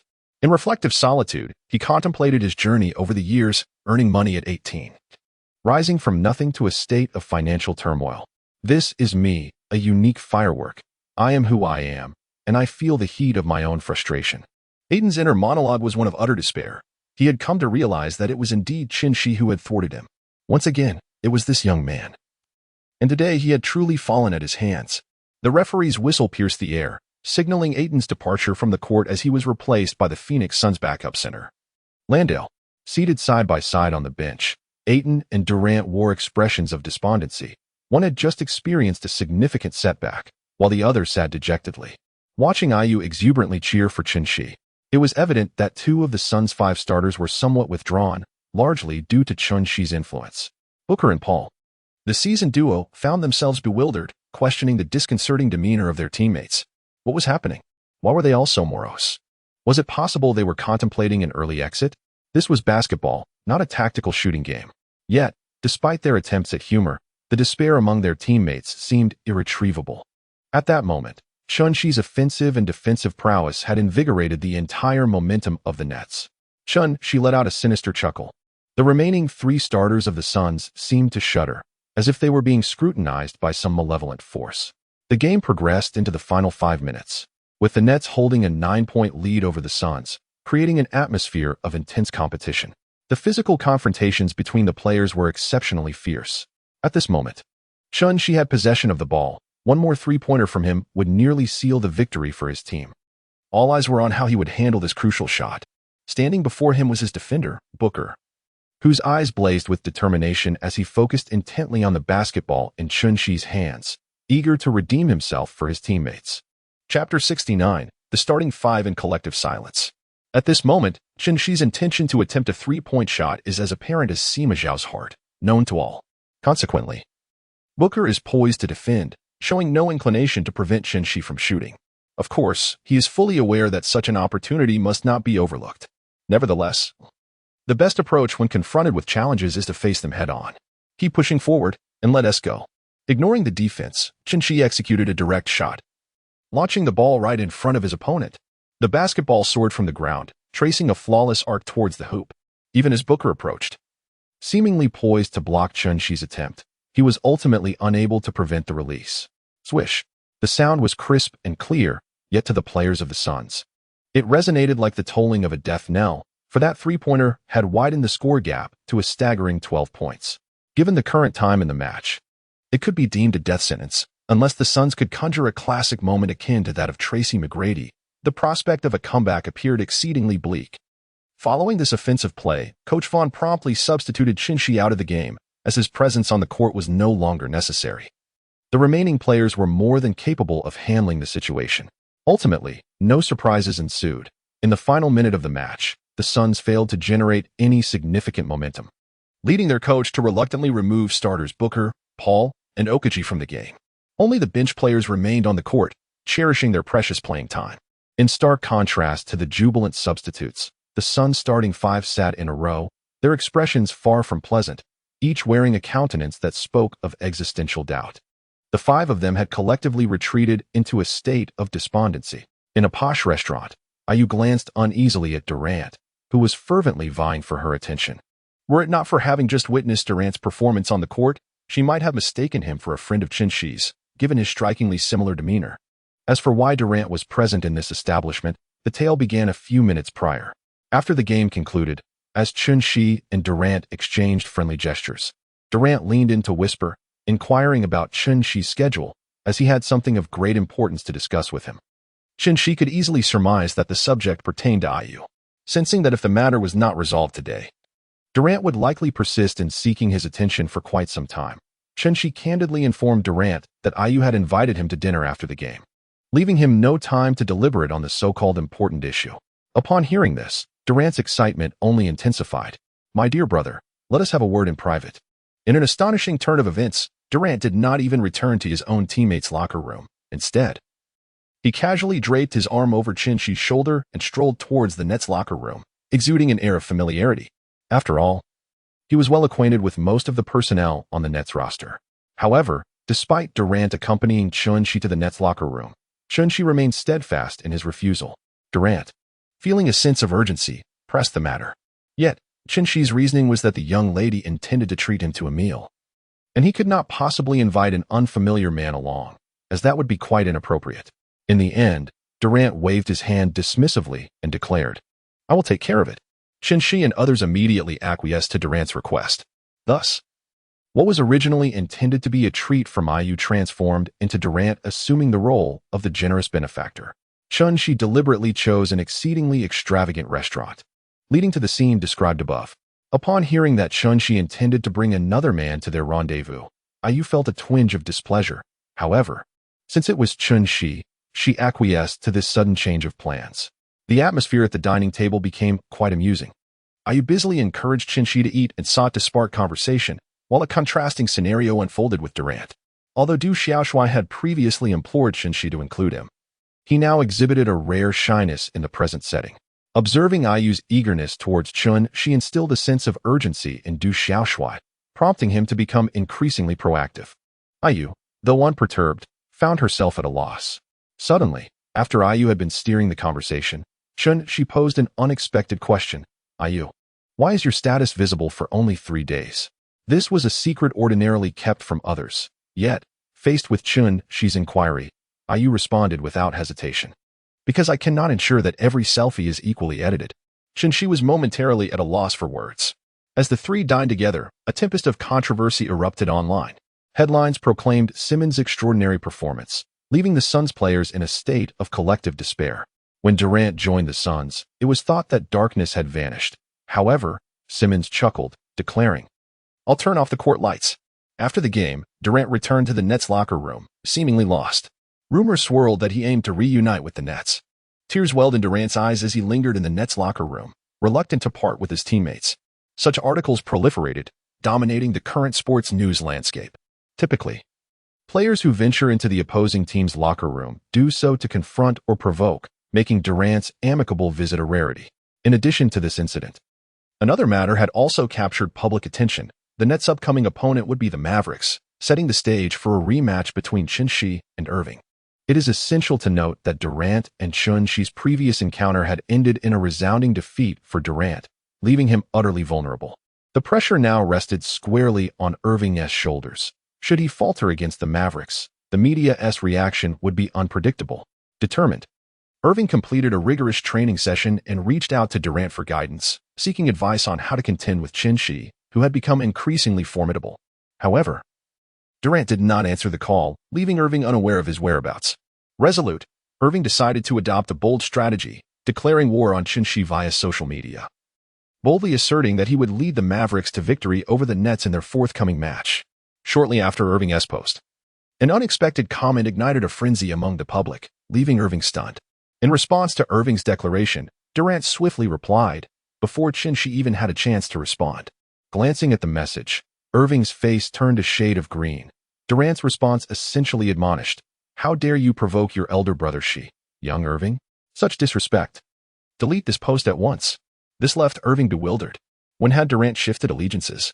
Just recently, they had sat together in Irving's home, critiquing Shi's performance, united in their camaraderie and vowing to confront Shi fiercely in their next encounter. Yet now, the landscape had shifted dramatically. To think that Du Xiaoshui would publicly challenge himself on social media over a mere Simmons. Oh, how it shattered my heart into countless pieces.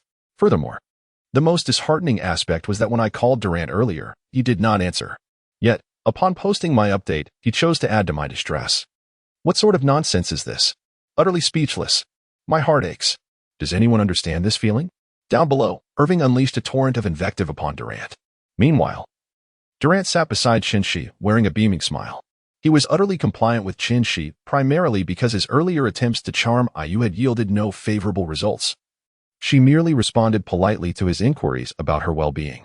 As the dinner drew to a close, he had not even managed to exchange contact information, leaving Du Xiaoshui feeling a profound sense of defeat. It seemed that this encounter with Ayu had been a dismal failure.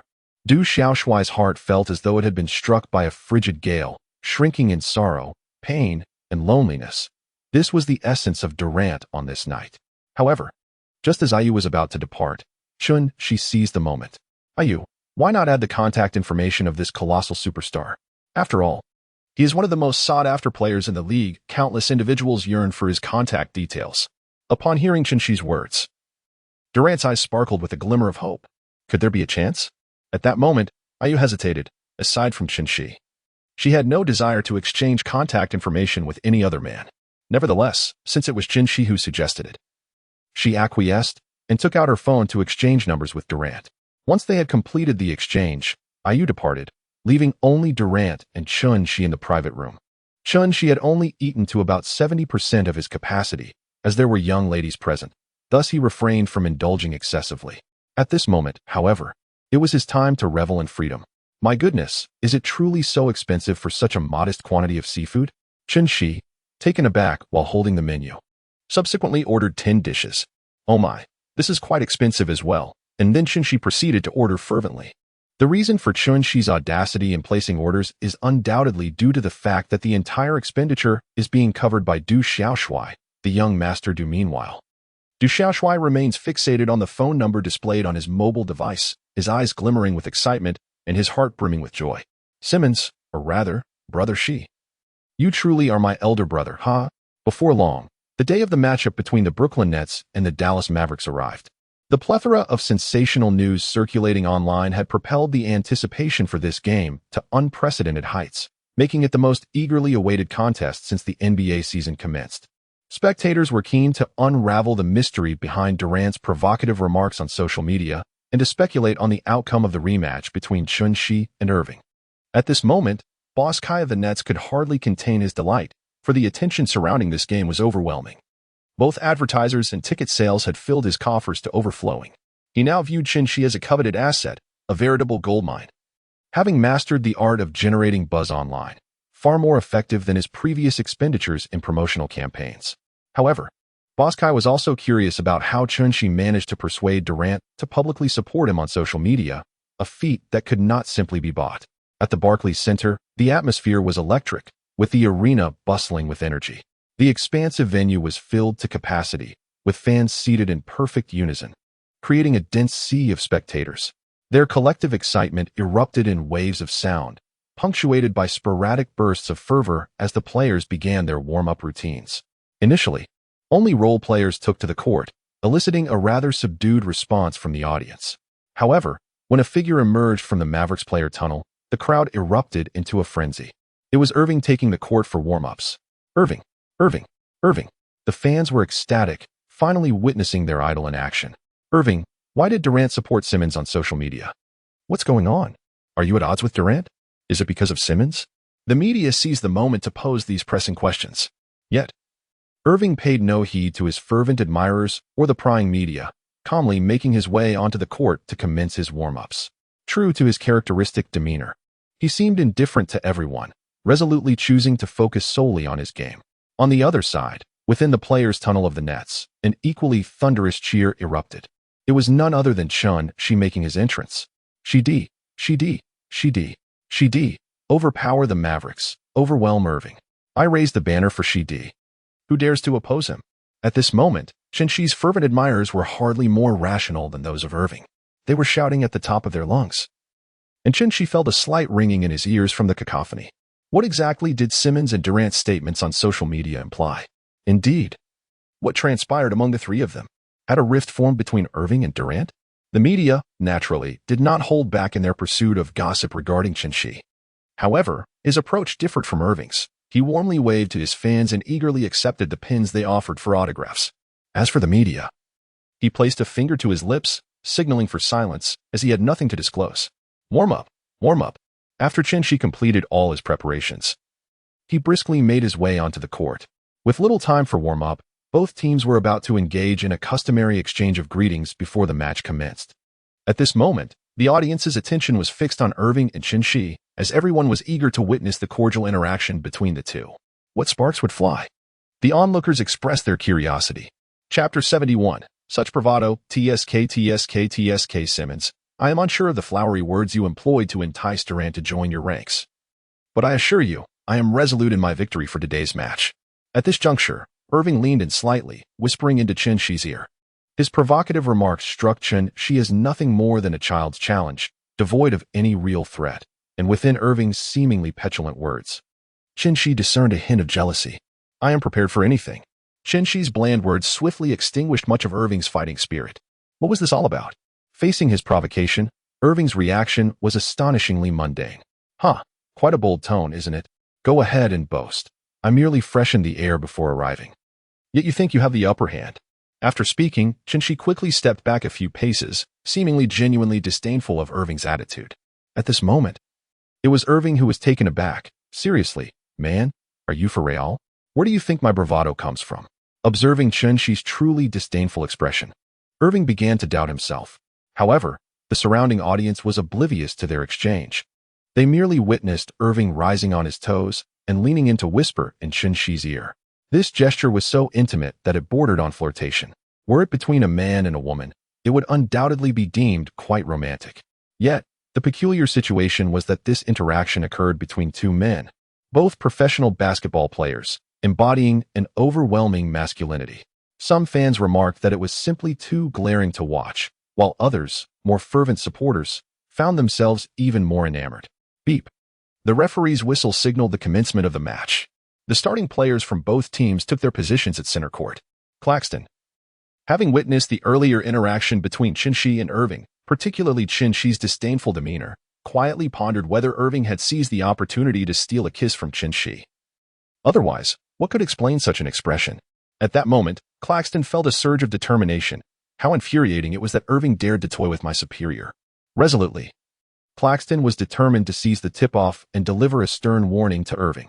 The referee tossed the basketball high into the air. Claxton leaped with all his might, intent on securing the tip. Upon landing, he awkwardly rubbed his nose, feeling somewhat embarrassed. Blast it, he had failed to claim it once again. However, the players of the Nets were quite accustomed to Claxton's shortcomings and swiftly retreated on defense.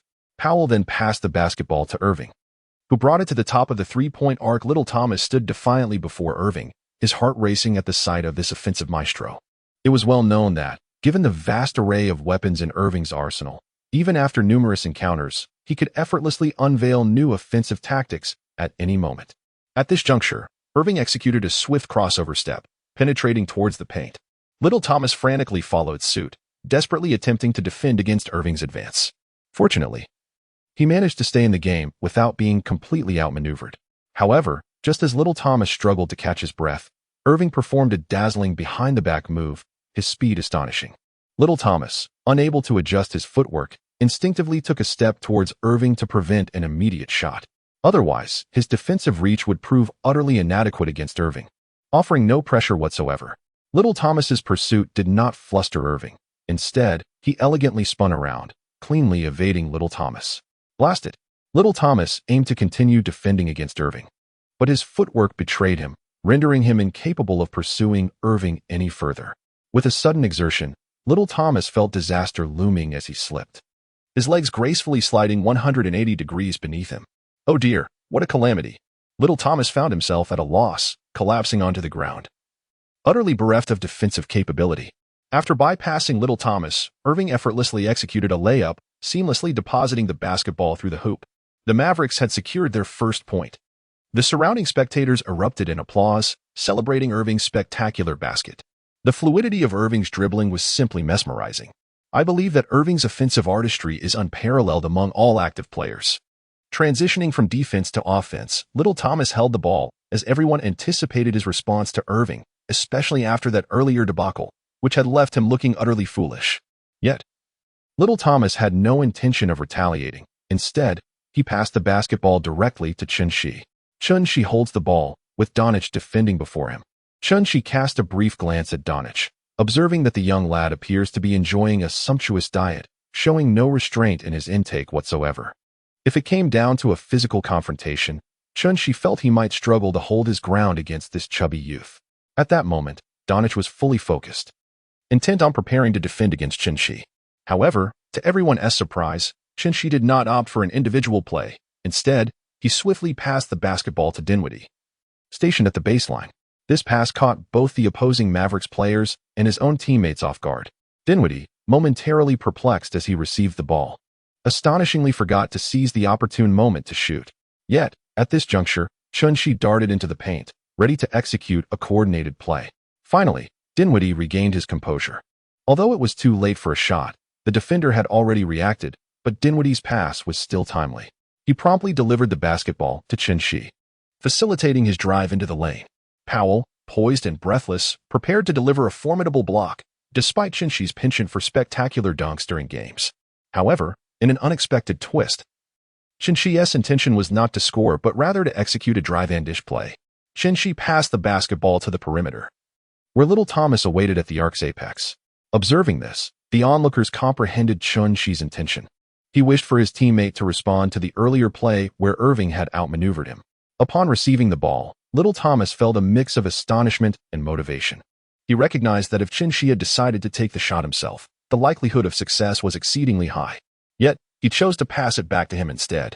Determined not to betray Chun-Shi's trust, Little Thomas inhaled deeply and launched a three-pointer. However, executing the shot was far from simple, as Irving lunged forward, attempting to obstruct every avenue of Little Thomas's shooting opportunity. Undeterred, Little Thomas faced Irving and released the ball just in time. The basketball soared in an elegant arc before finding its target. A crisp swish echoed through the air, and a long-awaited smile graced Little Thomas's face. In that moment, he exchanged a high five with Chun-Shi, finally liberating himself from the frustration he had felt earlier. Having endured considerable suppression moments before, he had now channeled that tension into a triumphant three-pointer. "Thank you, big brother Shi." Little Thomas sincerely expressed his gratitude to Chun-Shi. "What are you thanking me for? That shot was yours. I didn't put it in for you," Chun-Shi replied. Chun-Shi waved his hand. The match continued. At this moment, Irving held the ball, and Little Thomas had been screened away. Now, standing before him was none other than Chun-Shi. The spectators in the stands widened their eyes, finally witnessing the face-off between these two titans. Irving, controlling the ball, glanced in Chun-Shi's direction, a smile gradually forming at the corner of his mouth. He intended to dismantle Chun-Shi with the arsenal at his disposal. Even if Durant staunchly supported Chun-Shi, it would prove inconsequential. For Irving was about to demonstrate through action that Chun-Shi was inferior to him. In an instant, Irving launched a rapid first step towards Chun-Shi's left foot. Goodness, was it that swift? At this moment, Chun-Shi failed to keep pace with Irving's initial step. The young man's explosive power was astonishing, far exceeding Chun-Shi's expectations. Irving, now basking in his own confidence, found it remarkable that Chun-Shi could not even match his first stride. Clearly, Chun-Shi's defensive instincts require significant refinement. With a dismissive click of his tongue, Irving expressed his disdain for Chun-Shi. Is it truly the case that he was surpassed so easily by a mere step? This is rather disappointing, isn't it? What on earth is happening? With such feeble defense, it is undeniably too fragile. The defensive flaw of Chun-Shi has drawn fervent criticism from the audience. With ease, Irving created a half-step advantage over Chun-Shi and opted for a sudden jump shot as his finishing move. Irving nonchalantly prepared to release the basketball, his shooting posture remarkably pristine. However, just as he was about to take his shot, a peculiar sensation alerted him to an impending threat behind him. His instinct, that distinctive sixth sense, warned him that someone was rapidly approaching. This was hardly a comforting revelation. Yet, having already initiated his shooting motion, Irving could not afford to halt and glance back. Reluctantly, he pressed on with his shot. Unfortunately, at that precise moment, Chun-Shi denied Irving the opportunity to complete his attempt, swatting the ball from his grasp with a decisive smack. In that instant, Irving felt as if he had been petrified midair, for Chun-Shi's block shattered his previous confidence and crushed it beneath his feet. Just moments ago, Irving had reveled in the thought of effortlessly bypassing Chun-Shi, but now, the resounding rejection served as a stark reminder that even if he could maneuver past him, a single block could thwart his every effort. The spectators, who had previously criticized Chun-Shi's defensive instincts as lacking, were silenced collectively. Chun-Shi's block had become the arena's mute button. The critics and naysayers found themselves at a loss for words. Yet, as the dissenters fell silent, Chun-Shi was met with the resounding cheers of the fans. That emphatic block was simply exhilarating. Just look at Irving's earlier smug expression, and now. The contrast is strikingly stark. This moment truly showcased brilliance. The basketball rolled out of bounds, and since it had not touched another player's hand, possession remained with the Mavericks. Tim Hardaway Jr. prepared to inbound the ball, while Kyrie Irving seemed to be questioning his existence, his offensive enthusiasm noticeably waning. Noticing Irving's reluctance to attack, another star of the team felt compelled to step up. Luka Doncic swiftly dashed towards Hardaway's position for the inbound pass. With Chun-Shi not applying much pressure from behind, Doncic managed to receive the pass without much difficulty. The recent block had left Doncic's right eye twitching, so he aimed for a more cautious approach this time, avoiding any recklessness. Otherwise, his teammate, the illustrious Irving, might soon find himself sidelined as well. At that moment, Doncic was not particularly eager to confront the surging Chun-Shi, so he intended to pass the ball. However, the crowd suddenly delivered an unexpected surprise. Someone in the stands shouted, "Doncic, take him one-on-one." Following that, a chorus of voices erupted, chanting, "Doncic, take him one-on-one. Doncic, take him one-on-one." The deafening cheers compelled Chun-Shi to glance towards the audience, wondering if he had inadvertently broken some unwritten rule. As a throng of fans clamored for him to be singled out, Chun-Shi felt an overwhelming sense of trepidation. At that moment, the fervent pleas of the fans placed Doncic in a rather precarious position. It seemed that he had no choice but to take the initiative himself. Doncic dismissed any thoughts of passing the basketball, and his teammates instinctively cleared a path, providing him with ample space to launch his offensive. He shielded the ball behind him and engaged in a physical confrontation with Chun-Shi. The resounding thud of their colliding muscles was almost painfully resonant. Chun-Shi could only sense a tremendous force rushing towards him. Do not be deceived by Doncic's physique, which may not be brimming with muscles. However, his ability to withstand physical challenges is certainly on par with that of the most robust and muscular men. Chun-Shi had exerted every effort in his defense. Yet he found himself relentlessly pressed deeper into the paint by Doncic. It seemed inevitable that a score would be made, as Chun-Shi struggled to withstand Doncic's relentless onslaught. At that moment, another forceful collision occurred, causing Chun-Shi to stagger backward, clearly losing his position. Doncic was poised to take a shot, yet the recent memory of Irving being blocked made him exercise caution. Thus, he took a moment to assess Chun-Shi's positioning, noting that there remained a slight distance between them. Only then did Doncic feel assured enough to proceed with his attempt. At this juncture, Doncic assumed a textbook posture to release the basketball from his hands. However, he couldn't shake the feeling of nervousness, as his right eye had been twitching incessantly. A saying in the Dragon Kingdom suggests, "A twitching left eye heralds fortune, while a twitching right eye foretells misfortune." This left Donich with an unsettling sense of insecurity regarding his shot, though he could not pinpoint the source of his anxiety.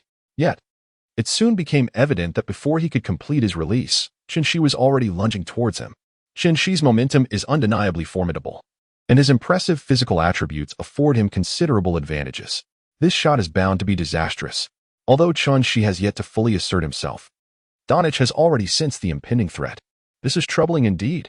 At this moment, Chen-Shi's aggressive approach could easily culminate in a resounding block. Feeling a sense of urgency, Donich attempts to evade Chen-Shi's impending rejection midair. However, this maneuver proves futile, yielding no tangible benefit. Thud. The sound echoes as Donich's shot is emphatically denied by Chen-Shi. Curse Simmons. A flicker of helplessness crosses Donich's eyes. He finds himself at a loss. Unable to escape Chen-Shi's imposing defense, this guy is simply extraordinary. Donich is thoroughly frustrated, muttering a quiet retort at Chen-Shi, albeit softly enough to avoid drawing attention. At that moment, he inadvertently catches sight of his partner Kyrie Irving, whose gaze reflects a similar sentiment, seeking solace in shared dismay. As the first quarter concludes, Irving and Donich sit side by side on the bench, their expressions eerily alike, dejected, frustrated, and questioning their existence. Meanwhile, Du Xiaoshui, watching the live broadcast, can't help but smile, realizing that he is not alone in feeling the weight of the struggle. Even his younger brother Irving and his new teammate Donich are experiencing the same disheartenment they once felt as part of the Suns trio. Yet, it is only the first quarter, and there remains ample time ahead. If they wish to avoid further humiliation at the hands of Chen-Shi, they must muster their resolve and shake off this despondency. Donich and Irving are acutely aware of this truth, exchanging a glance that ignites a mutual determination within their eyes. Meanwhile, after Chen-Shi exits the court, a member of his staff approaches with his phone, informing him that numerous notifications have popped up, likely bearing significant news, prompting them to share this information during the brief intermission. Upon witnessing this, Chen-Shi dared not to be negligent and promptly unlocked his phone. To his astonishment, a deluge of messages from Du Xiaoshui inundated his screen. Well done, Simmons. This is how you take them on. Ha ha ha. Your performance has left the two star players of the Mavericks utterly frustrated. 2 magnificent blocks, splendid work. The barrage of messages continued unabated, leaving Chen-Shi utterly bewildered. Hold on, my friend, you can watch my game, but do you really think this is your personal live streaming room, flooding it with comments? Chen-Shi replied directly, busy with the match. Do not disturb. Tie up Q. As a result, Du Xiaoshui sent a pitiful expression in response. This made Chen-Shi shudder, prompting him to switch off his phone screen. Meanwhile, in the Grand Villa's living room, Durant noticed that Chen-Shi had not responded to him. But he paid it no mind, as his mood was remarkably cheerful. This elation stemmed from the fact that he had sent IU a good morning message earlier, and she had replied, albeit only with a sticker, and just as Chen-Shi's match was about to commence. Nevertheless, this delighted Du Xiaoshui immensely. His goddess had acknowledged him. He was so overjoyed that he found himself at a loss for whom to share this happiness with, so he eagerly messaged Chen-Shi, feeling quite content, especially since he had observed that both Irving and Donich had been outperformed by Chen-Shi. It is worth noting that although he felt somewhat frustrated after the previous match, at least he had not been outmatched. Indeed, Irving remained second fiddle, lacking the prowess of the true leader. However, what Du Xiaoshui was unaware of was that IU had sent Chen-Shi over a dozen messages today, yet when Chen-Shi glanced at his phone, he only noticed Du Xiaoshui's messages, overlooking IU's. The second quarter of the match commenced, with the Nets in possession of the ball. At this moment, Donich raised his defensive intensity, approaching to guard Chen-Shi as soon as he crossed half-court. As Chen-Shi encountered a tight defense from Donich, he swiftly passed the basketball to Dinwiddie without hesitation. At that moment, Dinwiddie faced Irving, who was exhibiting notable defensive intensity. Struggling to find a way through, Dinwiddie opted to pass the ball to Bridges. Unfazed by the defender before him, Bridges received the ball and charged forward. Unfortunately, his attempt to overpower the defender fell short, resulting in interference that caused the ball to ricochet off the back rim, failing to find the net. In the subsequent offensive sequence, Chen-Shi continued to orchestrate the team's plays, fulfilling his duty as a point guard. This time, he delivered the ball to Claxton in the paint, who seized the opportunity and successfully converted for 2 points. Another wave of offense saw Chen-Shi receive a pass from Bridges at a 45-degree angle. With Donich closing in, Chen-Shi deftly shifted the ball back to Dinwiddie. Without hesitation, Dinwiddie launched a fierce shot, scoring a long 2 despite facing the formidable Irving. Throughout the entirety of the second quarter, Shi primarily focused on playmaking, with his own scoring opportunities being minimal. However, this strategy did not yield high scoring efficiency, allowing the Mavericks to build a notable lead. Nevertheless, this approach had its advantages. The Nets players, particularly Shi, exhibited no signs of severe fatigue, remaining energetic and vigorous as the second quarter concluded. Yet, Shi had no intention of maintaining this style of play in the second half. His youthful physique was more than capable of enduring the strain. This was merely a prelude to the playoffs, a chance to hone his organizational skills. As he planned to unleash his full potential in the latter half, having gone a while without scoring, he felt the itch to take charge. However, for now, it was time to revel in the halftime entertainment, a moment not to be missed. The sharp sound of the referee's whistle signaled the commencement of the second half. Both teams returned to the court, yet an unexpected situation unfolded for the Nets. Chapter 74. Are they on something? To the astonishment of the audience, Shi surprisingly did not take the court for the second half. This revelation not only startled the spectators, but also left players like Irving and Doncic from the Mavericks utterly bewildered. Why did Shi leave the court? This is rather uncharacteristic of him, and his absence from the bench only adds to the mystery. What transpired? At this moment, the head coach of the Mavericks squints slightly, furrowing his brow, perplexed by the unusual maneuver of the opposing team. Meanwhile, both Coach Vaughn, clad in a light beige suit, and several players from the Nets, who are privy to the situation, find themselves in an awkward position, facing the concerned and puzzled gazes of the audience and rival competitors. The truth is, Shi did not leave the game due to any significant issue. Rather, it was for a remarkably mundane reason. He was experiencing an upset stomach. Indeed, Shi seamlessly linked an entire segment of time, assisting the team in orchestrating their offense. Having expended little effort, his stamina remained robust, brimming with vitality. However, this very vigor began to overwhelm him, as he felt an immense force brewing within his abdomen. Initially, Shi contemplated holding it in, hoping to endure until the end. Yet, moments before entering the court, a sharp cramp seized him, rendering him utterly unable to withstand it. As the saying goes, one can travel 1,000 miles when holding back the urges, but a bout of diarrhea can render one immobile. Shi could hardly endure the urgency of the moment. He hastily relayed the situation before sprinting towards the restroom with a speed that rivaled a fast break. Coach Vaughn, witnessing this scene, dared not ask Shi to hold on any longer, recognizing his inability to do so. Reluctantly, Coach Vaughn called upon Cameron Johnson to step in for Shi. As Johnson had been performing admirably of late, in the restroom, Shi felt an overwhelming sense of relief, akin to the smoothness of indulging in a Dove chocolate. As he washed his hands, he experienced an unprecedented lightness and clarity of mind. The sensation revitalized him. Meanwhile, the atmosphere among the Brooklyn Nets players was far from jubilant. They had not gained any advantage in the first half and had planned to strategize around Shi. However, at this critical juncture, the absence of Shi left the team in disarray, disrupting their offensive rhythm. In a surprising turn, the Mavericks managed to score an 8-0 run. Under the commanding presence of Kyrie Irving and Luka Doncic, despite the Nets' valiant efforts, they could not close the gap, which remained firmly in double digits. Irving, with his dazzlingly smooth maneuvers, effortlessly bypassed several Nets players before executing a layup that sent the ball through the hoop. The Mavericks fans erupted in cheers, celebrating Irving's spectacular basket. However, keen-eyed fans noticed that Irving's celebration abruptly halted as his gaze shifted towards a certain direction, the players' tunnel of the Nets. Could it be? At that moment, the fans followed Irving's line of sight to see a familiar figure emerging. It was Shi. He had returned, though there had been no prior rehearsal. The Nets fans united in jubilant applause, their cheers surprisingly eclipsing those of the Mavericks supporters. Perhaps seeing Shi provided them with a sense of reassurance. At that moment, the Nets players seemed to have received a morale boost, their mindset subtly shifting. After receiving the ball, Bridges charged forward with newfound determination, no longer hesitating as before. Meanwhile, the Mavericks' defense had yet to adjust. Bridges, with relentless momentum, pierced through their defense like a blade, scoring with a bank shot and securing 2 points. The crowd erupted in exuberant cheers, so loud that even Shi, standing at the sidelines, felt a sharp pang in his ears. The volume of their cheers was unprecedented, far surpassing the usual fervor. What Shi was unaware of was the extent of the Nets' previous lackluster offensive performance. Any resurgence now would undoubtedly delight the fans. However, the Mavericks swiftly recalibrated their strategy. Although the Nets experienced a brief surge in offensive momentum, they remained firmly under the Mavericks' control. as the disparity between the two teams had been overwhelmingly vast. Before long, Coach Vaughn called for a substitution, replacing Johnson with Chin-Shi. As Chin-Shi entered the court, Donich immediately directed his attention towards him.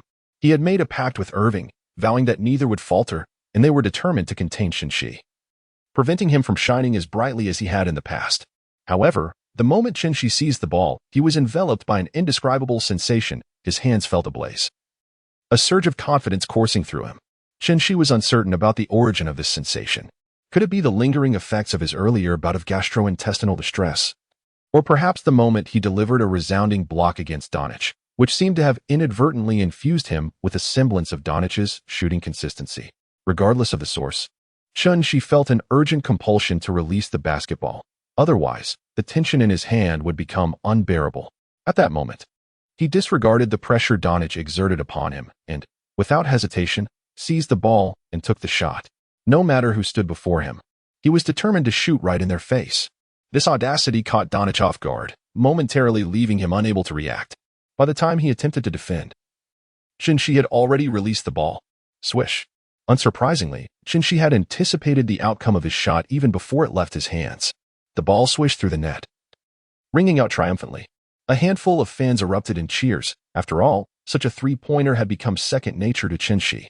Most spectators, however, regarded the exuberance of the new fans with a hint of disdain, yet their hearts brimmed with pride, and smiles adorned their faces. In the ensuing offensive possession, Chin-Shi again unleashed an audacious three-pointer, which sailed effortlessly through the net. Chin-Shi's touch resembled flames from the depths of hell, utterly unstoppable. The fans who had once urged calm found themselves unable to remain composed as Chin-Shi's third three-pointer swished through the net. By the time he sank his fourth, they were already cheering in unison. When the fifth three-pointer found its mark, the crowd erupted into a frenzy, completely losing their composure. Forget about maintaining calm. It was sheer madness, 5 out of 5 from beyond the arc. Had Chin-Shi been away indulging in some illicit substance? What kind of drug could possibly lead to such an extraordinary performance? This was not mere indulgence. It was as if he had bartered his lifespan for luck. At that moment, all the Brooklyn Nets fans were on their feet, including some from the Dallas Mavericks, utterly astonished by Chin-Shi's astonishing display. Chapter 75. Indeed, they were merely going through the motions. As Chin-Shi made his fifth three-pointer, disbelief flickered across his face. Was his touch truly this scorching today? Chin-Shi had never intended to be so extravagant in his shooting, yet after he effortlessly sank a three-pointer from the dry ground, his teammates began eagerly passing him the ball. It seemed inappropriate for him to refrain from shooting, so he resolutely took the shot. His intention was to miss one and then shift to orchestrating plays, but fate had other plans. He simply could not miss. It was astonishing not only to his teammates but even to himself. Had anyone told Chin-Shi prior to this day that he would consecutively score 5 three-pointers in a game, he would have scoffed at such a notion. After all, achieving such a feat is utterly outrageous. 5 consecutive three-pointers? What precision that demands. Moreover, this was the NBA. Did he think the opposing defenders were mere spectators? Would they simply allow him to shoot unchallenged? However, today, Chin-Shi decided to test their resolve, and indeed, they were surprisingly unchallenged. The referee's whistle pierced the air. After Chin-Shi made his fifth three-pointer, Mavericks head coach could no longer bear it and immediately called for a timeout. If Chin-Shi continued this scoring spree, the game would be futile. They might as well concede outright. Such scoring speed was unparalleled. It was imperative to disrupt Chin-Shi's rhythm, otherwise, victory would be unattainable. Both teams returned to their respective positions. At this juncture, Coach Kidd issued a stern directive to his players. Chin-Shi's accuracy today was formidable, and they must staunchly defend against him, ideally even managing a block. Otherwise, the Nets' soaring morale would pose a significant disadvantage for the Mavericks in their quest for victory. Luka Doncic also expressed his commitment to contain Chin-Shi, yet Kidd remained skeptical. Doncic had been unable to thwart many of the shots earlier, and given that Dinwiddie's performance seemed to be waning, it was prudent to allow two players to double-team Chin-Shi and apply playoff-level intensity. Meanwhile, on the Nets side, Coach Vaughn found himself at a loss for words. Chin-Shi's recent display had taken him by surprise. Had he not consecutively made 5 three-pointers, Vaughn would have undoubtedly chastised the young player for attempting to take on 5 opponents single-handedly. Yet, Chin-Shi's actions spoke volumes, affirming his prowess as a dominant player, one who could indeed hold his own against 5. His performance had even forced the opposing coach to call a timeout. Vaughn could only remind Chin-Shi that the opposing coach would likely employ a double-team strategy. if he found himself unable to shoot.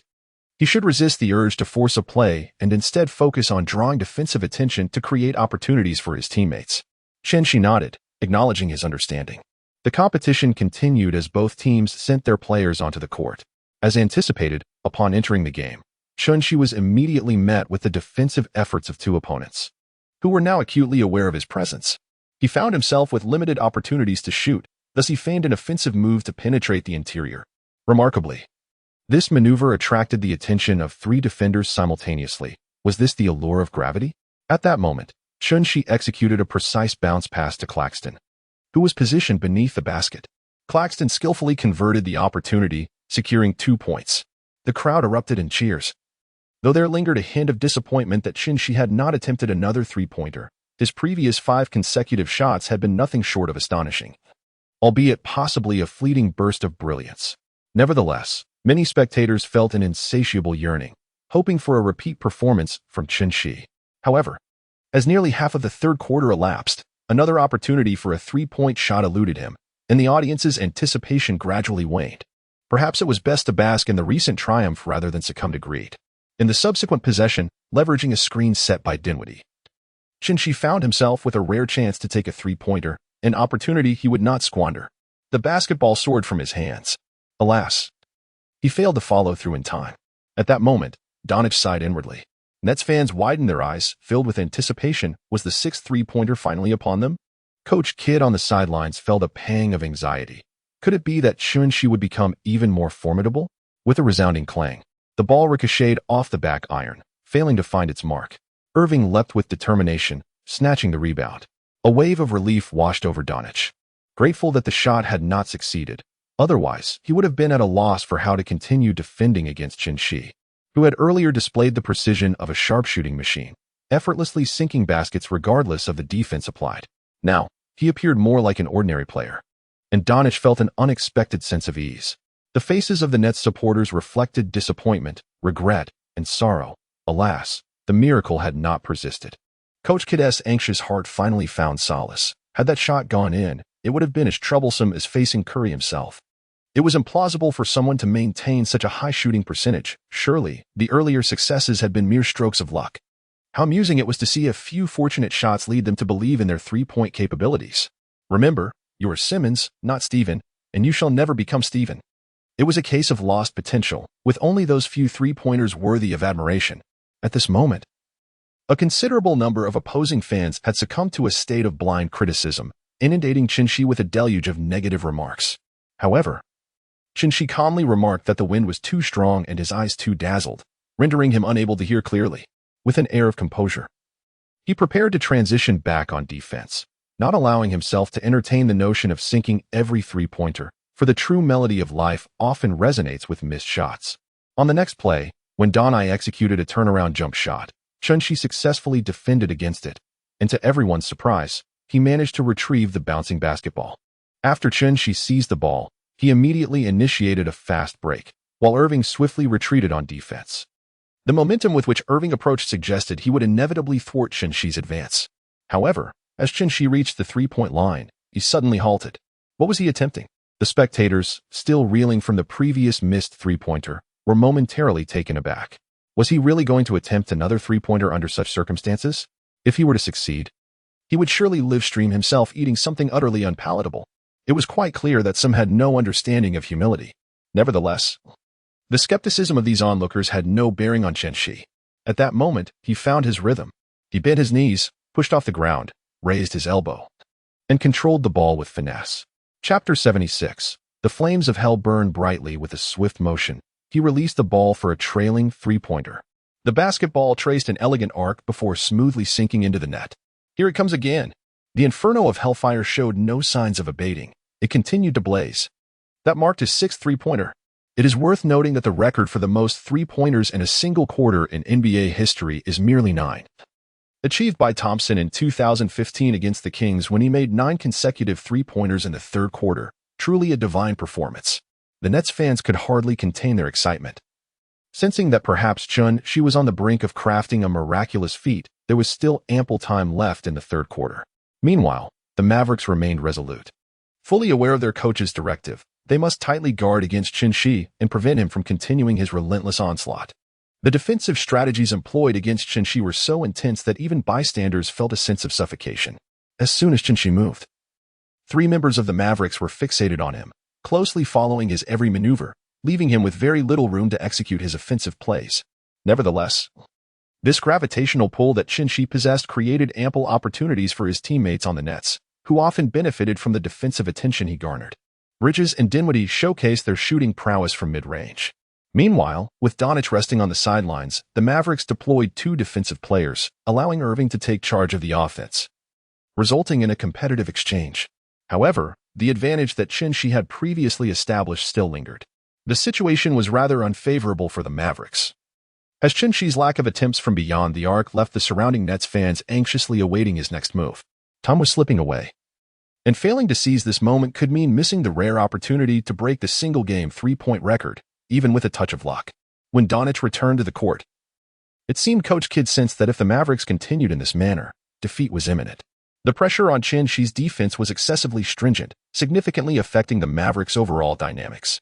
If this continued, the other Nets players, benefiting from such a lax defense, would inevitably find their rhythm, which would only increase the challenges and pressure for the Mavericks. Thus, at this juncture, Coach Kidd made a bold decision to slightly ease the defensive pressure on Shi, aiming for a more balanced defensive strategy that would apply pressure on others as well. Doncic, upon receiving Kidd's directive, adjusted his defense to take on Shi in a one-on-one matchup. As Doncic entered the game for his first defensive possession, the surrounding spectators were astonished to observe that the Mavericks had indeed downgraded their defensive intensity on Shi, moving away from the previously suffocating defense. Instead, it transitioned into a mere one-on-one defense by Doncic. This shift illuminated the eyes of many fans, indicating a strategic alteration in the Mavericks' defensive approach. Consequently, Shi found himself with significantly greater offensive space, rekindling his opportunity to challenge the single-quarter 3-point record. However, suddenly, it dawned upon everyone that Shi had not attempted a shot for several consecutive possessions. Was his shooting touch still intact, despite being a top-tier shooter? Such an extended absence from offensive involvement could inevitably cool his shooting rhythm, increasing the likelihood of becoming a frostbitten shooter. Can Shi still make the shot? Despite the interruption of momentum caused by Coach Kidd's timeout, Shi has just demonstrated his prowess by sinking his 6th three-pointer, yet concerns about his shooting touch linger. Swish. While the audience grapples with uncertainty and doubt, Shi has already proclaimed his skill with a decisive shot. Is it merely a three-pointer? Indeed, he has it. Luka Doncic wears a look of regret, having failed to contain Shi. Nevertheless, the spectators are well aware that Doncic's defense had reached its zenith, practically suffocating Shi's space, yet he stubbornly managed to drive the basketball through the hoop. Shi, you have indeed secured this backdrop. Doncic, I truly appreciate it. After Shi's remarkable shot, he became an unstoppable force, unleashing a deluge of three-pointers upon the Mavericks. The 8th. The 9th. By the time Shi sank his 9th three-pointer, he had equaled Thompson's record for the most three-pointers in a single quarter, simultaneously matching the NBA record for the most three-pointers made in a single quarter. Only 10 seconds remained in the third quarter. At this moment, the Nets were in their offensive phase. Even a child sniffling while wearing a smartwatch would know who would take the final shot. Shi, without any trickery, simply received the inbound pass and prepared for an isolation play. However, the Mavericks showed no leniency towards Shi. Doncic immediately applied full-court pressure, standing right in front of him from the very moment he caught the ball. The other Mavericks players also kept their eyes fixed on Shi, ready to trap him the moment he crossed half-court. The opposing half of the court felt like a den of dragons and tigers. This offensive maneuver could leave Shi with more than just bruises. Doncic's defense was relentless, continually applying physical pressure, demonstrating that his offensive prowess was indeed formidable. Shi was already feeling quite unwell, and his pace had notably slowed. Yet, time continued to elapse relentlessly, second by second. Just when misfortune struck, a basketball inadvertently struck his right foot. The ball lost all control and unwittingly bounced forward. And right in front of him were the imposing hands of Doncic. This was a disaster. Shi swiftly darted towards the trajectory of the basketball, while Doncic extended his arms in anticipation of the ball's arrival. With a resounding clap, the ball was deftly intercepted by Shi, who regained control with steady hands. Just as he allowed his heart to settle back into his chest, his gaze fell upon the countdown timer. To his dismay, Only 3 seconds remained. There was no time to waste. Attempting a three-pointer after crossing half-court would be futile at this juncture. At this moment, Chin-Shi contemplated taking a bold risk. Without madness, one cannot transcend. At this moment, Chin-Shi stood firmly at the center line, then received the ball. Donai's pupils constricted. What was Chin-Shi about to do? A shot? Surely not. This was a three-pointer from half-court. Had he lost his mind? It wasn't only Donai who thought so. Even the surrounding spectators gasped in astonishment. While they understood Chin-Shi aimed to break a record, wasn't this long-range shot a tad too ambitious? Nonetheless, Chin-Shi had already sent the basketball soaring. Chapter 77. I weep in despair. Silence. A profound stillness enveloped the entire arena, as all held their breath, awaiting the outcome of Chin-Shi's shot. Swish. The crowd erupted in disbelief. How audacious, he actually made the half-court three-pointer. 10 three-pointers in a single quarter. Who else could achieve such a feat? Simmons. You are my savior. If someone had told me a year ago that Simmons would surpass Thompson's record of 9 three-pointers in a single quarter, I would have surely dismissed them with a slap. It would have seemed absurd. Yet here I am, chastising myself, for Simmons is indeed remarkable. 10 three-pointers in a single quarter. It is hard to fathom what kind of extraordinary performance the next player to break this record will deliver. Could it be possible that no one will surpass this record? Amidst Chin-Shi's astonishing display, the score between the two teams had already widened to over 20 points. It could be stated that, barring a miracle, the Mavericks were essentially doomed in the fourth quarter. However, a miracle did not materialize. The Mavericks, although in a state of panic, rallied both their starters and bench players with fervor, attempting to close the gap. Yet, the Nets' advantage was insurmountable. And Chin-Shi continued to exert his prowess in the fourth quarter, nearly shattering the record for the most three-pointers in a single game. The Nets clinched the final victory. While Kyrie Irving's bid to reclaim his dignity ended in failure, Irving felt a deep sense of disappointment, having suffered back-to-back losses against the Nets.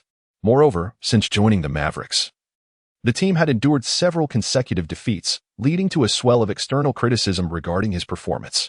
It seemed those voices would only grow louder now. No. He had to take action. Though he remained unsure of the circumstances that led to Durant's abandonment in favor of Chin-Shi, Irving assured himself there was still hope. He still had allies. Thus, he decided to make a phone call. Ding dong, ding dong, ding dong. At this moment, Chin-Shi returned to the locker room and picked up his phone, which was inundated with numerous messages, primarily congratulating him on his remarkable performance that shattered records today. Among the senders were the illustrious LeBron James, the talented Du Xiaoshui, and even the trio from the Warriors, including Klay Thompson. Naturally, the likes of Kanye West, IU, Ellie, and Taylor Swift also extended their heartfelt congratulations. Chin-Shi responded to their messages with a smile gracing his face, warmth blossoming in his heart.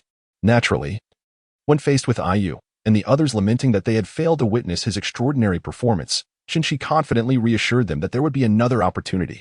Remarkably, the girls believed him, insisting that he must put on a show for them the next time they attended a match, or else it would be seen as a slight.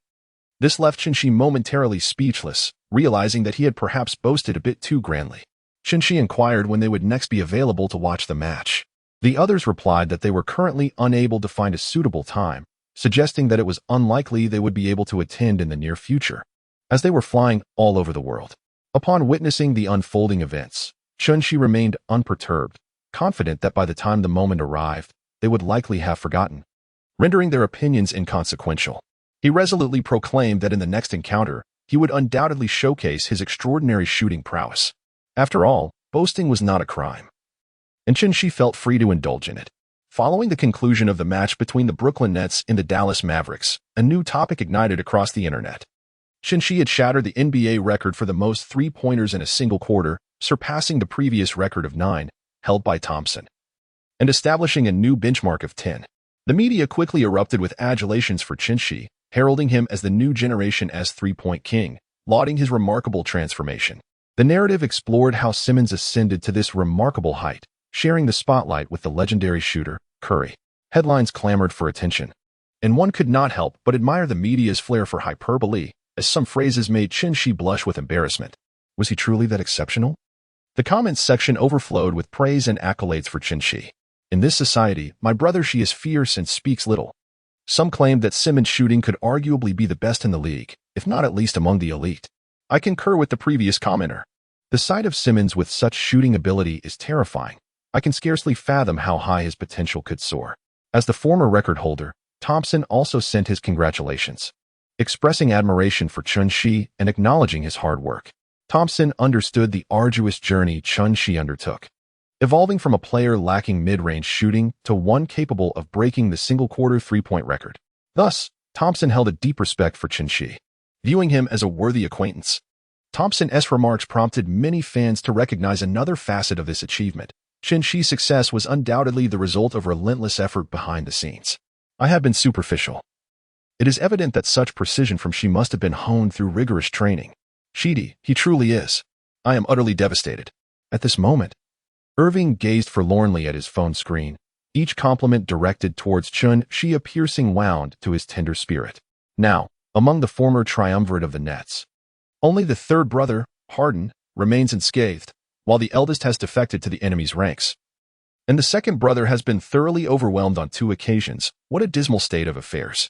If one were to encapsulate Irving's current sentiments in a song, it would undoubtedly be, snowflakes flutter, the north wind howls, and the world lies shrouded in desolation. How profoundly tragic. In this moment of despair, Irving decisively exited the application. Unable to bear another moment, and after a brief contemplation, he dialed a number. Beep, beep, beep. The call was soon answered. Ding ding, my dear. Irving intended to confide in Harden, seeking solace and assistance in reclaiming his standing, for Durant had already betrayed him, leaving only Harden as a potential ally. After all, the Nets' next match was against the 76ers. Chapter 78. Liu's infuriated Harden hung up the phone. In truth, he was quite attentive to the upcoming opponent, who had taken his place since his departure from the Nets. Recently, Chun-Shi's acclaim had been soaring, even without actively searching. He encountered news of Chun-Shi while perusing social media. Harden wore a grave expression after watching today's match. He had come to realize Chun-Shi's prowess. He was indeed a player capable of rising to the occasion, possessing an indomitable spirit and remarkable long-range shooting ability. This perception starkly contrasted with Harden's previous understanding of Chun-Shi, and he felt fortunate not to have underestimated him. Had he not watched today's game, he might have clung to his outdated notions, which would have left him utterly unprepared when facing Chun-Shi. Harden pondered for a moment before calling Embiid. Hello? Came Embiid's voice on the other end. Did you watch the Nets versus Mavericks game today? No. Why would I bother with that? Harden rolled his eyes. Though Embiid could not see it, nevertheless, he felt compelled to express his exasperation. You should pay close attention to Simmons in the next match against the Nets. He seems to be experiencing a resurgence lately. Really? Embiid replied, clearly skeptical. Is today April Fool's Day? Simmons is on the rise? You must be joking. Not to speak ill, but having been his teammate for a time, I know all too well what he's capable of. Perhaps it was merely a stroke of unexpected luck that led to a fleeting moment of brilliance with his shooting prowess. I could easily grant him a position on a celestial body. Engaging in dialogue with Embiid proved futile, and Harden, weary of his teammate's incessant chatter, decided he had already issued his warning. Should Embiid choose to disregard it, there was little more Harden could do. He could only wish him well. Nevertheless, a final reminder was warranted. Simmons had indeed transformed. Without awaiting Embiid's response, Harden abruptly ended the call. Damn Simmons, what a nuisance despite his prowess. Harden's initial plans for a night out were dashed, his enthusiasm waning. After all, a visit to the club could leave him in a state akin to a limp noodle, likely due to the fallout from his encounter with Chun-Shi. Meanwhile, Embiid, bewildered by the beeping sound emanating from the phone, found Harden's call perplexing. Was he merely cautioning him to be wary of Simmons? Reflecting on his past interactions with Simmons, Embiid recalled the tensions that had already marred their partnership, particularly that infamous moment when Simmons publicly criticized him. In Simmons' words, honestly, back then, we should have let Towns incapacitate Embiid. You all witnessed how I charged in and subdued Towns, yet Embiid displayed not an ounce of gratitude. It was utterly foolish. This shameless coward infuriates me. Such remarks undoubtedly plunged their relationship into an icy abyss, marking a complete deterioration of their rapport. Recalling the days when Simmons first joined the 76ers, he had been a beacon of promise, even being hailed as the next LeBron James. Those were joyful times spent together on the court. Alas, how fickle life can be. After reminiscing, Embiid felt a wave of melancholy wash over him, his spirits plummeting to an all-time low. He donned his headphones, connected them to his phone via Bluetooth, and selected a few upbeat tracks, closing his eyes to immerse himself in the music. As for Harden's earlier admonition, Embiid had long since cast it aside. What about Simmons' so-called good form? It mattered not. He felt no fear whatsoever. Chin-Shi's remarkable achievement of 10 three-pointers in a single quarter garnered him countless accolades after the game. Chin-Shi, of course, was not idle. Instead, he diligently responded to messages from netizens on social media. After all, he did not embody the aloof persona of a pretentious celebrity. Chin-Shi perceived himself as a cheerful and optimistic young man. Just after finishing a light-hearted exchange with some amusing internet users, he received a message on his private account. Upon clicking, Chin-Shi discovered it was Kanye. Why was he sending another message? Hadn't he already responded to the previous congratulations? Could it be that Chin-Shi contemplated a dreadful possibility that his thoughts had indeed responded? No, it couldn't be, could it? He distinctly remembered having already replied. Chin-Shi glanced at the messages. Indeed, there were too many individuals requiring responses at that time, and he had completely forgotten to reply to Kanye. However, in Chin-Shi's memory, he believed he had already responded, which was somewhat awkward. Fortunately, Kanye's current message was not one of reproach, but rather a discussion of serious matters. This concerned the sneaker brand they had previously deliberated upon, as Kanye had taken note of Chin-Shi's burgeoning reputation. Having just surpassed Clay, he had become the new record holder for the most three-pointers scored in a single quarter, and his popularity was soaring. Moreover, the preliminary groundwork had essentially been completed, making it an opportune moment to promote and enter the market. One could say that the opportunity was indeed ripe for seizing. Chin-Shi pondered over the planning of Kanye, realizing that while there were no apparent flaws, further elaboration was necessary. After all, the brand's target market, the audience it aimed to reach, and the strategies required post-promotion were all matters that warranted thorough discussion. The two engaged in conversation for approximately an hour, covering nearly all pertinent topics. Chin-Shi believed he had successfully sidestepped a certain thought, but unexpectedly. Can you pose the critical question, why didn't He respond to the congratulatory message I sent earlier? The moment this awkward inquiry was made, Chin-Shi felt as though the scene shifted to monochrome. The embarrassment was palpable, and he cursed the fact that it had even been asked. You know? What? Kanye was curious to see how Chin-Shi would navigate this. In truth, he had always held a fondness for the poetry of Li Bai. But the ire of Lu Yu had rendered him unable to access the internet, hence his previous lack of response. Kanye, spare me the nonsense. And promptly hung up the phone. Soon, the day of the much-anticipated match arrived. Brooklyn Nets versus Philadelphia 76ers. Chapter 79, The Man with a Story Prior to the Game. Harden reviewed numerous recordings of Chin-Shi's recent performances. The more he watched, the more uneasy he became. Is this truly Simmons? The transformation was astonishing. The current Chin-Shi possessed not only remarkable shooting abilities, but also exquisite ball-handling skills, coupled with the occasional explosive dunks. He had undeniably evolved into a quintessential 3D player. Whether in possession of the ball or without, Chin-Shi exhibited a mastery that seemed effortless. Initially, Harden believed the Nets could maintain a semblance of control. But now he recognized that his preconceived notions had led him astray. This would undoubtedly be a formidable contest. Particularly concerning was Embiid's dismissive attitude towards Chin-Shi, as he appeared utterly unconcerned about the forthcoming match against the Nets. Moreover, Harden had heard that Embiid had been seen frequenting nightclubs the night before the game, which infuriated him. Here he was, the self-proclaimed prince of nightlife, reluctant to venture out, while this young man dared to do so without fear of repercussions. Yet, whether motivated by the request of his former teammate, old brother O, or the disdain from Embiid that could potentially jeopardize the game, the pressure on Harden was palpable. He knew that today's match would require him to summon all his strength to secure a victory. With the season nearing its conclusion, every game played a crucial role in determining final standings and subsequent opponents. Thus, it was imperative for the 76ers to triumph in this encounter. Pre-game warm-up. Chin-Shi had already warmed up on the court. Today's match featured the formidable duo of the Rule King, Harden, and the imposing Embiid, whose prowess is not to be underestimated. Although Chin-Shi lacked the memories of Simmons, his keen interest in the NBA made him acutely aware of the tensions that had previously simmered between Simmons and Embiid, with their conflicts reaching a boiling point at times. This encounter could indeed be regarded as a clash of past grievances. As the audience gradually filled the stands, the allure of this game was palpable. Fueled by Chin-Shi's recent rise to prominence, the historical rivalry with Embiid, and the previous confrontations with the last of the Nets trio, Harden. These elements combined to render the match irresistibly compelling, attracting a throng of spectators. The atmosphere in the arena became charged with excitement, especially as the venue's music played, heightening the anticipation. The Nets' final Titan was set to defend their honor.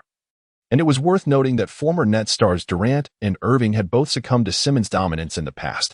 Particularly, Durant had completely submitted to Simmons. Irving had previously proclaimed on social media that Harden would decisively teach Simmons a lesson, indicating that the previous loss had left a significant mark on him. Nevertheless, I contend that Simmons, in his current form, would not necessarily falter against the 76ers.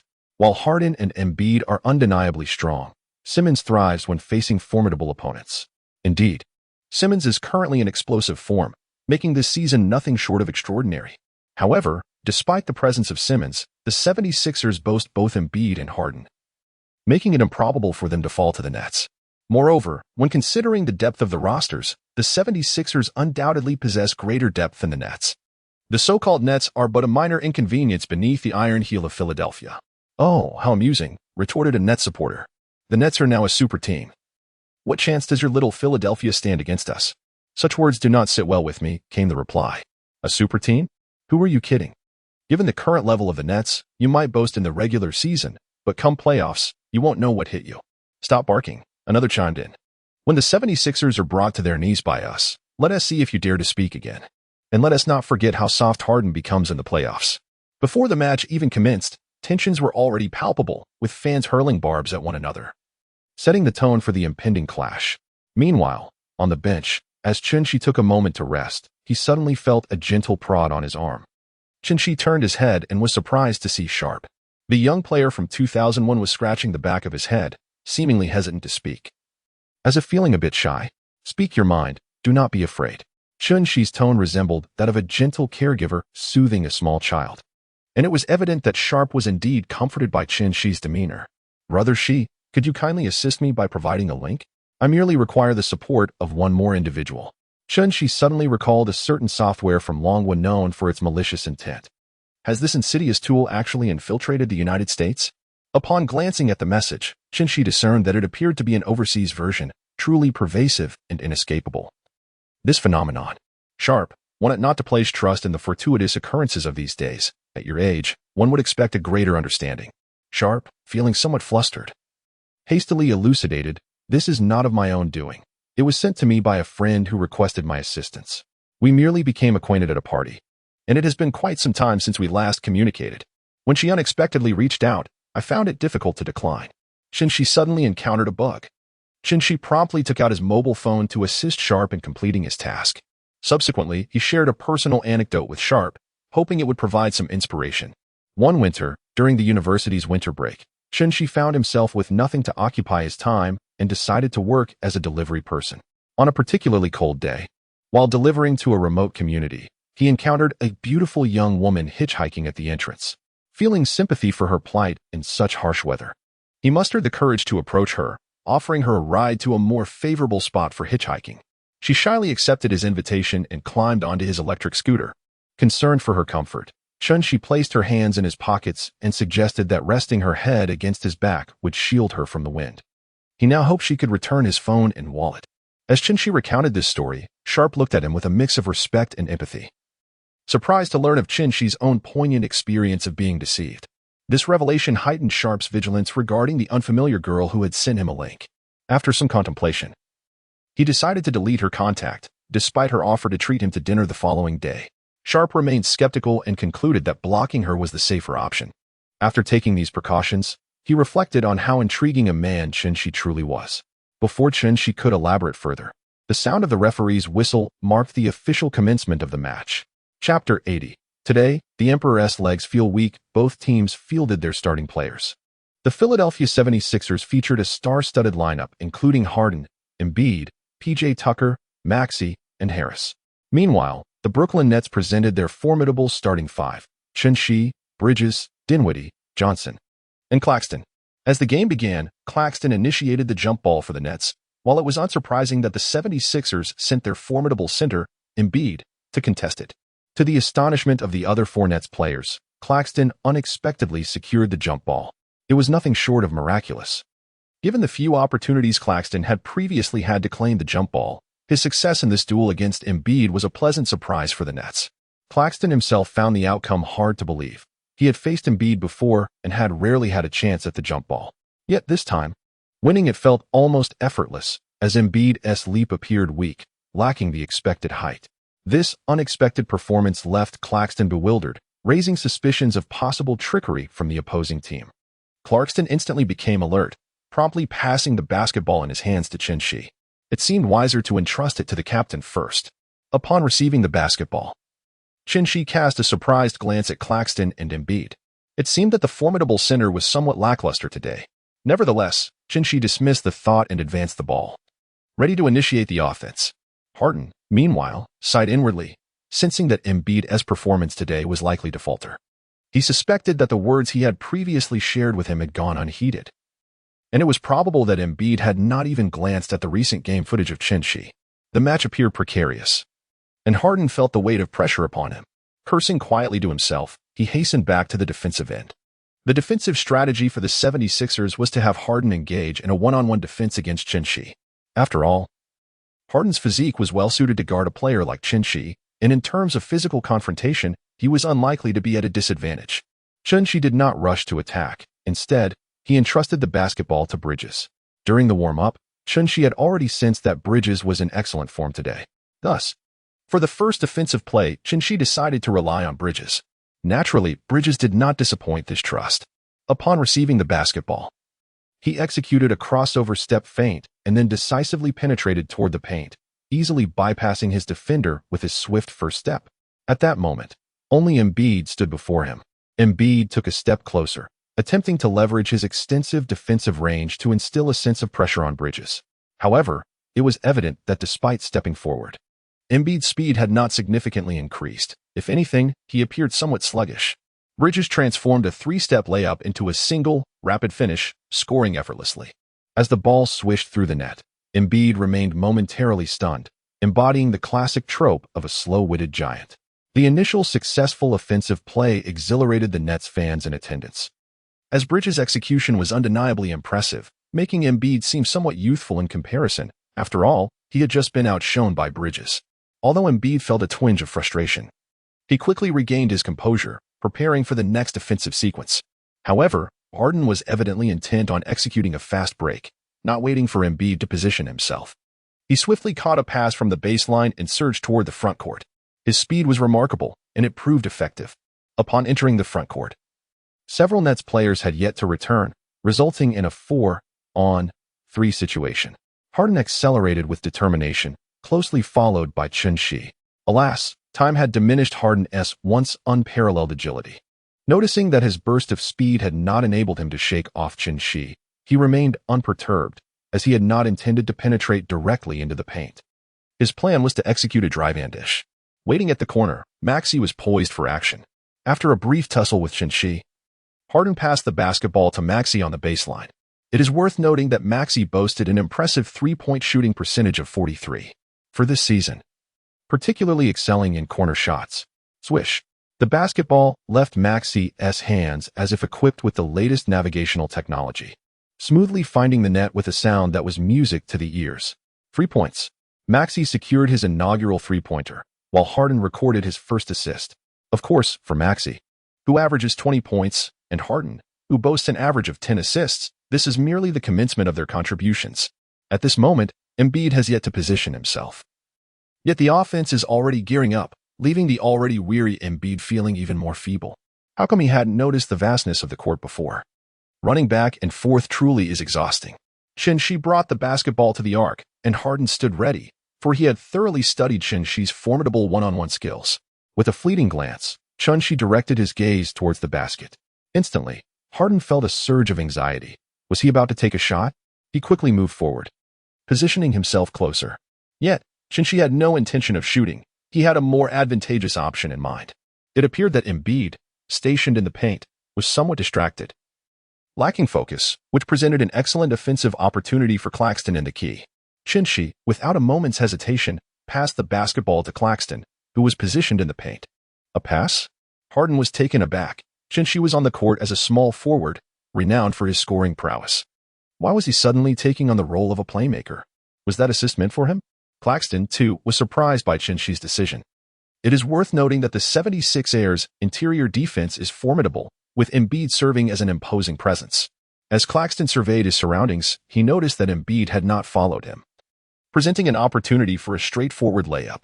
With determination, Claxton prepared to dunk the basketball, only for Embiid to awaken from his stupor and arrive late to defend. At that moment, it was already too late for Embiid. Claxton successfully slammed the basketball through the hoop, wreaking havoc upon the rim. While Embiid could only watch helplessly from below, clearly not in his prime form today. Throughout the first quarter, both teams played with a focus on teamwork. Neither Chinshi nor Harden showcased explosive individual performances, which left the audience feeling somewhat disappointed.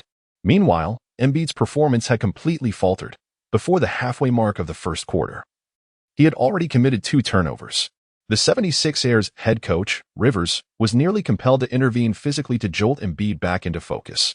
Initially, it seemed that Embiid was merely slow to warm up, but it soon became apparent that he was entirely off his game today. Consequently, Coach Rivers decided to substitute Embiid, granting the majority of the first quarter to Harrell. On the sidelines, Rivers wore a stern expression towards Embiid. Aware of his shortcomings, Embiid refrained from offering any rebuttal during the break. Chun-Shi has temporarily returned to the locker room. It is not that he is particularly eager to spend time there, but rather that Du Xiaoshui has called him insistently. Chun-Shi felt it was imperative to answer the call. Additionally, he had received a fair amount of rest during the second quarter, so there was no immediate rush, despite the game commencing. Hello? At this moment, Chun-Shi did not extend a cordial demeanor towards Du Xiaoshui. Simmons, you must strive hard in today's match. Chun-Shi immediately shot a disdainful glance at Du Xiaoshui.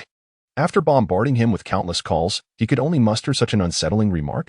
Were it not for the barrier of the screen, Chun-Shi would have relished the chance to deliver a couple of sharp retorts to alleviate his frustration. Oh, do you have anything else to say? If not, I shall end this call. No, Simmons, I am quite serious. We must secure a victory today.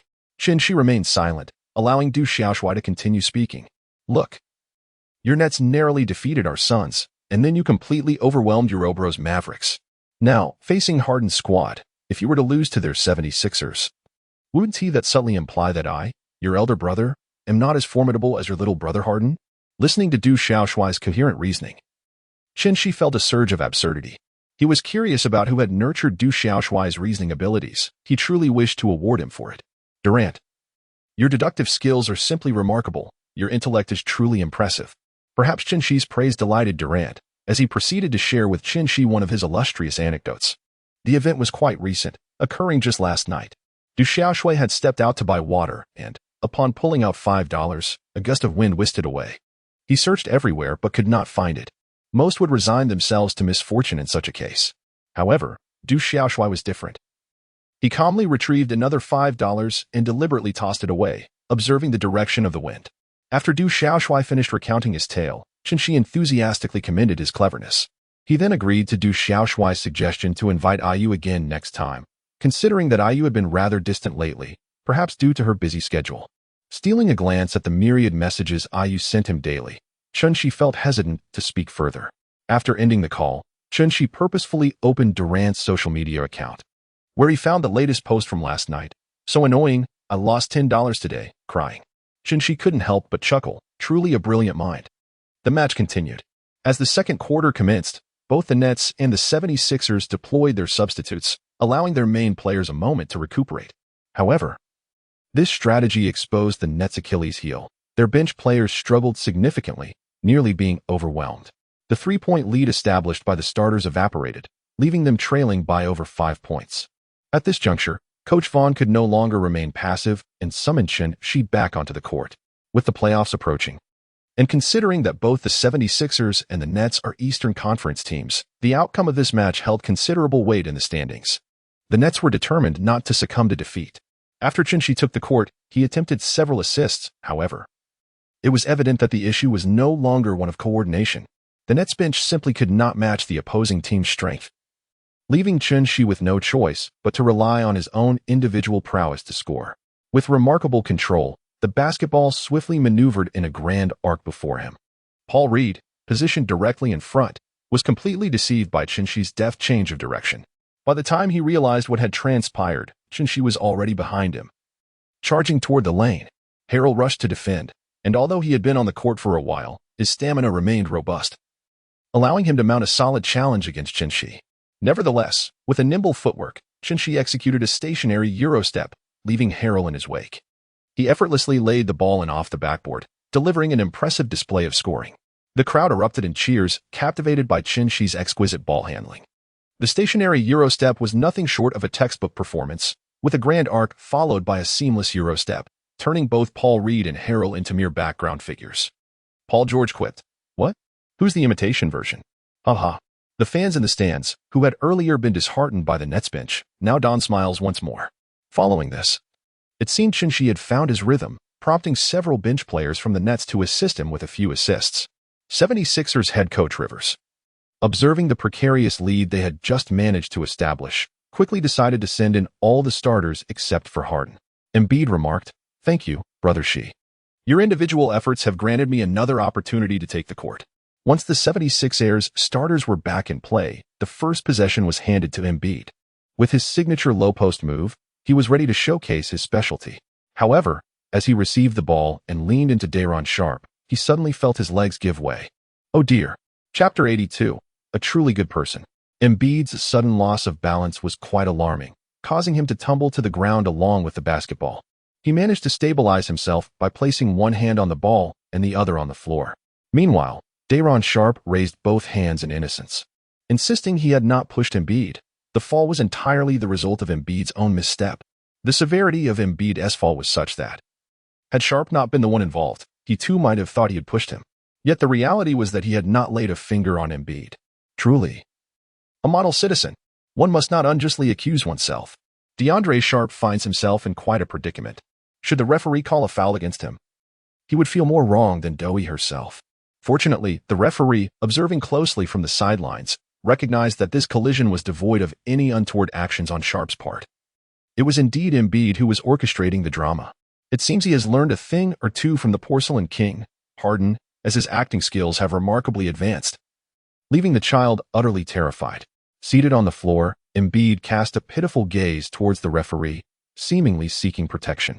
However, it was evident that his feigned antics failed to impress. Meanwhile, his good teammate Harden, perched on the bench, struggled to contain his amusement.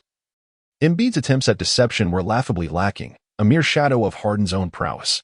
If such a transparent performance could deceive the referee, then surely Harden's artistry would render him invincible within the NBA. The referee promptly issued a warning to the faltering giant, declaring that his theatrics were excessively exaggerated.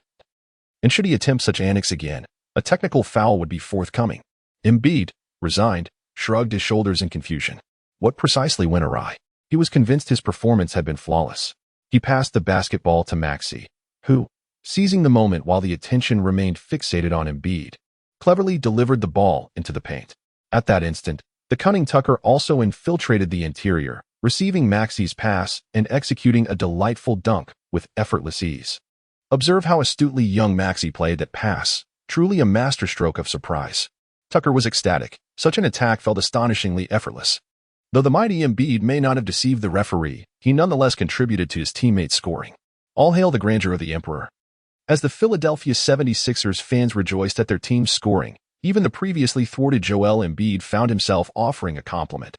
This left Embiid's countenance flushed with a mix of embarrassment and excitement. However, the current lineup of the 76ers clearly designated Embiid as the primary ball handler and focal point for offensive isolation. Unfortunately, his present form rendered him incapable of shouldering such responsibilities, as his repeated attempts at isolation were thwarted by Nick Claxton's steadfast defense. This achievement elated Claxton, for he was successfully defending the formidable Embiid, despite the swirling criticism branding Embiid as soft.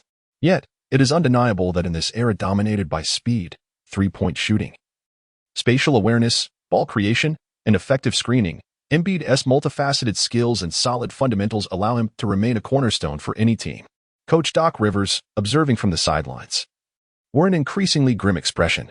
Embiid's poor performance was particularly evident in his lackluster lower body strength, which was noticeably weaker than usual. Rivers could readily deduce that Embiid had enjoyed a rather indulgent evening prior. However, mindful of appearances, he refrained from expressing his frustration overtly, opting instead to bide his time. By the end of the second quarter, having witnessed the Nets pull ahead by 8 points, Rivers resolved to offer Embiid some praise once they returned to the locker room. despite the disappointing circumstances. With the sound of the referee's whistle concluding the first half, the 76ers found themselves down by 8. Particularly troubled by a 10-0 run from the Nets. Had it not been for Tyrese Maxey's timely 2 3-pointers, the score might have been even more disheartening. As Embiid exited the court, his expression one of dejection. He was promptly summoned by Rivers before he could even settle onto the bench. A few beads of cold sweat trickled down Embiid's forehead. He recalled Rivers' earlier ominous grin directed at him. Sensing that his trip to the locker room would likely be fraught with peril. "Harrell, come with me," he said, aware that the coach had also called for Harrell. Embiid, embracing the adage of bringing others into his predicament, jested without hesitation. "Come on, don't deceive me. The coach has already instructed us to let you go alone. If anyone else accompanies you, we'll face double training sessions. Have mercy on me and spare me from the scolding." Upon hearing this, Embiid decided against further resistance and accepted his fate. What could Rivers, this elderly coach, possibly do to him? Perhaps merely tap his knee in frustration? Embiid felt a surge of bravado, recalling a famous line from a legendary tale. Where is the great sage headed? To shatter the heavens. If he departs and does not return, then he shall not return. It was simply exhilarating. However, upon reaching the threshold of the locker room, Embiid's exuberance abruptly evaporated. He timidly rapped on the door, resembling a timid little rabbit. "Come in." Rivers' tone revealed his displeasure. With a grimace, Embiid steeled himself and entered. Meanwhile, on the Nets side, Shi occupied a spot on the bench, observing the cheerleaders' performance. Concurrently, some staff members tossed towels towards the audience, much to the delight of those fortunate enough to catch them. At that moment, Shi noticed a female cheerleader from the Nets attempting a long-distance three-point shot during halftime. Perhaps this was part of the halftime entertainment, yet the cheerleader failed to make the basket, leaving the ball retrievers somewhat weary from their relentless pursuit. At this moment, Shi observed the awkwardness of his staff and immediately approached, as the long-range three-pointer was his forte. The cheerleader, upon seeing Shi's arrival, felt as if a savior had come to her aid. It is crucial to note that countless eyes in the audience were upon her during rehearsals. She had faced no difficulties and had been the most accurate shooter among the cheerleaders. Yet now, at this critical moment, she found herself unable to make a single shot. The weight of the crowd's gaze made her feel as though her heart might leap from her chest. Fortunately, Shi had arrived just in time. Chapter 83, The Porcelain King emerges. At this moment, Shi took the basketball from the hands of the cheerleader. This shot was undoubtedly within his grasp. A behind-the-back, long-range three-pointer from midcourt may sound somewhat impressive, yet for Shi, it was merely a matter of raising his hand. After Shi received the basketball, he raised his hand and took a shot. Ah, splendid! The entire arena fell into a profound silence. Yet, his own shot was equally muted. After all, it was a complete miss, not even grazing the rim.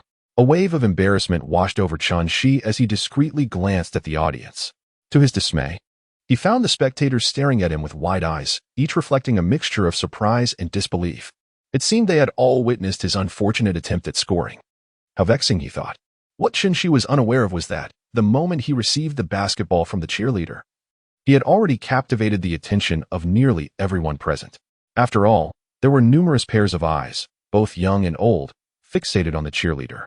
Thus, as Shi prepared for a behind-the-back shot, countless cameras were trained upon him.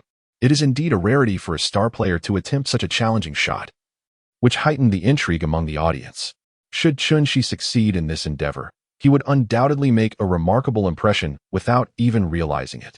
However, the critical issue was that Shi's attempt resulted in a complete airball, leading to an embarrassing spectacle. The distinction between Mulan taking her father's place in the army and a holiday in the Maldives is akin to the difference between showing off and experiencing disgrace, which is precisely the divergence between Shi's successful shot and his failure.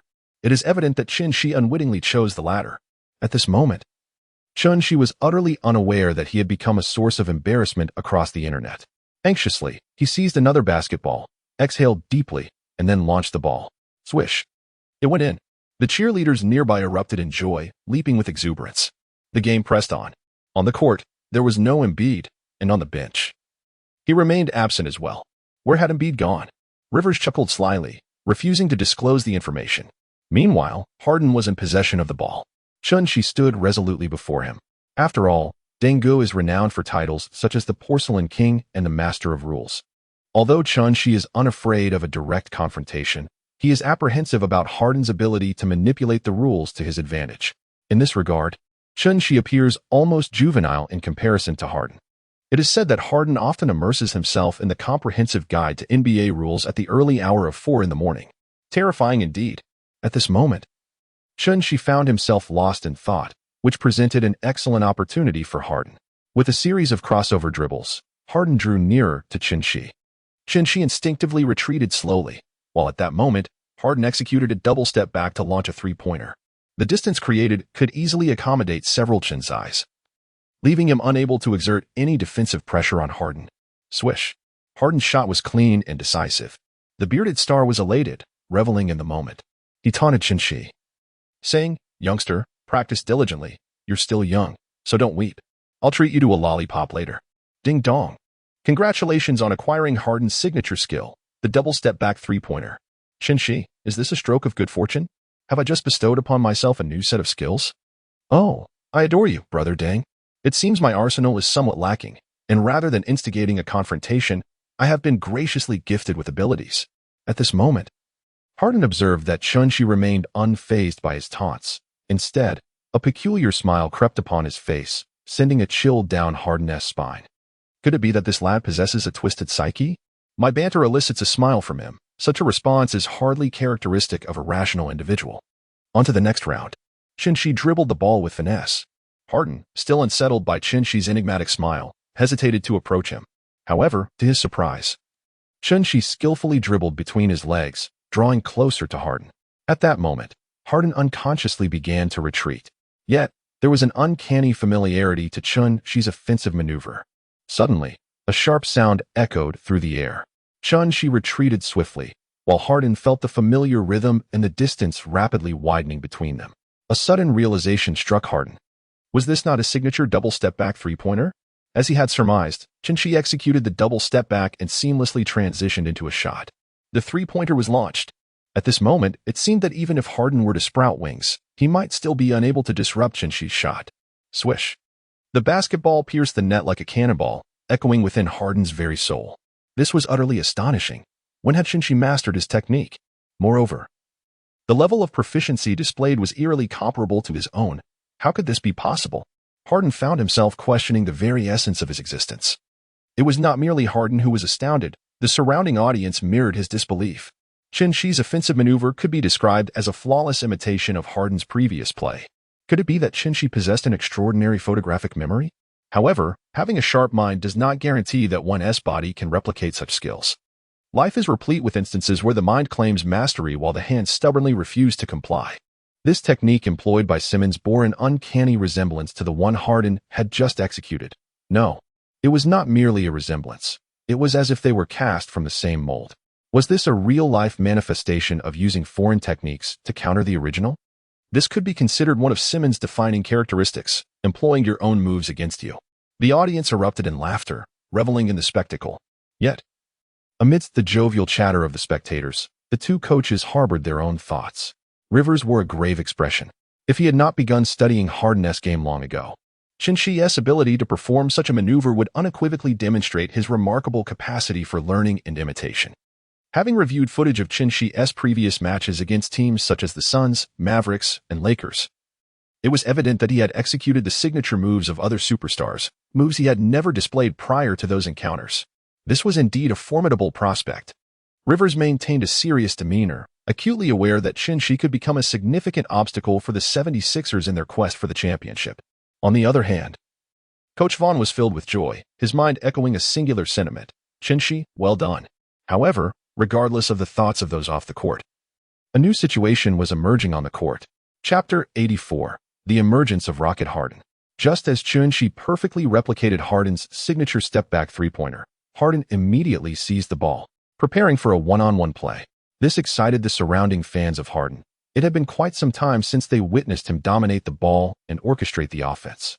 Ever since joining the 76ers, Harden had primarily focused on organizing and structuring the plays. Instances of him seeking consecutive one-on-one opportunities were exceedingly rare. It was evident that Chun-Shi had truly provoked Harden, giving rise to this version of Rocket Harden. Positioned at the three-point line, Harden now faced Chun-Shi's defense. At this moment, Chun-Shi was closely guarding him, leaving no opportunity for Harden to employ his signature move again. Harden was not contemplating using the double step back to create distance, as this tactic tends to be effective only on its initial execution. Although he could attempt it a second time against a defender like Shi, the outcome would not match the success of the first attempt. Thus, Harden had no intention of resorting to that strategy again. With a wide-angle change of direction, Harden managed to momentarily deceive Shi. Seizing the moment of Shi's distraction, Harden accelerated powerfully towards the paint. His speed evoked memories of the young bearded player. Shi quickly pursued, knowing he could not afford to lose sight of Harden. Without a doubt, if Harden successfully penetrated the lane, he would not leave empty-handed. At the very least, he would draw a foul. At this juncture, Claxton lunged at Harden, inadvertently leaving Jorginho unguarded behind him. It could be said that if Harden were to execute a bounce pass into the paint at this moment, it would undoubtedly result in a spectacular assist. Shi had also come to this realization, and thus naturally exchanged defenders with Claxton. As Claxton rushed into guard, Shi swiftly approached to restrict Jorginho. One would assume that at this juncture, the basketball would have found its way into Nyang's hands, especially considering that a top-tier guard like Harden would see such a splendid passing opportunity without hesitation. However, perplexingly, when Shi arrived, he observed that Harden opted for a solo play instead of passing. Why forgo such a prime opportunity? Did Harden perceive that Shi was already closing in on Nyang, thus diminishing the chances of a successful shot? Regardless, Harden's decision was clear. He chose not to pass. In front of him, Claxton was preparing to engage Harden in a physical confrontation. Yet, Harden had no intention of confronting Claxton. Instead, he executed a Eurostep with finesse. Claxton was momentarily bewildered. Where had he gone? One moment he was there, and the next, he seemed to vanish before his eyes. Meanwhile, Harden deftly executed a bank shot, successfully sending the ball through the hoop. Who's engaging you in a confrontation, you big oaf? Harden reveled in his return to defense, while Claxton scratched the back of his head, wearing a look of frustration, having been so easily outmaneuvered. Indeed, Harden remained true to his formidable reputation. No one would fault Claxton for his defensive shortcomings. After all, this was Harden, a premier offensive talent. Others would have struggled to contain that shot as well. As the transition from offense to defense unfolded, Shi took possession of the ball, with the live broadcast camera closely tracking his every move. It was implicitly understood that Shi would engage in a one-on-one play, without the need for elaborate tactics or discussions. This moment represented an unspoken duel between Shi and Harden. Whoever failed to succeed in their individual play would be the one to concede defeat in this tacit confrontation. Shi gradually advanced past the halfway line. However, Harden's defense exhibited a somewhat audacious demeanor as he chose to wait at the three-point line for Shi's approach. Is this a manifestation of doubt regarding his long-range shooting prowess? Shi slightly shook his head, for he truly did not comprehend whose skills he had appropriated for his three-point shots. Positioned merely 2 steps beyond the arc, Shi effortlessly gathered the ball. Prior to his release, he cast a glance towards Harden's location, silently conveying, "Behold, allowing me to shoot will prove to be a grave miscalculation." At this moment, Shi cast a gaze laden with meaning. "No, do you think you're a GPS-guided bullet? You believe you can score from such a distance?" Harden expressed his disbelief, noting that the remarkable range only indicated that Shi was at his wit's end, resorting to such a desperate gamble in his attack. A subtle smile played at the corners of Harden's lips. It seemed the pressure he had exerted on Shi was indeed overwhelming, rendering him unable to maintain a calm demeanor while playing. Swish! The basketball shot by Shi pierced through the net like an arrow through the clouds, producing a remarkably crisp sound. Harden's mouth twisted into an awkward grin, a grimace that was neither a smile nor a frown, leaving him in a state of indecision. To Shi, Harden's expression appeared even more dismal than tears. Could it be that a distant three-pointer from him had reduced Harden to a pitiable state? TSK. Such psychological resilience is truly lacking. The audience was initially silent, but soon erupted into a wave of astonished gasps. A long-distance three-pointer, though far, found its mark. Simmons's three-point shooting was a masterclass in finesse. It had become a staple of his arsenal. This man is indeed formidable. One cannot deny the humor in Harden's current expression. Observant spectators couldn't help but notice his look, which resembled someone who had just swallowed a fly, truly an unfortunate visage. Harden's transformation into a mere backdrop was comically exaggerated. After a swift attempt at managing his expression, Harden received a pass from the baseline. Surely, Shi's earlier success was just a stroke of luck. Harden refused to believe that Shi possessed genuine long-range prowess. It seemed too outrageous. While he acknowledged Shinji's strength, it couldn't possibly reach such heights, could it? Upon receiving the ball, Harden drove forward, drawing a foul. Shinji's defense paled in comparison to his offensive prowess, allowing Harden to score an and one. At this moment, all of Harden's previous frustration dissipated as he successfully converted the free throw. To those who had mocked his expression, he demanded an apology. Harden felt a surge of vindication. Stepping to the free throw line, he confidently sank the basketball. Yet, in the next possession, Shinji was already collecting the ball just past half-court. Harden felt a sudden jolt of anxiety. Shinji has truly lost his mind. Is he really going to attempt another long-range shot? Chapter 85, Bruce, my loyal friend. Surely, Shinji's confidence is soaring to unprecedented heights. Even the surrounding Nets fans are wide-eyed and momentarily stunned, gazing in Shinji's direction. After all, he has just made an extraordinary long-range three-pointer, and now he dares to attempt another, although his previous shot was a clean swish. One cannot help but wonder if Shinji is merely overconfident or genuinely self-assured. Harden, stationed at the three-point line, observes Shinji preparing to release the basketball. Showing no intention of defending him, he remains skeptical, believing that Shinji's earlier success was merely a stroke of luck. How could he possibly make another? That would be utterly absurd. If he were to miss entirely, it would lead to considerable embarrassment. However, the outcome is likely to leave Harden disappointed. Once again, a crisp sound resonates, reminiscent of the last. Swish. Harden gazes incredulously at the hoop behind him. This cannot be. Surely it is not another airball. Yet, he still believes that Shinji can land consecutive long-range shots. Nevertheless, the referee's signal confirms that Shinji has indeed made the shot. Wow. Another long-range three-pointer. It is hard to believe. Shinji has executed yet another stunning shot. How on earth did he manage to sink that basketball from such a distance? The spectators are left with their mouths agape. Amidst the cheers of the crowd, Shinji leisurely retreats to defend. Sometimes, excellence can be a double-edged sword, leaving his detractors disappointed as he avoids an airball and instead, confidently scores. Meanwhile, Harden prepares for the next offensive play, clearly showing signs of fatigue. His chest heaves noticeably as he holds the ball at the three-point line. Hey, brother Harden, you seem a bit worn out, don't you think? At this moment, Shinji mischievously remarked. Harden, already slightly out of breath while handling the ball, was caught off guard by Shinji's playful taunt, which left him momentarily breathless.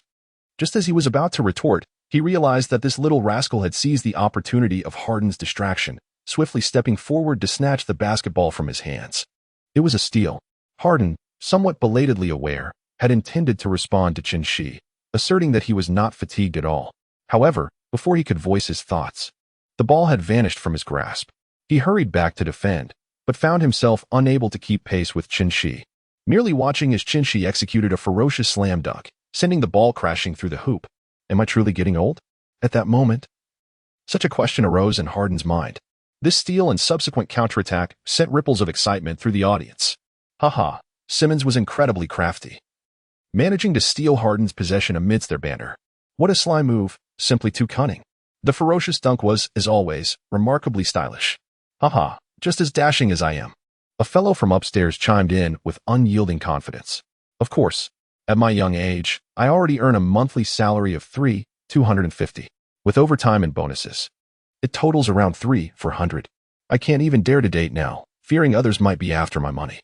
Then I must leap up and give you a 360-degree super applause to express my admiration. Haha, as expected, talents like you and me are always found together. Following that play, Harden seemed to have truly lost his spark, offering little resistance to Shinji, who effortlessly led his team to victory. The Nets, with this triumph, edged closer to the upper ranks, while Shinji celebrated a remarkable achievement, defeating the scattered trio of the Nets' Big Three consecutively. Shinji expressed boundless joy, while the reactions of the two former Nets luminaries watching were starkly contrasting. The deity of basketball, Kyrie Irving, lamented that he felt truly elevated, as it was rather disappointing that Harden failed to thwart Shinji's advance, thus betraying his trust. On the other hand, Durant promptly took to the internet to congratulate Shinji on the Nets' triumph over the 76ers, even taking a jab at Irving. This nearly pushed Irving to the brink of celestial wrath. He immediately resorted to his secondary account to unleash his ire upon Durant. Upon witnessing the vitriol directed at him, Durant recalled his agent's advice to remain composed and maintain a dignified distance as a public figure. Consequently, Durant decisively activated his alternate account, and prepared for battle. Thus, the two NBA superstars ignited a tempest of controversy across the digital realm with their alter egos. Shinshi finds himself in a state of tranquil contentment, contemplating the idea of acquiring a small dog to keep him company. Recently, he has encountered numerous charming photographs of dogs online, which have ignited within him an overwhelming affection for these delightful creatures. Consequently, he remains entirely oblivious to the recent online skirmish directed at him. Even if he were aware, he would not concern himself with it. What a tedious affair, this endless back and forth of insults. However, this indifference is largely due to the fact that such disparagement has not touched him directly.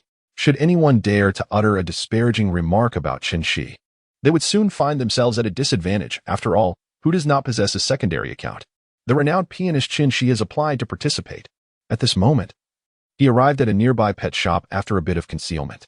Surrounded by an abundance of adorable cats and dogs, Shinshi felt as though his heart was melting. How could they be so irresistibly charming? The mere thought of soon welcoming one of those little puppies filled him with joy. "Welcome, sir. How may I assist you?" approached a polite staff member, inquiring with courtesy. It is worth noting that the vicinity is a prestigious residential area, home to many celebrities. Moreover, seeing Shunshi's attire, crafted from high-end fabrics, the staff recognized him as a valuable customer, thus treating him with utmost respect, avoiding any semblance of condescension. "I would like to browse on my own for now." Shinshi declined the store clerk's offer to introduce him to a pet, expressing that the choice of companions should be guided by personal affinity. He believed that as long as there was a connection, he would cherish any breed. With this thought in mind, Shinshi began to wander through the expansive pet store. It must be said that this particular pet shop was indeed quite large. After circling around, he realized he had yet to see all the animals.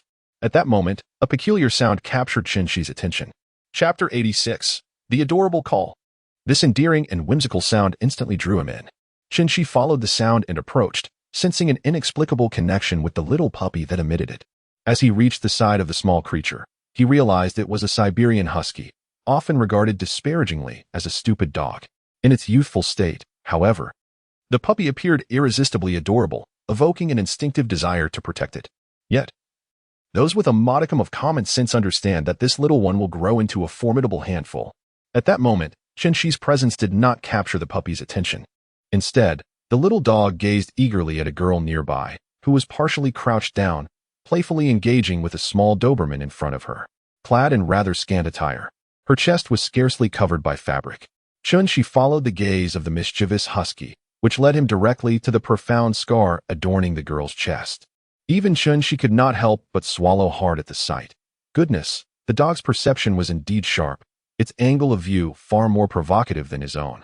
However, by a twist of fate, the girl seemed to sense the scrutiny and glanced in Shinshi's direction. Yet, who was Shinshi? A professional basketball player of the highest caliber, endowed with reflexes that were nothing short of extraordinary. He deftly avoided detection by swiftly retrieving his phone, feigning interest in its screen. Meanwhile, out of the corner of his eye, he noticed that the cunning dog seemed to react even faster than he did.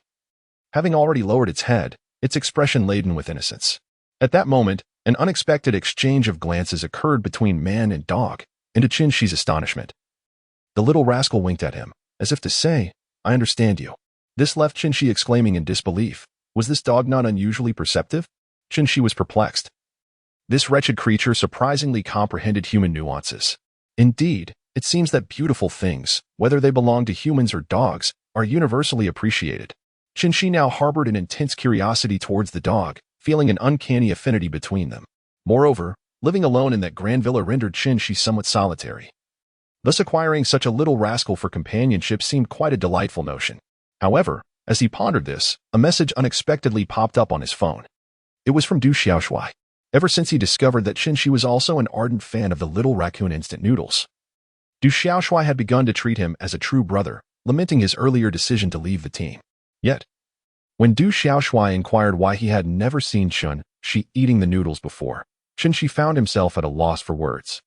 He certainly could not reveal that prior to his arrival, Simmons had no inclination towards indulging in instant noodles, preferring instead to engage in head-on confrontations. It was merely that after Shinshi's arrival, it was he who developed this habit, while Simmons remained unchanged, now simply existing as Shinshi. Shinshi merely brushed it off, and Du Xiaoshui naturally did not delve deeper, as he was currently relying on Qinshi to facilitate a connection between him and Ayu. However, despite Du Xiaoshuai's declarations of unwavering devotion to Ayu, he incessantly engages in flirtatious banter with other girls online, showcasing an impressive mastery of conversational skills. Today, he shared a message revealing that he had added yet another attractive young lady to his contacts. What stands out about her is her politeness and filial piety. Du Xiaoshuai felt a remarkable connection with her, as her opening line in their conversation was a discussion about his mother. Qinshi expressed that he is unable to partake in such high-end gatherings, feeling utterly excluded from them. After all, this situation is indeed quite perplexing. A young lady, upon befriending him, simply remarked, "Let's talk about your mother," which left Qinshi exceedingly curious about what antics Durant had been up to previously. However, at this moment, Qinshi is intent on acquiring a puppy, as a delightful and mischievous little husky is currently before him. And a couple nearby appears to be equally intrigued and captivated by the charming creature. Qinshi felt that if he were to wait for Du Xiaoshuai to recount the entirety of his flirtatious escapades, it would be akin to the flowers of the yellow chrysanthemum wilting beyond revival. Qinshi felt that such matters must not be approached with hesitation. To waver is to invite defeat. As he anxiously observed the couple lingering for an extended period, it appeared that they ultimately did not take a liking to the little husky and departed. Once the couple moved away, Qinshi hurriedly approached the cage of the little husky. The little husky seemed to reciprocate Qinshi's affection. Upon his arrival, it moved about restlessly, its tail wagging vigorously, exuding an air of excitement. Qinshi also curled the corners of his mouth. Indeed, his appearance was so captivating that even a dog would be entranced. However, shortly thereafter, the little husky seemed to grow anxious and began barking at Qinshi. "Qinshi, must this welcome be so fervent? This enthusiasm feels rather out of place." Qinshi turned around to discover a stunning beauty clad in tight-fitting pants, inadvertently blocking the view of a small husky that was eagerly gazing at her. Goodness, I knew this little lecherous dog would be at it again. This revelation left Qinshi utterly bewildered.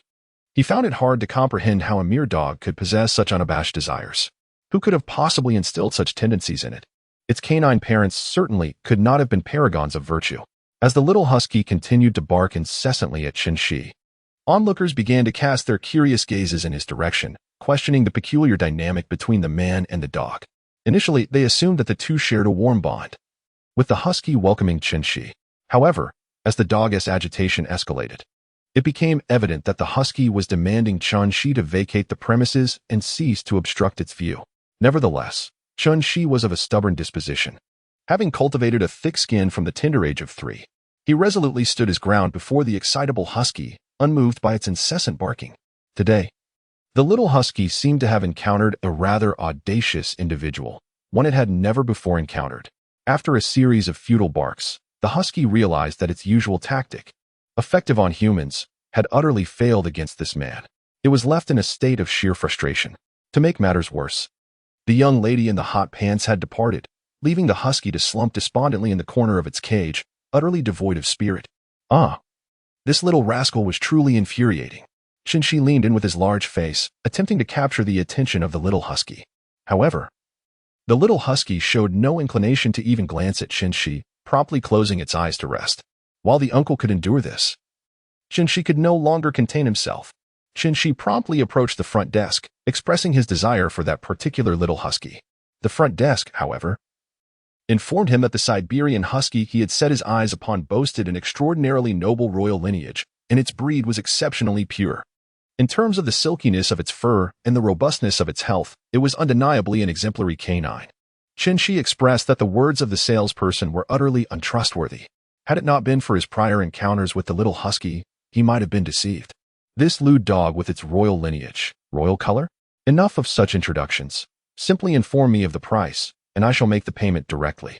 Qinshi's words are now imbued with an air of affluence, which causes the receptionist to take a fresh look at him. Realizing only now that he possesses a certain charm, unable to resist, while processing Qinshi's payment, she discreetly shares her social media account with him, and they add each other as friends.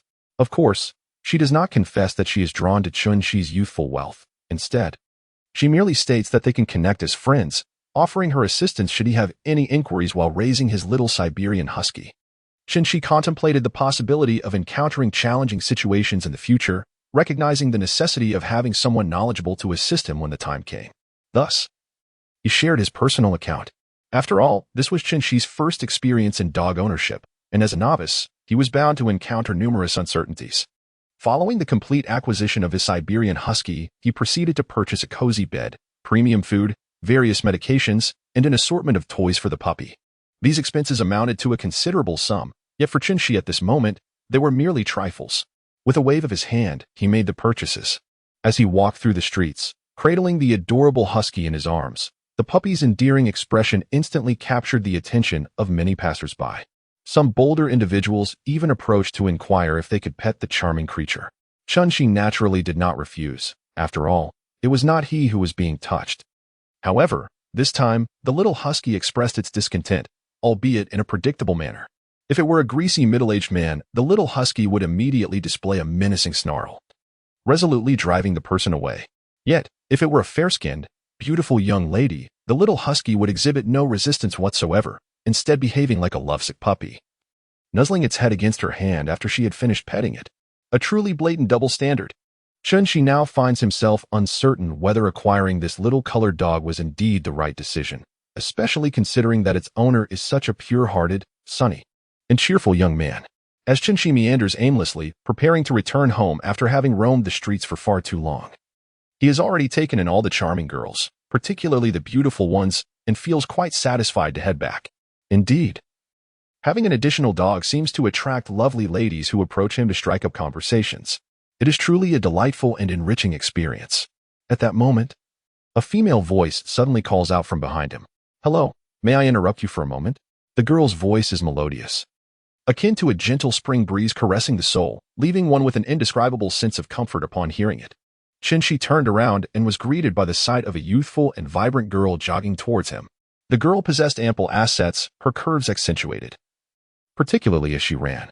Was she also interested in petting the dog? A conjecture arose in Chinchi's mind. However, he had been turned away from her moments ago. How could she possibly know that he was cradling an adorable little husky? Moreover, for some inexplicable reason, the little husky, which had been peacefully nestled in his arms, was now struggling vigorously to escape, barking excitedly. It seemed to yearn to rush towards the girl approaching from the opposite direction. Such an unusual occurrence must harbor some mystery. It was improbable that the husky was merely drawn by the girl's exuberance, considering several others with even more striking allure had previously approached to pet it. The little husky should not be so animated now, as if it could not bear to remain in Chinchi's embrace for another second, eager instead to leap into the girl's arms. "Excuse me, I hope I'm not intruding," Chinchi began. "I've come to bid farewell to the little husky in your arms. I often played with it during my visits to the pet store." Through their conversation, Chinchi discovered that the girl's name was Jennifer, and she had developed a fondness for the little husky. However, as she already had a dog at home, she could not adopt the husky. Nevertheless, Jennifer visited daily to play with the husky, forging a bond over time. Now, upon learning that the husky had been taken by someone else, she felt it necessary to say goodbye, knowing they would no longer see each other daily. Fortunately, Chinchi had been wandering the street long enough to give Jennifer ample time to find them. Otherwise, she might have missed the chance to bid farewell. As Chinchi handed the husky to Jennifer, the little creature sprang excitedly into her chest, nuzzling against her. Jennifer's gaze was filled with reluctance as she held the husky tightly. "Little husky, you'll miss me too, won't you?" Chinchi remarked that Jennifer was still rather naive. This scoundrel was not acting out of reluctance, but rather was simply taking advantage of the situation. How infuriating. And why was there a hint of envy? After a prolonged and intimate interaction between the dog and its human, they reluctantly parted ways. The little husky even licked its nose, appearing to yearn for more. Initially, it seemed that Chinchi's encounter with Jennifer would merely be a fleeting moment.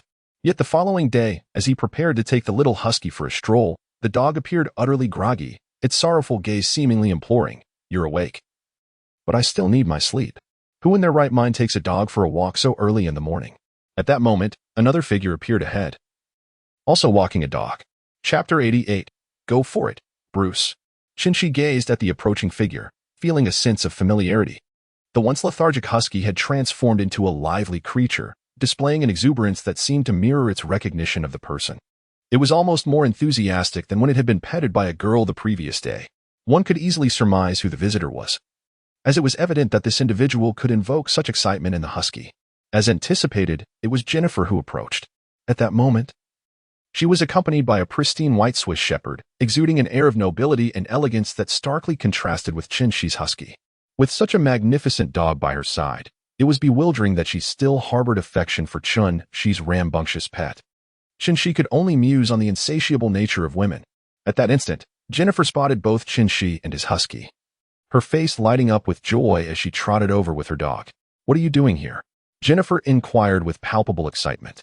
Meanwhile, the husky broke free from Qinshi's grasp, darting straight into Jennifer's embrace. However, the pristine Swiss shepherd merely snorted disdainfully, causing the husky to freeze in place. Trembling as if struck by lightning, it soon returned to Qinshi, seeking refuge. The husky picked up its leash, dropped it at Qinshi's feet, and squatted down with a woeful expression, whimpering as if imploring Qinshi to help restore its dignity. Qinshi paid no heed to the little drama queen and directly responded to Jennifer's inquiry. "I live nearby. I thought it would be lovely to take my little husky out for a stroll. Otherwise, it gets bored in the house, and I find myself quite dull as well." "Really? You live around here?" Jennifer exclaimed, her joy palpable. "What a delightful coincidence. I reside in the vicinity too. Does that mean I can visit your little husky often?" Jennifer could hardly contain her excitement. The two exchanged addresses and were astonished to discover that they were neighbors. It was quite unexpected that they had never crossed paths before, given their close proximity. Perhaps it was due to Qinshi's frequent participation in competitions, often residing in hotels, that he seldom visited his own charming villa and was unaware of the lovely young lady living next door. Subsequently, they strolled together in the small park with their dogs. While the two humans reveled in their newfound companionship, the little husky was decidedly less pleased, as it was continually chased away by Jennifer's pure white Swiss shepherd whenever it approached her. The husky, lacking the maturity of its rival, stood no chance and was relentlessly overpowered, unable to defend itself. "Alas, who understands? My loyal companion is fiercely protective of me and doesn't allow anyone to come near. It's quite disheartening." Their conversation meandered pleasantly until, quite suddenly, they found themselves discussing the name of the little husky. Qinshi suddenly realized that he had completely forgotten to name his little husky, which he had been calling simply Little Husky all along. Jennifer introduced her pure white Swiss shepherd to Qinshi, and her name was Little Julie. Qinshi, with a playful tone, remarked on the delightful name, and it seemed that little Julie was quite fond of him as well. Upon hearing Qinshi call her name, she affectionately nuzzled against his left leg. This, however, infuriated the little husky, who felt slighted. If he was not permitted to approach his master, then there was no way he would allow another to do so. The little husky immediately sprang into action, ready to confront Julie in a battle of supremacy. Yet, to his utter humiliation, he was swiftly overpowered and left sprawled on the ground. After this bout, the little husky was visibly dejected. Qinshi sensed that the poor creature was on the verge of despair, subjected to such relentless suppression. Thus, he resolved to give the little husky a boost. Taking little Julie to explore other areas provided the perfect opportunity for the husky to enjoy a moment alone with Jennifer. Upon returning with Julie, Qinshi found the little husky blissfully half-sitting beside Jennifer's feet, clearly having relished the comfort of her company. The admiration in the husky's gaze toward Qinshi was unmistakable, as if to say, "Father, you are truly remarkable." If the little husky could speak at that moment, it would surely kneel and proclaim, "Qinshi, you are my deity." After a simple stroll, Qinshi and the little husky returned to their cozy abode. Inside the charming villa, the two shared an intimate gaze, the atmosphere rife with warmth. The little husky, oblivious to the reason behind Qinshi's gaze, assumed his father was simply captivated by his own striking appearance. However, Qinshi's thoughts were far deeper. The little husky's eyes sparkled with a newfound wisdom, and the sight of him adorably licking his nose was undeniably amusing. Yet, these trivialities paled in comparison to Qinshi's pressing consideration. What name should he bestow upon his little husky? After all, little Julie had her own name, and his beloved companion should not be left wanting in that regard. Qinshi intended to bestow a rather spectacular name upon his little husky. After much contemplation, he found himself at a loss for a fitting moniker. Indeed, this was not a trivial matter. The decision proved exceedingly challenging. It was at this moment that Qinshi realized he was merely inept at the art of naming. Half an hour later, Qinshi reclined on his sofa at home, with the little husky sitting beside him, both engrossed in the short videos displayed on their phones. Qinshi had long perfected his craft, and both he and his spirited canine companion, the little husky, were thoroughly engrossed in the captivating display. At that moment, the husky's heart swelled with joy, relishing the fact that he had indeed followed the right master. However, Abruptly, an incongruous video intruded upon the delightful stream. It showcased a band of individuals from another land, with one dog occupying the driver's seat of a motorcycle, while 5 of them precariously perched behind. It was astonishing to witness so many individuals on a single motorcycle, and even more so that the driver was a dog. Utterly outrageous. Yet, Shinshi found it undeniably cool. Particularly the dialogue that unfolded. The unconditional trust shared among men can indeed yield boundless energy. Come on, Bruce. Never underestimate the bond between us, you rascal. You can do it, Bruce. Upon witnessing this, Shinshi felt a profound respect. Thus, he resolved to name the little husky Bruce. Chapter 89, The Great Big Three with the Soul Core. In this tranquil corner of Chelsea, the atmosphere is serene. However, the league is rife with undercurrents. As the culmination of the regular season approaches, soon, the various teams will transition into playoff mode. What lies ahead is a grand melee within the entire league. As all 30 teams will take to the court on the same day, with no team afforded the luxury of idleness, each must engage in this final positioning battle. As the ensuing rankings will determine their first-round adversaries in the playoffs. For the Eastern Conference, particularly the Brooklyn Nets, the stakes are not exceedingly high, as the standings appear largely settled. Aside from the teams vying for play-in tournament spots, the Eastern teams are navigating their circumstances without significant complications. In contrast, the Western Conference presents a more intricate scenario, where the current chaotic landscape means that any victory could drastically alter playoff dynamics. For the Denver Nuggets, despite their final stretch involving formidable opponents such as the Bucks, 76ers, and Warriors, their consistent home performance and a 3-5-game lead over the second-place team suggests that, following their match against the Jazz, they are likely to secure the top seed in the West. The Memphis Grizzlies, grappling with Ja Morant's absence, have managed to withstand the Kings' resurgence, though their future remains uncertain. The Sacramento Kings face a significant setback with the injury to starter Kevin Huerter, losing a pivotal scoring and spacing asset. The ramifications of his absence on the Kings' forthcoming games are yet to be seen. Meanwhile, the Los Angeles Clippers are poised to confront the Warriors to determine who will face the Suns. With stars like Durant, Booker, Paul, and Ayton on the Suns, they present a formidable challenge. However, should the Clippers indeed clash with the Suns, their playoff performance need not falter, especially with the presence of Kawhi Leonard. The encounters between him and Durant, 2 of the league's premier small forwards, have consistently been electrifying. The Clippers roster, featuring the likes of Optimus Prime and General Joe, stands strong against the Suns. Regrettably, the Dallas Mavericks find themselves in a precarious position, despite having invested significantly to acquire Kyrie Irving, one of the league's elite guards. Their playoff prospects appear uncertain, as their performance since his arrival has not been promising. The Lakers are likely to secure a place in the play-in tournament, but their success will hinge on their forthcoming performances. It is evident that each team in the West is feeling considerable pressure as the season draws to a close. Returning to the Nets, their final adversary will be the Clippers, an encounter that can be likened to the butterfly effect resulting from the protagonist's journey through time. Despite Shinshi's impressive track record, many remain skeptical about his performance against the Clippers, bolstered by the presence of stars like Kawhi Leonard and Russell Westbrook. After all, aside from Shinshi, the Nets feature only a handful of players deemed adequate, while the Clippers roster appears far more formidable. Clippers fans have been fervently rallying online, confident that their team will triumph over the Nets. With Kawhi leading the charge, they liken him to a pillar of strength. While I acknowledge that Simmons has recently garnered attention for his prowess, the Clippers pride themselves on their elite gameplay.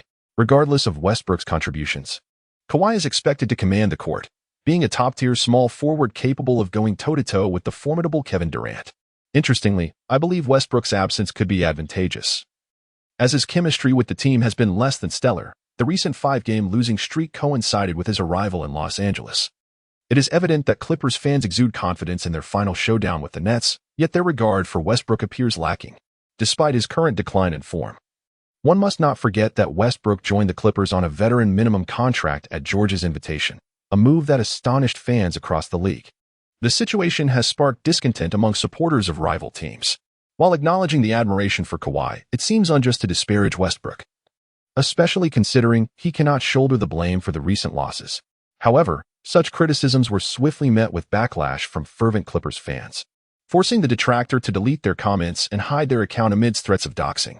Shortly thereafter, the Clippers' official announcement revealed that Kawhi would not be participating in the upcoming game, opting for rest. The once boisterous Clippers fans suddenly fell silent. As the day of the game arrived, it took place at the Staples Center, home to the Clippers. The crowd was predominantly filled with Clippers supporters. But the atmosphere was subdued due to the absence of both Kawhi and George, one resting, the other injured. The sole remaining star of note was Westbrook. Yet his performance left fans at a loss for words. The support rate for the Clippers in this home game dwindled to a meager 10-12, a telling statistic given the majority presence of their fans. This starkly illustrates the deep-seated skepticism the Clipper supporters harbor towards Westbrook. At this moment, Shinshi was engaged in his warm-up routine, casting a glance toward Russell Westbrook, who was situated in the opposing half of the court. It seemed as though he had successfully insulated himself from all external distractions, fully immersing himself in the practice of his three-point shooting. However, upon closer inspection, Shinshi could discern the jarring sounds resonating from the surrounding crowd. Westbrook, spare us the three-pointers. Do you truly believe the home arena is an embodiment of strength and wealth? Repairing the shot clock does not come without a considerable expense. The photographers and spectators behind the hoop ought to exercise caution, for it is entirely plausible that a fast-moving air ball could come crashing down upon their heads, a scenario not at all far-fetched. This marked the first instance in which Shinshi found himself in an opponent's arena, receiving no jeers directed at him, but rather a chorus of remarks aimed at the home star. This unexpected turn of events caused Shinshi to furrow his brow. One must remember that he had grown up idolizing the formidable Westbrook, a player known for his earth-shattering prowess on the court.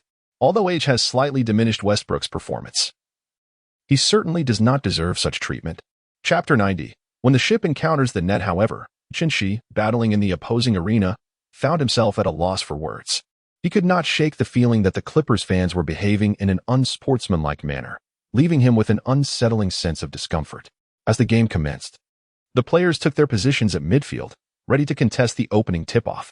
The starting lineup for the Clippers consisted of Westbrook, Gordon, Morris, Zubac, and Powell.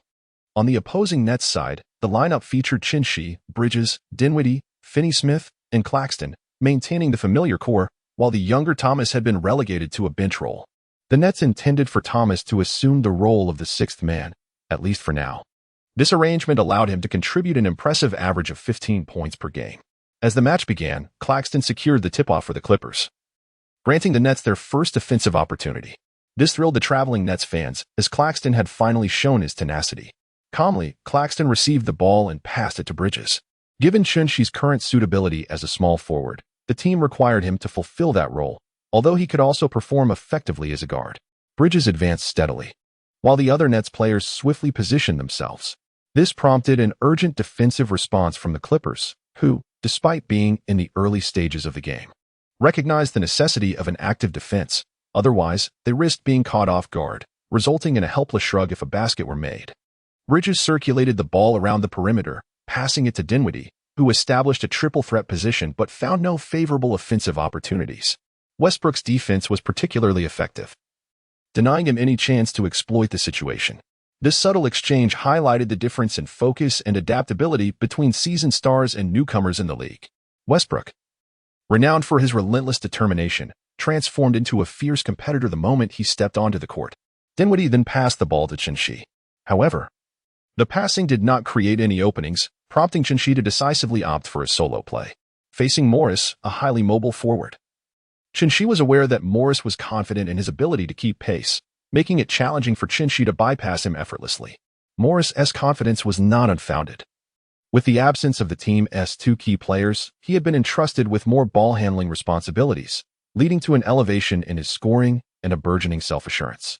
Facing Morris, who had deliberately given him half a body's distance, Shinshi naturally understood that this was a strategy to guard against his aggressive drives, allowing him to take a shot and assess his shooting touch for the day, thereby facilitating a more tailored defensive strategy for the subsequent plays.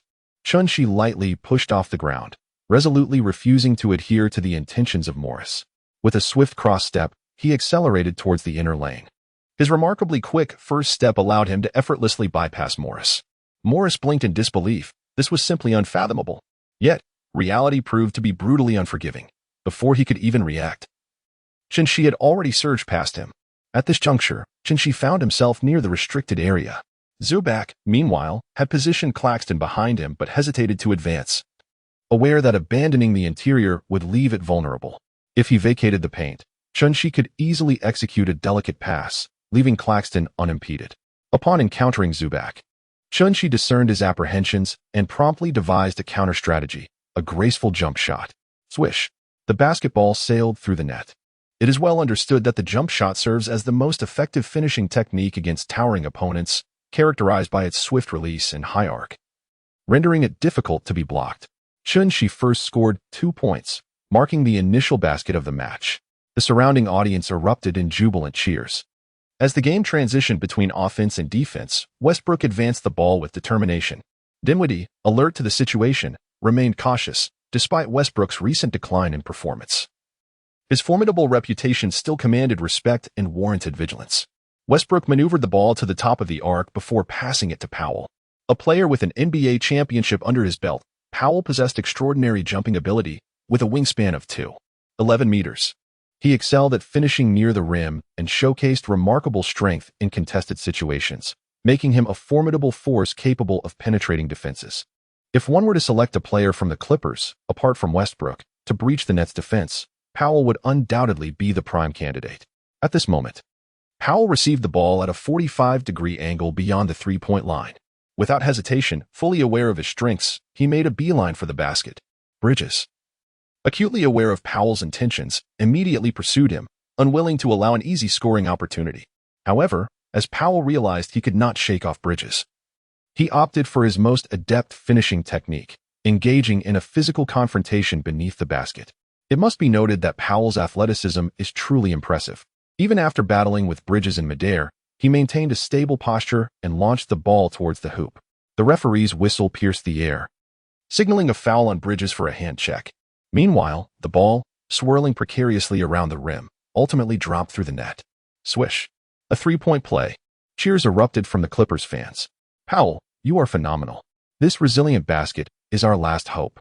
The excitement among the fans was palpable. If Powell could rise to the occasion, perhaps the game still held promise. Westbrook was quick to join Powell in celebration with a high five, his expression revealing genuine delight for his teammates' achievement. Subsequently, Powell approached the free throw line to execute his shot. Chapter 91. The damaged version of Chun-Shi. Powell received the basketball from the referee, took a deep breath, focused on the hoop, and released the ball. Swish! It was in. The score promptly shifted to 2-3. The Clippers regained their lead, swiftly transitioning between offense and defense.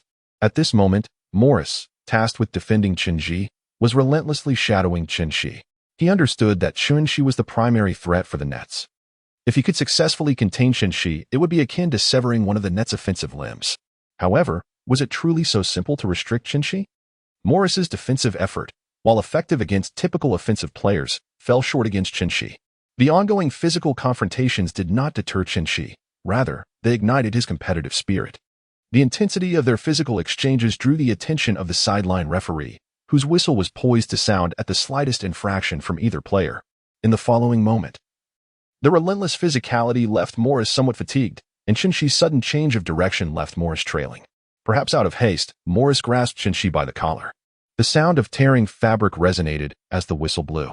The sound of Chun-Shi's jersey tearing coincided with the referee's whistle. The number 8 player of the Clippers committed a foul. Although Morris was charged with a foul, Chun-Shi expressed his discontent. As the collar of his jersey had been irreparably torn, Chun-Shi was utterly speechless. The key issue was that he had not prepared any additional jerseys and could only continue the game wearing this tattered version. Those in the know understood that Chun-Shi was playing basketball, while those unaware might have thought he was heading into battle. At the sideline, Chun-Shi received the basketball. At this moment, Morris stood before him. However, due to the recent foul, Morris had become the focus of the referee's scrutiny, which rendered him hesitant to resort to any underhanded tactics. Chun-Shi executed a flawless jump shot from beyond the arc.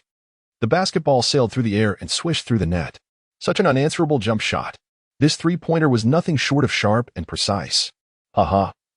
Congratulations to Morris for unlocking the Super Westbrook with a 100-point fury after a tug at his jersey. This was indeed a hidden gem of a moment. In the audience, the Nets fans were also laughing heartily, even jokingly, as they recalled that Chun-Shi's previous spectacular three-point display had only emerged after his mid-game restroom break. A detail leaked by an unnamed starting center of the Nets, unbeknownst to Chun-Shi. This time, however, Chun-Shi found his jersey collar torn wide open by Morris's aggressive off-ball defense. Could he possibly refrain from unleashing his fury? Perhaps the fans had accurately predicted the outcome. Within just 1 minute on the court, Shi astonishingly scored 5 consecutive points, feeling an unusual heat in his hands, an unmistakable prelude to an impending explosion. As events unfolded just as Shi anticipated, he indeed erupted. When Westbrook prepared to pass the ball to Morris, Shi, with lightning reflexes, intercepted the pass between the two players. A sinking feeling gripped Westbrook's heart. His intention to pass was painfully obvious, and Shi's ability to read his passing lane was far too easy. At this moment, Shi launched a fast break without a moment's hesitation, while Westbrook, eager to atone for his oversight, sprinted after him. Alas, while Shi surged forward with full momentum, the former thunderous Westbrook might have had the capability to catch up during his prime, but now, he found himself unable to match Shi's speed. Shi, undeterred, maintained his relentless pace, for giving his all on the basketball court is the utmost respect towards both himself and his opponents, especially against a formidable player like Westbrook. Bang! With a thunderous dunk, Shi secured another 2 points. He had already amassed a remarkable 7 points, and the first quarter was still not yet halfway through. Westbrook, cease your attempts at shooting. The hoop at Staples Center does not require your correction. It is perfectly fine as it is. Enough.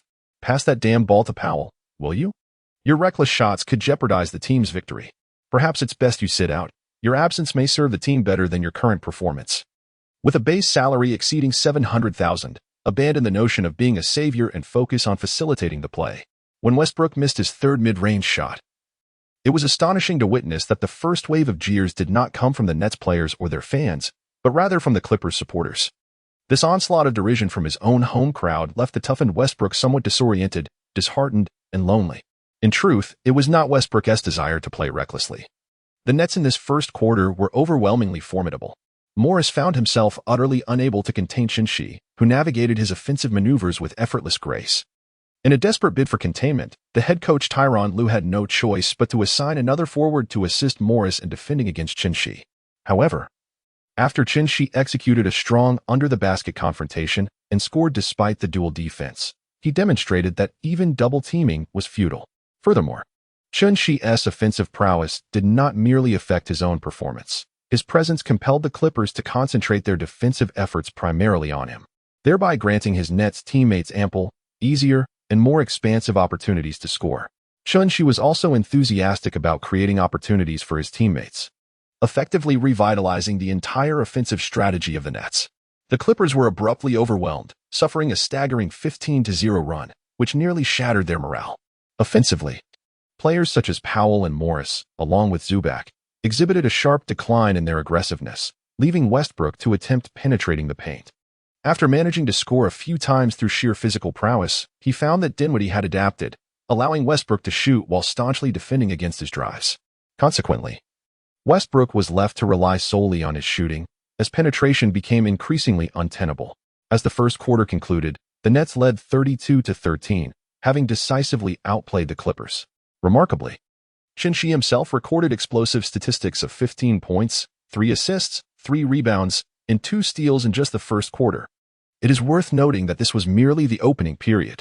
Chapter 92, the expulsion of Powell as anticipated by the Clippers fans. Westbrook indeed did not take the court in the second quarter. He remained seated on the bench, appearing somewhat despondent and at a loss. Yet his gaze remained fixed on the unfolding game, his eyes seemingly still harboring a flicker of undiminished fighting spirit. Shi cast a surprised glance at the player, now taking the court in place of Westbrook. Although Westbrook's offensive performance had been somewhat lacking, he was undeniably a formidable force on the defensive end.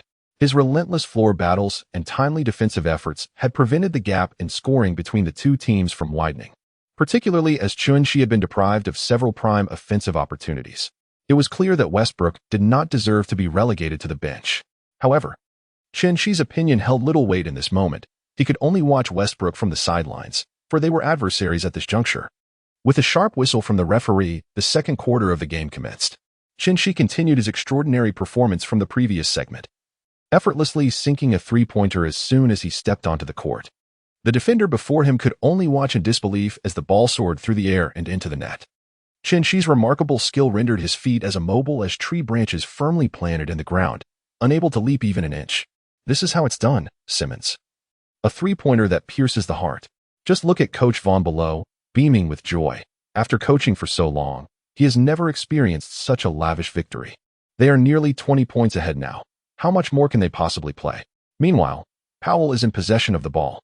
Chun-Shi approached Powell, having proposed to his coach during the recent break that he should take on the challenge of containing Powell's formidable offensive capabilities. Coach Vaughn readily endorsed Chun-Shi's plan, recognizing that Chun-Shi was more than capable of defending against Powell. On Powell's side, the team found themselves teetering on the brink of defeat. Without someone stepping up at this critical juncture, they risked being overwhelmed by the Nets. Feeling the urgency, Powell believed it was time for him to contribute offensively. However, to his astonishment, Chun-Shi effortlessly matched his lightning-fast first step, a feat rarely achieved by others in the league who could keep pace without employing defensive techniques. At that moment, Powell found himself precariously balancing the basketball, poised to execute his next offensive move when Chun-Shi executed a cunning maneuver, deftly stealing the ball away. Yet, in his haste, Chun-Shi lost his balance and could only manage to pass the ball to Bridges. "Go!" Chun-Shi exclaimed, prompting Bridges to spring into action without hesitation, launching a fast break. Meanwhile, Chun-Shi was not faring as well. As he attempted to rise, he sensed a tremendous force bearing down from behind, causing him to stumble and fall once more. Before he could fully comprehend the situation, Claxton was the first to rush in, shoving Powell away from Chun-Shi. "Hey, you jerk. Do you even realize what you're doing?" Chun-Shi immediately realized that he had been pushed from behind. What a scoundrel! Chun-Shi was suddenly engulfed in an inexplicable fury. "You are provoking a tempest." At this moment, Chun-Shi remained indifferent to whether Powell was incensed due to being intercepted by him earlier or if it was the result of the team's excessive losses. It was evident that losing here was intolerable. Chun-Shi now yearned to teach a lesson to the audacious fellows standing before him. However, at that moment, the referee hurriedly intervened to prevent the escalation of their conflict. It was evident from the referee's perspective that Chun-Shi's steal was impeccably executed, rendering Powell's subsequent action a blatant foul. The referee paused the game temporarily to review the instant replay, contemplating whether to elevate the penalty against Powell. Meanwhile, both teams' players retreated to the sidelines, and Powell's earlier fervor had begun to dissipate. He regretted his reckless behavior, pondering how he had lost control. However, regret was futile now, as the focus shifted to whether the referee would indeed amplify the consequences of Powell's actions. Should the penalty be escalated, Powell could face expulsion and a flagrant foul, while a lesser outcome might result in a technical foul. Ultimately, it hinged on the referee's interpretation of Powell's previous maneuver. On the Nets bench, Chun-Shi wore an expression of displeasure, feeling unjustly wronged and consequently in a foul mood. Although Powell had shoved him and seemingly uttered a few choice words, Chun-Shi had inadvertently acquired a new skill, Powell's knife-like drive. Nevertheless, he felt no joy, maintaining a stern demeanor. As Chun-Shi contemplated how to utilize Powell's own technique to return the favor, the referee's decision was announced. Number 24 of the Clippers, flagrant foul, ejection. Powell was momentarily stunned. Had his earlier shove truly warranted such a severe penalty? He found it hard to believe, yet the referee's ruling was indisputable, leaving him with no recourse but to wear an expression of frustration. In truth, the referee's decision was entirely justified. As Chun-Shi rose, he faced an entire technical area. Had he stumbled forward a few more steps, the fall could have been far more serious, potentially resulting in injury, for which the instigator would undoubtedly bear responsibility, despite the incident not occurring. Ultimately, Powell exited through the players' tunnel, leaving the Clippers to grapple with the significant loss of a key player, who would take his place. The other team members turned away, unwilling to face the embarrassing prospect of stepping into such a dire situation, especially with the formidable Chun-Shi now fueled by anger. Some Clippers fans in the stands even began to leave at this juncture, clearly disheartened by their team's prospects. "Let me take the court," one of them suggested. At this moment, a resolute voice resonated. Chapter 93. Hush. The speaker was, of course, Westbrook. Observing the fire of determination burning in Westbrook's eyes, Coach Tyronn Lue nodded in approval, allowing Westbrook to take the court. In truth, Lue had never doubted Westbrook's attitude. However, the reality was that Westbrook now faced the challenge of age, and his physical capabilities were no longer as formidable as in his prime. Alas, if only Westbrook were a few years younger, the Clippers would indeed be a team of aircraft carrier caliber. Unfortunately, time spares no one, even a player of Westbrook's caliber. As Lue pondered these thoughts, Westbrook had already entered the game. With a sharp whistle from the referee, the match resumed. Westbrook held the ball. Yet the Clippers did not experience a surge in morale with his substitution for Powell. Instead, they remained in a state of disarray. Meanwhile, in the stands, the departing Clippers fans continued their exodus, a steady decline in numbers that showed no signs of slowing. Their lack of faith in Westbrook was evident and unambiguous.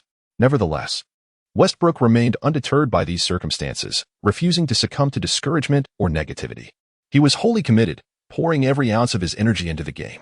Observing his teammates, who lacked enthusiasm for offense and displayed a disheartening lack of movement, he realized he could only rely on himself. Taking a deep breath, he positioned himself at the three-point line, facing Bridges' defense, and launched a shot. The outcome of the shot remained uncertain. To Westbrook's dismay, the starting center, Zubac, led the retreat back to defend. Was this a display of strong defensive awareness? Did he believe Westbrook's three-point attempt would succeed?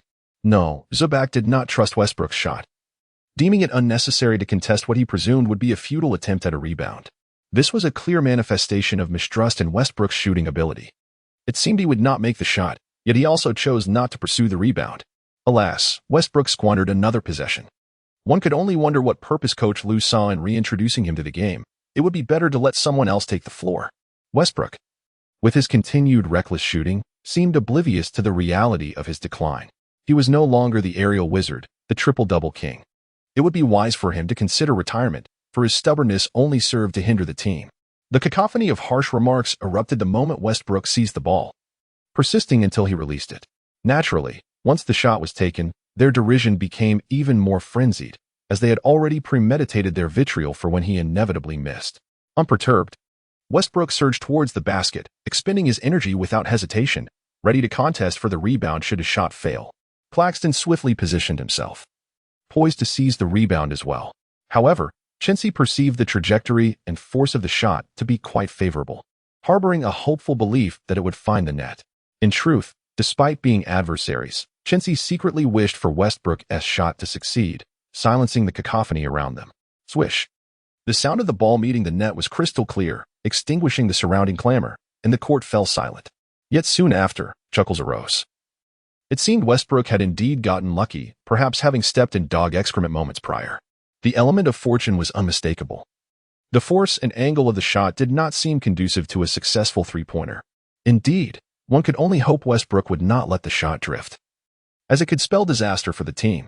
Following a brief silence, the critics resumed their cacophony. A single three-pointer had not silenced them, but rather, Westbrook's defiance incited their ire, leading to even more fervent insults. After a quick transition, the ball found its way back to Westbrook. The surrounding skepticism remained deafening. Once more, he attempted a three-pointer from the 45-degree angle. Just watch, they sneered. Westbrook will falter now, won't he? One successful shot, and he thinks he can keep shooting? This is nothing but a detriment to the team. He should retire, as he can no longer keep pace with the league. Westbrook, that old-timer, is past his prime. Without even waiting to see if Westbrook's second three-pointer succeeded or failed, the critics had already begun their tirade. Swish! Another crisp sound rang out, plunging the surroundings into an eerie silence. At that moment, Chauncey could hardly suppress his laughter.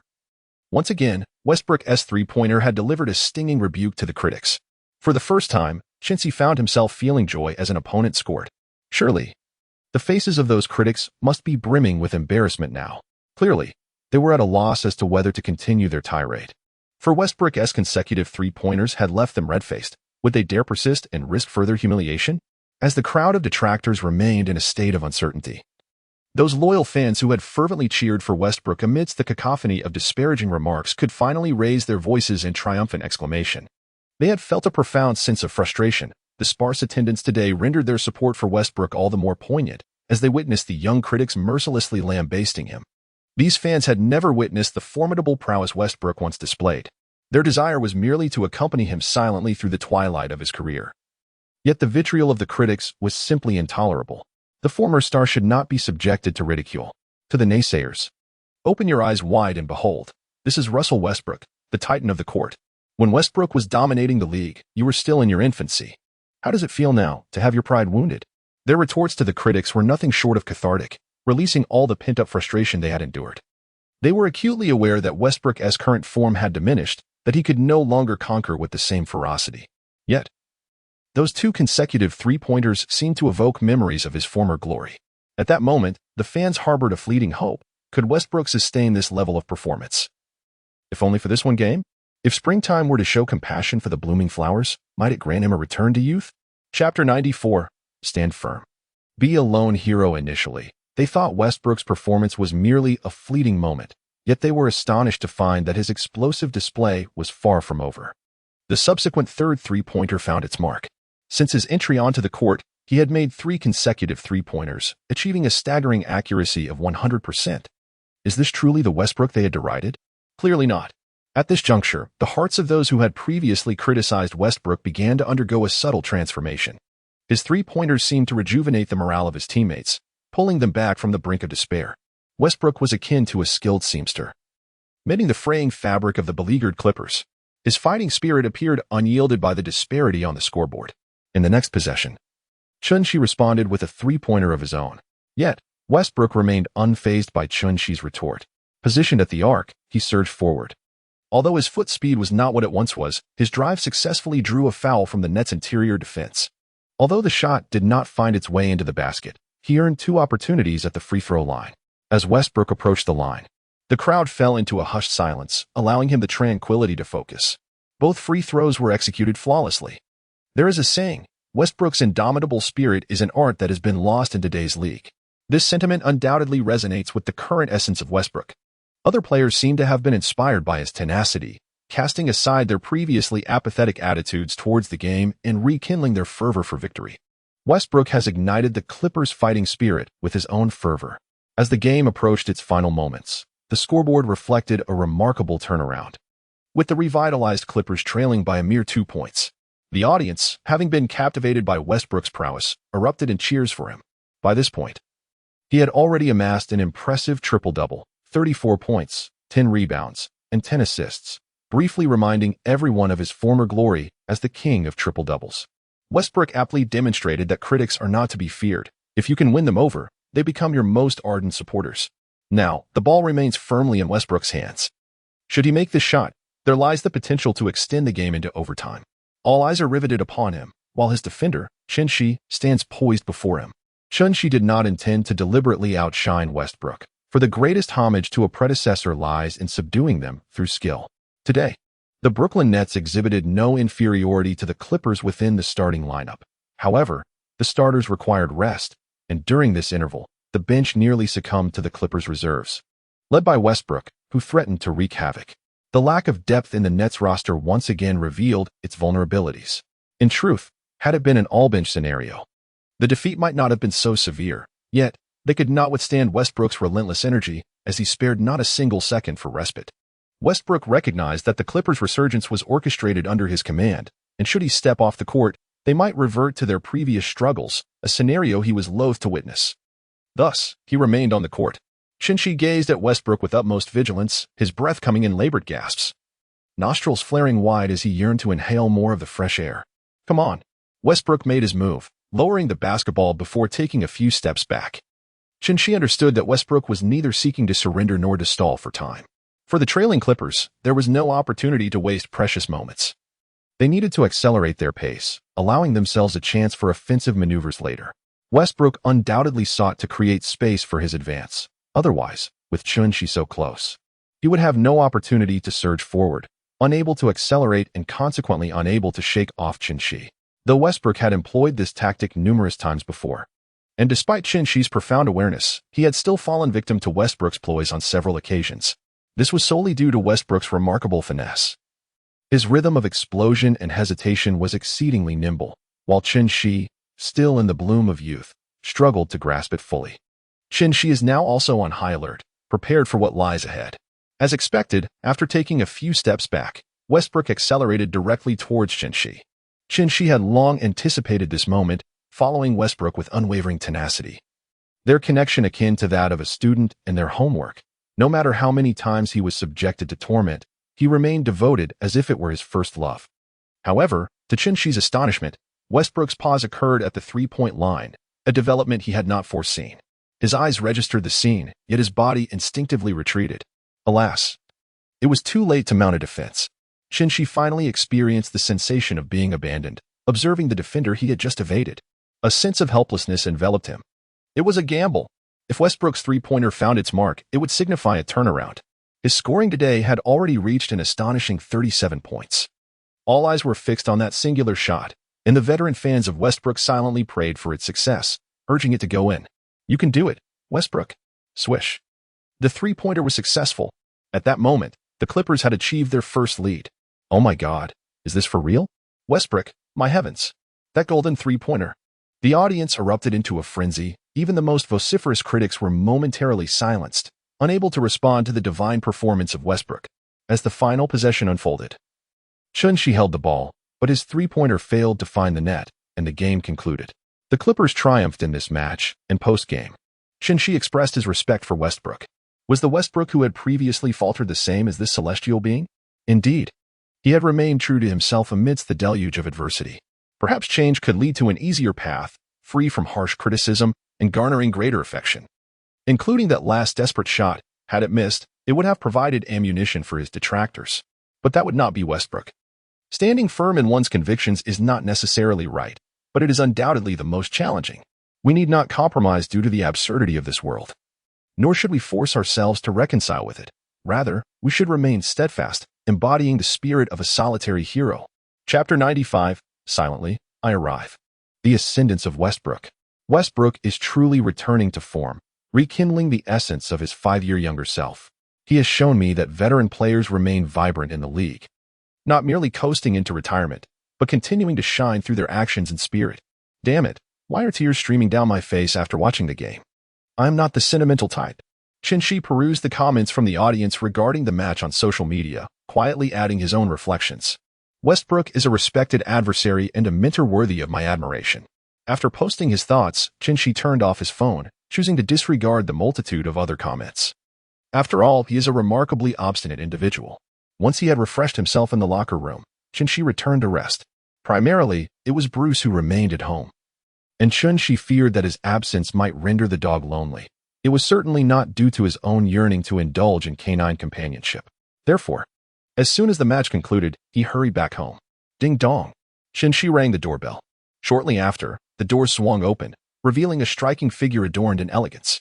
The one who opened the door was none other than Jennifer.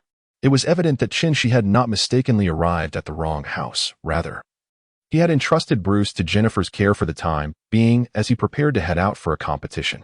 Upon recognizing Chun-Shi, a radiant smile blossomed on Jennifer's face, captivating him momentarily with her charm. Noticing Chun-Shi standing there in a daze, Jennifer playfully remarked, "What's this? Have you forgotten me after just a few days? You seem rather shy." At this moment, Chun-Shi also regained his composure, returning to his usual demeanor. "Indeed, I had always been so reserved in the presence of beauty." With a smooth tongue, he urged, "Please, come in." Jennifer welcomed Chun-Shi inside. Chun-Shi had yet to change into his slippers when he suddenly felt a shadow lunging towards him. The force was so immense that it nearly caused him to lose his balance and topple over. As he sensed the substantial weight and met those wise eyes, Chun-Shi couldn't help but marvel at how well Bruce had been faring here. It seemed he had indeed put on a fair amount of weight. However, Bruce usually displayed an air of indifference when in Chun-Shi's company. Now, after his absence, it was evident that the little creature had missed him dearly. As he dashed straight into Chun-Shi's embrace, this gesture filled Chun-Shi with warmth. Yet, before he could fully gather Bruce into his arms, the little one swiftly darted behind him, moving with a fluidity akin to flowing water, exhibiting no trace of hesitation. Chun-Shi was utterly bewildered. This scenario bore little resemblance to a long-awaited reunion. Almost immediately, another figure lunged towards him. This time, Chun-Shi was unable to withstand the impact and fell to the ground. It was little Julie. After toppling Chun-Shi, she did not pause but continued her charge straight towards Bruce. At this moment, Chun-Shi comprehended why Bruce had taken refuge behind him. It was to use him as a human shield, deflecting the onslaught from little Julie. Truly, one could not help but feel a sense of filial piety. The teacher inquired of Xiao Ming, "What is 4 plus 1? Xiao Ming replied, "It equates to 6 minus 1. The teacher responded, "You are clearly aware of the answer. Why do you not articulate it?" Xiao Ming retorted, "Young people do not speak of 5. Chun-Shi gazed with a furrowed brow at the retreating form of Bruce, pondering the origins of such a troublesome creature. At that moment, Jennifer approached with a cheerful smile, eager to elucidate the situation. She explained that Bruce and little Julie had always been at odds, resulting in a perpetual state of commotion at home. Jennifer's reassurance brought a slight alleviation to Chun-Shi's heart, revealing that the antics were not a personal affront, but merely playful banter. "So, they treat you the same?" Qin inquired. "No, they all clamor to be with me." Those words pierced Qin fragile heart like a sharp arrow. Realizing her misstep, Jennifer promptly lowered her voice. Qin expressed his desire for solitude. Subsequently, he wore a long face, contemplating the absurdities of life. He could not fathom why. Despite his undeniable charm, though not as striking as the handsome and beautiful individuals engrossed in their reading, his own pet would regard him with such disdain. Yet, reality proved to be unyieldingly harsh. No matter how despondently Qin comported himself, Bruce never deigned to cast a glance in his direction. Little Julie was even more ruthless, initially barking at him, and it was only after Qin offered 3 sausages that he earned the right to enter the living room. Observing Bruce and little Julie, the 2 eager companions, fervently wagging their tails to amuse Jennifer, Qin shook his head at the thought of them vying for proximity to her, consumed by jealousy. The merriment belonged to them. He was merely enveloped in a cacophony. Qin understood that Bruce could not be taken back for the time being. Just then, a soft yet distinct goo-goo resonated, reaching the ears of both the individuals and the dogs. This sound, of course, did not originate from Qin.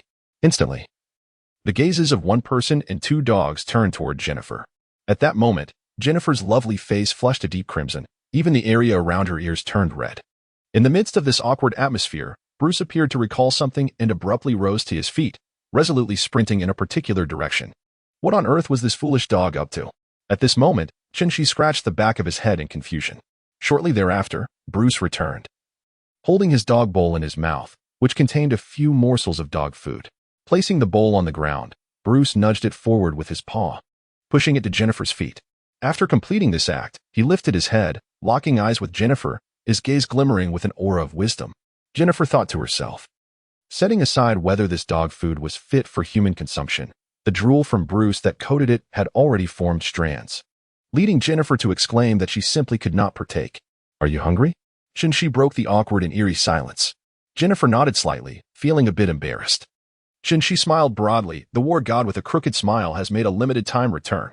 Is it not the perfect moment for someone as dashing as myself to shine? Grant me the duration of a song. With unwavering confidence, Qin entered Jennifer's kitchen. Upon opening the refrigerator, he was met with an empty expanse. Goodness! Is this the kitchen of a wealthy lady? Nothing at all. Are we in a realm where sustenance is unnecessary? Witnessing Qin awkwardly retreat from the kitchen, performing a subtle entrance and exit, Jennifer could not suppress her laughter. She was well trained in maintaining composure, yet this moment was too delightful to resist. "Shall I order takeout then?" Jennifer finally managed to stifle her amusement. "No, come to my house." Qin's words carried an undeniable resolve.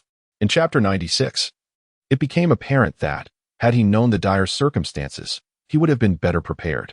In stark contrast to the desolation surrounding Jennifer's home, the kitchen of Qin's abode appeared bountiful, a veritable haven even in the face of an apocalypse.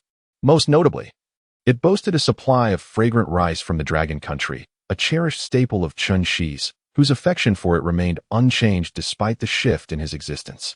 Before he embarked on showcasing his culinary skills, Qin thoughtfully inquired whether Jennifer could handle spicy food, to which she enthusiastically replied that she could not live without it. Qin expressed her acknowledgement, suggesting that she should fully savor the flavors of Sichuan cuisine from the Dragon Nation when the time comes. Jennifer, however, responded with disdain, asserting that throughout her life, she has never been overwhelmed by spiciness. Qin chuckled softly, comprehending the younger sister's intent. Upon entering the kitchen, Qin immediately retrieved the exquisite local peppers from Sichuan that he had previously sourced at a considerable price from the Dragon Country. Just as he was about to showcase his culinary skills, he was interrupted by a knock on the kitchen door, which he had just closed. In this expansive villa, the only other occupant aside from Qin was Jennifer. Without lifting his gaze, he uttered a simple, "Come in." Had he been in a bizarre, supernatural parallel world, he would have committed a grave mistake, risking dire consequences. However, this was clearly not such a realm. Thus, Qin remained unharmed, and it was indeed Jennifer who entered, with no one else in sight. Yet, Jennifer appeared quite flustered, as 2 small children were clamoring to follow her inside. The sanctity of the kitchen was not to be compromised by their eager intrusion, compelling Jennifer to engage in a prolonged standoff at the threshold. Seizing a moment of distraction, she deftly slipped into the kitchen and promptly shut the door behind her. The entire maneuver was executed with grace, leaving the 2 children momentarily bewildered, their wide eyes searching for an explanation. "Allow me to lend a hand," Jennifer offered, clarifying her intentions and sparing Qinshi the need to inquire further. Qinshi did not decline, as having an extra pair of hands would certainly alleviate some of his burdens. Unbeknownst to Qinshi, his casual acquiescence would soon lead to considerable trouble. Here, I have just washed the scallions, ginger, and garlic. Please take them to the oil pan and saute them for a while. Observing Jennifer standing nearby in a state of uncertainty, Qinshi promptly assigned her a task. This chore was not particularly difficult, and given that Jennifer had expressed her willingness to assist, it was evident she had some experience in the kitchen and a foundational culinary skill set. It seemed that this would not pose a significant challenge for her. After handing the cleaned scallions, ginger, and garlic to Jennifer, Qinshi turned back to continue his work with the chilies. One must admit, the local Sichuan chilies pack quite a punch. Just as Qinshi hummed a tune while handling the chilies, a piercing scream erupted from behind him, accompanied by a wave of intense heat surging towards him. An incident had occurred. Qinshi swiftly turned around and was met with a scene that would forever be etched in his memory. The once brimming bucket of cooking oil now held only a meager amount. All of that oil had been poured into a pot, which was filled to the brink, almost spilling over. Qinshi had no doubt that, had the pot not been at capacity, the entire bucket of oil would have been emptied into it without hesitation. The scallions, ginger, and garlic he had just handed to Jennifer now huddled pitifully together in the vast expanse of oil. And it was unnecessary for Qinshi to express his understanding of their current predicament. Scallion, brother Ginger, have we committed some unforgivable transgression against the heavens? Or perhaps some cosmic crime? Why must we be cast into this cauldron of oil, and a pot so deep at that? Ginger, brother, I have never encountered such a profound pot of oil in my life. I truly do not comprehend. Garlic, had I known it would come to this, I can hardly fathom how Jennifer managed to ignite the cauldron of oil. The flames that erupted left her bewildered, her little face pale with fright. Qinshi understood that if he did not take action immediately, it would undoubtedly lead to a disastrous consequence. Depart swiftly. The authoritative command from Qinshi instinctively directed Jennifer away from the frying pan, while he, with unwavering determination, advanced forward, not with reckless abandon, but rather with a gentle smile, retreating behind the crowd. 10 minutes later, the fire brigade arrived, issuing verbal warnings to both individuals before finally departing. Observing Jennifer's relief, as though she had narrowly escaped disaster, Qinshi made a decision that would defy tradition. He instructed Jennifer to remain in the living room, dutifully keeping company with the two little ones, while he assumed the responsibility of cooking, a true man's obligation. Thus, although the kitchen door bore no signs or notices, Jennifer understood that it had been inscribed with a decree forbidding her and the dogs from entering. Resigned, she accepted her role as a mere spectator in this culinary endeavor. Meanwhile, in the kitchen, a revitalized Qinshi busied himself once more. He had just marinated the fish fillets, placing them in the refrigerator to allow time to enhance their flavor. During this interlude, he skillfully dissected the whole chicken purchased from the supermarket into 8 pieces, lightly marinating them with cooking wine and salt. He also needed to slice the pork and prepare the tofu and century eggs. Qinshi was utterly swamped with busyness. "Qin, are you ready? I'm starving, hurry up," came Jennifer's plaintive voice. Qinshi glanced over and noted that the only dish nearly ready was a cold appetizer of green peppers mixed with century egg. Of course, the rice had already been prepared. Qinshi pondered for a moment before deciding to serve the dishes. Otherwise, that ant might truly gnaw on the table. Upon witnessing the arrival of the dishes, Jennifer's eyes sparkled with delight. Regardless of what it was, the famished Jennifer eagerly took a hefty bite. She emitted a sound of satisfaction. The combination of chili peppers and century eggs was simply exquisite. The flavor was savory and delectable. The chili absorbed the essence of the century egg, and under the infusion of the chili and soy sauce, the unique texture of the egg imparted a sensation akin to the joy of savoring barbecued meat, utterly delicious. A mouthful of rice would complement it perfectly. Qinshi promptly reminded her. Jennifer quickly swallowed a mouthful of rice, feeling as if she were floating in bliss. The rice effectively balanced the slightly stimulating flavors of the chili and preserved egg, rendering the dish much milder. In a word, exquisite. Chapter 97. The true chill of the heart is not in loud quarrels. This was merely an appetizer, yet it left Jennifer utterly astonished, as she had not anticipated Qinshi's culinary skills to be so exceptional. Furthermore, she had never before indulged in such delightful cuisine from the Dragon Kingdom. The subtle spiciness was simply phenomenal, especially for a chili enthusiast like Jennifer. This appetizer was indeed a rice slayer. Jennifer's eagerness to sample more dishes prompted Qin to remind her that several more substantial courses awaited, cautioning her not to fill up on this modest starter, lest it rendered Qin's considerable efforts in vain. Heeding Qin's advice, Jennifer restrained her impulse for another bite and patiently awaited the next grand dish. Observing this, Qin returned to the kitchen, filled with satisfaction, and resumed his fervent culinary endeavors. Soon, the dining table was adorned with an array of exquisite delicacies. The boiled fish was spicy, aromatic, and numbing, with the fish fillets appearing pristine, tender, and slightly elastic. It seemed rich in oil but was anything but greasy. The mouth-watering chicken was rich in flavor, embodying a harmonious blend of spiciness, freshness, and tenderness, renowned for its ability to outshine the culinary offerings of Jiangnan. The spicy chicken glistened with a reddish-brown sheen, boasting a crispy texture and intense spiciness, a savory delight with a hint of sweetness. Each enchanting dish from the Sichuan region left Jennifer salivating and gasping in delight, clearly overwhelmed by the heat of the chili. Qin quickly joined the fray, eager to devour the delectable offerings. Goodness, this stunningly handsome chef truly prepared dishes that were as astonishingly delightful as his breathtaking looks. After a simple conclusion to the meal, Jennifer claimed she had urgent matters to attend to at home, promptly departing with little Julie, despite Bruce's desperate calls from behind, his voice filled with such sorrow that it could bring tears to the eyes of any who heard it. Qin restrained Bruce, initially oblivious to any peculiarities, believing that Jennifer must have been in genuine distress given her hasty departure. However, upon returning to the dining table, a familiar tune from Conan's classic soundtrack began to play. There is but one truth. That lad simply wished to evade dishwashing, thus he departed without a second thought. Heartbreaking, indeed. True heartbreak does not stem from loud quarrels. With tears in her eyes, Qin meticulously washed the greasy and spicy dishes, before settling down in front of the television, cradling a willing Bruce in her arms. The large screen displayed highlights from the Philadelphia 76ers games.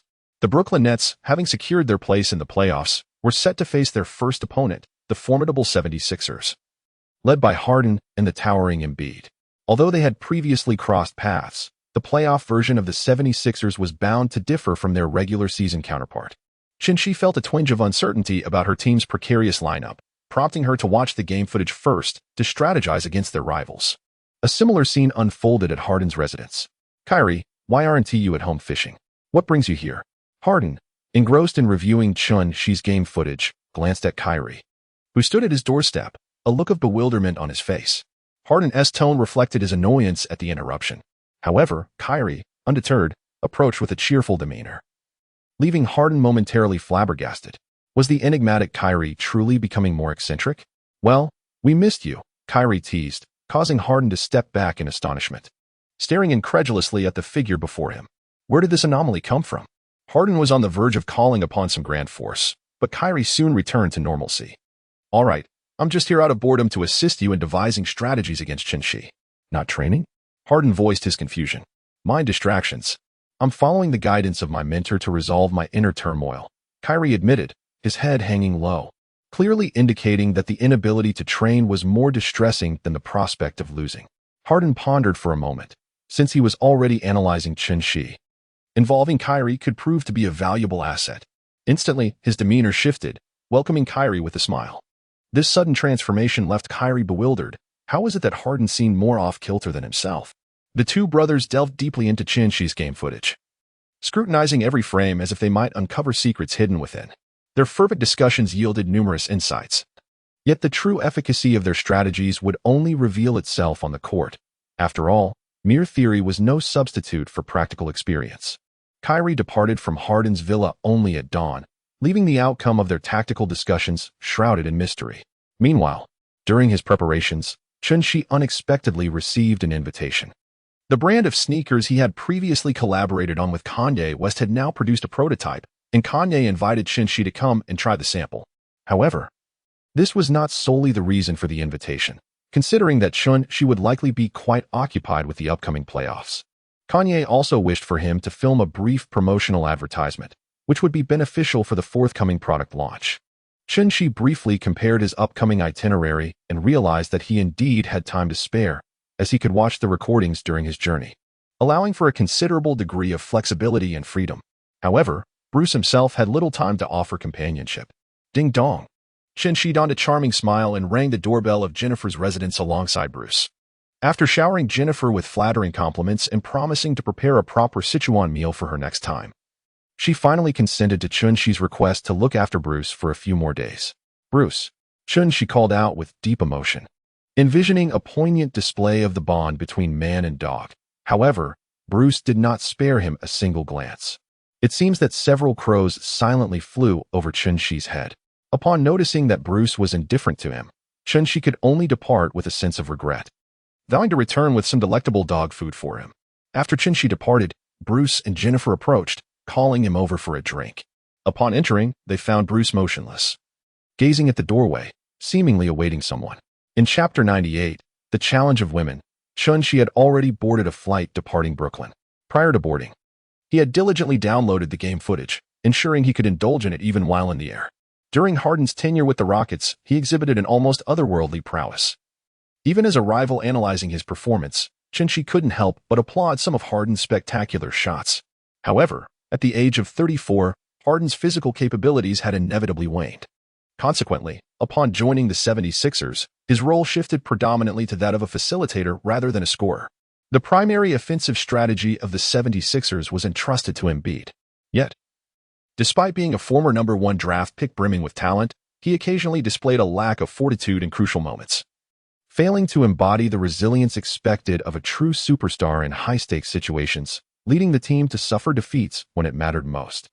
Chun-Shi conducted a brief analysis and concluded that although the Brooklyn Nets bench lacks depth, they still possess the potential to compete effectively. After all, the playoffs bring a different intensity compared to the regular season. It can be stated that Harden's performance tends to diminish significantly during the playoffs, contrasting sharply with his previous strategic prowess and effortless dominance observed during the regular season. Even his once-celebrated step-back three-pointer has frequently failed to find its mark. Undoubtedly, a major issue lies in the league's current regulation of Harden's free throws. He now finds himself largely without the benefit of favorable calls, a stark departure from his earlier, more favorable treatment. Chun-Shi, contemplating the weaknesses of the 76ers, felt a flicker of inspiration and began to devise some strategies. The plane swiftly arrived at the airport. As he approached the exit, he spotted a welcome sign bearing his name. It was Kanye, accompanied by a girl wearing sunglasses, waiting to greet him. Both of them maintained a low profile, donning masks and hats. Had it not been for the sign, Chun-Shi would hardly have recognized them even standing right before him. Subsequently, Chun-Shi wisely refrained from disclosing Kanye's identity, for if he had uttered it aloud, they would surely have been besieged by frenzied fans. Unable to leave the airport for hours, in silence, Chun-Shi, Kanye, and the girl, whose sunglasses obscured half her face, climbed into the vehicle. Curiously, Kanye chose to sit in the front passenger seat, leaving the girl to join Chun-Shi in the back. Chun-Shi was taken aback, finding himself perplexed by the situation. He had initially assumed that the girl was merely Kanye's assistant, accompanying him to greet Chun-Shi. However, the current circumstances led Chun-Shi to suspect that the girl's identity might be far more complex than he had originally believed. Chun-Shi couldn't help but take another look at the girl. Although the oversized sunglasses obscured her face, he could still perceive her graceful figure and delicate demeanor. She exuded a unique vitality characteristic of youth, seemingly effortlessly enchanting, evoking a sense of envy in those who beheld her, particularly with her luscious, cherry-red lips that conveyed charm with every smile and frown. Noticing Chun-Shi's earnest gaze upon her, the girl felt a twinge of discomfort and decided to speak first. "Zamengsi, it's been so long since we last met. Did you not recognize me?" Her voice, as melodious as a golden aureole, rang in Chun-Shi's ears, and in an instant, he realized who she was. "Ayu." At that moment, Ayu playfully removed the sunglasses that had concealed much of her face, revealing her stunning beauty, and looked mischievously at Chun-Shi. "These oversized glasses nearly covered your entire face. I truly couldn't recognize you," he remarked, noticing her slight pout of disappointment. "Oh." Sensing Ayu's evident melancholy, Chun-Shi hurriedly added, "But when I first saw you, I was thinking about whose daughter this might be. Although I couldn't see your face, your grace was exceptional, causing my heart to race as if a startled deer. I was even contemplating asking Kanye for your contact information." At this, Ayu could not contain her laughter, a delightful sound that burst forth.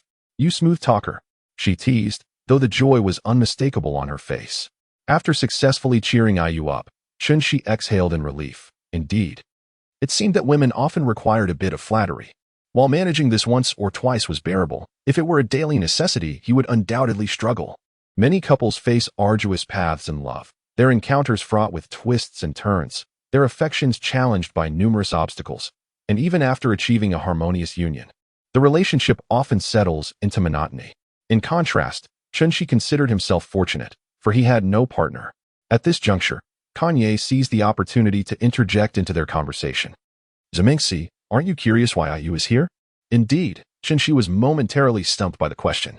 Logically, as an artist, IU's schedule ought to be meticulously arranged. It seemed implausible that she would randomly accompany Kanye to greet him. However, he swiftly conjured a possible explanation. Are you here to shoot a film nearby? Not quite. IU had yet to respond when Kanye preemptively answered for her. Chunshi furrowed his brow once more. What else could it be? Surely, it could not be mere self-reflection. Furthermore, having learned from Kanye that he was coming to find him, he must have taken a flight that very day. After Chunshi proposed several possibilities, each was dismissively rejected by the mysteriously aloof Kanye. In the end, Chunshi simply gave up, declaring that it was futile to guess. At that moment, IU herself stepped in to offer assistance. Simmons, consider why you sought out Kanye this time. Was it to try on sneaker samples and perhaps film a preliminary promotional video? Upon hearing this, Chunshi instantly understood. IU had come to collaborate on the promotional video, which indicated Kanye's considerable influence in securing such a prominent star. It is noteworthy that obtaining someone of IU's caliber is not solely dependent on financial means. Therefore, we are co-starring in this promotional endeavor? Ha ha ha, indeed. How do you feel about that? Not happy. Huh. IU was momentarily taken aback by Chunshi's unexpected response. Chapter 99, Waiting Online, Anxious. After Chunshi's persistent pleas for mercy, IU finally relented. Kanye, observing from the sidelines, felt a chill. An angry woman can indeed be formidable. However, he found himself puzzled by the stark contrast in IU's demeanor. When alone with him, she exuded an air of a cold goddess. Yet before Chunshi, she resembled an elementary school student. Watching their jovial banter, Kanye felt an overwhelming sense of being an unwelcome third wheel. Perhaps I should just remove myself from this chat. Kanye contemplated exiting the conversation. Fortunately, their playful antics subsided as they arrived at their destination, prompting the trio to disembark. Kanye sighed in relief. Finally reaching his domain. Upon stepping out of the vehicle, the roles swiftly reversed, and they found themselves in Kanye's territory. Previously silenced, he now began to articulate his thoughts with confidence. Here is the headquarters of our brand, a subsidiary under Adidas. Chunshi mused that out of every 10 statements Kanye made, 9 were mere flattery, while the remaining one was superfluous. Chunshi essentially exhibited an attitude of indifference towards what he was saying, allowing it to flow in one ear and out the other. Beside him, IU was no better, displaying a similar demeanor. However, it was evident that Kanye was solely focused on expressing his thoughts, disregarding the well-being of those around him, proclaiming his words regardless of whether others chose to listen or not. Chunshi's monotony persisted until he received the sample shoes. At the first glance of the footwear, he found himself captivated by their sleek design and simple black and white color scheme, which, while unadorned, exuded a subtle sense of sophistication. Chunshi admitted a feeling a flutter of excitement. Shall I give them a try? As soon as Kanye suggested it, Chunshi eagerly picked up the sneakers and slipped them on. The initial experience was delightful. He could feel the snug fit, and the aesthetic appeal of the shoes on his feet were equally impressive. Most importantly, these were the shoes he had a hand in creating. During the design phases, Kanye had specifically sought Chunshi's input, allowing him to communicate with the design team about his preferences and the requirements he had as an athlete. At this moment, Chunshi was thoroughly satisfied, admiring the shoes from various angles. Meanwhile, Kanye had donned the same model, having a pair custom-made for himself, and the two appeared almost as if they were wearing matching couple shoes, an inexplicable sensation that caught the attention of IU. Why do you both have new shoes? I want a pair too. Kanye quickly retrieved a pair in a vibrant pink hue, matching the style of Chunshi's. After a quick comparison, IU seemed pleased and promptly changed into the sneakers.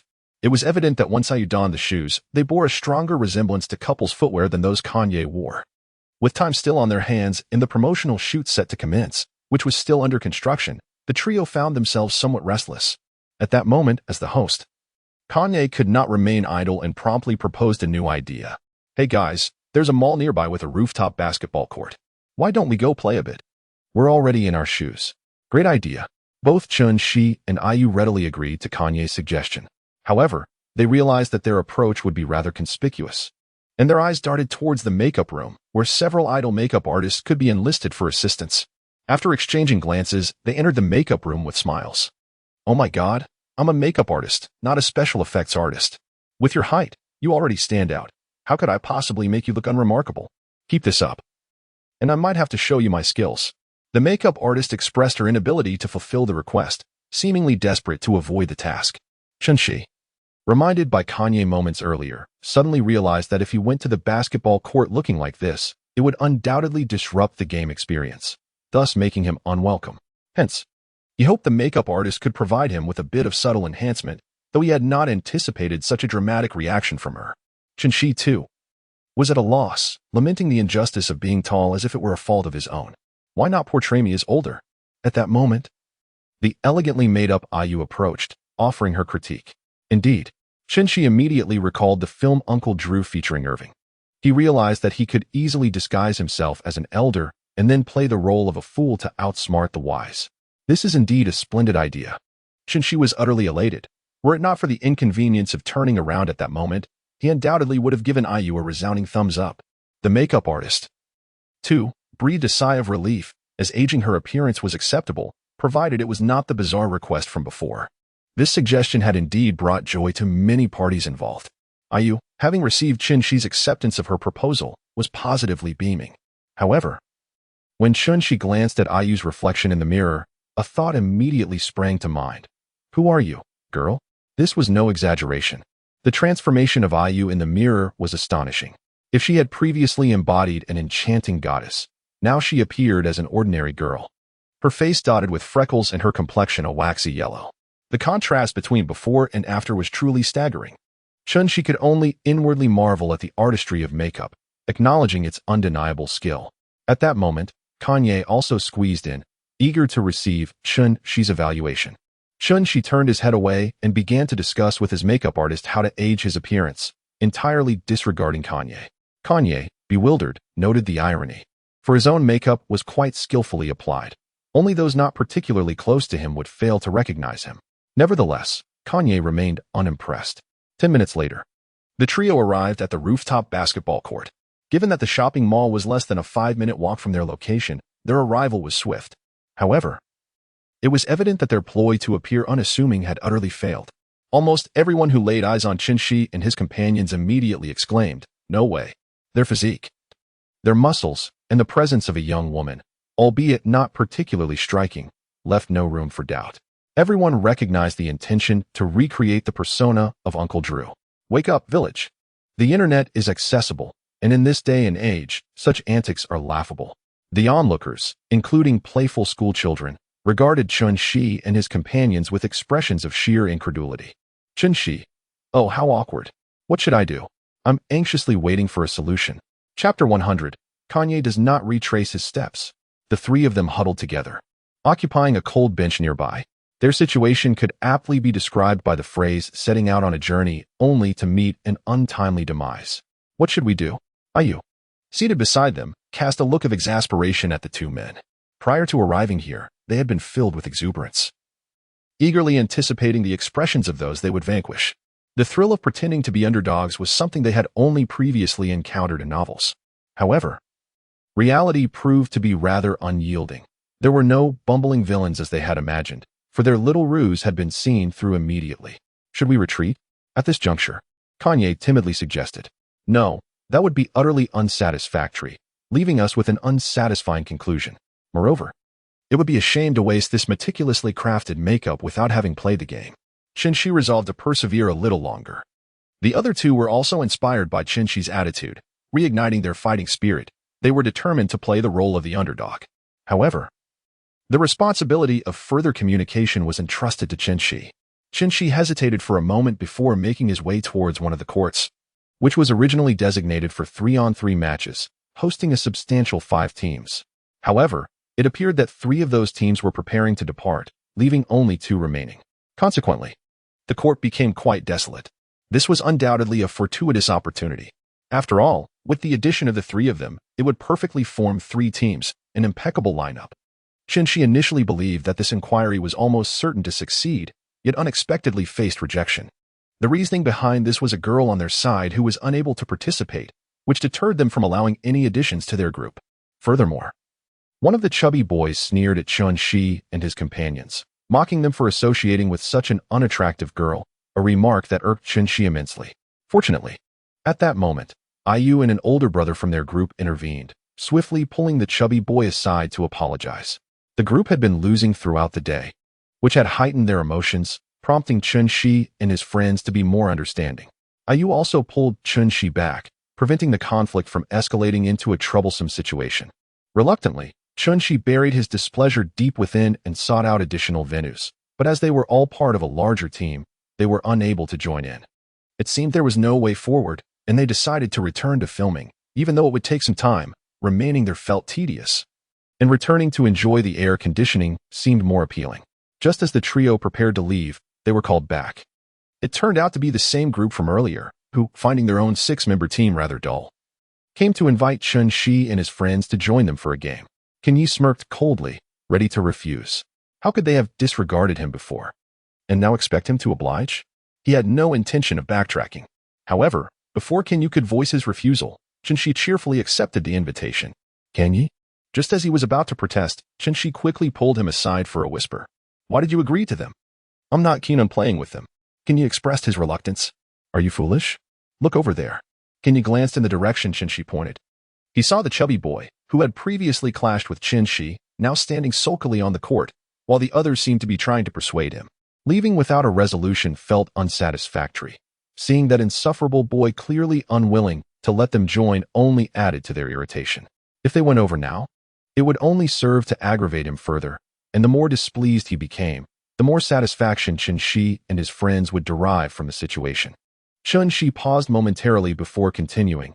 Moreover, the most significant aspect is that it will inevitably require giving that rotund fellow more attention. The two exchanged glances, their lips curling into a gradually deranged and sinister smile. You certainly know how to play, don't you? Of course. Following a brief exchange of glances, they erupted into a cacophony of malevolent laughter, sending shivers down the spines of the nearby young man and IU. What wicked scheme were these two conspiring? It was utterly terrifying. The young man began to regret his decision to approach Chun-Shi and his companions, as they seemed to possess a rather eccentric disposition. However, there was no opportunity for him to retract his invitation, as Chun-Shi had already draped his arm over the young man's shoulder, appearing quite intimate as they made their way to the venue. At that moment, the chubby fellow also appeared to be swayed by his companion's persuasion.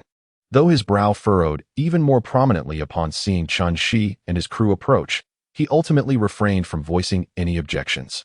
Shall we proceed with selecting players then? The young man stood in the center, basketball in hand. Chun-Shi raised her eyebrows slightly, realizing that not everyone was acquainted with one another. Otherwise, if they were all part of the same group, such a question would not have been posed. Let's move on, the older man suggested. All right. The young man nodded in agreement. Chun-Shi, Kanye, IU. Particularly with Kanye and IU. The intention was to have Chun-Shi elevate their performance. However, with this turn of events, it has become quite a spectacle. If Chun-Shi were to face them, regardless of which team he was on, he would undoubtedly be overwhelmed. Chun-Shi found himself in a bit of a dilemma. If he were to encounter Kanye, would he choose to dunk over him or merely bypass him? If Kanye were to perceive Chun-Shi's thoughts, it would undoubtedly result in a surge of frustration. At that moment, the young man began to spin the basketball with one hand. The inflation hole aligned with Chun-Shi. Excellent. Chun-Shi was the first to be selected. Subsequently, IU and Kanye both felt a surge of tension, and similarly, the chubby boy was equally anxious, as he was reluctant to be on the same team as Chun-Shi. Given their recent conflict, it would indeed be quite awkward to find themselves on the same side. Moreover, the chubby boy harbored intentions of intimidating Chun-Shi in the upcoming match, despite Chun-Shi's evident talent. The chubby boy was no insignificant player. He was a formidable presence on the court, known for his agility. He planned to use his speed to bring Chun-Shi to his knees. Under the watchful gaze of the three, the inflation hole halted before IU. The second selection was IU. IU joyfully bounded toward Chun-Shi's position, clearly thrilled. Now, only Kanye and the chubby boy remained tense. IU had successfully secured his spot. At last, Chun-Shi's team was complete. The young man spun the basketball once more. Chapter 101. Encountering a stalemate. It must be me. At this moment, Kanye fervently began to pray to various deities, disregarding the differences among religions. He invoked God, the Virgin Mary, the celestial beings of the eastern realms, and even the spirits of the sea. Suddenly, Kanye paused, seemingly distracted by something odd, yet he continued his prayers undeterred. The speed of the ball diminished rapidly. Perhaps one of the bored deities had heard Kanye's heartfelt supplications, for the inflation hole indeed came to rest before Kanye. The trio had fortuitously reunited, nearly bringing Kanye to tears of joy. Alas, it was not to be. Chun-Shi let out a faint sigh. He had been contemplating how to decisively outmaneuver Kanye, only to find himself on the same team as him. Nevertheless, it was best to commend the little chubby one. Soon, as Chun-Shi confidently sank the free throw, their trio gained the opportunity to initiate the offense. However, since the little chubby one's team had failed to convert their free throw, Chun-Shi opted for patience, allowing his two teammates to showcase their skills instead of rushing into action. With a sharp breakthrough, Chun-Shi drew the defenders towards him, subsequently passing the ball to Kanye, who stood at a 45-degree angle. At that moment, the defender in front of Kanye had already shifted to guard Chun-Shi, leaving an expanse of space before Kanye as vast as the ocean. A mischievous smile played on Kanye's lips. To be so unguarded, did it imply a lack of faith in his own abilities? Kanye was determined to reclaim his dignity by making their faces flush with the impact of his shot. Whoosh! Kanye released the basketball, which sailed beneath the rim and swiftly veered out of bounds. This could hardly be deemed a mere air ball, at the very least. The sound of the net was delightfully crisp. Feeling a tinge of embarrassment, Kanye sheepishly scratched the back of his head. It was not intentional. Chun-Shi wore a look of exasperation, feeling compelled to acknowledge that he had extended an opportunity. However, it was evident that this young man, Kanye, had failed to seize it. Observing the situation, the opponent's expression transformed into one of disdain. Was this truly all there was? Following this, the opposing player served the ball and swiftly executed a pinpoint strike against Kanye. The opponent's speed was formidable by the time Kanye managed to catch up. They had already completed their offensive maneuver, deftly securing the basketball into the net. In the juxtaposition of attack and defense, Kanye became a conspicuous liability. His gaze, pleading for assistance, turned to Chun-Shi, clearly hoping that Chun-Shi would intervene to salvage some semblance of dignity for him. Chun-Shi raised his hands in a gesture of helplessness, acknowledging that the humiliation he faced was indeed self-inflicted. The opponent continued their assault. At this moment, their rationale was grounded in the principle of like attracting like. They surmised that since Kanye had performed poorly, Chun-Shi, despite his remarkable physical prowess, must possess similarly rudimentary skills. Thus, they believed that this particular persimmon could also be easily squeezed. Surprisingly, rather than targeting Kanye again, the adversary aimed to confront Chun-Shi directly. Meanwhile, those on the sidelines, affiliated with the opposing team, had already set up their smartphones, eager to capture this moment and later share a short video to boast about their exploits. However, it was evident that they had chosen a formidable opponent to challenge. The adversary lunged at Chun-Shi, intending to strike him down just as they had with Kanye. Chun-Shi remarked, with a dismissive air, that he would impart a lesson. With a resounding thud, the basketball was swatted away by Chun-Shi with a powerful volleyball-style block, rejecting all forms of fanciful display. The height from which Chun-Shi leapt caused the three individuals waiting below to collectively draw in a sharp breath. This tall figure's talent was far more formidable than they had anticipated. Chun-Shi's defensive prowess left the opposing team utterly stunned, compelling them to abandon their attempts to penetrate the paint. The intimidating rejection was simply too daunting for them to endure. However, their choice to resort to outside shooting proved futile, as their efforts were met with insufficient firepower, the basketball ricocheting off the rim. It was swiftly retrieved, and a pass was made to Ayu, positioned at the three-point line. Upon receiving the ball, Ayu found herself unchallenged, with her defender conceding a considerable distance, clearly underestimating her shooting abilities. Undeterred by the lack of pressure, Ayu launched a three-pointer, albeit with some effort. Her two-handed release was executed flawlessly, and the ball swished through the net with a satisfying sound. The clarity of that net sound was simply delightful. Ayu's consistent performance left Kanye feeling utterly embarrassed, realizing that this young lady was proving to be far more effective than he, a grown man. Following this, Ayu transcended expectations, sinking 3 consecutive shots, complemented by Kanye's desperate drives to the basket, ultimately securing victory in the first match. Notably, Chun-Shi did not attempt a single shot, instead contributing solely through assists. Chapter 102, The Explosive Mindset of the Little Chubby. Chun-Shi's consecutive passes did not signal an offensive intent, which sparked a flurry of speculation among his opponents. After all, aside from an impressive block at the outset, Chen-Shi had yet to reveal any remarkable offensive skills. Was he merely a gifted novice, devoid of true prowess? Throughout the match, all points were scored thanks to the efforts of Kanye and Ayu. The others were pensive, particularly the chubby player, whose eyes glimmered with the hint of a devised strategy. The chubby player's team took to the court. At this moment, Ayu was still basking in the euphoria of victory, exchanging cheerful high fives with Chen-Shi, while merely sharing a smile with Kanye. It was rather evident that this differential treatment came effortlessly. Kanye, unfazed, likely sensed Ayu's affections for Chen-Shi, and at this juncture, he harbored no jealousy, after all. Who was without a few close confidants? The game resumed, with the chubby player's side initiating the attack, perhaps buoyed by the earlier block. He recognized Chen-Shi's swift agility. Even if he summoned every ounce of strength, it seemed unlikely that he could outmaneuver Chen-Shi.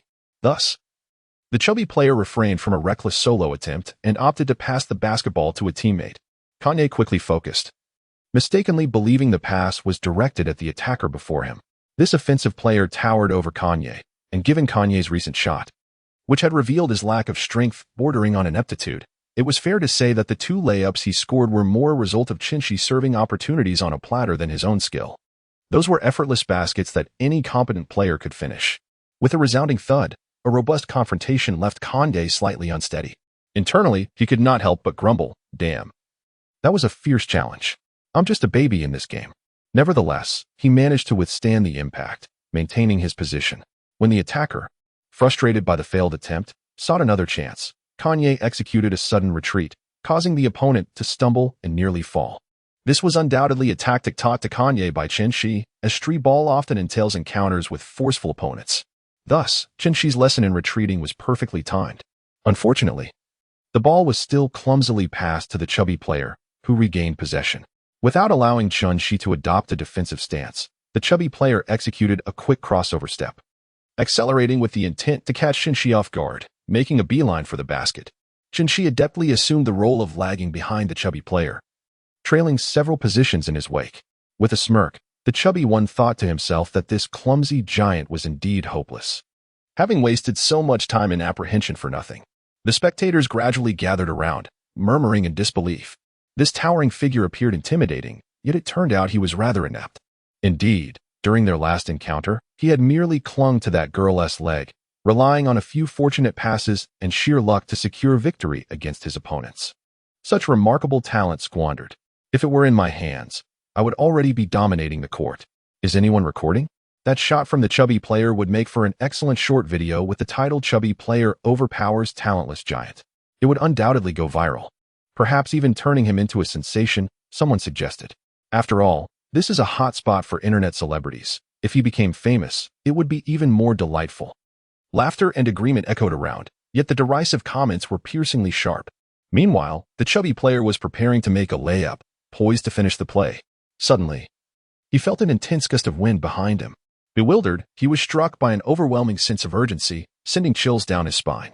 To his astonishment, it was Chen-Shi, who had closed the considerable gap with an astonishing speed that defied belief. He leaped high, showcasing his incredible vertical leap. With a resounding smack, he executed a volleyball-style block. The chubby player's expression morphed into one of shock, confusion, and fear, a whirlwind of emotions colliding within him. My heavens! What sort of monster is this? He thought. Just moments ago, there had been such a distance between them. How did Chen-Shi appear behind him as though he had teleported? The chubby player stood frozen, clearly questioning his very existence. It was only natural. Who wouldn't be bewildered in such a situation? A breathtaking block captivated the surrounding audience, suggesting that the competition at this venue was indeed exhilarating. Behold this astonishing rejection. It was enough to send shivers down one's spine. This block rendered the teammates of the chubby player so intimidated that they hesitated to penetrate the paint, transforming the restricted area into an absolute no-fly zone. As for the chubby player himself, his face turned pale with fear. Following a missed attempt from beyond the arc, possession reverted to Chen-Shi and his team. At this moment, the basketball was passed to Chen-Shi. The chubby player, still haunted by Chen-Shi's previous block, pursued him with a mix of anger and embarrassment, determined to defend against him. After all, based on prior events, it seemed evident that Chen-Shi was merely a defensive player with no offensive prowess. Little did he know, Chen-Shi had deliberately refrained from attacking, allowing the chubby player to form such an illusion. The chubby player unwittingly granted Shi 2 strides of offensive space, clearly convinced that any attempt from Shi would be a mindless, bulldozer-like advance. Shi had never played such a leisurely game before. With effortless grace, he launched a three-point shot. Swish. Little fatty, initially watching Shi as he positioned himself at the three-point line to shoot, wore an expression of disdain, thinking that possessing physical talent without the wisdom to utilize it made him merely a mindless talent. However, the crisp sound of the net left Little Fatty momentarily stunned. Could it be that he was this good? Little Fatty never anticipated that Shi could execute such a three-pointer. And judging by Shi's posture and the ease with which he shot, it hardly seemed like a miraculous play. Bang. This time, Little Fatty did not grant Shi the opportunity to shoot, but instead opted for a direct physical confrontation. Yet, it was merely a brief encounter. Little Fatty fell to the ground, unable to withstand even the slightest contact. With Little Fatty down, all defensive threats vanished, allowing Shi to execute a simple layup with ease, scoring again. 2-0. All points attributed to Shi alone. At this moment, IU and Kanye exchanged sentiments, marveling at the advantage of having such a skilled teammate. Particularly Kanye, who was overwhelmed with joy, exclaiming, "He can actually attack." His three-pointers and layup movements are filled with finesse, devoid of any clumsiness typical of his physique. Anyone who dares to call him a big fool, I vehemently disagree. With such skill and talent, I believe this guy could play in the NBA. The audience watching from the sidelines was utterly captivated by Shi's performance. However, some felt that the praise heaped upon him was rather exaggerated. Indeed, while his talent was commendable, which player in the NBA wasn't a prodigy? Even if this fellow were to make it to the NBA, he would likely end up as a bench warmer, given that those playing here were merely amateurs enjoying the game.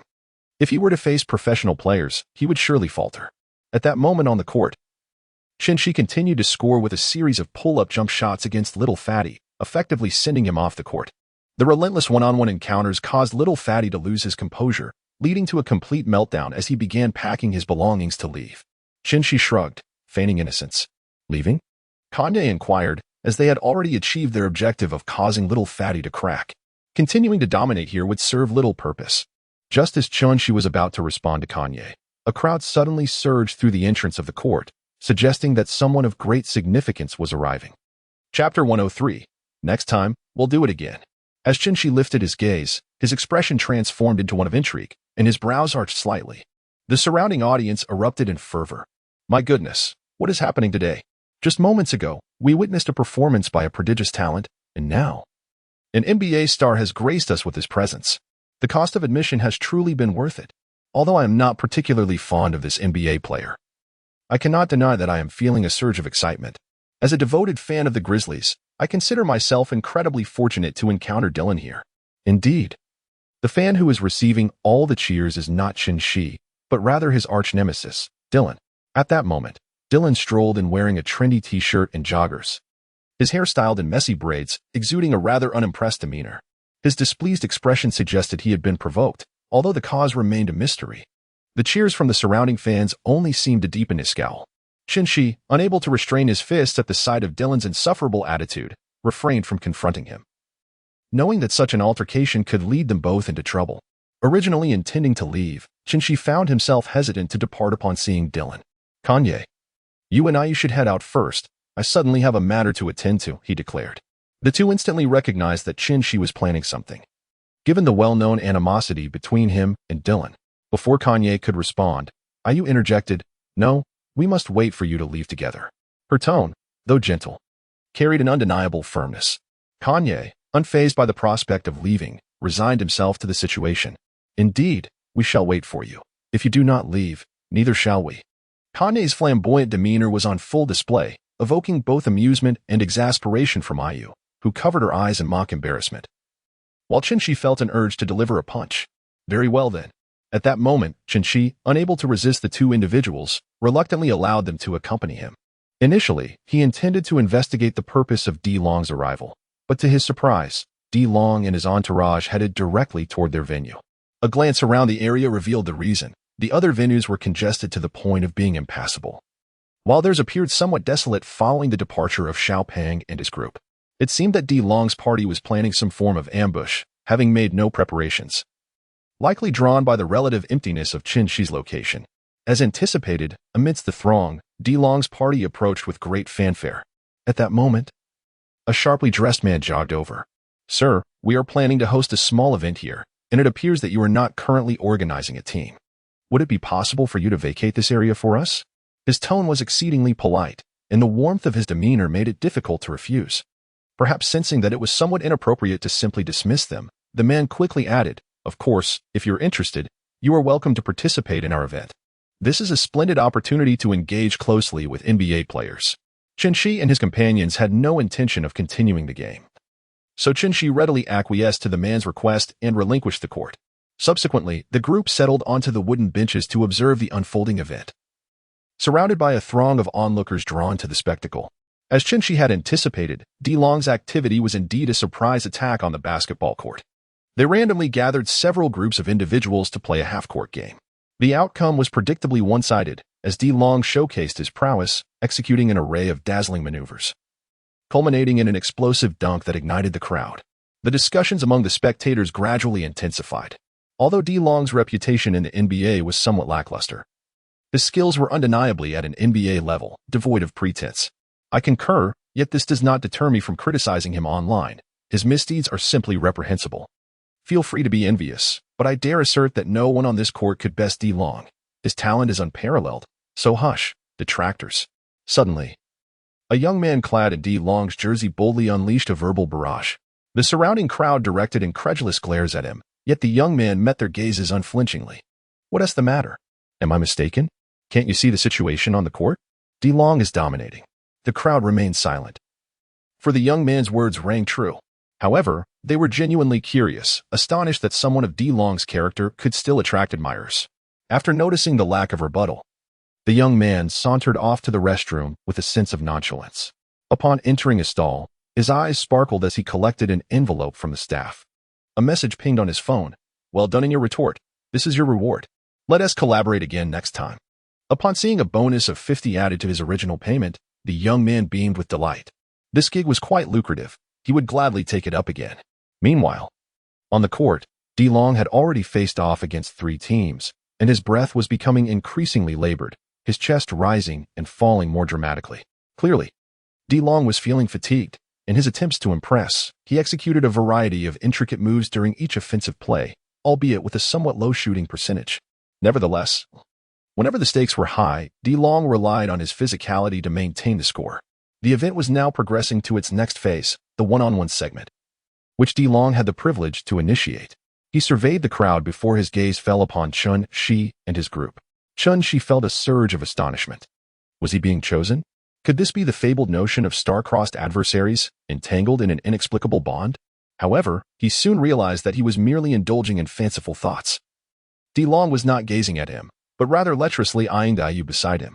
Ayu's originally unflattering makeup had now mostly faded away due to perspiration, revealing glimpses of her concealed beauty. Even this partial revelation was enough to elicit feelings of inadequacy among many girls. "Madam, might I invite you to engage in a duel?" Ayu, taken aback, swiftly glanced at Chen-Shi. In Chapter 104, The Heart of DeLong. At that moment, DeLong furrowed his brow slightly. Could it be that this stunning beauty was already taken, and the man she was looking at was her boyfriend? DeLong's expression darkened. He had finally set his sights on a woman and had intended to invite her to join him for some fun after the event, perhaps to engage in further activities later that evening. If she had a boyfriend, that would complicate matters. Nevertheless, DeLong's countenance quickly returned to normal. For while having a boyfriend posed certain challenges, it was not insurmountable. After all, having a boyfriend merely indicated that the gatekeeper was singular in a one-on-one scenario. DeLong believed he could hold his own. "Apologies, but she has no desire to duel with you."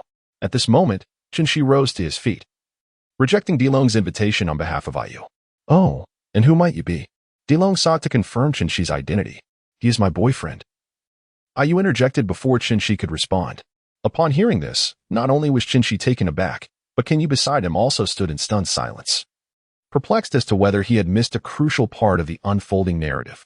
DeLong's gaze swept over Chen-Shi, noting his commendable physical stature. Yet an inexplicable sense of familiarity, accompanied by an underlying irritation and disdain, washed over him. Had he encountered this individual before? However, upon scrutinizing Chen-Shi's visage, DeLong realized that he appeared quite aged, and his memories bore no trace of this person. Perhaps it was merely a figment of his imagination. Nonetheless, this did not deter DeLong from extending a challenge to Chen. Well then, shall we engage in a duel? Me? But I'm rather inexperienced. I doubt I can hold my own against you. Chen-Shi's display of humility greatly pleased DeLong. If I could defeat you, would I allow you to take the stage? What a joke. While such thoughts lingered in his mind, DeLong maintained a facade of politeness. It's nothing serious. Merely a form of exchange. Of course, should you lose, I shall challenge your girlfriend to a duel, and you must not interfere. As he spoke, DeLong's true intentions began to surface. He was indeed eager to engage Ayu in a one-on-one confrontation. It was all too evident what his motives were. A notion that was all too apparent to onlookers. And what if I were to emerge victorious? Chen-Shi spoke somewhat deliberately, his voice barely above a whisper. Upon hearing his words, both DeLong and the entourage accompanying him erupted in laughter. The sight of this little rascal, who was intentionally mimicking the elder Uncle Drew, daring to believe he could triumph over DeLong, was nothing short of amusing. Truly, while his appearance may lack charm, his aspirations soared high. Nevertheless, DeLong responded to Chen-Shi's inquiry with a remarkable calmness, suggesting, "You may handle it as you wish." His tone conveyed an unwavering certainty that such an event would never come to pass. Upon hearing this, Chen-Shi could not help but feel even more amused. I did not wish for this outcome, yet your pretentiousness leaves me with little choice but to express my apologies. Upon hearing Chen-Shi's words, he immediately took the stage, exhibiting no hesitation whatsoever, as if he feared that DeLong might resort to underhanded tactics. DeLong, witnessing this, was slightly taken aback. Yet he did not dwell on it. Chen-Shi took possession of the ball and confidently sank a free throw from the foul line, securing offensive control. In the face of Chen-Shi's advance, Dylan exhibited little vigilance, as players on this informal court, despite their prowess, were merely amateurs. The adage holds true: do not challenge someone else's livelihood with your hobby. However, Dylan did not grant Chen-Shi an opportunity to shoot. Instead, he closed in with tight defense. It was not that he perceived Chen-Shi as particularly formidable, but rather he sought to humiliate Chen-Shi in front of his girlfriend, thereby facilitating his own ulterior motives. In response to Dylan's stringent defense, Chen-Shi felt it was a mere trifle, compared to the double teams faced on the professional court. This was akin to a generous advantage bestowed upon him. Without a moment's hesitation, Chen-Shi executed a sharp three-point shot. Swish. The sound of the net was crisp and resonant. The surrounding spectators erupted in astonishment. Goodness, he managed to score while facing DeLong's defense. Truly astounding. Was this merely a stroke of luck? Had I been in his position, I doubt I would have even attempted a shot. Indeed, this was an unreasonable play. DeLong was practically right in front of him. Many spectators still believed that Chen-Shi's shot was merely a fortunate accident, a case of serendipity. DeLong shared similar sentiments, convinced that he had maintained his defensive position flawlessly. Perhaps that shot was simply an extraordinary feat by this player before him. DeLong managed to maintain a smile as he remarked to Chen-Shi, "Well played." However, executing a shot under such defensive pressure is quite challenging. My suggestion is that you approach such situations with greater caution in the future. A hasty attack against such defense is ill-advised. Understood, my friend. I shall heed your advice next time, replied Chen-Shi. At this moment, Chen-Shi chose not to engage in a dispute with DeLong, but rather submissively remarked, "Of course, if I do not assuage the feelings of our dear DeLong right now, it would be disastrous if things were to erupt later." This offensive play allowed for a rotation of ball possession. Consequently, Chen-Shi refrained from further aggression and passed the basketball to DeLong, who initiated the attack. DeLong initially intended to rely on his speed to bypass Chen-Shi directly. However, the moment he took a step, Chen-Shi swiftly matched his pace. Remarkably, DeLong's full speed failed to shake off the defender before him, as Chen-Shi closely trailed behind. DeLong's pupils constricted in surprise, not anticipating Chen-Shi's defensive speed and acute instincts. His defense was nothing short of professional, surpassing that of some NBA players. This was not the time for DeLong to be astonished. He had to make an immediate decision. Receiving the ball and bending his knees, DeLong opted for a mid-range shot. Such a decisive choice. Truly the mark of an NBA player. Impressive indeed. The surrounding spectators nodded in acknowledgement of DeLong's prowess. Just as the audience's praises concluded, a deep voice resonated. Block. A colossal block. Indeed, at the very moment DeLong prepared to leap for his shot, Chen-Shi sprang into action, rising to defend. Clearly, DeLong's jump was no match for Chen-Shi's. With a swift motion, Chen-Shi swatted away DeLong's attempt to score. Another volleyball-style rejection. And this time, the unfortunate recipient was none other than NBA star D Long. This world is utterly astounding. Chapter 105. As the chill sets in, come claim your block. Stunned by the spectacle, the onlookers gasped. What a performance. D Long has just received his own block. Is it the recent cold weather that has prompted everyone to come and claim their blocks? Goodness. The leaping ability of this individual is truly terrifying. Even D Long's elevation was impressive. The audience was left in awe by Chin Shi's stunning rejection. A display of sheer madness. One can only imagine the uproar this moment would cause if it were to be shared online. Especially considering that the player who was blocked was none other than NBA star D Long. Who could believe that this incident occurred during his raid on the baseball field? Let alone anything else. Even Dylan might not have faced such an overwhelming block during his NBA days. At this moment, Dylan could no longer maintain a smile. His face had turned an ominous shade of pale. If he had previously underestimated Chin Shi, he was now compelled to adopt a 100% serious attitude to confront this one-on-one challenge, for he could already sense the taste of impending defeat. Just then, Chin Shi, with a mischievous grin, added insult to injury. Star player, are you alright? I merely glanced over casually just now, and I didn't expect. You won't hold it against me, will you? Chin Shi himself felt that his words were utterly ridiculous, excessively so. Yet, D Long was precisely the sort to appreciate such banter. Despite the evident pallor on D Long's face, he forced a smile and remarked to Chin Shi, your defense is indeed commendable. Chin Shi scratched the back of his head and chuckled innocently. Hee, really? I think so too. D Long could only manage a slight grimace, clenching his fists in silent frustration. This, in turn, delighted Chin Shi. The match continued, with Chin Shi now leading by a significant margin of 1 o'clock. The duel consisted of a best-of-3 format, and it was clear that Chin Shi's recent offensive and defensive maneuvers had secured him a substantial advantage. Chin Shi is now on the offensive. At this moment, Dylan dares not exhibit even the slightest complacency. He understands that the individual before him is no ordinary adversary. Chin Shi swiftly maneuvered to the side, drawing closer to D Long, who boldly advanced without retreating. Upon witnessing the situation, Chin Shi swiftly executed a back pass, narrowly averting the basketball from being snatched away by D Long. Seizing this opportunity, D Long inched closer to Chin Shi, intensifying the pressure on him. This moment rendered Chin Shi somewhat uncomfortable, as it was evident that D Long could potentially force an error from him. D Long was taking this seriously. The seasoned player had now encountered a predicament. An earnest NBA athlete is indeed a formidable force. Having finally set aside his arrogance, D Long realized the gravity of the situation, yet it was unfortunate for him that had he not delivered that substantial block earlier, he might not have felt compelled to focus so intently, thus increasing his chances of victory. Indeed, the prospect of triumph now seemed a tad precarious. Especially with the score sitting at a mere 1 o'clock, there was still ample time left. At this juncture, several spectators, observing the unfolding scenario, began to voice their opinions. However, before a few could finish their remarks, their chatter abruptly ceased as if silenced by an unseen force, leaving them speechless. Oh my God, what were they witnessing? The current state of play was utterly astonishing, truly deserving of the term jaw-dropping. Chapter 106. Please don't go in a display of sheer skill. Chin Shi executed a simple three-point shot, effortlessly sinking the basketball through the hoop. If his previous shot could be attributed to luck, this one was undeniably a testament to his prowess. My goodness, he actually managed to score again. Another graceful three-pointer. It was simply terrifying. With such elevation and confidence in his outside shooting, who could possibly defend against him? The spectators marveled at Chin Shi's remarkable shot. As even D Long had executed his defense impeccably, yet Chin Shi's audacity allowed him to triumph over the challenge. 2 o'clock. D Long, now stripped of his earlier authoritative demeanor, wore a rather grim expression, clearly beginning to feel the pressure. Should he lose, it would not only be a tremendous embarrassment, but also entail the ramifications of his wager with Chin Shi, which granted the latter the freedom to impose any demand upon him, one he must oblige. As the game transitioned between offense and defense, D Long took the lead in his offensive maneuver, while Chin Shi assumed a defensive stance.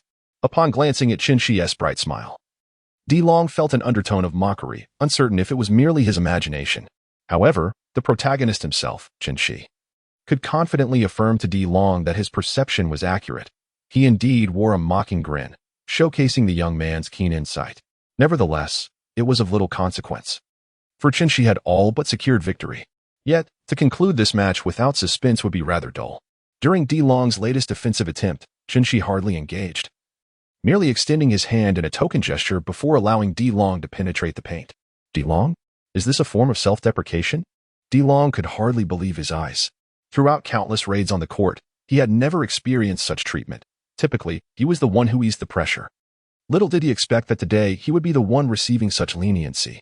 Chin-Shi, indeed, it is a means of humiliation directed at you. At this moment, Chin-Shi slightly turned his head, gazing with a sense of satisfaction at D-Long as he made his way toward the basket, reminiscent of a proud parent witnessing their child's flourishing growth. Goodness, that shot was truly ludicrous. This young man was merciless in his antics. D-Long's attempt was an awkward affair, neither a successful basket nor a missed one, akin to Zhu Beiji gazing into a mirror, completely lost in himself. I am eager to see whether D-Long will accept this unsolicited opportunity. As the spectators' murmurs subsided, D-Long quickened his pace, charging toward the hoop. Indeed, he intended to seize this fortuitous chance. Just when everyone anticipated a straightforward outcome, D-Long encountered yet another predicament. He attempted a one-handed layup, hoping to impressively convert this gift into points. However, with a resounding thud, he utterly ruined his reputation. Yes, he missed the open layup. Time and space seemed to freeze in that instant. The surrounding audience was left in a state of bewilderment, while D-Long himself was rendered speechless, struggling to comprehend the absurdity of his failure. Missing an open layup? As D-Long stared into the abyss of existential doubt, Chin-Shi valiantly stifled his laughter, having received professional training. But when he could no longer contain himself, his chuckle ignited a wave of laughter among the surrounding crowd. It must be said that the impact of this blunder was far more devastating than Chin-Shi's previous block, perhaps even twice as severe. With his spirit crushed, D-Long was powerless to impede Chin-Shi's final offensive maneuver. In a display of flair, Chin-Shi executed a magnificent jelly layup that left the audience in awe. It became evident that his skills extended beyond three-point shooting. His core strength was remarkably impressive. This revelation sparked a glimmer of envy in the eyes of some nearby girls. Ayu sensed a hint of competition, although she believed she outshone these girls in beauty. There is an ancient saying in Longhua, a girl chasing a boy is like a layer of gauze between them. With such an opportunity presented, one could only wonder if Chin-Shi would withstand the allure. 3 o'clock. The defeat of D-Long was now evident. His face was a mask of shame. Not only had his attempt been a complete disaster, but the video of this debacle, once shared online, would undoubtedly generate an overwhelming wave of commentary, leaving D-Long in a state of dismay for quite some time. He resembled a wilted cabbage, head hung low as he prepared to exit the court. This habitual loser clearly intended to evade the terms of their wager. Before Chin-Shi could utter a word, the audience erupted, demanding that D-Long fulfill his end of the bargain. Chin-Shi would certainly not pose any difficulties for D-Long, would he? Ahem. Chin-Shi cleared his throat and then said, "Great star, shall we take a photograph?" A few minutes later, Chin-Shi, with a beaming smile, departed with Ayu and Kanye West. He had arrived quietly and left gently. The only addition to his phone's gallery was a picture of Chin-Shi grinning broadly, while D-Long, with a forlorn expression, raised his hands in surrender beside him. Chin-Shi was unaware of the tempest his solitary duel had stirred within the online realm. At that moment, he found himself in a photography studio, shooting a promotional short film alongside Ayu. Kanye, standing nearby, expressed his exasperation, lamenting that he could no longer tolerate the incessant display of affection. "I am not drunk," he insisted at the dining table, clutching a chair and mumbling about his desire for more alcohol. Both Ayu and Chin-Shi regarded this man with exasperation. Prior to indulging, he had boasted of his ability to withstand countless drinks. Initially, Chin-Shi and Ayu had believed him to be quite impressive, yet here he was, reduced to such a state. Truly remarkable. After much persuasion, they finally convinced Kanye to cease drinking. Subsequently, as they escorted him back to the hotel, Ayu and Chin-Shi strolled side by side. Chin-Shi gently supported Ayu, whose cheeks were flushed, a result of her considerable drinking today. Yet, this rosy complexion bestowed upon Ayu an inexplicable allure, particularly with her dreamy gaze that seemed to captivate Chin-Shi's very soul. "Ayu, even amidst Kanye's antics, you should join in the fun. A little libation for merriment suffices. There is no need to indulge excessively." Chin-Shi's words carried a tone of reproach, after all. As a young lady, she was fortunate to have encountered a gentleman such as himself, otherwise the situation could have been dire. Ayu, like a little chick, followed Chin-Shi obediently, remaining silent. At last, they arrived before Ayu's room. Chin-Shi opened the door and assisted Ayu inside. Subsequently, feeling utterly exhausted and weary, He intended to return to his room for some much-needed rest after a taxing day. However, at the very moment he turned around, a delicate, warm body clung to him. "Please don't go, will you?" Chapter 107. Bring him back. What kind of sparks will ignite in the first round of the playoffs between the Western Emperor and the Great Emperor? As the Brooklyn Nets singular star faces off against the Philadelphia 76ers dual stars, who will ultimately triumph? With the commencement of the playoffs, will the Western Emperor sustain his extraordinary performance? Or will he revert to his former self? Prior to the game between the Nets and the 76ers, various trending topics had already graced numerous charts, garnering attention even rivaling that of teams with immense fan bases like the Lakers and the Warriors. This fervor even caught the attention of NBA Commissioner Adam Silver, who had long aspired to showcase his own stars akin to David Stern. He had viewed Chun-Chi's predecessor, Simmons, as a pivotal player to cultivate. Unfortunately, after a stellar season rewarded with a lucrative contract, Simmons quickly became embroiled in a fierce rivalry, allowing all the resources Silver had invested in his promotion to go to waste. Instead of reaping rewards, it seemed he had only attracted trouble. Subsequently, Silver relegated Simmons to the sidelines, but given the current momentum, had Simmons finally experienced a moment of self-realization? Silver suddenly glimpsed the potential for investment once more, however.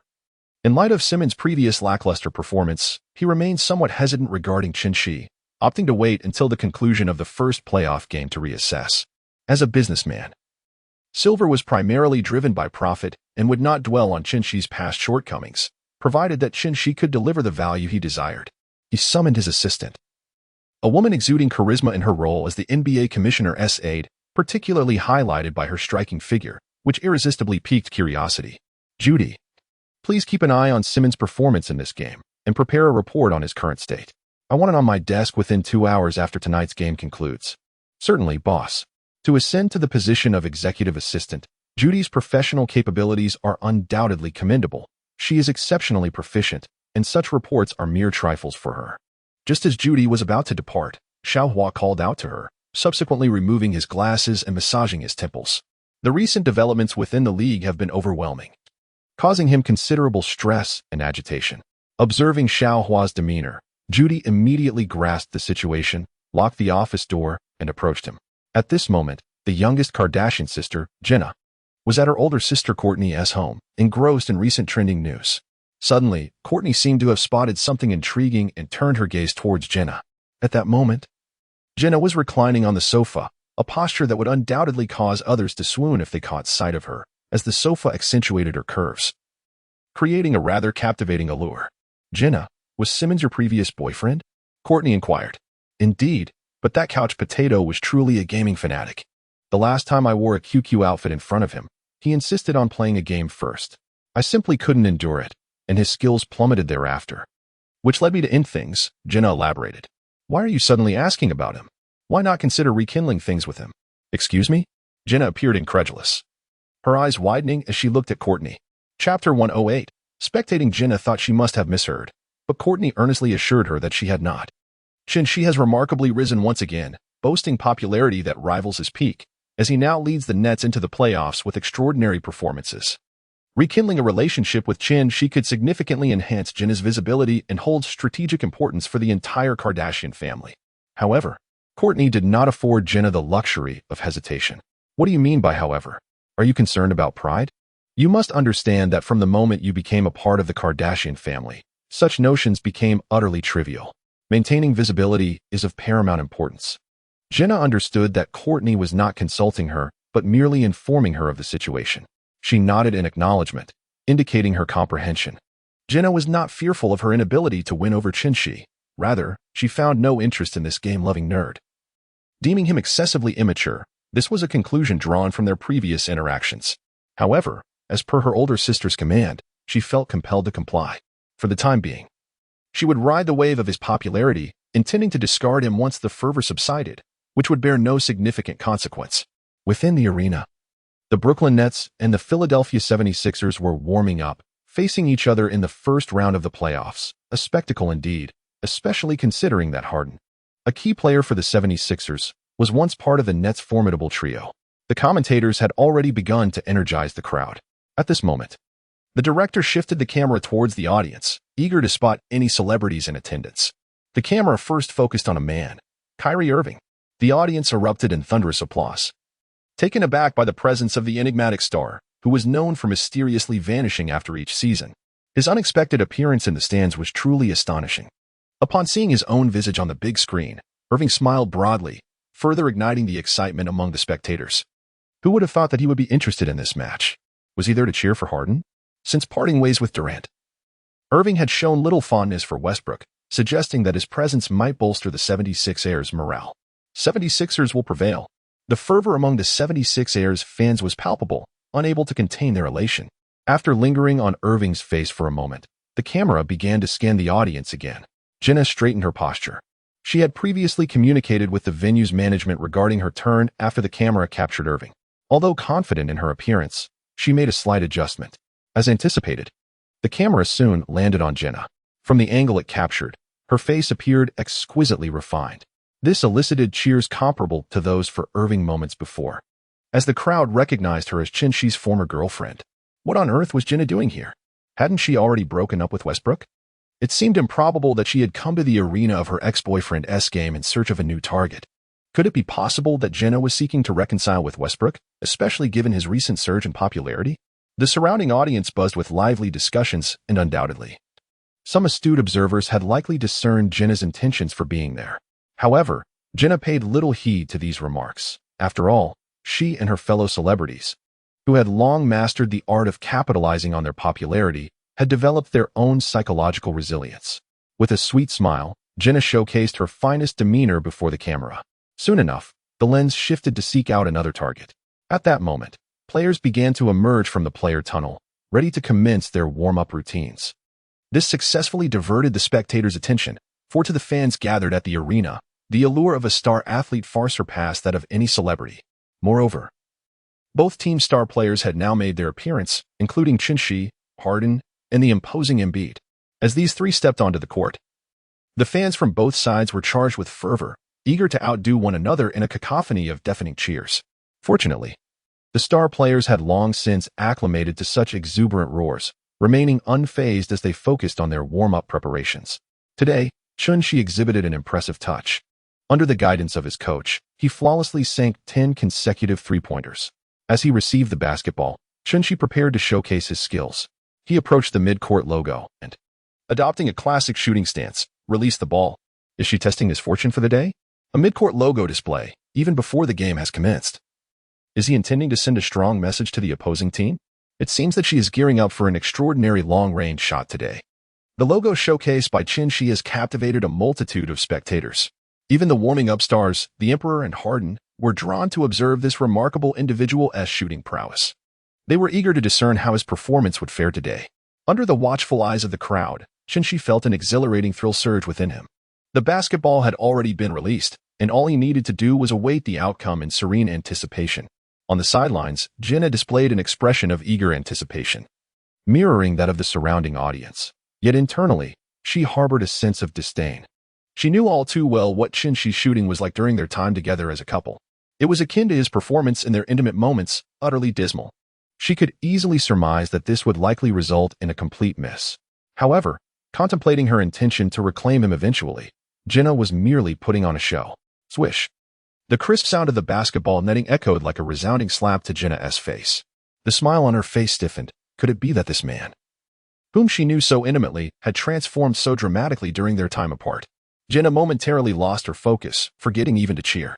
Yet, the surrounding fans erupted in ecstatic screams, rendering Jenna's cheer unnecessary. Oh, your audacious range is truly formidable. Just look at the solemn expressions of the 76ers players. They must have received quite the wake-up call. Ha ha ha, they must be terrified. At that moment, Harden suddenly sprang into action. Chapter 110. Am I not able to shoot? He held the basketball, seemingly poised to attempt an audacious long-range three-pointer. Was he about to respond to Chinshi? The 76ers fans widened their eyes in anticipation, eager for Harden's next move. The excessive attention bewildered Harden. He merely wished to practice his step-back three-pointer. And this unexpected scrutiny left him perplexed. It turned out he was not preparing to respond with a long-range shot. Much to the dismay of the spectators hoping for a spectacle. What a pity. Without excessive tension, the match commenced swiftly. The referee's whistle pierced the air, signaling the jump ball between the Emperor Embiid and Claxton.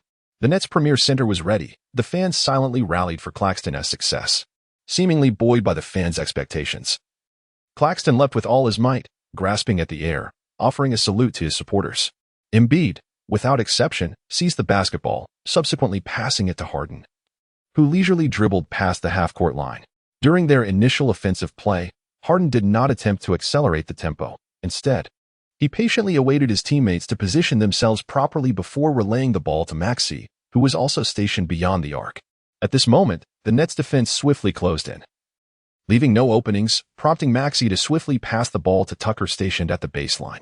The moment Tucker received the ball, he immediately launched a three-point shot. Alas, the ball struck the front rim and failed to find its mark, instead being retrieved by Chen-Shi. With the ball in hand, the 76ers found themselves in a precarious situation. Maxey hastily approached to guard Chen-Shi, clearly intent on applying full-court pressure to exhaust his stamina.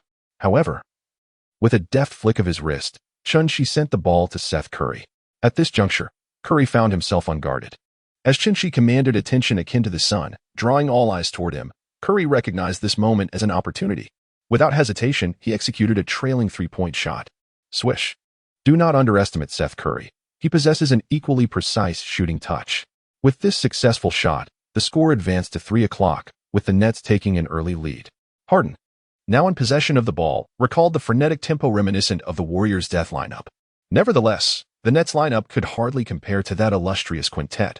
Rather, their pace of transition was notably swift. As Harden dribbled the ball past half-court, Embiid immediately elevated his position. Without hesitation, Harden relinquished the ball to Embiid, allowing him to take charge. This has become the standard strategy for the 76ers. Since joining the team, Harden's previous style has been dismissed by Rivers, now emphasizing his role as a facilitator. Upon receiving the ball beyond the arc, the remaining 76ers players commenced their movements, striving to uncover weaknesses in the Nets' defense. However, it was evident that the Nets had meticulously trained for this matchup, as within those 5 seconds, players failed to create any advantageous opportunities. Understanding the pressure to shoot from the perimeter, Embiid felt a surge of defiance. Did they underestimate him? He resolved to reject that notion. Without waiting for his teammates, Embiid readied himself for a mid-range jumper, aiming for a long two-pointer. Chapter 111. I take back what I just said. It can only be said that the modern center has indeed undergone a remarkable transformation. Had one witnessed a big man like him shooting from beyond the arc in previous eras, coaches would undoubtedly have relegated him to the bench for eternity. However, despite the defender's inability to impede Embiid's shot, given his towering height and impressive wingspan, it is undeniable that the basketball still failed to find its mark. The ball briefly bounced off the rim before plummeting down, only to be seized by Claxton, who relished the absence of Embiid in the paint, making even the air seem sweet to him. The surrounding fans could not help but voice their disdain. Come on, man. What is the deal with a guy your size shooting from the perimeter? Indeed, the most significant point was that the shot didn't even go in. Had he succeeded, I wouldn't have uttered a word. Why not dominate the paint instead? I contend that the modern NBA lacks the tenacity it once had. Had this been a decade ago, a star like Embiid would scarcely see the court, relegated to sulking on the sidelines. At this moment, Chen-Shi received a pass from his towering center and immediately initiated a fast break. As a professional player in the league, he understood the rationale behind Embiid's approach, knowing that the current pace of the game favors shooting, particularly from long range. If one were to tally the scores, a mere 50 successful two-point shots from 100 attempts would yield only 100 points. Conversely, if one were to attempt 100 three-pointers and make just 33, they would also accumulate nearly 100 points. This perspective lends credence to the trend of players gravitating toward long-range shooting. Nevertheless, Chen-Shi personally believes that a dominant center like Shaquille O'Neal would still be highly coveted in today's game, though no current center matches his towering stature. Without further commentary, the game continued. After regaining possession, Chen-Shi chose not to shoot from the three-point line but instead advanced toward the paint, pushing against Harden step by step. The sheer force of his movements elicited cheers from numerous female fans. Even Jenna cast a sidelong glance, her cheeks flushing as she admired Chen-Shi's muscular physique, perhaps recalling fond memories. The only one truly suffering was Harden, who felt like a small sailboat buffeted by fierce winds, on the brink of capsizing. Who plays like this anymore? He thought, struggling to endure Chen-Shi's relentless charges. Suddenly, an opening appeared, and Chen-Shi deftly penetrated the interior. After being outmaneuvered, Harden felt a mix of frustration and unexpected relief, an unadvisable mindset. He regretted his thoughts. Meanwhile, in the paint, Embiid stood ready, the formidable gatekeeper for the 76ers, and scoring under his watchful eye would prove no simple task. Swish. Chin-Shi executed a deft pull-up, effortlessly sending the basketball through the hoop, and even had the leisure to glance back at Embiid's position midair. Embiid muttered, "I take back what I just said." Chapter 112. He still loves me. In the first quarter, it was evident that Embiid's offensive efficiency as the primary ball handler was exceedingly poor. He failed to inflict any damage inside the paint. And while he managed to sink a few shots from beyond the arc, his scoring was undeniably limited. The most detrimental aspect was that with Embiid monopolizing the ball, the other star of the team, Harden, was relegated to playmaking and off-ball duties, significantly diminishing his offensive threat. By the end of the first quarter, the team had already committed 2 missed layup attempts on fast breaks. In stark contrast, the Nets operated entirely around Chin-Shi, who demanded the ball, and no one dared deny him. The defenders attempting to guard him were utterly powerless against his offensive prowess. This young man possessed a remarkable three-point shot and exhibited razor-sharp drives to the basket. He was a veritable arsenal. While others relied on their respective skills, Chin-Shi embodied a complete weaponry on his own. Durant's mid-range pull-up, Irving's incredible layup, all found echoes in Chin-Shi's style, at times. Harden even questioned whether he was playing alongside a fusion of the two greats. Frustration began to creep into Harden as he quietly muttered a curse at the extraordinary talent before him, yet he also saw reflections of himself in Chin-Shi's game. The step-back three-pointer he executed right before the buzzer was nothing short of lethal. As the first quarter concluded, the score stood at 27-22. With the 76ers surprisingly trailing by 5 points, a stark deviation from the pregame predictions of numerous experts. At this moment, Chin-Shi was breathing heavily, clearly feeling the toll of the first quarter on his stamina. Coach Vaughn approached him, inquiring whether he needed a brief respite. "We have already gained a slight advantage in the first quarter. If you feel excessively fatigued, I can have Harris substitute for you for a while." In response to the coach's concern, Chin-Shi could only internally appreciate the sentiment. However, he felt compelled to remain on the court. Previous analyses conducted by a prominent player indicated that with Chin-Shi on the floor, the Nets' offensive efficiency soared to 110 for points per 100 possessions, whereas their efficiency plummeted to merely 99 for in his absence. It is noteworthy that even the team at the bottom of the rankings this season possesses an offensive efficiency of 104.6. This stark contrast underscores Chin-Shi's vital role on the court, akin to Stephen Curry's significance to the Warriors. Chin-Shi declined to take a break and directly stepped onto the court for the second half. Just before entering the game, he cast a glance towards the stands. And by sheer coincidence, his gaze landed on Jenna's section. At that moment, Jenna appeared to be deep in thought. However, upon noticing Chin-Shi's eyes directed towards her, she instantly broke into a captivating smile and playfully winked at him. Chin-Shi swiftly averted his gaze, for this woman was as fierce as a wolf or a tiger, her eyes seemingly intent on devouring him. Best not to provoke her. Chin-Shi's fleeting glance was merely accidental, yet to Jenna, it held a different significance. She surmised that Chin-Shi was likely unable to forget her. It seemed that Jenna did not require any elaborate schemes for reconciliation. A simple beckoning gesture would suffice to summon Chin-Shi back to her side. A triumphant smile curved her lips. Chapter 113. The true essence of worship at this moment. Jenna was basking in her own delight, as if Chin-Shi were already hers in the next heartbeat. The joy radiating from her face drew the attention of onlookers, who couldn't help but steal glances. What wealthy prize had Jenna ensnared this time to warrant such elation? Nevertheless, the primary focus remained on the game unfolding before them, compelling spectators to direct their gaze towards the court. As the second quarter commenced, the initial offensive opportunity was granted to the Nets. Chin-Shi now held the ball, with Harden poised defensively in front of him. Indeed, like Chin-Shi, Harden had not rested, for the 76ers found themselves trailing. They had struggled against their adversaries in the first quarter. However, Embiid had retreated to the sidelines for a brief respite, allowing a substitute center to fortify the 76ers' interior defense. Harden was particularly wary of Chin-Shi, having witnessed him score 13 points during the first quarter, including a remarkable long-range three-pointer. Such performance in the playoffs was undeniably explosive. Chin-Shi leisurely dribbled the basketball to the three-point line, while Harden steadfastly shadowed him, refusing to relinquish his position. It is noteworthy that prior media narratives had depicted Harden as a defensive liability. However, in this particular match, he exhibited a commendable defensive attitude. There were moments when his hands nearly brushed against Chin-Shi's face during their confrontations. Yet, despite this, Chin-Shi managed to score. In this sequence, as Chin-Shi lowered his head, Harden immediately recognized that he was about to attempt another isolation play. Chin-Shi executed a swift double dribble, aiming to break past Harden at an angle. Harden quickly matched his pace. Was he unable to elude him? Chin-Shi remained unhurried. He momentarily retreated to the side, pausing with a subtle maneuver. Meanwhile, Harden swiftly adjusted his footing, positioning himself in front of Chin-Shi. Naturally, Harden was also wary of Chin-Shi's potential jump shot at any moment. Suddenly, Harden noticed Chin-Shi's legs closing together, signaling that he was about to retract the basketball. Harden's eyes sharpened. Was he about to shoot? He hastened toward Chin-Shi's location. However, to his astonishment, it turned out to be a deceptive move. He was outwitted. Harden realized too late. At that moment, Chin-Shi had already advanced unobstructed into the paint.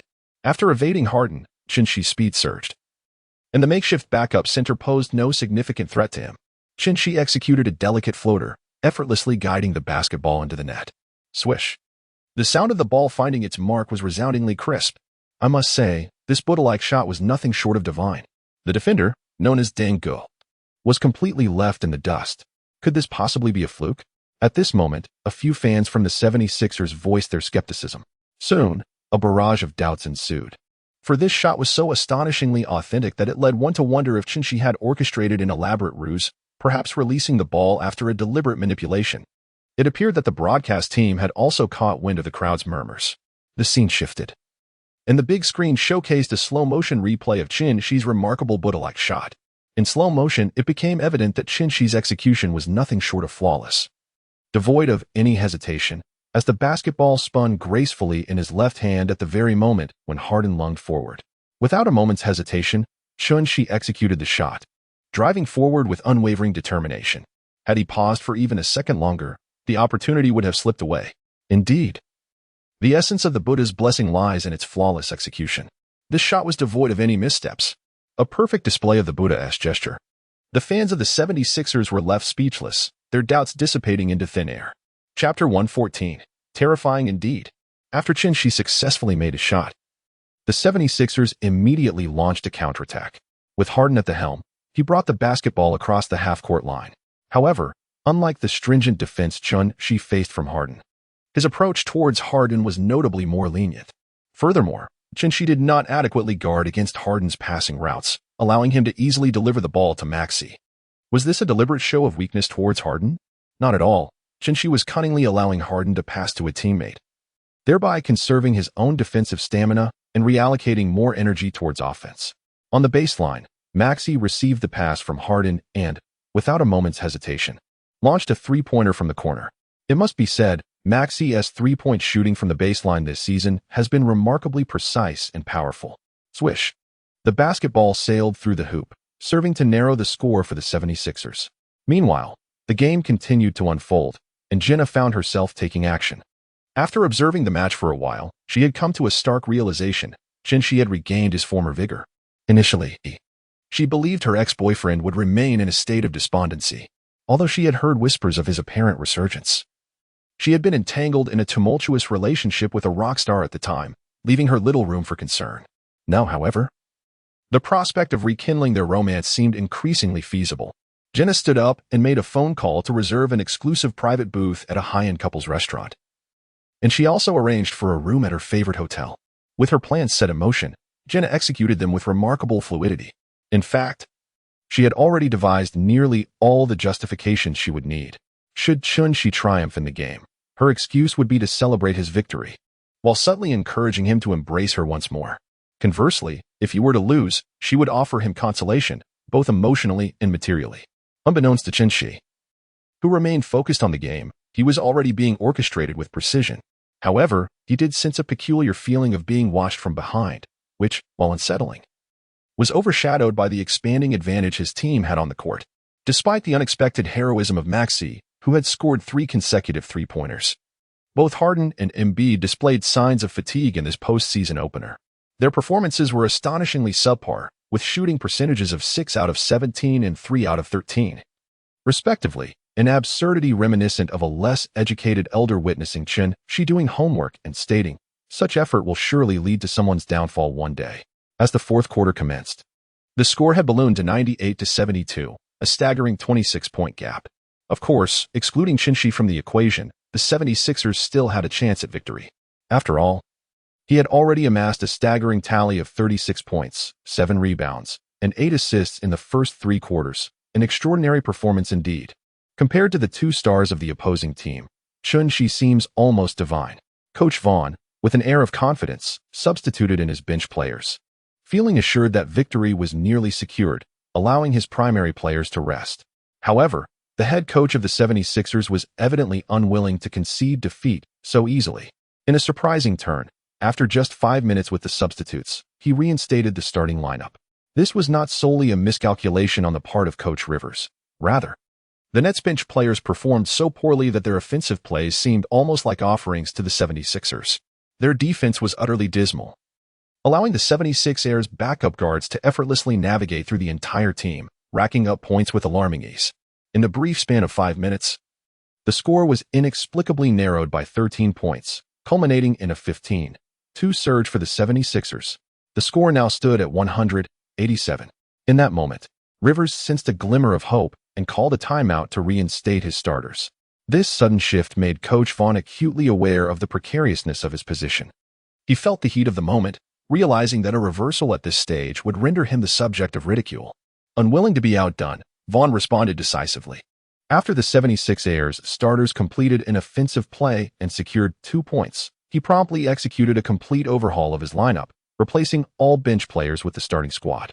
Reluctantly, he summoned He, who had been preparing to end his day early, and unleashed a torrent of frustration upon the underperforming substitutes. It is important to note that in the playoffs, the competition extends beyond the starting lineup. The bench players also play a crucial role. A strong bench can alleviate much of the pressure on the starters, yet the performance of the Nets bench seemed to exacerbate the strain, diminishing the starters' resilience. Coach Vaughn was left lamenting their misfortune while grappling with his frustration over their lack of competitiveness. Although he was aware of their shortcomings, he had not anticipated such a dismal performance. Though He felt somewhat at a loss, he had no choice but to step up and rectify the situation. Regaining possession, he executed a straightforward yet decisive 3-point shot, successfully sinking the basketball and finally breaking the scoring drought for the Nets. With 39 points, if he continues on this trajectory, it is highly likely that He could surpass the 50-point mark today, marking a new personal best for him in the playoffs. The starting lineup of the 76ers, in stark contrast to the ease with which the substitutes had manipulated the Nets' second string, found themselves at a disadvantage. Embiid's feeble, mid-range jumper clanged off the front rim, allowing Claxton to secure the rebound, which he subsequently passed to He. He slightly nodded. Indeed, it was the familiar recipe in the well-known flavor. Truly, it is the soft emperor, Embiid. He accelerated towards the opponent's half, executing a breathtaking solo drive reminiscent of the legendary LeBron James with a thunderous dunk, scoring 41 points. It can be said that every subsequent basket He makes will be a remarkable new personal record in his playoff scoring journey.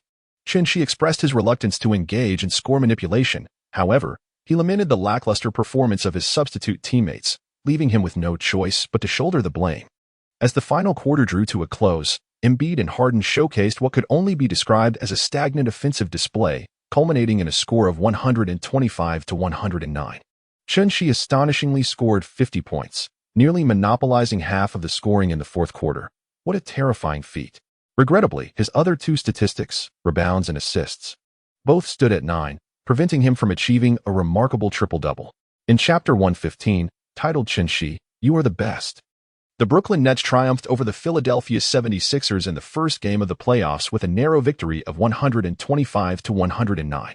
Clearly, this match served as a harsh lesson for the 76ers, revealing their most significant weakness. The starting lineup's offense was surprisingly less fluid than that of the bench players.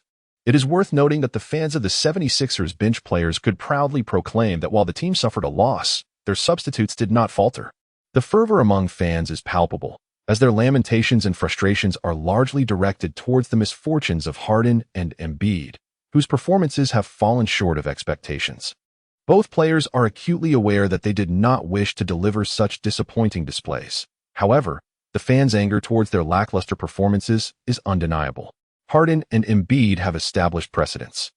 It is no secret that while Harden dominated the regular season, he faltered in the playoffs, earning himself the moniker lackluster Harden. Harden's tears following defeat and his less-than-robust playing style have led to him being labeled as soft.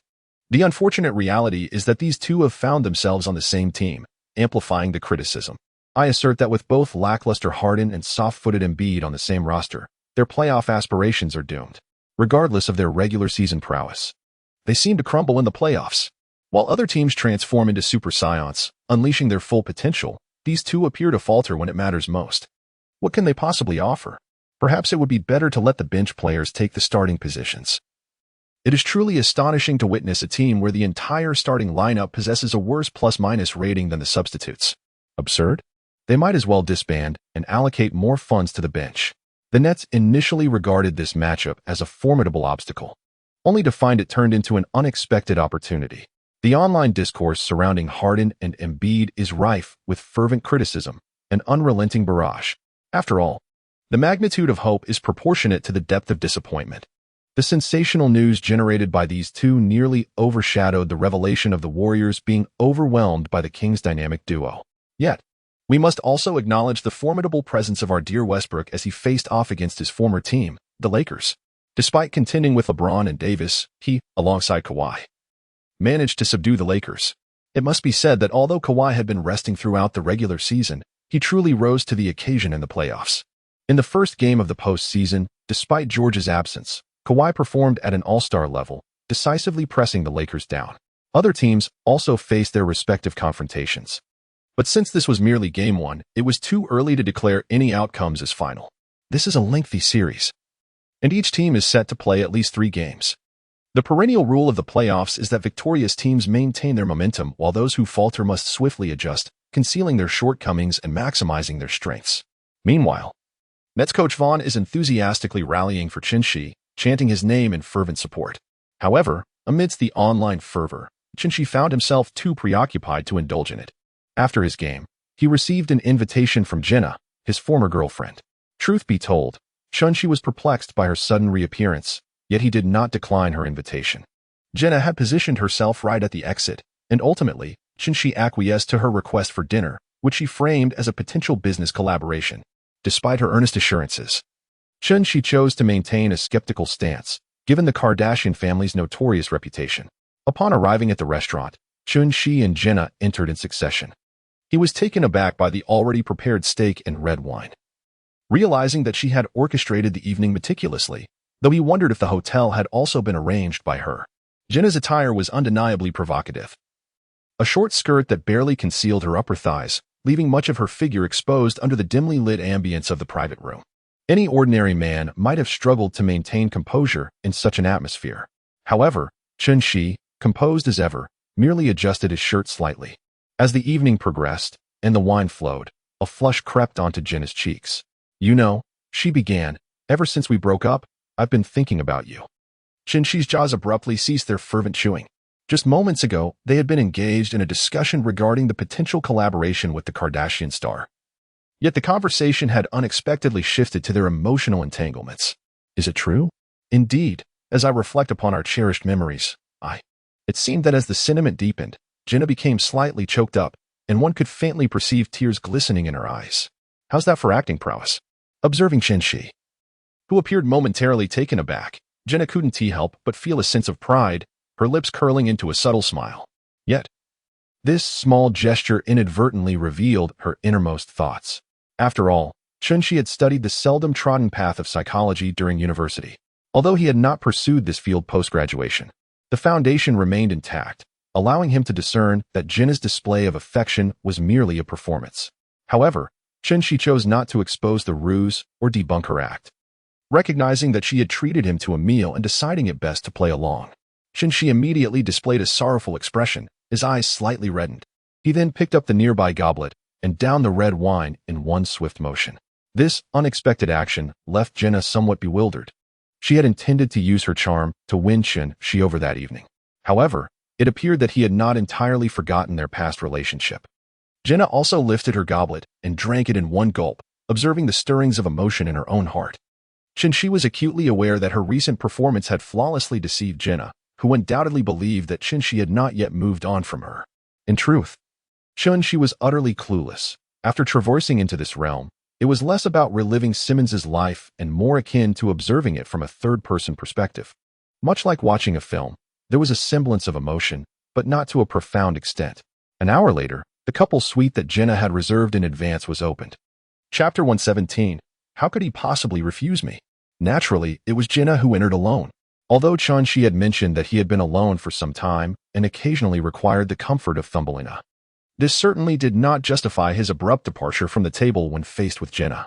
As Jenna, intentionally or not, leaned toward his direction, he seized upon the flimsy excuse of leaving the gas on at home to exit the restaurant.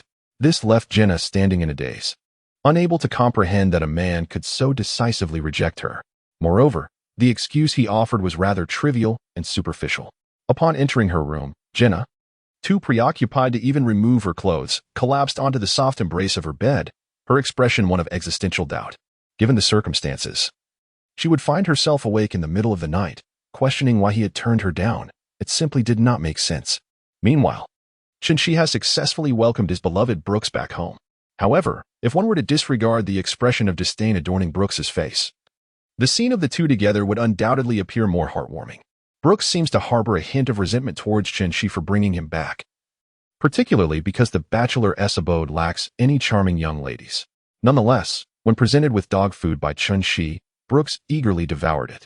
Disdain aside, mealtime is of utmost importance. After all, amidst the vastness of the world, food reigns supreme.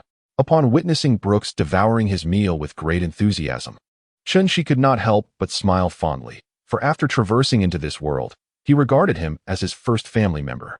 Indeed, he was the first little companion in this vast villa. Although this little creature displayed a rather mischievous demeanor, Chun-Shi found himself quite fond of him.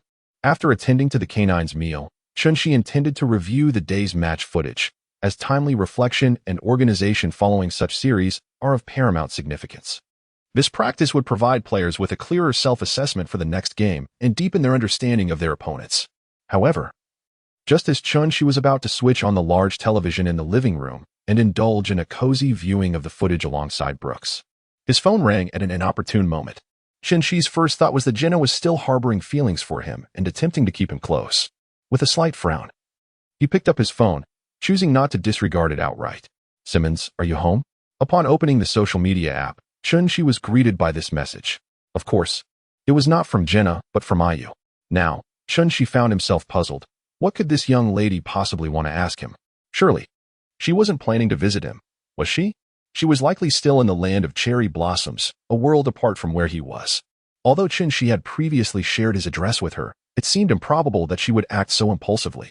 Chun-Shi did not take it to heart and simply replied, "I'm at home. Is there something you need?" However, after a prolonged wait, Chun-Shi received no response from Ayu. This left Chun-Shi perplexed, wondering what was going on. Just as he was contemplating this, the doorbell at his home rang unexpectedly. Chapter 118. Brother, you wouldn't possibly turn me away, would you? Upon witnessing the situation, Chun-Shi decided not to dwell on whether Ayu had responded to his message. Instead, he opted to open the door to assess the situation. Clearly, Chun-Shi had not connected Ayu's message with the current ringing of the doorbell, considering they were separated by a considerable distance, indeed across national borders. Thus, when he opened the door and beheld the visitor before him, he was momentarily taken aback, for standing there was none other than Ayu herself. As they encountered one another, an unexpected silence enveloped the moment, leaving both of them speechless.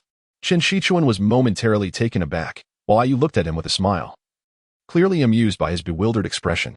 Amidst their silence, Brooks seemed to sense the presence of a stranger and bounded over with a series of barks. With an air of bravado, Brooks strutted confidently, his posture suggesting he was eager to elevate his head to the heavens. This sight left Chun-Shi somewhat exasperated. After all, what could this tiny pup, no matter how fierce his barking, really intimidate? Moreover, Brooks was still quite young, his barks resembling the innocent yips of a little puppy, which could be likened to a delicate maiden provoking a criminal in a moment of peril. However, whether it was a desire to appease Brooks or genuine fear, Ayu unexpectedly dashed behind Chun-Shi, feigning fright. Regardless of the motive, Brooks seemed immensely pleased with himself, clearly satisfied with his bold display. Yet, just as Brooks was poised to further intimidate the unexpected intruder, he caught sight of Ayu's lovely face peeking from behind Chun-Shi. Ayu's beauty was undeniable, leaving Chun-Shi puzzled. How could Brooks, his canine companion, discern human beauty? One would think that as a dog, he would be more inclined toward delicate female pups. Yet here he was captivated by this stunning woman. Perhaps this notion is difficult to grasp, but if one were to reframe it, it might become clearer. It is akin to a young man showing no interest in a girl resembling a porcelain doll, instead favoring a small dog. Chin-Shi expressed a sense of bewilderment, yet being accustomed to the peculiar antics of his canine companion, he was aware of the forthcoming events. As anticipated, upon glimpsing Ayu's appearance, Brooks's eyes widened slightly, and he abruptly ceased his boisterous barking, adopting an endearing demeanor as he approached Ayu. Meanwhile, Ayu was still somewhat trembling from Brooks's unexpected arrival, but she found herself perplexed by his sudden shift in attitude. However, she could distinctly sense that the hostility emanating from the little husky had significantly diminished, if not entirely vanished, transforming him into what resembled an unabashed admirer, indeed, a quintessential sycophant. Just as Ayu contemplated inquiring about the enigmatic nature of the husky before her, who seemed to possess an understanding of the situation, Brooks suddenly lunged forward. The brilliance in his eyes sparkled as though he had encountered a long-lost mother. Taken aback, Ayu was unable to evade Brooks's advance, fully aware that her petite limbs would not allow her to outrun the spirited husky. Thus, she resigned herself to the moment, reasoning that the affectionate demeanor of this little canine suggested he would not pose a threat. As long as he refrained from biting or scratching her, Ayu felt she could accept whatever came next. Chin-Shi, for his part, made no effort to intervene, recognizing that Brooks, in all his exuberance, would not harm Ayu. This little pup was far too eager to shower her with affection. Moreover, a pragmatic consideration lingered in Chin-Shi's mind. He was simply unable to restrain the spirited creature, who excelled in his role as an admirer. With ease, the husky positioned himself before Ayu, resting his soft paws on her delicate, fair legs, and began to lick her. Ayu felt a warm, ticklish sensation, which elicited a fit of giggles from her. Sensing her delight, Brooks seemed to respond with even greater enthusiasm, licking with renewed fervor. Chin-Shi, feeling quite embarrassed, cast a sidelong glance at Ayu, who, at that moment, was utterly perplexed about how to proceed. She instinctively directed a pleading gaze toward Chin-Shi. Seizing the opportunity, Chin-Shi decided to intervene with the mischievous little pup, who had firmly latched onto Ayu and refused to budge. With ease, he lifted the rambunctious Brooks into his arms. The indignant Brooks, now suspended in the air, flailed his little legs wildly, barking incessantly, as if to voice his protest against Chin-Shi. Ayu let out a sigh of relief, realizing that the dog's affectionate antics were indeed genuine. With an expression that conveyed calm reassurance, Chin-Shi guided Ayu into the living room, cradling the fidgeting Brooks. He took a moment to explain the dog's troublesome habits and extended his apologies to Ayu for Brooks' earlier rudeness. Ayu waved her hand dismissively, assuring him that it was of no consequence, and even found Brooks' mischievous quirks to be rather endearing. Chin-Shi nodded, indeed finding her delightful, so charming that he felt an urge to playfully punch her twice. Naturally, after elucidating the matter concerning Brooks, the conversation inevitably shifted to Ayu. How had this young lady come to be in his presence? Although Chin-Shi had never been an artist himself, he recalled that artists typically flew about incessantly, their schedules packed to the brim, often accompanied by an entourage of stylists, assistants, and bodyguards. Yet here was Ayu, arriving alone, which struck Chin-Shi as rather peculiar.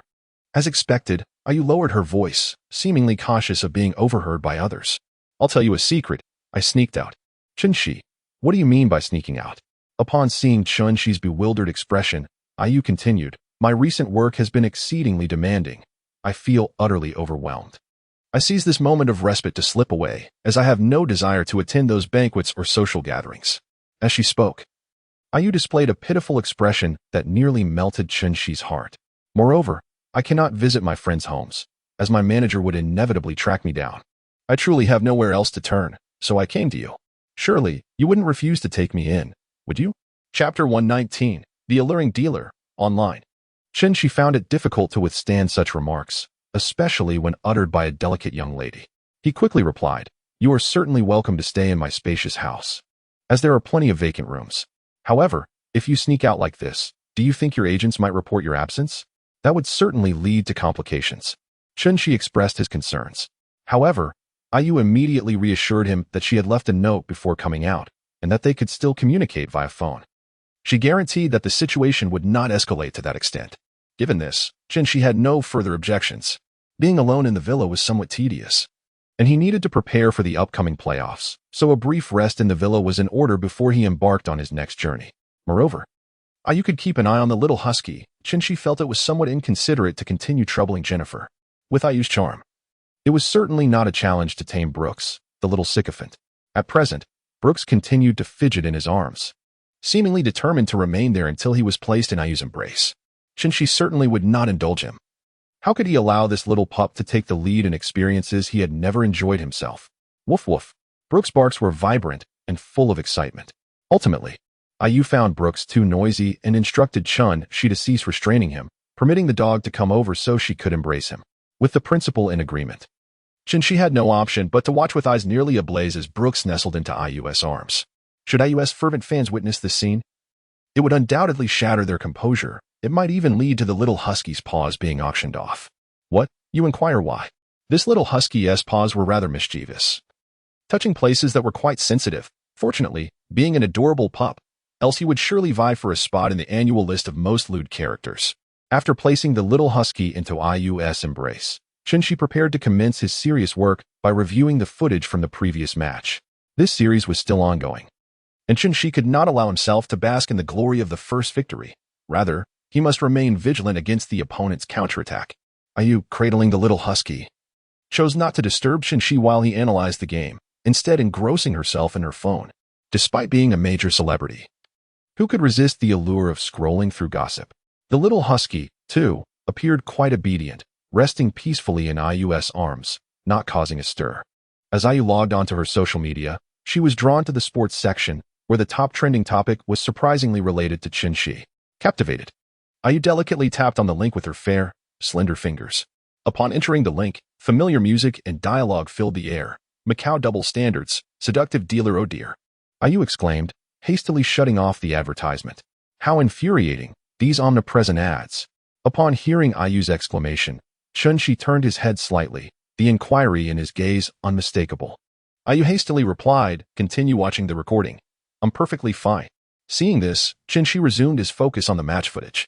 IU took a deep breath, regaining her composure, and deftly navigated past advertisements to delve into an article about Chun-Shi. Chapter 120, The Rise of She Emperor, an unstoppable and radiant new star. This was the headline of the piece, evidently a fervent ode to Chun-Shi. To be candid, such flattery was hardly surprising. However, as IU read through the article, she detected a hint of duplicity. It was filled with extravagant